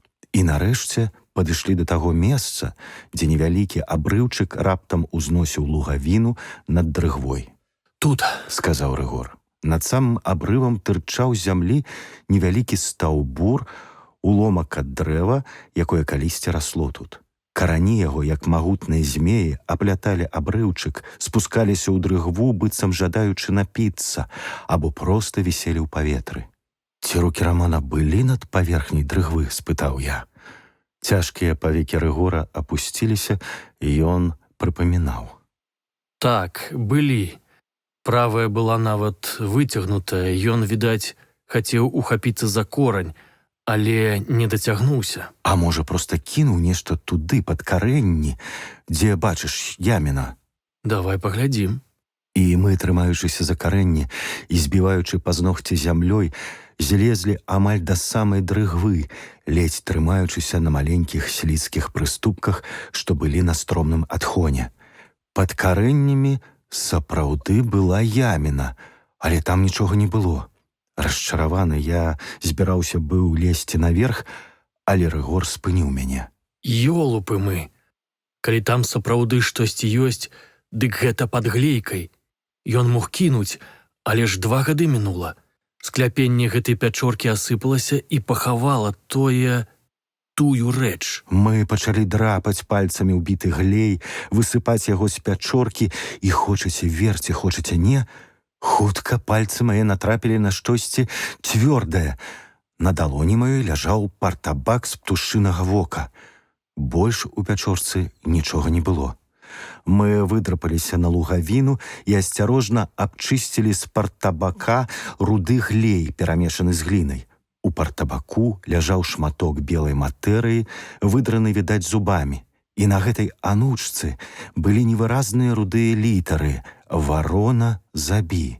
Я знізаў плячыма. Чорт ведае, што гэта было. Ці сведчанне, што Рамана забіў варона, ці просьба да вароны забіць кагосьці. Рыгор паглядзеў на мяне халоднымі вачыма. З'ясавалі, пан Андрэй. Загнаў яго сюды варона. Заўтра будзем яго браць. Чаму заўтра? Можа, ён з'явіцца якраз сёння? Сёння пятніца. Пан забыў пра гэта. Бандзюка, як кажуць, шукай у царкве. Святыя надта, ды божыя. Рэжуць з імем Святой Троіцы на вуснах. Яны прыйдуць заўтра, бо страцілі цярпенне. Ім патрэбна пазбавіцца ад цябе. Памаўчаў, вочы спалахнулі нядобрым полымем. Заўтра нарэшце прывяду мужикоў з віламі і табе дамо. Калі з намі, дык да канца. Будзем вартаваць ля паваленай агароджы. І ўсіх пакладзём, усіх. Пад самы корань чортава семя. Мы пайшлі разам да балотных ялін, і там даведаліся, што Надзея Раманаўна не адна. У яе сядзеў пан Гарабурда. Яноўская за апошнія дні ўнікала мяне, а калі мы сустракаліся, адвяртала пацямнелыя, сумныя, як асенняя вада вочы. Таму я праз ахмістрыню выклікаў яе ў ніжнюю залу, дзе Рыгор замрочна глядзеў на святога Юрыя, такі самы магутны і высокі, як статуя. Яноўская выйшла, і Рыгор сарамліва падцягнуў пад крэсла ногі, бо натаптаў на падлозе. Але голас яго па-ранейшаму быў грубы. Калі ён звяртаўся да яе, толькі ў глыбіні нешта непрыкметна дрыжала. Слухайце, ясная пані, мы знайшлі караля Стаха. Гэта варона. Дайце мне пару стрэльбаў. Заўтра мы скончым з імі. Дарэчы, перабіў я, і я памыліўся тады. Я пытаўся ў вас, ці не ведаеце вы чалавека, прозвішча якога пачынаецца з Лікол. Зараз я пытаю, ці не ведаеце вы чалавека, мянушка якога Лікол, проста Лікол. Гэта самы небяспечны чалавек у гэтай бандзе. Магчыма, нават натхніцель. Не. Раптам крыкнула яна, засунуўшы кончыкі пальцаў у рот. Вочы яе пашырыліся, застыглі ў тузе. Не, не. Хто ён такі? Змрочна спытаў Рыгор. Пашкадуйце мяне. Гэтага не можа быць. Ён такі добры, шчыры. Ён трымаў Свяціловіча і мяне на каленях. Тады наш дзіцячы язык не мог вымавіць яго імя. Мы яго перакручвалі, і з гэтага нарадзілася мянушка, якой мы называлі яго толькі між сабою. Нямногія ведалі яе. Хто гэта? Няўмольна сказаў Рыгор, рухаючы каменнымі сківіцамі. І тады яна заплакала. Плакала ўзахлёб, як дзіцёнак, і праз рыданне нарэшце вырвалася. Пан Лікол. Пан Рыгор Дубатоўк. Я быў уражаны ў самае сэрца. Я слупянеў, я задыхаўся. Не можа быць, што вы? Такі добры чалавек, і галоўнае, якая яму карысць? А памяць паслужліва падсунула словы аднаго з мярзотнікаў пад дрэвам. Любіць старажытнае. І нават невядомая Ічкіна з ліста Свяціловічу раптам заканамерна ператварылася ў любімае прыслоўе Дубатоўка. Балеснічкі нашы, што гэта робіцца на зямлі. Я працёр вочы, адагнаў ачмурэнне. Не можа быць. Якая яму карысць? Ён зусім і не спадчыннік пані. І тут адгадка бліскавіцай шуганула ў маёй галаве. Пачакайце тут, Надзея Раманаўна. Пачакай, Рыгор. Я пайду да пана Гарабурды. Пасля мне трэба будзе перабраць рэчы Бермана. Добра. Сумна сказала Яноўская. Яго пахавалі ўжо. І я пабег па сходах. Думкі мае ішлі ў двух кірунках. Першае, Дубатоўк мог дамовіцца з Берманам, толькі чаму ён забіў яго? Другое, Гарабурда таксама мог неяк залежыць ад Дубатоўка. І рвануў дзверы. Насустрач мне з крэсла ўстаў пажылы мужчына з гамерычнымі ляшкамі. Ён здзіўлена глядзеў на мой рашучы твар. «Прабачце, пан Гарабурда», — рэзка кінуў я, як у вір скокнуў. «Я павінен паставіць перад вамі адно пытанне пра вашы адносіны з панам Дубатоўкам. Нашто вы далі гэтаму чалавеку так заўладаць вамі?» Ён выглядаў як спайманы на месцы крадзяжу. Нізкі лоб яго пачырванеў, а вочы замітусіліся, але, відаць, па маім твары ён зразумеў, што жартаваць са мною нельга. «Што зробіш? Вэксалі», — замармытаў ён. І зноў я трапіў у мішень, мецячы ў неба. «Вы далі пану Дубатоўку вэксалі пад маёнтак Яноўскай, які вам не належыць. Гэта была такая мізэрная колькасць грошай. Усяго 3000 рублёў. Псарня патрабуе так многа». Усё пачынала ставаць на сваё месца. Пякельны план Дубатоўка яснеў у маіх вачах. «Па тэстаменту Рамана Яноўскага», — замармытаў ён, абіраючы дрыжачымі пальцамі нешта з візіткі, «устаўлена такая субстытуцыя. Спадчыну атрымліваюць дзеці Яноўскай». І жаласна глянуў мне ў вочы. «Іх не будзе. Яна ж памрэ. Яна хутка памрэ. Пасля іх муж. А яна вар'ятка. Хто з ёй ажэніцца? Пасля наступная прыступка апошнія Яноўскія. А іх няма пасля смерці Свеціловіча. А я сваяк Яноўскіх па пралцы, жаночага, так бы мовіць, боку.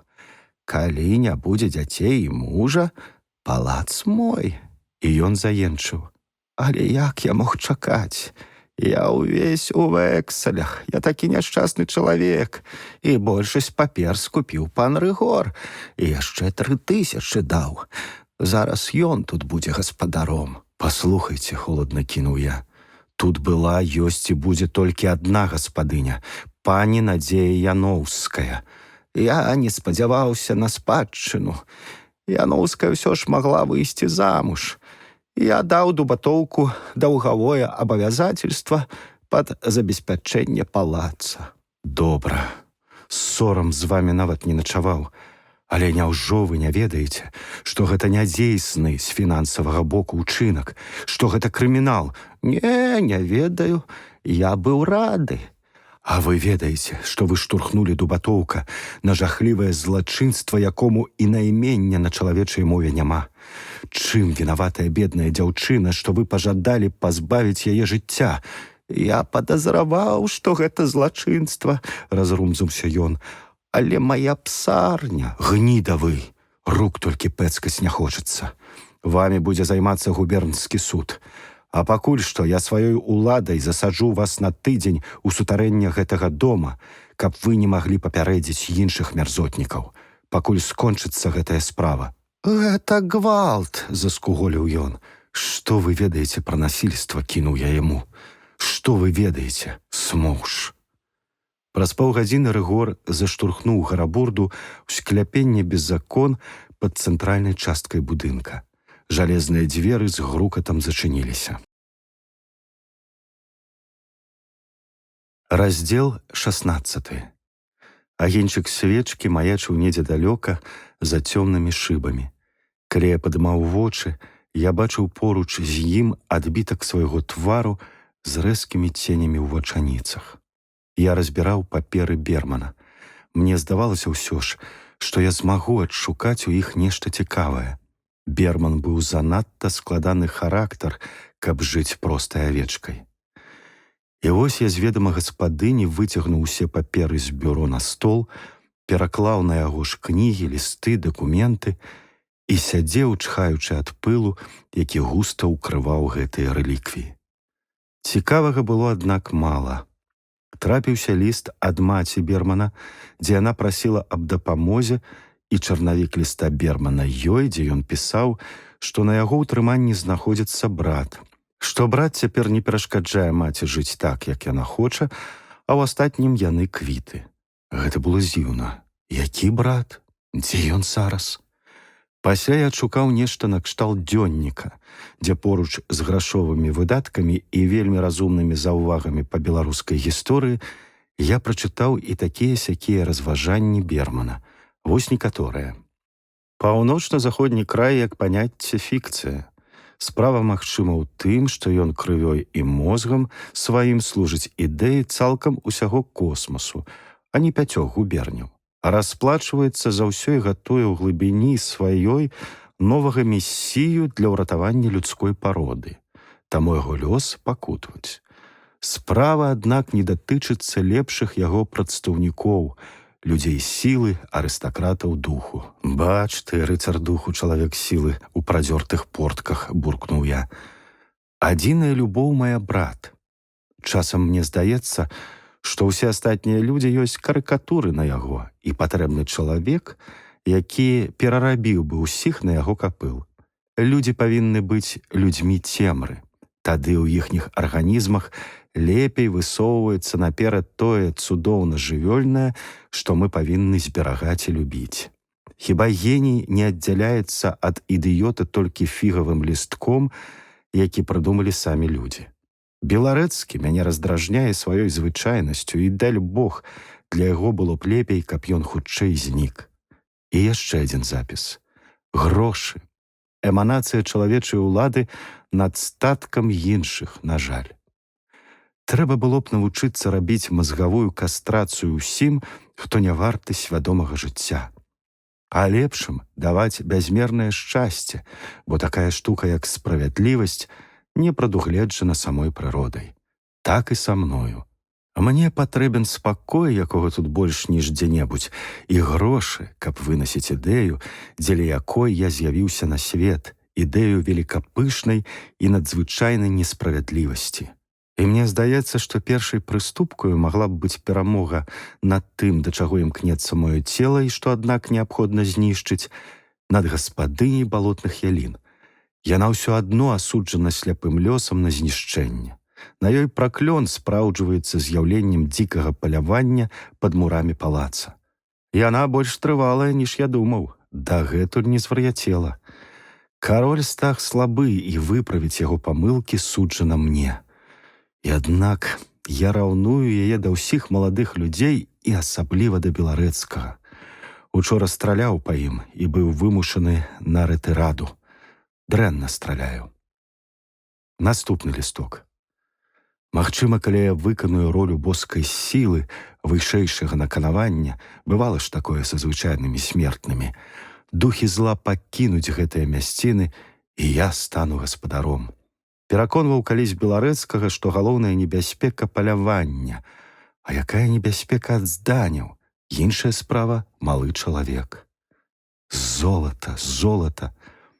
1000 панегірыкаў трэба спяваць уладзе тваёй над душамі людзей.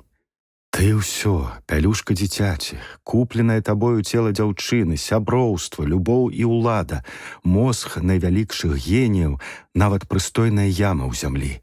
І да ўсяго гэтага я праб'юся. Я скамячыў паперкі і да болю сціснуў пальцы. Брыдота. І раптам сярод іншых паперак рука мая натрапіла на складзены ў 4 столкі аркуш пергаменту.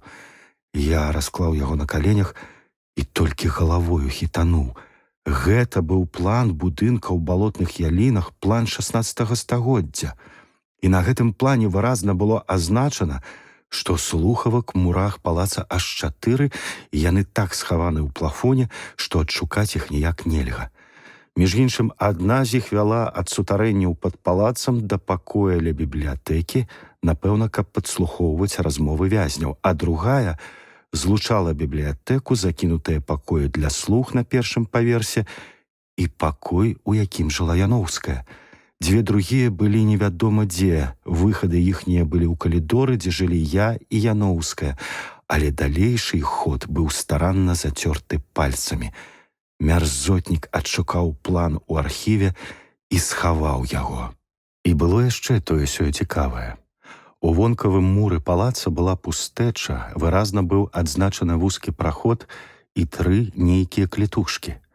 А выхад з прахода быў намечаны якраз за павароткай калідора, дзе я калісьці аддзіраў дзверы ў сапраўды забітым пакоі. Я лаяўся так, як ніколі ў жыцці. Шмат непрыемнасцей мінула б, калі б я абстукаў там сценкі, абшытыя панелямі. Але не позна было і зараз. Я схапіў свечку, глянуў на гадзіннік 10:30 ночы і хутка пабег пераходамі да свайго калідора. Стукаў я, напэўна, з палову гадзіны, пакуль не натрапіў на месца, якое адказала на стук гулкім водгукам, быццам я лупіў дно бочкі. Я шукаў на панелі месца, за якое можна ўзяцца і аддзерці яе ад астатніх, але дарэмна. Пасля пабачыў у адным месцы лёгкія драпіны, пакінутыя як быццам нажом. Таму я дастаў сцізорык і пачаў торкаць ім у ледзь прыкметныя шчыліны між гэтай часткай панелі і астатнімі. Даволі хутка мне ўдалося намацаць лязом нажа нешта, што паддавалася.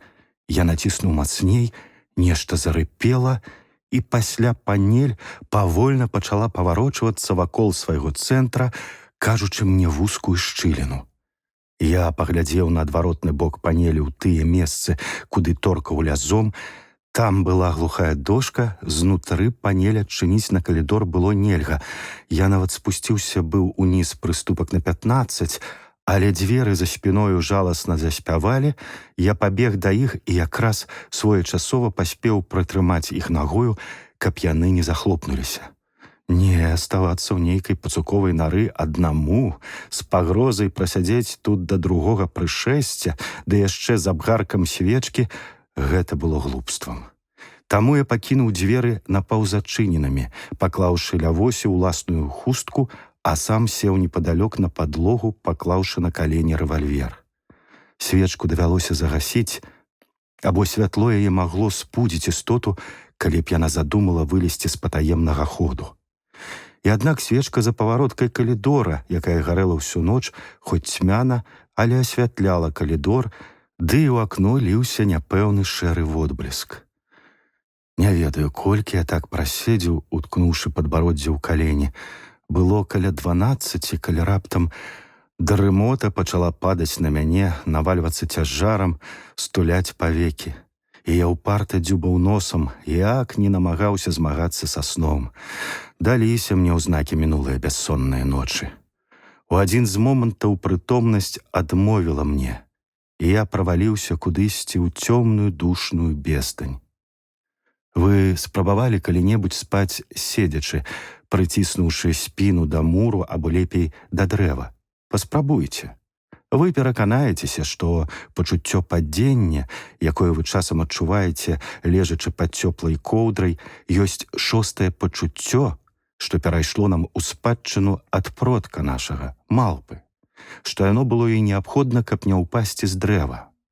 І седзячы ля дрэва, вы ў сне будзеце падаць вельмі часта і адкрываць вочы, і зноў засынаць. І нарэшце дзіўныя сны авалодаюць вашай душой, знікне мільён год чалавечага існавання, і вам здасца, што пад дрэвам дапатопны мамант ідзе на вадапой, і вочы пячорнага мядзведзя гараць з-пад скалы. Прыблізна ў такім настроі быў і я. Сны, сны. Мне здавалася, што я сяджу з доўбняю на каленях недзе на дрэве, і мне страшна злезці, бо пада мною па зямлі ідзе нейкі пітэкантрап, і ноч, і стогнуць ваўкі за дрэвамі. У той самы момант я ўпаў і раскрыў вочы. Проста ўпаў цемры, рухалася паўз мяне дзіўная істота. Зялёнае старадаўняе ўбранне было ў пылі і павуцінні, галава, доўгая, выцягнутая назад, як боб, задуменна апушчана, павекі, як у жабы, ледзь не закрывалі журботныя вочы, а рукі былі апушчаны ўніз, і доўгія пальцы іх амаль даставалі да зямлі. Малы чалавек балотных ялін прамінуў мяне і праплыў далей, а я сачыў за ім з рэвальверам. Будынак быў яму, відаць, добра знаёмы. Ён адчыніў акно, пасля другое, пасля вылез у адно. Я высунуў за ім галаву і пабачыў, што гэта істота з малпячым спрытам ідзе па вузкім у 3 пальцы карнізе. Ён амаль бег, як павук, з нечалавечай жвавасцю. Па ходзе справы ён адшчыкнуў з галіны ліпы, якая падыходзіла да сцяны, некалькі плодзікаў, пачамкаў іх. Адной рукой ён дапамагаў сабе рухацца. Пасля ён зноў пралез у калідор, зачыніў вокны і павольна рушыў кудысьці калідорам. Страшны ў сваёй нечалавечнасці. Аднойчы мне пачулася нейкае мармытанне. Малы чалавек хлопнуў сябе па лбе і знік у цемры, куды не даставала святло далёкай свечкі. Я хутка накіраваўся за істотай, бо баяўся знікнення. Калі я апынуўся ў цемры, я пабачыў 2 ззяючых вокі, што глядзелі з кута з невымоўнай пагрозай. Я кінуўся да яго, але яно застагнала цяжка і пабрыло кудысь, хістаючыся на нагах. Утаропіла на мяне свой позірк, пасварылася пальцам. Аслупянеўшы на імгненне, я апамятаўся, дагнаў малога чалавека і схапіў яго за плечы. І радасна страпянулася маё сэрца, бо гэта не была здань. Калі я выцягнуў гэтую істоту на святло, яна торкнула сябе пальцам у рот і сказала няпэўным рыпячым голасам: «Гам-гам! Ты хто такі?» — трасянуў я яго за плечы. І малы чалавек, былая здань, адказаў завучана: «Я Базыль, я Базыль». І раптам хітрасць, якая бывае і ў ідыётаў, асвяціла яго вочы. «Я вас бачыў, я сядзеў пад сталом, брат мяне карміў, а вы раптам шась!» І зноў зачамкаў вялізным да вушэй ротам. Я зразумеў усё. 2 мярзотнікі, кіраўнік дзікага палявання і Берман, дадумаліся, уласна кажучы, да аднаго і таго ж самага. Берман, які ведаў, што ён з'яўляецца сваяком Яноўскай, прыехаў у балотныя яліны і тут напаткаў план хадоў у мурах і слухавак. Пасля гэтага ён таемна паехаў у горад і, кінуўшы маці на волю лёсу, прывёз сюды брата, які не таму ўнікаў людзей, што любіў самоту. Брат проста быў непапраўным ідыётам. І нездарма ў клубе здзівіліся яго дрэннаму выхаванню. Берман, вядома, прывёз у клуб не брата, а нейкага захожага чалавека. Калі ён прывёз яго сюды, ён змясціў яго ў сваім пакоі, карыстаючыся тым, што да яго ніхто не заходзіў, і загадаў сядзець ціха. Падчас аднаго з гадаванняў я і заспеў іх на месцы злачынства. Малы чалавек тады сядзеў пад сталом, і я мог бы схапіць яго, працягнуўшы руку. Уначы Берман заводзіў яго ў хады, і той крочыў па начных пераходах, абуджаючы ў слухаўках гукі, якія чулі жыхары дома. Зрэдку яго выпускалі і ў калідор. У гэтым выпадку ён апранаў назнарок пашыты стары ўбор, а Берман чакаў яго ля адчыненых дзвярэй ходу, бо адчыніць іх малы чалавек не мог. Сяды тады яму дазвалялі пагуляць і на свежым паветры. З малпячым, а хутчэй з павучыным спрытам, ён бегаў па карнізах будынка, глядзеў у асветленыя вокны і ў выпадку трывогі маланкава знікаў за шматлікімі кутамі будынка. Яму тым лягчэй было гэта рабіць, што ў яго пячорным мазгу зусім адсутнічаў інстынкт самазахавання. Ён ішоў па гэтым карнізе так раўнадушна, як мы, часам забаўляючыся, ідзём па чыгуначнай рэйцы. Падчас адной такой пагулянкі і адбылося яго спатканне са мною. Што ж здарылася пасля? Лікол даслаў мне ліст, у якім, каб выбавіць мяне з хаты, рэкнуў з дуру, што ведае штосьці пра малога чалавека. Берман, які апошні час сачыў за мною, прачытаў ліст і пайшоў на месца сустрэчы, каб неяк дамовіцца з невядомым. Там яго палічылі за мяне, і адбылася трагедыя, познім сведкам якой я быў. А Карла сядзеў усе гэтыя дні ў хадах, не маючы змогі вылезці, і зусім заслаб з голаду.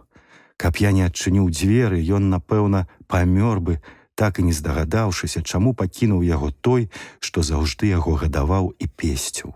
Што мне было рабіць з ім? Няшчасны малы ідыёт не быў вінен у тым, што яго стварылі такім на свет.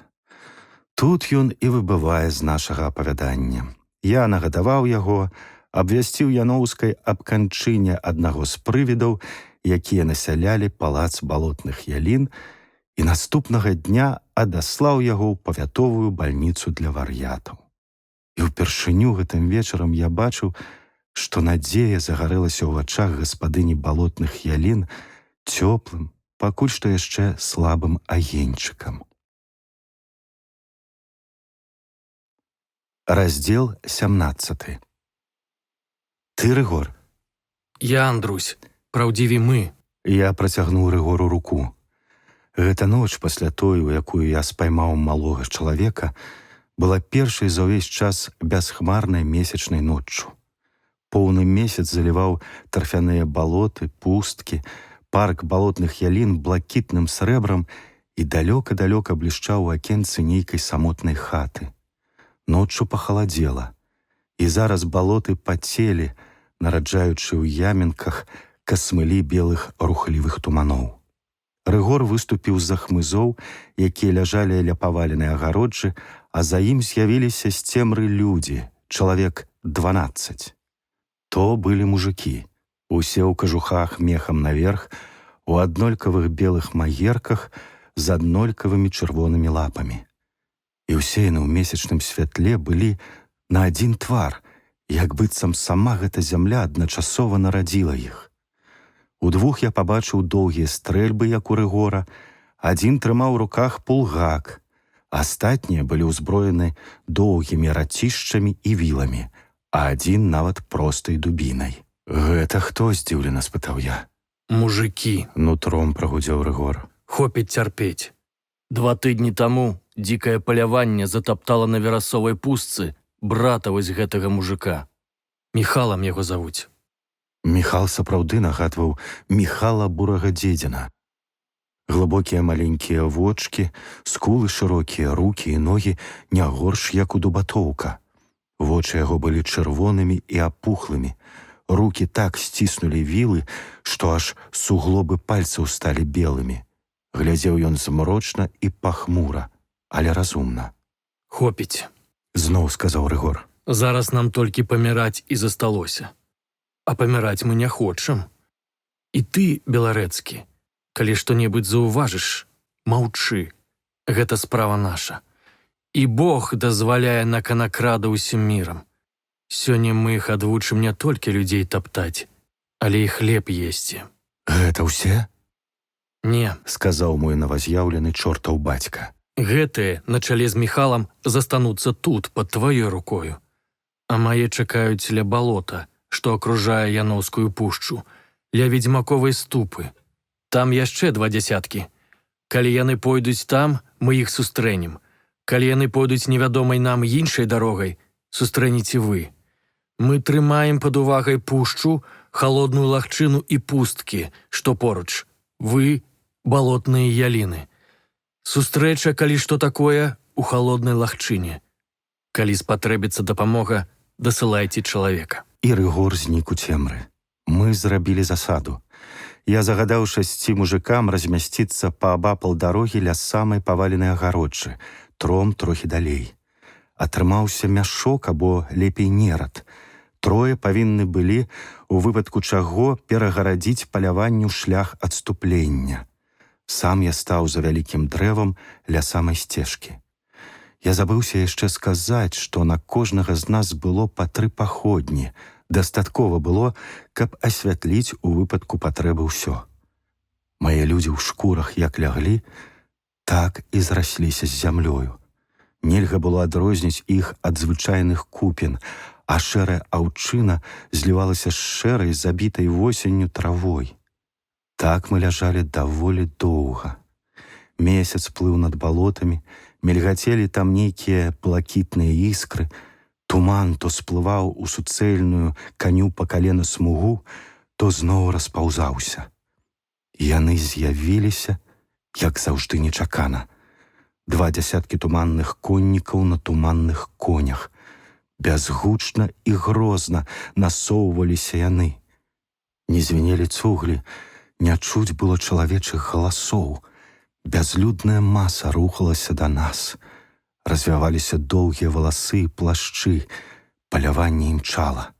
А наперадзе, як раней, скакаў кароль Стах, прыкрыўшы капелюхом твар. Мы чакалі, што яны прылятуць, як вецер, але крокаў за 100 яны спешыліся, павазіліся ля конскіх ног, і калі паехалі пасля гэтага, паехалі павольным крокам, да нас даляцеў зусім нечаканы пасля маўчання ляск капытоў. Павольна набліжаліся яны. Вось мінулі дрыгву, вось пад'ехалі да агароджы, вось мінулі яе. Кароль Стах ехаў проста на мяне, і я пабачыў, што твар яго белы, як крэйда. Ось ён амаль ля майго дрэва, я ступіў з-за яго і ўзяў каня за аброць. Адначасова левай рукою, у якой акрамя рэвальвера быў у мяне стэк, я пасунуў ягоны капялюх на патыліцу. Трупна бледны глядзеў на мяне вялікімі мёртвымі вачыма твар вароны. Ад нечаканасці ён, напэўна, не ведаў, што рабіць, але затое я добра ведаў гэта. «Дык гэта вы, кароль Стах?» – спытаў я ціха. І перацягнуў яго стэкам па твары. Конь вароны стаў на дыбкі і кінуўся ад мяне ў натоўп. У той самы момант грымнулі стрэльбы засады, і ўсё закруцілася ў шалёным моры агню. Уставалі дыбкі коні, падалі коннікі, хтосьці нема крычаў. Я запамятаў толькі твар Міхала, які хладнакроўна цэліўся з доўгай стрэльбы. Сноп агню вырваўся з яе. Потым праплыў перада мною твар скуластага хлопца з доўгімі касмылямі валасоў, што падалі на лоб. Хлопец гэты працаваў віламі, як на таку, пасля ўзняў іх і з жахлівай сілай усадзіў у жывот каня, што стаў на дыбкі. Конь і хлопец упалі разам. А я стаяў, і нягледзячы на тое, што стрэлы нарэшце загучалі і з іхняга боку, што кулі пасвіствалі ля маёй галавы, на выбар страляў па конніках, што мітусіліся ў нашым коле.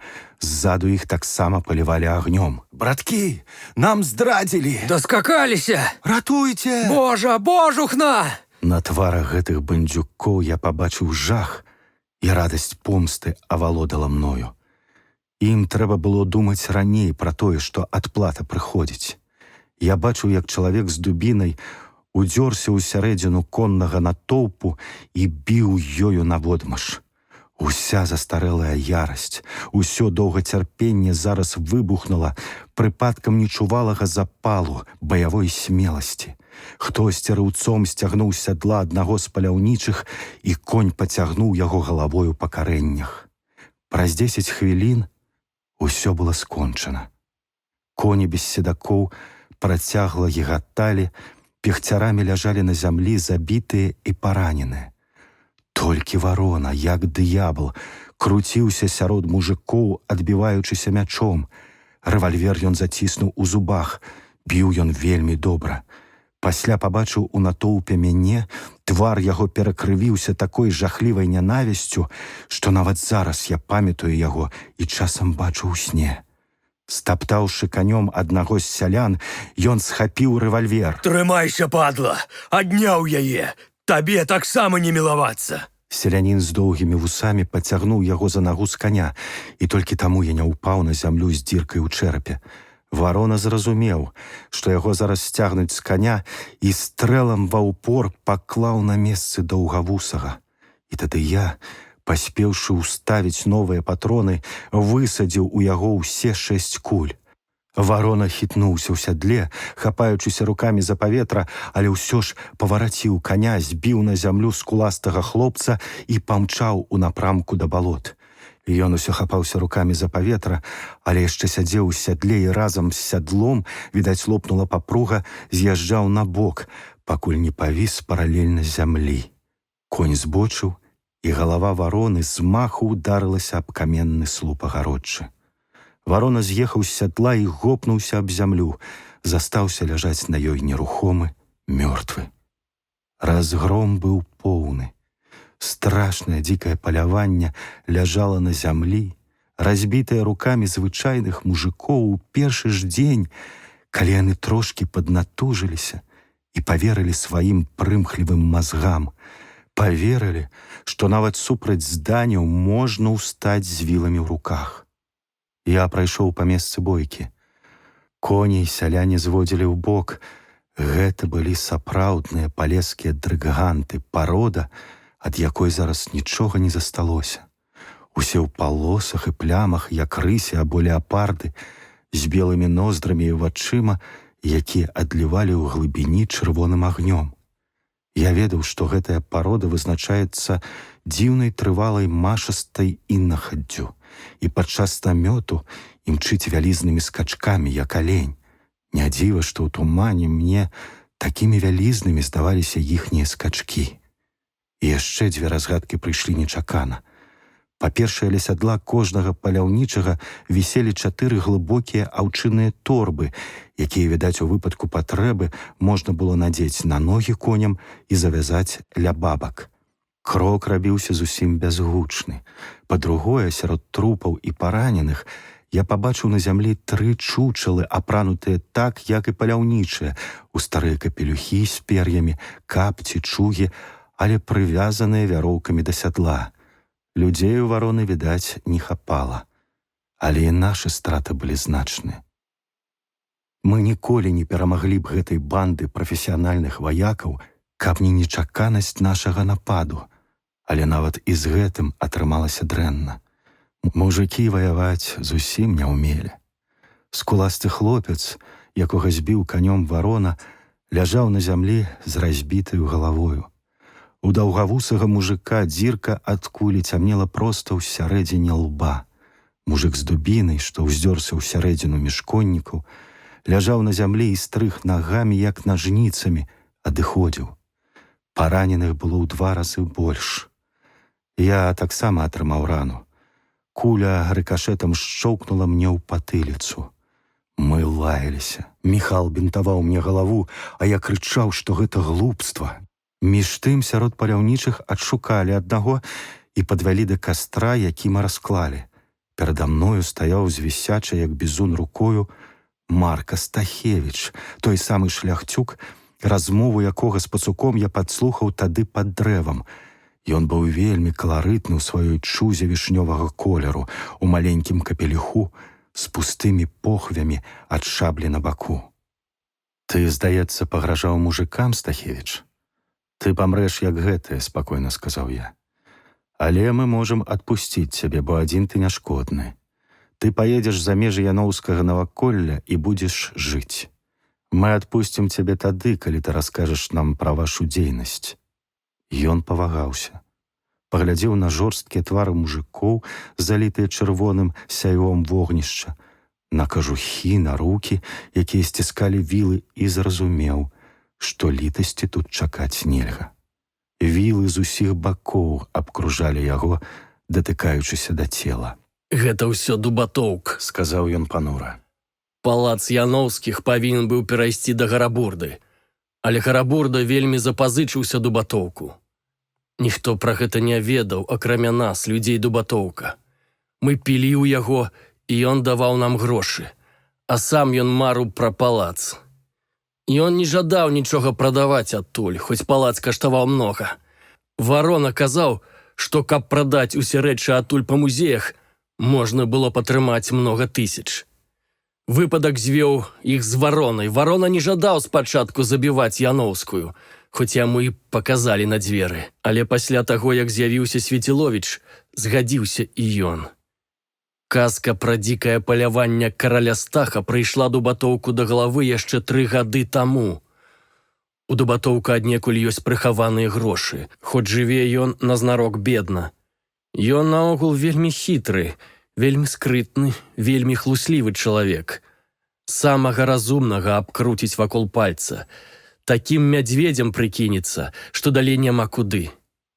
І вось ён паехаў да самай лепшай у нашай краіне стайні, да збяднелага за апошнія гады пана, і купіў усіх дрыгантаў, а пасля перавёў іх да Яноўскай пушчы, дзе мы пабудавалі сховішча і стайню. Усіх здзіўляла, як гэта мы можам імчаць па дрыгве, дзе і кроку ступіць нельга. А ніхто не ведае, як мы плазавалі па волатавай прорве, шукаючы патаемных сцежак, і адшукалі, і вывучылі, і імчалі па мясцінах, дзе сцежка была на локаць пад тванню, а з бакоў бездань. І да таго ж гэтыя коні цуд. Яны бягуць на голас дубатоўка, як сабакі. Яны чуюць багну і, калі трэба, робяць над месцамі, дзе сцежка перарываецца, вялізныя скачкі. І яшчэ, мы заўжды выязджалі на паляванне толькі ўночы, калі туман паўзе па зямлі. І ўсе там улічылі нас прывідамі, а мы яшчэ і маўчалі заўжды. Гэта была рызыка.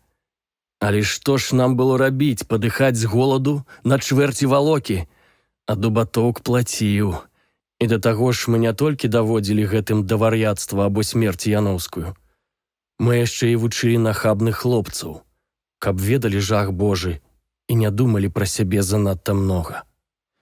Дубатоўк праз гарабурду прымусіў тады кульшу выклікаць да сябе дзяўчыну, бо ведаў, бацька занепакоіцца. І мы падлавілі Рамана. Перастрэлі яго. Ух, і гонка гэта была. Уцякаў як чорт. Але яго конь зламаў нагу. Мы ведаем гэта, з'едліва сказаў я. Між іншым, Раман выдаў вас з галавою менавіта пасля смерці, хоць вы ягоным крыкам і не верылі. Не верылі яшчэ 2 дні таму, калі размаўлялі з пацуком пасля забойства Бермана. У Стахевіча аж сківіца адвалілася. Я ўладна загадаў яму распавядаць далей. Мы навялі жах на ўсё наваколле. Найміты згаджаліся на тую цану, якую даваў гаспадар. Мы сталі лепей жыць, а яноўскую давялі да роспачы. І тут з'явіўся ты, Беларэцкі. Дубатоўк прывёз тады партрэт Рамана Старога нездарма. Каб не ты, яна была б вар'яткай праз тыдзень пасля гэтага. І тут пан Рыгор пабачыў, што памыліўся. Яна была вясёлай, ты ўвесь час танцаваў з ёю. Дубатоўк назнарок запрасіў цябе, калі перадавалі справы апекі, каб ты пераканаўся, што яна бедная. Ён добра ўпраўляў маёнткам, гэта ж быў ягоны будучы маёнтак. Але беднасць яноўскай на цябе не падзейнічала, і цябе вырашылі прыбраць. Між іншым, сказаў я ніколі не думаў ажаніцца з ёю. Стахевіч невымоўна здзівіўся. Але нічога, ты ўсё адно перашкаджаў нам. Яна аджыла з табою. Між іншым, Дубатоўк сапраўды любіў яноўскую. Яму шкада было яе знішчаць, і каб магчыма было абысціся без гэтага, ахвотна згадзіўся б. І цябе ён паважаў. Казаў нам заўжды, што ты сапраўдны чалавек. Шкада толькі, што не згодзіся быць з намі. Тады на баль Дубатоўк прывёз яноўскай стары ўбор, бо ён тых, хто не звык да яго, робіць непрыгожым. І сам здзівіўся, так гэта нечакана добра атрымалася. Словам, справы нашы ускладніліся. Трэба было ўбраць і вас, і Свеціловіча, які меў права на спадчыну і кахаў яноўскую. Дубатоўк запрасіў вас да сябе, дзе Варона павінен быў вызваць вас на дуэль. Ён так добра разыграў усё гэта, што ніхто не падумаў, што не ён, а Дубатоўк быў натхніцелем справы. А мы тым часам разглядалі вас, бо трэба было добра запомніць ваш твар. Далей кінуў я. Стахевіч завагаўся, але Міхал торкнуў яму злёгку віламі ў месца, адкуль растуць ногі. Марка паглядзеў вакол зацкаваным позіркам з-пад лба. З дуэллю атрымалася глупства. Дубатоўк падпойваў цябе, але ты не п'янеў. Ды яшчэ выявіўся такім спрытным, што паклаў Варону, і ён сапраўды павінен быў 5 дзён праляжаць у ложку. А як вы маглі адначасова быць у хаце і гнацца тады за мною? За абсадай дубатоўкавай хаты чакалі другія навічкі. Мы думалі іх спачатку пусціць па слядах Свеціловіча, калі цябе заб'юць. Але Свеціловіч сядзеў з намі да наступнага дня, а Варона быў паранены. Іх пусцілі за табою. Дубатоўк дагэтуль не можа дараваць сабе, што па тваіх слядах пусцілі гэтых саплякоў. Каб не гэта, ты б ад нас не ўцёк ні завошта. І да таго ж мы думалі, што ты ішоў па дарозе, а ты рушыў пусткую, ды яшчэ прымусіў страціць час перад балотнай лагчынай. Пакуль сабакі натрапілі на след, было ўжо запозна. І дагэтуль мы не ведаем, як ты услізнуў тады ад нас, спрытняга. Але ведай, спаймалі б, не пашчасціла б табе. А чаму рог спяваў у баку? І яшчэ, дзе гэтыя навічкі зараз? Стахевіч павагаўся. На паляўнічым розе граў адзін з нас, які ехаў нездалёк. А навічкі вось яны, тут ляжаць на зямлі. Нас было раней менш, і мы вялі з сабой коней з пудзіламі ў сядле, а частка маладых пайшла да халоднай лагчыны. Мы думалі, што ты там адзін, разам са сваім рыгорам вартуеш, але мы не спадзяваліся, што ў вас тут армія. І вось дорага заплацілі за гэта. Вось яны ляжаць Пацук, Ян Стыровіч, Паўлюк Бабаед і нават Варона. Ты пазногця ягонага не варты. Разумны быў Варона, а таксама не мінуў Божага суда. Нашто вы падкінулі мне запіску пра тое, што паляванне караля Стаха прыходзіць уначы? Што ты? Захітаў Стахевіч галавою. Зданні не падкідваюць запісак. Мы на такую дурасць не пайшлі б. Гэта, напэўна, Берман зрабіў, падумаў я, а ўголас сказаў. А мяне гэтая запіска пераканала ў тым, што вы не здані. Якраз у той момант, калі я пачынаў гэтаму верыць. Падзякуйце за гэта невядомаму дабрадзею, бо са зданнямі я наўрад ці адважыўся б змагацца. Стахевіч збялеў і ледзь варушачы сківіцамі кінуў. Гэтага чалавека мы праздзёрлі на кавалкі, а вас я ненавіджу, нягледзячы на тое, што не мая сіла, і я буду маўчаць. Рука Міхала схапіла палоннага ззаду за шыю і націснула за вушамі. «Кажы, іначай мы цябе тут...» Добра, ваша сіла. Радуйцеся, хлопцы. А мы вас таксама правучылі. Няхай хто даведаецца, куды галоўныя крыкуны падзеліся з вёскі Яркі, якую пан Антось Духвіца з зямлі сагнаў. Спытайце ў каго, можа, і даведаецеся. Шкада, што Дубатоўк не загадаў вас у дзень падсцерагчы і застрэліць. А гэта ж лёгка было зрабіць, асабліва калі вы да Кульшаў ішлі беларэцкі. І я вас нават бачыў тады. Мы яшчэ тады зразумелі, што вы шворку на нашу шыю згатавалі. Кульша старая, хоць і вар'ятка, але магла пра нас нешта рэкнуць. Яна пачала здагадвацца, што была нашай зброяй у дзень забойства Рамана. Давялося яе тады толькі аднойчы з'яўленнем дзікага палявання настрашыць. Галава была слабая, адразу вар'яткай стала. Я аж кіпеў ад усіх тых агідных учынкаў, ад усіх паскудстваў, пра якія распавядаў мне гэты чалавек. Толькі тут бездань шляхецкага падзення адкрылася мне. І я згадзіўся з Рыгорам, што гэту пароду трэба знішчыць, што яна пачала смярдзець на ўвесь свет. Далей, паскуднік. Калі мы даведаліся, што Рыгор згадзіўся шукаць разам з вамі, мы зразумелі, што нам будзе вельмі дрэнна. Тут я ўпершыню пабачыў, як Дубатоўк спалохаўся. Ён аж жоўты зрабіўся. Трэба, кажа, канчаць. І не дзеля багацця, а дзеля ўласнай шкуры. І мы з'явіліся тады да палаца. Хто гэта крычаў тады? Сурова спытаў я. Хто крычаў, таго больш няма. Вось ён ляжыць. Пацук. Стахевіч відавочна пацяшаўся, распавядаў пра ўсё з гонарам, хвацка і зухавата, з такім заліхвацкім маладзецтвам, быццам вось-вось баладу Рубінштэйна заспявае. Але я добра бачыў, што ён баіцца, хоць добра валодае сабою. Ды і я магу амаль так крычаць. І ён закінуў галаву, жылы надуліся на яго шыі і пачаў забіраць то вышэй, то ніжэй. Апошні раз я пачуў крык дзікага палявання. Нялюдскі, жахлівы, дэманскі. «Раман!» — рыдаў і галасіў голас. «Раман!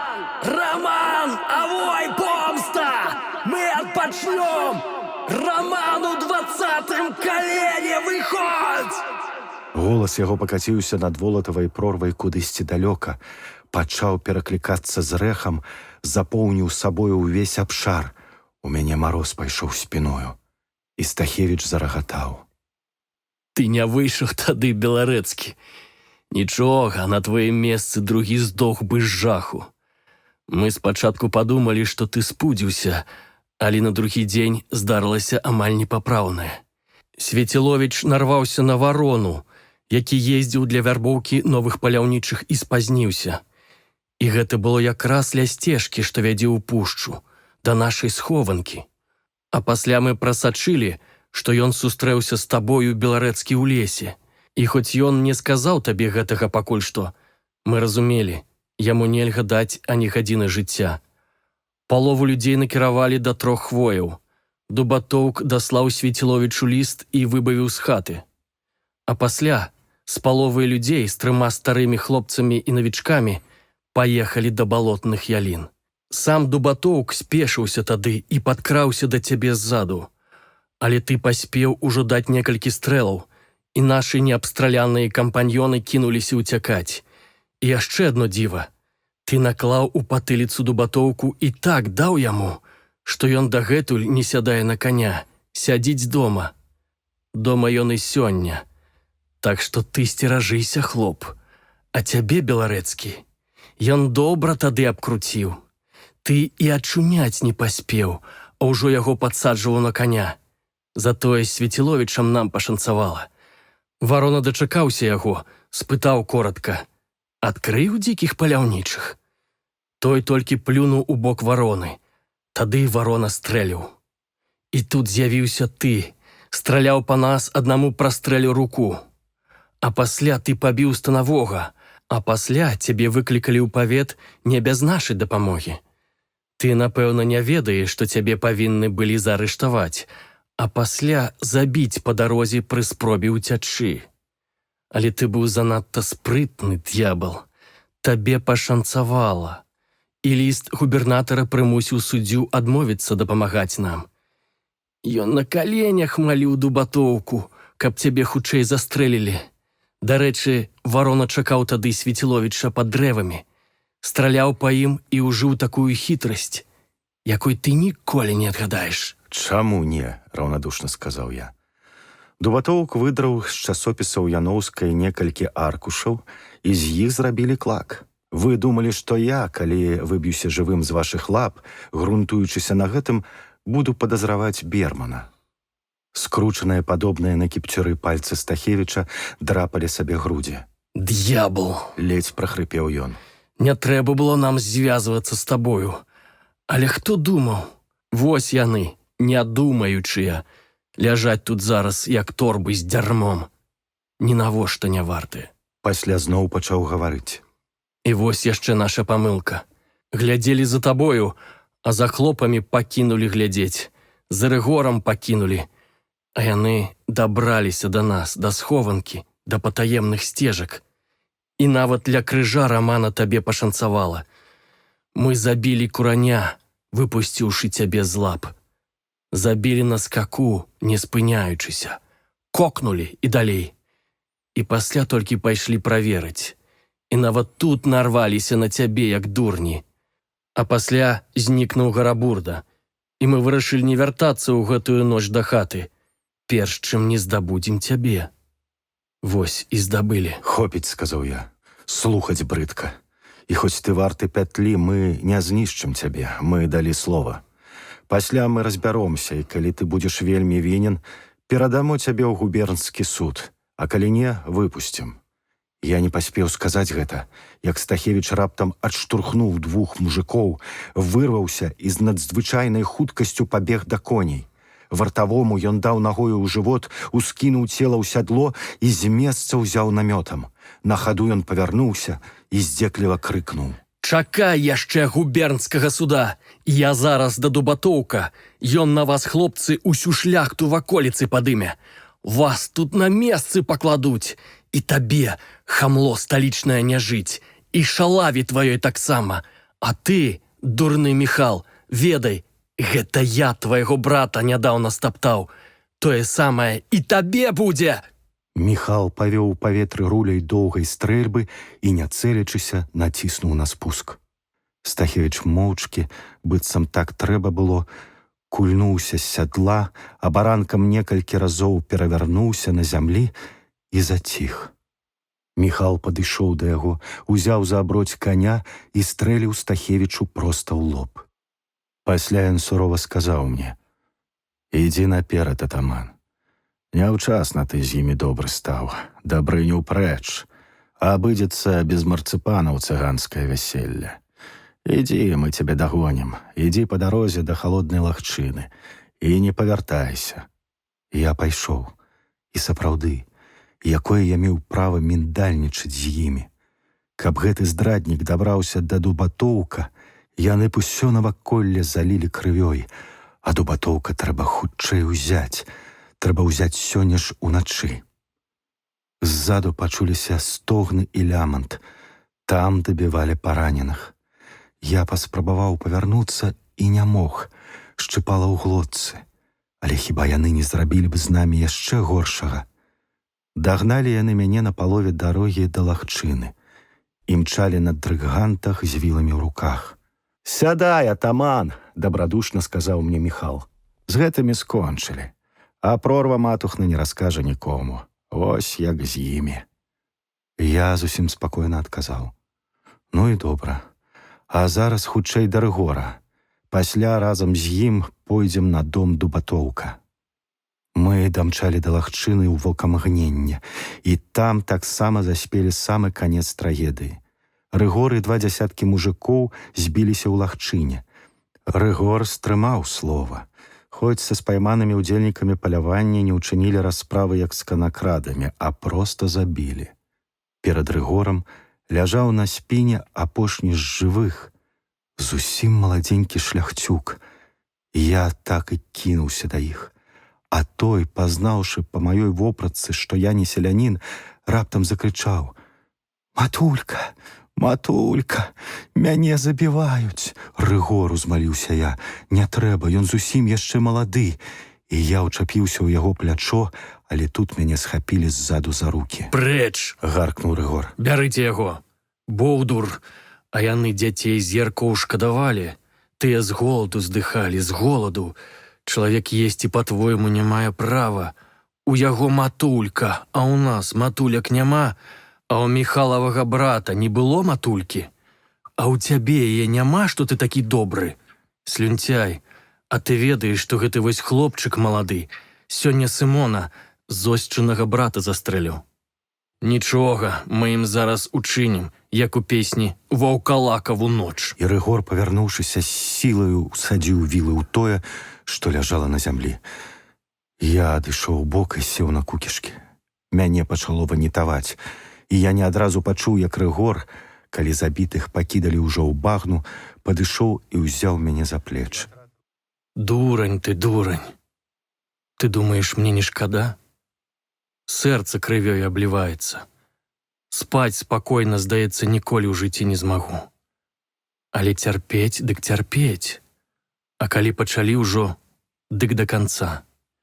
Каб ніводнага не пакінуць, каб толькі мы адны пад кругавой парукай ведалі. Малады! Ты думаеш, не вырасце з гэтага маладога стары гад? Вырасце. Асабліва пры ўспамінах аб гэтай ночы. Так будзе нашага брата хлопа шкадаваць, што дзіву дасіся. Пусці яго, суд сюды з'едзецца. Мяне з табою у пятлю, Міхала і астатніх на катаргу, крывёю наваколля зальюць, шмагаць будуць так, што мяса з задніц шматкамі паляціць». «Я разумею», – адказаў я.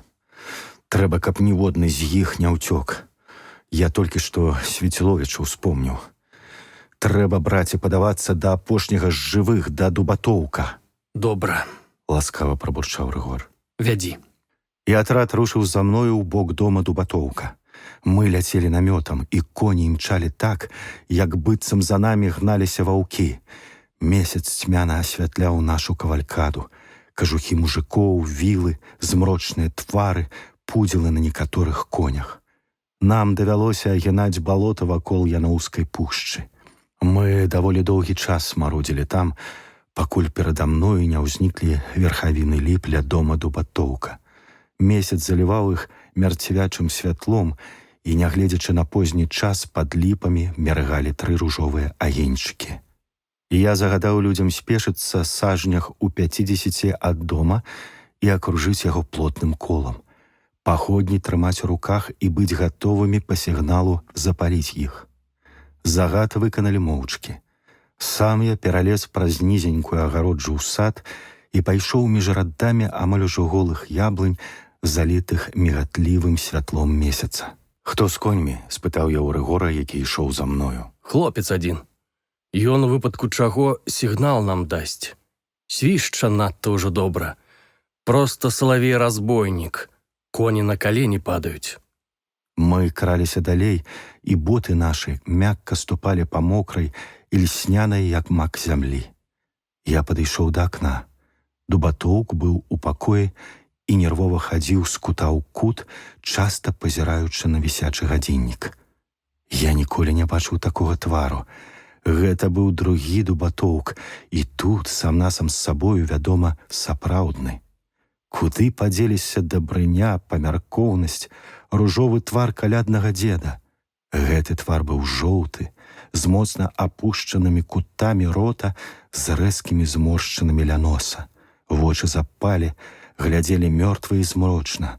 Я жахнуўся, пабачыўшы яго, як жахаецца чалавек, які праспаў ноч у ложку і толькі ранкам знайшоў у ім змяю, якая залезла туды для цеплыні. Як я мог быць такім бестурботным, з жахам падумаў я. Не, з ім трэба было канчаць. Ён сам больш небяспечны, чым 10 дзікіх паляванняў. Добра, што я пазбавіў яго тады на некаторы час магчымасці ездзіць верхам, іначай мы б не выкруціліся. Ён бы не паехаў проста на кулі, ён бы не драбніў атрад, ён бы раздушыў нас з Рыгорам, як кацянят, капытамі сваіх коней, і зараз мы ляжалі б недзе на дне прорвы з выкалатымі вачыма. Дасылай сюды, Рыгор, чалавек 7. Яны будуць выбіваць дзверы тут, вы з параднага ўвахода, а я паспрабую ададраць дошку ў імшаніку і кінуцца на яго. Толькі ўсім адразу. А можа, паспрабаваць выдаць сябе за паляванне, пастукаць у акно і, калі адчыніць, схапіць. Сваякоў ён на гэту ноч адаслаў сам у доме, прапанаваў Рыгор. Нічога не атрымаецца, гэта хітры ліс. А ўсё ж паспрабуем. Разумееш, крыві шкада. Глядзі, хлопча, каб горш не было, пакруціў я галавою. Коней падвялі да дома, людзі мае загаманілі. Я з радасцю пабачыў у акно, што твар пана Рыгора прасвятлеў, як быццам ён дачакаўся нарэшце. Ён пайшоў са свечкаю да дзвярэй, але раптам спыніўся, непаразуменне адбілася на яго твары. У той самы момант ён дзьмухнуў на свечку, і пакой патануў у цемры. Справа зрывалася. «Хлопцы!» — крыкнуў я. «Акружайце дом!» Пачуўся тупат бягучых ног, воклікі, з двух бакоў пачалі ламаць дзверы, біць у іх цяжкім, а з мезаніна адначасова прагучаў стрэл, і адразу за стрэлам пачуўся з вышыні нялюдскі ад ярасці голас. Обклали собаки! Чакайте! Шляхта так не здаецца! З другога акна мезаніна вылецеў сноп агню. Дубатоўк, відаць, перабягаў ад акна да акна, страляючы ва ўсе бакі па падступаючых людзях. Ого, ды ў яго там цэлы арсенал, ціха сказаў Рыгор. Словы яго перарваў яшчэ адзін стрэл. Малады хлопец поруч са мною пакаціўся па зямлі з прабітай галавою. Дубатоўк страляў лепш за лепшага паляўнічага палішука. Яшчэ стрэл. «Прыціскайцеся да сцен!» — крыкнуў я. «Там кулі не дастануць!» Кулі нашых хлопцаў, што стаялі за дрэвамі, адбівалі трэскі ад бярвенняў мезаніна, пырскалі атынкоўкай. Але зразумець, у якім акне з'явіцца Дубатоўк, было нельга. Перамога наша абяцала быць піравай. Андрэй! — грымеў голас Дубатоўка. Ты таксама атрымаеш сваё. Па маю душу прыйшлі д'яблы, аддасцё свае душы! «Паходні паліце!» — крыкнуў я. «Кідайце іх на дах!» У той самы момант палыхнулі вакол дома 3 дзясяткі агнёў. Некаторыя з іх, апісаўшы ў паветры паўкола, падалі на дах і, распырскваючы вакол сябе смалу, паступова пачыналі працягваць языкі полымя да акон мезаніна. У адказ на гэта пачуўся роў. 40 на аднаго! Ды і то агнём карыстаецеся! Высакароднасць! Маўчы, крыкнуў я. А на адну дзяўчыну 20 коннікаў выпускаць высакародна? Унь яны, твае коннікі, зараз у багне ляжаць. І ты там будзеш. У адказ ля маёй галавы цокнула аб атынкоўку куля. Дом дубатоўка палаў. Жадаючы быць далей ад сценкі, я мятнуўся да дрэў і ледзь не ўпаў. Куля караля Стаха праспявала ля майго вуха, нават валасы заварушыліся. Полымя ахапіла мезанін. Я ўскінуў рэвальвер і адначасова стрэліў. Дубатоўк дзіка завыў. Полымя заглядвала ў мезанін, і там, у агні, самі пачыналі страляць загадзя зараджаныя стрэльбы. Мы супакоіліся і зусім былі адышлі ад дома, які ператварыўся ў суцэльную свечку, калі раптам голас хлопца ля коней устрывожыў нас. Мы глянулі ў той бок і ўбачылі дубатоўка, які вылез з закінутага сутарэння сажняў у 50 ад дома. Прарыпеў зубамі Рыгор. Забылі, што ў лісіцы ў нары заўжды другі ход ёсць. А дубатоўк, пятляючы, бег у напрамку да волатавай прорвы. Правая рука яго вісела, відаць, я ўсё ж пачаставаў яго. Ён бег з хуткасцю нечаканай для яго таўшчыні. Я стрэліў з рэвальвера далёка. Цэлы залп вырваўся са стрэльбаў маіх людзей хоць бы што. Дубатоўк прабег невялікі паплавок, з маху кінуўся ў балота і пачаў скакаць па купінах, як коннік, з такой хуткасцю, што ў вачах мільгацела. Апынуўшыся на бяспечнай адлегласці, ён пагразіў нам кулаком. Трымайцеся, пацукі! Даляцеў да нас ягоны страшны голас. Ніводнаму з вас не жыць! Шляхецтвам, імем, крывёю сваёй клянуся! Выражу вас разам з дзецьмі! Мы былі ўражаны. Але ў гэты момант свіст такой сілы, што ў мяне забалела ў вушах, аддаўся над балотамі. Я глянуў у той бок, пры святле пажара убачыў, як хлопец торкнуў аднаму каню проста пад хвост калючы сухі бадзяк. Зноў свіст. Статак дзіка гігатаў. Коні ставалі дыбам. Зразумеўшы план гэтага юнака, мы кінуліся да дрыггантаў і пачалі сцябаць іх. У наступны момант ахопленую панікаю статак памчаў да волатавай прорвы. На некаторых конях яшчэ сядзелі постаці фальшывых паляўнічых. Дзікі пошчак капытоў раздзёр ноч. Коні імчалі як шалёныя. Дубатоўк, відаць, таксама зразумеў, чым гэта пахне, і, азваўшыся шалёным крыкам, пабег з хуткасцю роспачы балотнай сцежкай. Ён бег, а коні за ім, прывучаныя да гэтага тым, хто зараз уцякаў ад іх. Мы бачылі, што шалёна імчала дзікае паляванне караля Стаха, пазбаўленае коннікаў. Развяваліся ў паветры грывы, твань ляцела з-пад капытоў, і зорка гарэла над галовамі коней. Бліжэй, бліжэй, адлегласць паміж дубатоўкам і шалёнымі коньмі змяншалася, у адчаі ён збочыў са сцежкі, але звар'яцелыя коні збочылі таксама. Крык, споўнены смяротнага жаху, даляцеў да нас. Ратуйце! О, кароль Стах! У той самы момант ногі ягоныя з маху ўскочылі ў бездань, а коні наздагналі яго і пачалі правальвацца. Першы дрыггант змяў яго капытамі, уціснуў глыбей у смярдзючую багну і загігатаў. Забулькацела, загаварыла дрыгва. Кароль Стах! Даляцела да нас. Пасля нешта вялізнае заварочалася ў глыбіні, глытаючы ваду. Пасля коні і чалавек зніклі, і толькі вялікія булькі засіпелі на паверхні. Як свечка палаў палац апошняга рыцара, рыцара начных разбояў і воўчага сонца. Мужыкі ў вывернутых кажухах і з віламі ў руках стаялі вакол дома, залітыя чырвоным трывожным святлом. Раздзел 18.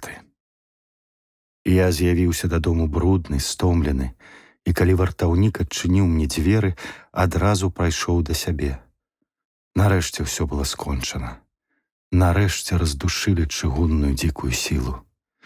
Я быў такі выснажаны, што, запаліўшы свечку, ледзь не заснуў на ложку, напалову сцягнуўшы адзін бот. А калі я лёг, усё паплыло перад маімі вачыма. Балоты, полымя над домам дубатоўка, мерны пошчак капытоў, коннікі, жудасныя крыкі, твар Рыгора, які апускае цяжкія габлі трайчаткі. І толькі потым цяжкі сон зваліўся на мяне, уціснуў галаву ў падушку, як конь капытом галаву дубатоўка. Нават у сне я жыў падзеямі ночы, бег, страляў, скакаў і адчуваў сам, што ногі мае рухаюцца, бягуць у сне. Дзіўным было маё абуджэнне, хоць і нельга было назваць абуджэннем мой стан. Яшчэ ў сне я адчуваў, што нешта цяжкае, вельмі нядобрае робіцца вакол, што ў пакоі гусцее цень нейкай невымоўнай апошняй бяды. Быццам нехта сядзеў у мяне на нагах, так наліліся яны цяжкім. Я адкрыў вочы і пабачыў смерць пад руку з дубатоўкам, які смяяўся. І я разумеў, што яны ў сне, што вочы я адкрыў у сне, што бяда па-ранейшаму жыве ў гэтым пакоі, рухаецца, што яна ўсё набліжаецца і набліжаецца. Балдахін навісаў, плыў на мяне, душыў, і кутас яго вісеў проста перад маімі вачыма. Сэрца шалёна калацілася. Я адчуваў, што нешта невядомае ідзе на мяне, што яго цяжкія крокі гучаць на пераходах, і адчуваў, што я быў слабы, бездапаможны, што ўся мая сіла зараз дарэмная, што нейкае дурное страшыдла зараз схопіць мяне, або нават не мяне, а яе, і хрупнуць тонкія слабыя яе костачкі. А я буду толькі глядзець. Я круціў галавою і мыкаў, не ў змозе адбіцца ад кашмарнага цяжкага сну. І раптам полымя свечкі пацягнулася да столі, стала чэзнуць, знікаць, і згасла нарэшце, знясіленая барацьбою з цемрай. Я глянуў на дзверы. Яны былі прыадчынены. Зноў цяжкі кашмар. Месяц распляскаў святло па сценах пакоя, паклаў квадраты на падлогу, блакітным туманом курыўся ў праменнях дымок ад згаслай свечкі. Застагнаў, не маючы змогі варухнуцца, і раптам пабачыў два вялікія бессэнсоўныя вокі, якія глядзелі на мяне з-за партьеры. Гэта было жахліва. Я хітнуў галавою, твар жанчыны глядзеў на мяне. Яшчэ каб вочы яе глядзелі, а то яны ўтаропіліся кудысьці з-за мяне, быццам бачылі мяне наскрозь і ў той жа час не заўважалі. Пасля невядомая істота паплыла да мяне. Я глядзеў на яе, на блакітную жанчыну балотных ялін, і валасы мімаволі ўставалі дыбарам на маёй галаве, хоць я і не ведаў, ява гэта ці сон, сон майго знясіленага цела. Гэта была яна, жанчына з партрэта, падобная на Надзею Яноўскую і адначасова зусім непадобная. Даўжэйшы твар, спакойны як смерць, зусім не той выраз на ім, постаць больш высокая і моцная, і вочы глядзелі мёртва і пранікнёна, глыбокія як вір. Блакітная жанчына плыла. Вось яна ў сваім дзівосным блакітным уборы, які зіхацеў пераліўчатымі хвалямі пад туманным святлом месяца, выплыла на сярэдзіну пакоя, выцягнула рукі, мацаючы імі паветра. Я адчуваў, што канчаткова прачнуўся, што ногі мае скутыя, што дзівосная здань рухаецца да мяне, цягне свае рукі. Што здарылася з гаспадыняй? Можа, яна мёртвая зараз? Нездарма ж такі невымоўны жах ахапіў маю істоту толькі што ў сне. Гэтая думка надала мне сілы, я збіў нагамі коўдру, прыгатаваўся да нападу, і калі яна падплыла бліжэй, схапіў яе проста за выцягнутыя рукі. Адна моя рука трапіла ў нейкі унікаючы пальцаў флёр, другая моцна схапіла за штосьці невымоўна тонкае, слабае і цёплае. Моцна ірвануў яе на сябе, пачуў крык і зразумеў сутнасць з'явы, калі пабачыў, як грымаса жаху зноў села на твар, як у вачах быццам абуджаных ад сну з'явіўся асэнсаваны агеньчык, выраз болю, трывогі і яшчэ чагосьці, што бывае ў вачах сабакі, які чакае ўдару.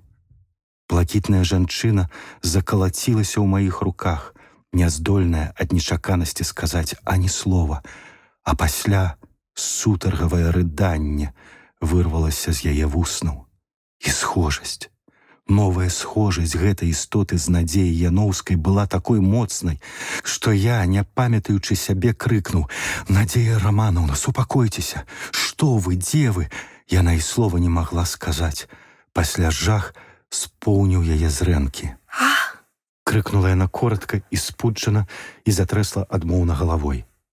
Абуджаная з самнамбулічнага стану, яна яшчэ нічога не разумела, толькі жах поўніў яе маленькае, дрыжачае, як кацяня сэрцайка. І нязнаны жах споўніў і мяне таксама, бо я ведаў, што ад такога раптоўнага спуду людзі часта вар'яцелі або заставаліся нямымі. Я не ведаў, што я раблю, як мне ратаваць яе ад гэтага, і стаў укрываць пацалункамі яе духмяныя доўгія валасы, спуджаныя дрыжачыя павекі, халодныя рукі. «Надзея Романовна, Надзея Романовна, любая, пяшчотная, не бойся, я тут, я з табою, я знішчыў караля Стаха, ніхто ўжо не парушыць твой добры, ласкавы спакой». Павольна, вельмі павольна вярталася да яе прытомнасць. Зноў адкрыліся вочы, і я паступова пакінуў цалаваць яе, хоць гэта было цяжэй за смерць. Што гэта? Што за пакой? Чаму я тут? Прашапацелі вусны. Я ўсё яшчэ трымаў яе ў абдоймах, танюткі сітнях, без якога я, моцны, адразу зламаюся. Я трымаў яе, бо ведаў, пакіне, яна ўпадзе. А ў вачах яе між тым плескануўся такі жах, змешаны з такой вар'яцінкай, што я пашкадаваў, нашто я абудзіў яе ад гэтага. «Надзея Романовна, супакойцеся, калі ласка, не трэба больш. Усё будзе добра, светла для вас на зямлі». Яна не разумела. Чорны цень поўз аднекуль з кута да яе, відаць, хмара засноўвала месяц, і яна глядзела на яго, і зрэнкі вочы яе ўсё шырыліся, шырыліся, шырыліся. Вецер раптам загрукацеў недзе, напаў адарванай аканіцай, завыў, заскуголіў у коміне. І гэта было так неймаверна падобна на далёкі грукат капытоў дзікага палявання, на нялюдскі крык: «Раман, Раман, выходзь!» Гэта было так падобна на ўсё гэта, што я здрыгануўся. А яна раптам закрычала, прыціснулася да мяне так, што я адчуваў яе грудзі, калені пад тонкім флёрам, учапілася за мяне, і я, падначалены нястрымнаму жаданню, прыціснуў яе ўсю да сябе. Клятыя грошы, забярыце мяне адсюль, забярыце. Моцны, вялікі чалавек мой, уладар, забяры мяне адсюль. Тут так жахліва, так холодна, так змрочна. Я не жадаю паміраць». Я перанёс яе на ложак, лёгкую, як дзіця. Капыты ўсё яшчэ грукацелі за акном. Яна так учапілася ў мае рукі, што я адчуў сапраўдны боль. Забяры мяне. Я не магу. І ўсё прыціскалася да мяне, лавіла мой позірк, хавалася за мае грудзі. Я адварочваў твар, я задыхаўся, але я не мог. Гэта наляцела як навала, і слабы чалавек не вытрымаў. Усё злілося, закруцілася ў чырвоным кругавароце, і яна даравала мне нават боль. Месяц схаваўся за домам.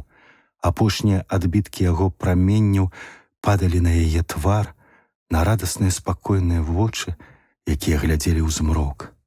Амаль рыдаючы ад шчасця, якое заўжды валодае першым і першай, калі ніхто раней не кранаўся так тварам да тваёй рукі, я з жахам думаў, што яна, мая першая, адзіная, назаўжды свая магла, каб гэтыя мярзотнікі дабіліся свайго, быць падобнай чымсьці на тую у кульшавым доме.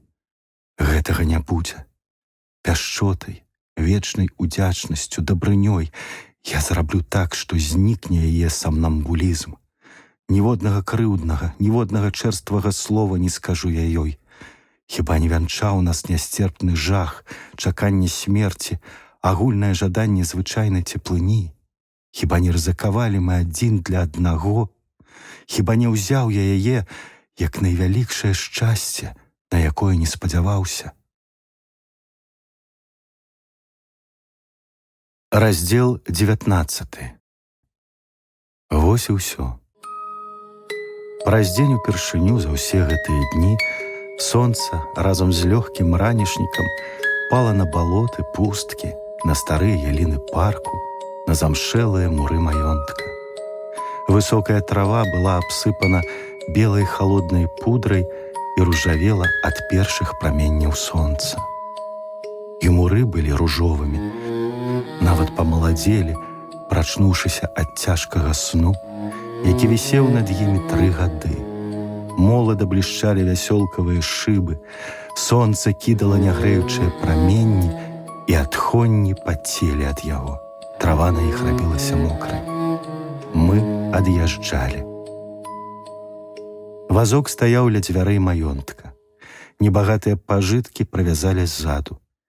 Я вывеў з дома яноўскую, захутаную лёгкую футрачку, сам сеў поруч. Мы кінулі апошні позірк на палац, у якім зведалі болі, пакуты і знайшлі нечакана для сябе каханне, за якое не шкада аддаць і жыццё. «Што ты думаеш рабіць з гэтым?» – спытаў я. Яноўская знізала плячыма, як ад марозу. Старыя рэчы аддам музеям, астатнія няхай бяруць тыя мужыкі, што сталі на абарону сваіх хат і выратавалі мяне. Палац таксама аддамо пад бальніцу, школу і яшчэ што-небудзь. І горка усміхнулася. Мая рад. Столькі крыві, такі клубок подласці, падступных злачынстваў, інтрыг, і дзеля чаго? Жменька золата. Не, Бог з ім, з Майаратам. Гары ён ясным агнём. Я абняў яе за тонкія плечы. Я так і думаў. Так і трэба было рабіць. Не патрэбна гэта нам, калі мы адшукалі адзін аднаго. Мы пакінулі ў палацы новую ахмістрыню, удаву з дзіцёнкам, якіх я падабраў тады на дарозе. Слугі таксама засталіся на сваіх месцах. І мы вельмі лёгка ўздыхнулі, калі палац знік за павароткай алеі. З кашмарам было скончана. Калі мы выехалі з парку на верасовую пустку, што ішла ля волатавай прорвы, і брама зачынілася за намі ў апошні раз, і ўжо заскакалі вакол курганы і пусткі, я пабачыў чалавека, які стаяў ля дарогі. Чалавек гэты пайшоў вялікімі крокамі нам насустрач, затрымаў за аброць каня, і мы пазналі Рыгора.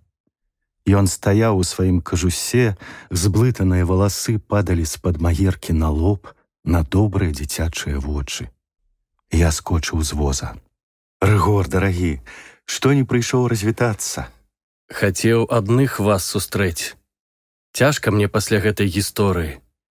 Вы малайцы, што едзеце. Тут паўсюль вам усё будзе нагадваць старое.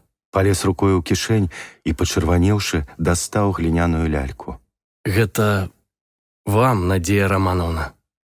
Можа, паставіць ідзе, успамінаць будзеце. Надзея ўзяла яго за скроні і пацалавала ў лоб. Пасля дастала з вушэй завушніцы і паклала іх у шырокую чорную далонь паляўнічага. Будучай жонцы тваёй. Рыгор крэкнуў, пакруціў галавою. Бывайце вы. Бывайце лепей хутчэй, а то адзін грэх з вамі. Разрумзаешся, як баба. Дзеці вы. Жадаю вам найлепшага, самага добрага на зямлі. Я расцалаваў Рыгора ад усяе душы. «Рыгорка, лепшы друг, едзем з намі, перасядзіш той час, калі будуць шукаць дубатоўка і іншых, а то яшчэ які-небудзь паскуднік заб'е цябе». Вочы Рыгора пасуровілі, і жолвы зарухаліся на сківіцах. Го, няхай паспрабуе. І рукі ягоныя сціснулі доўгую стрэльбу, аж жылы на іх надзьмуліся. Зброя ў руках, вось яна. Няхай возьмуць. Не паеду. Маё царства лясы, і гэтае царства павінна быць шчаслівым. І я веру ў гэта, проста сказаў я. Калі мы ад'ехалі далёка, я з узлесся яшчэ раз пабачыў на кургане ягоны вялізны сілуэт. Рыгор стаяў на фоне чырвонага неба з доўгай, вышэй галавы стрэльбай у руках, у кажусе поўсцю наверх, які абцягваў яго ладную постаць. Вецер развейваў яго доўгія валасы. Цар лясных мясцін. Мы праехалі лясы праз дзень таксама на світанне. Тут толькі я зразумеў, якая была розніца паміж яноўскім наваколлем і гэтай зямлёй. Мокрая высокая трава, сонца, радасць. І над чыстымі хаткамі бусліныя вялізныя гнёзды і блакітная цішыня. Гэта была новая, зусім іншая Беларусь. Там-сям стаялі на рэчках сукнавальні. Зусім іншая эпоха, іншыя звычаі. Як жа павінна была глядзець на гэта мая жанчына з 18 стагоддзя, калі нават я за гэтыя тыдні забыў усё гэта. Я глянуў на тую, што мелася стаць маёй жонкай. Вочы яе былі шырока і шчасліва раскрытыя. Яна прыціскалася да мяне і часам перарывіста ўздыхала, як дзіця пасля слёз. Мне вельмі хацелася, каб ёй было яшчэ лепш, і я часам нахіляўся і цалаваў яе тонкую руку. Непакоіла мяне ў той час, да і пазней толькі яе хвароба. Таму я наняў на ўскраіне горада маленькую хатку з садам. Урачы сказалі, што гэта пройдзе ад спакойнага жыцця. І сапраўды, гэта прайшло, калі яна пражыла са мною 2 месяцы і сказала, што ў нас будзе дзіця. Мы акружылі адзін аднаго такім морам пяшчоты і ўвагі, такой любоўю, што я нават праз 20 год здзіўляўся гэтаму як сну. Нам было добра паўсюль, нават у Сібіры, куды я трапіў у 1902 годзе. Яна была больш, чым проста жонкай, яна была другам да смерці. Мы жылі доўга і шчасліва, як у песні, пакуль сонца ззяла над грэшнай зямлёю. Але яшчэ і зараз я часам бачу ў сне сівыя верасовыя пусткі, чэзлую траву на паверхні прорваў і дзікае паляванне караля Стаха, якое скача па дрыгве. Не бразгаюць цуглі, моўчкі сядзяць у сёдлах прамыя постаці коннікаў. Вецер развейвае іх валасы, плашчы, грывы коней, і самотная вострая зорка гарыць над іхнімі галовамі. У жахлівым маўчанні шалёна скача над зямлёю дзікае паляванне караля Стаха. Я прачынаюся і думаю, што не прайшоў ягоны час, пакуль ёсць цемра, голад, нераўнапраўе і цёмны жах на зямлі. Яно — сімвал усяго гэтага. Хаваючыся на палову ў тумане, і мчыць над змрочнай зямлёй дзікае паляванне.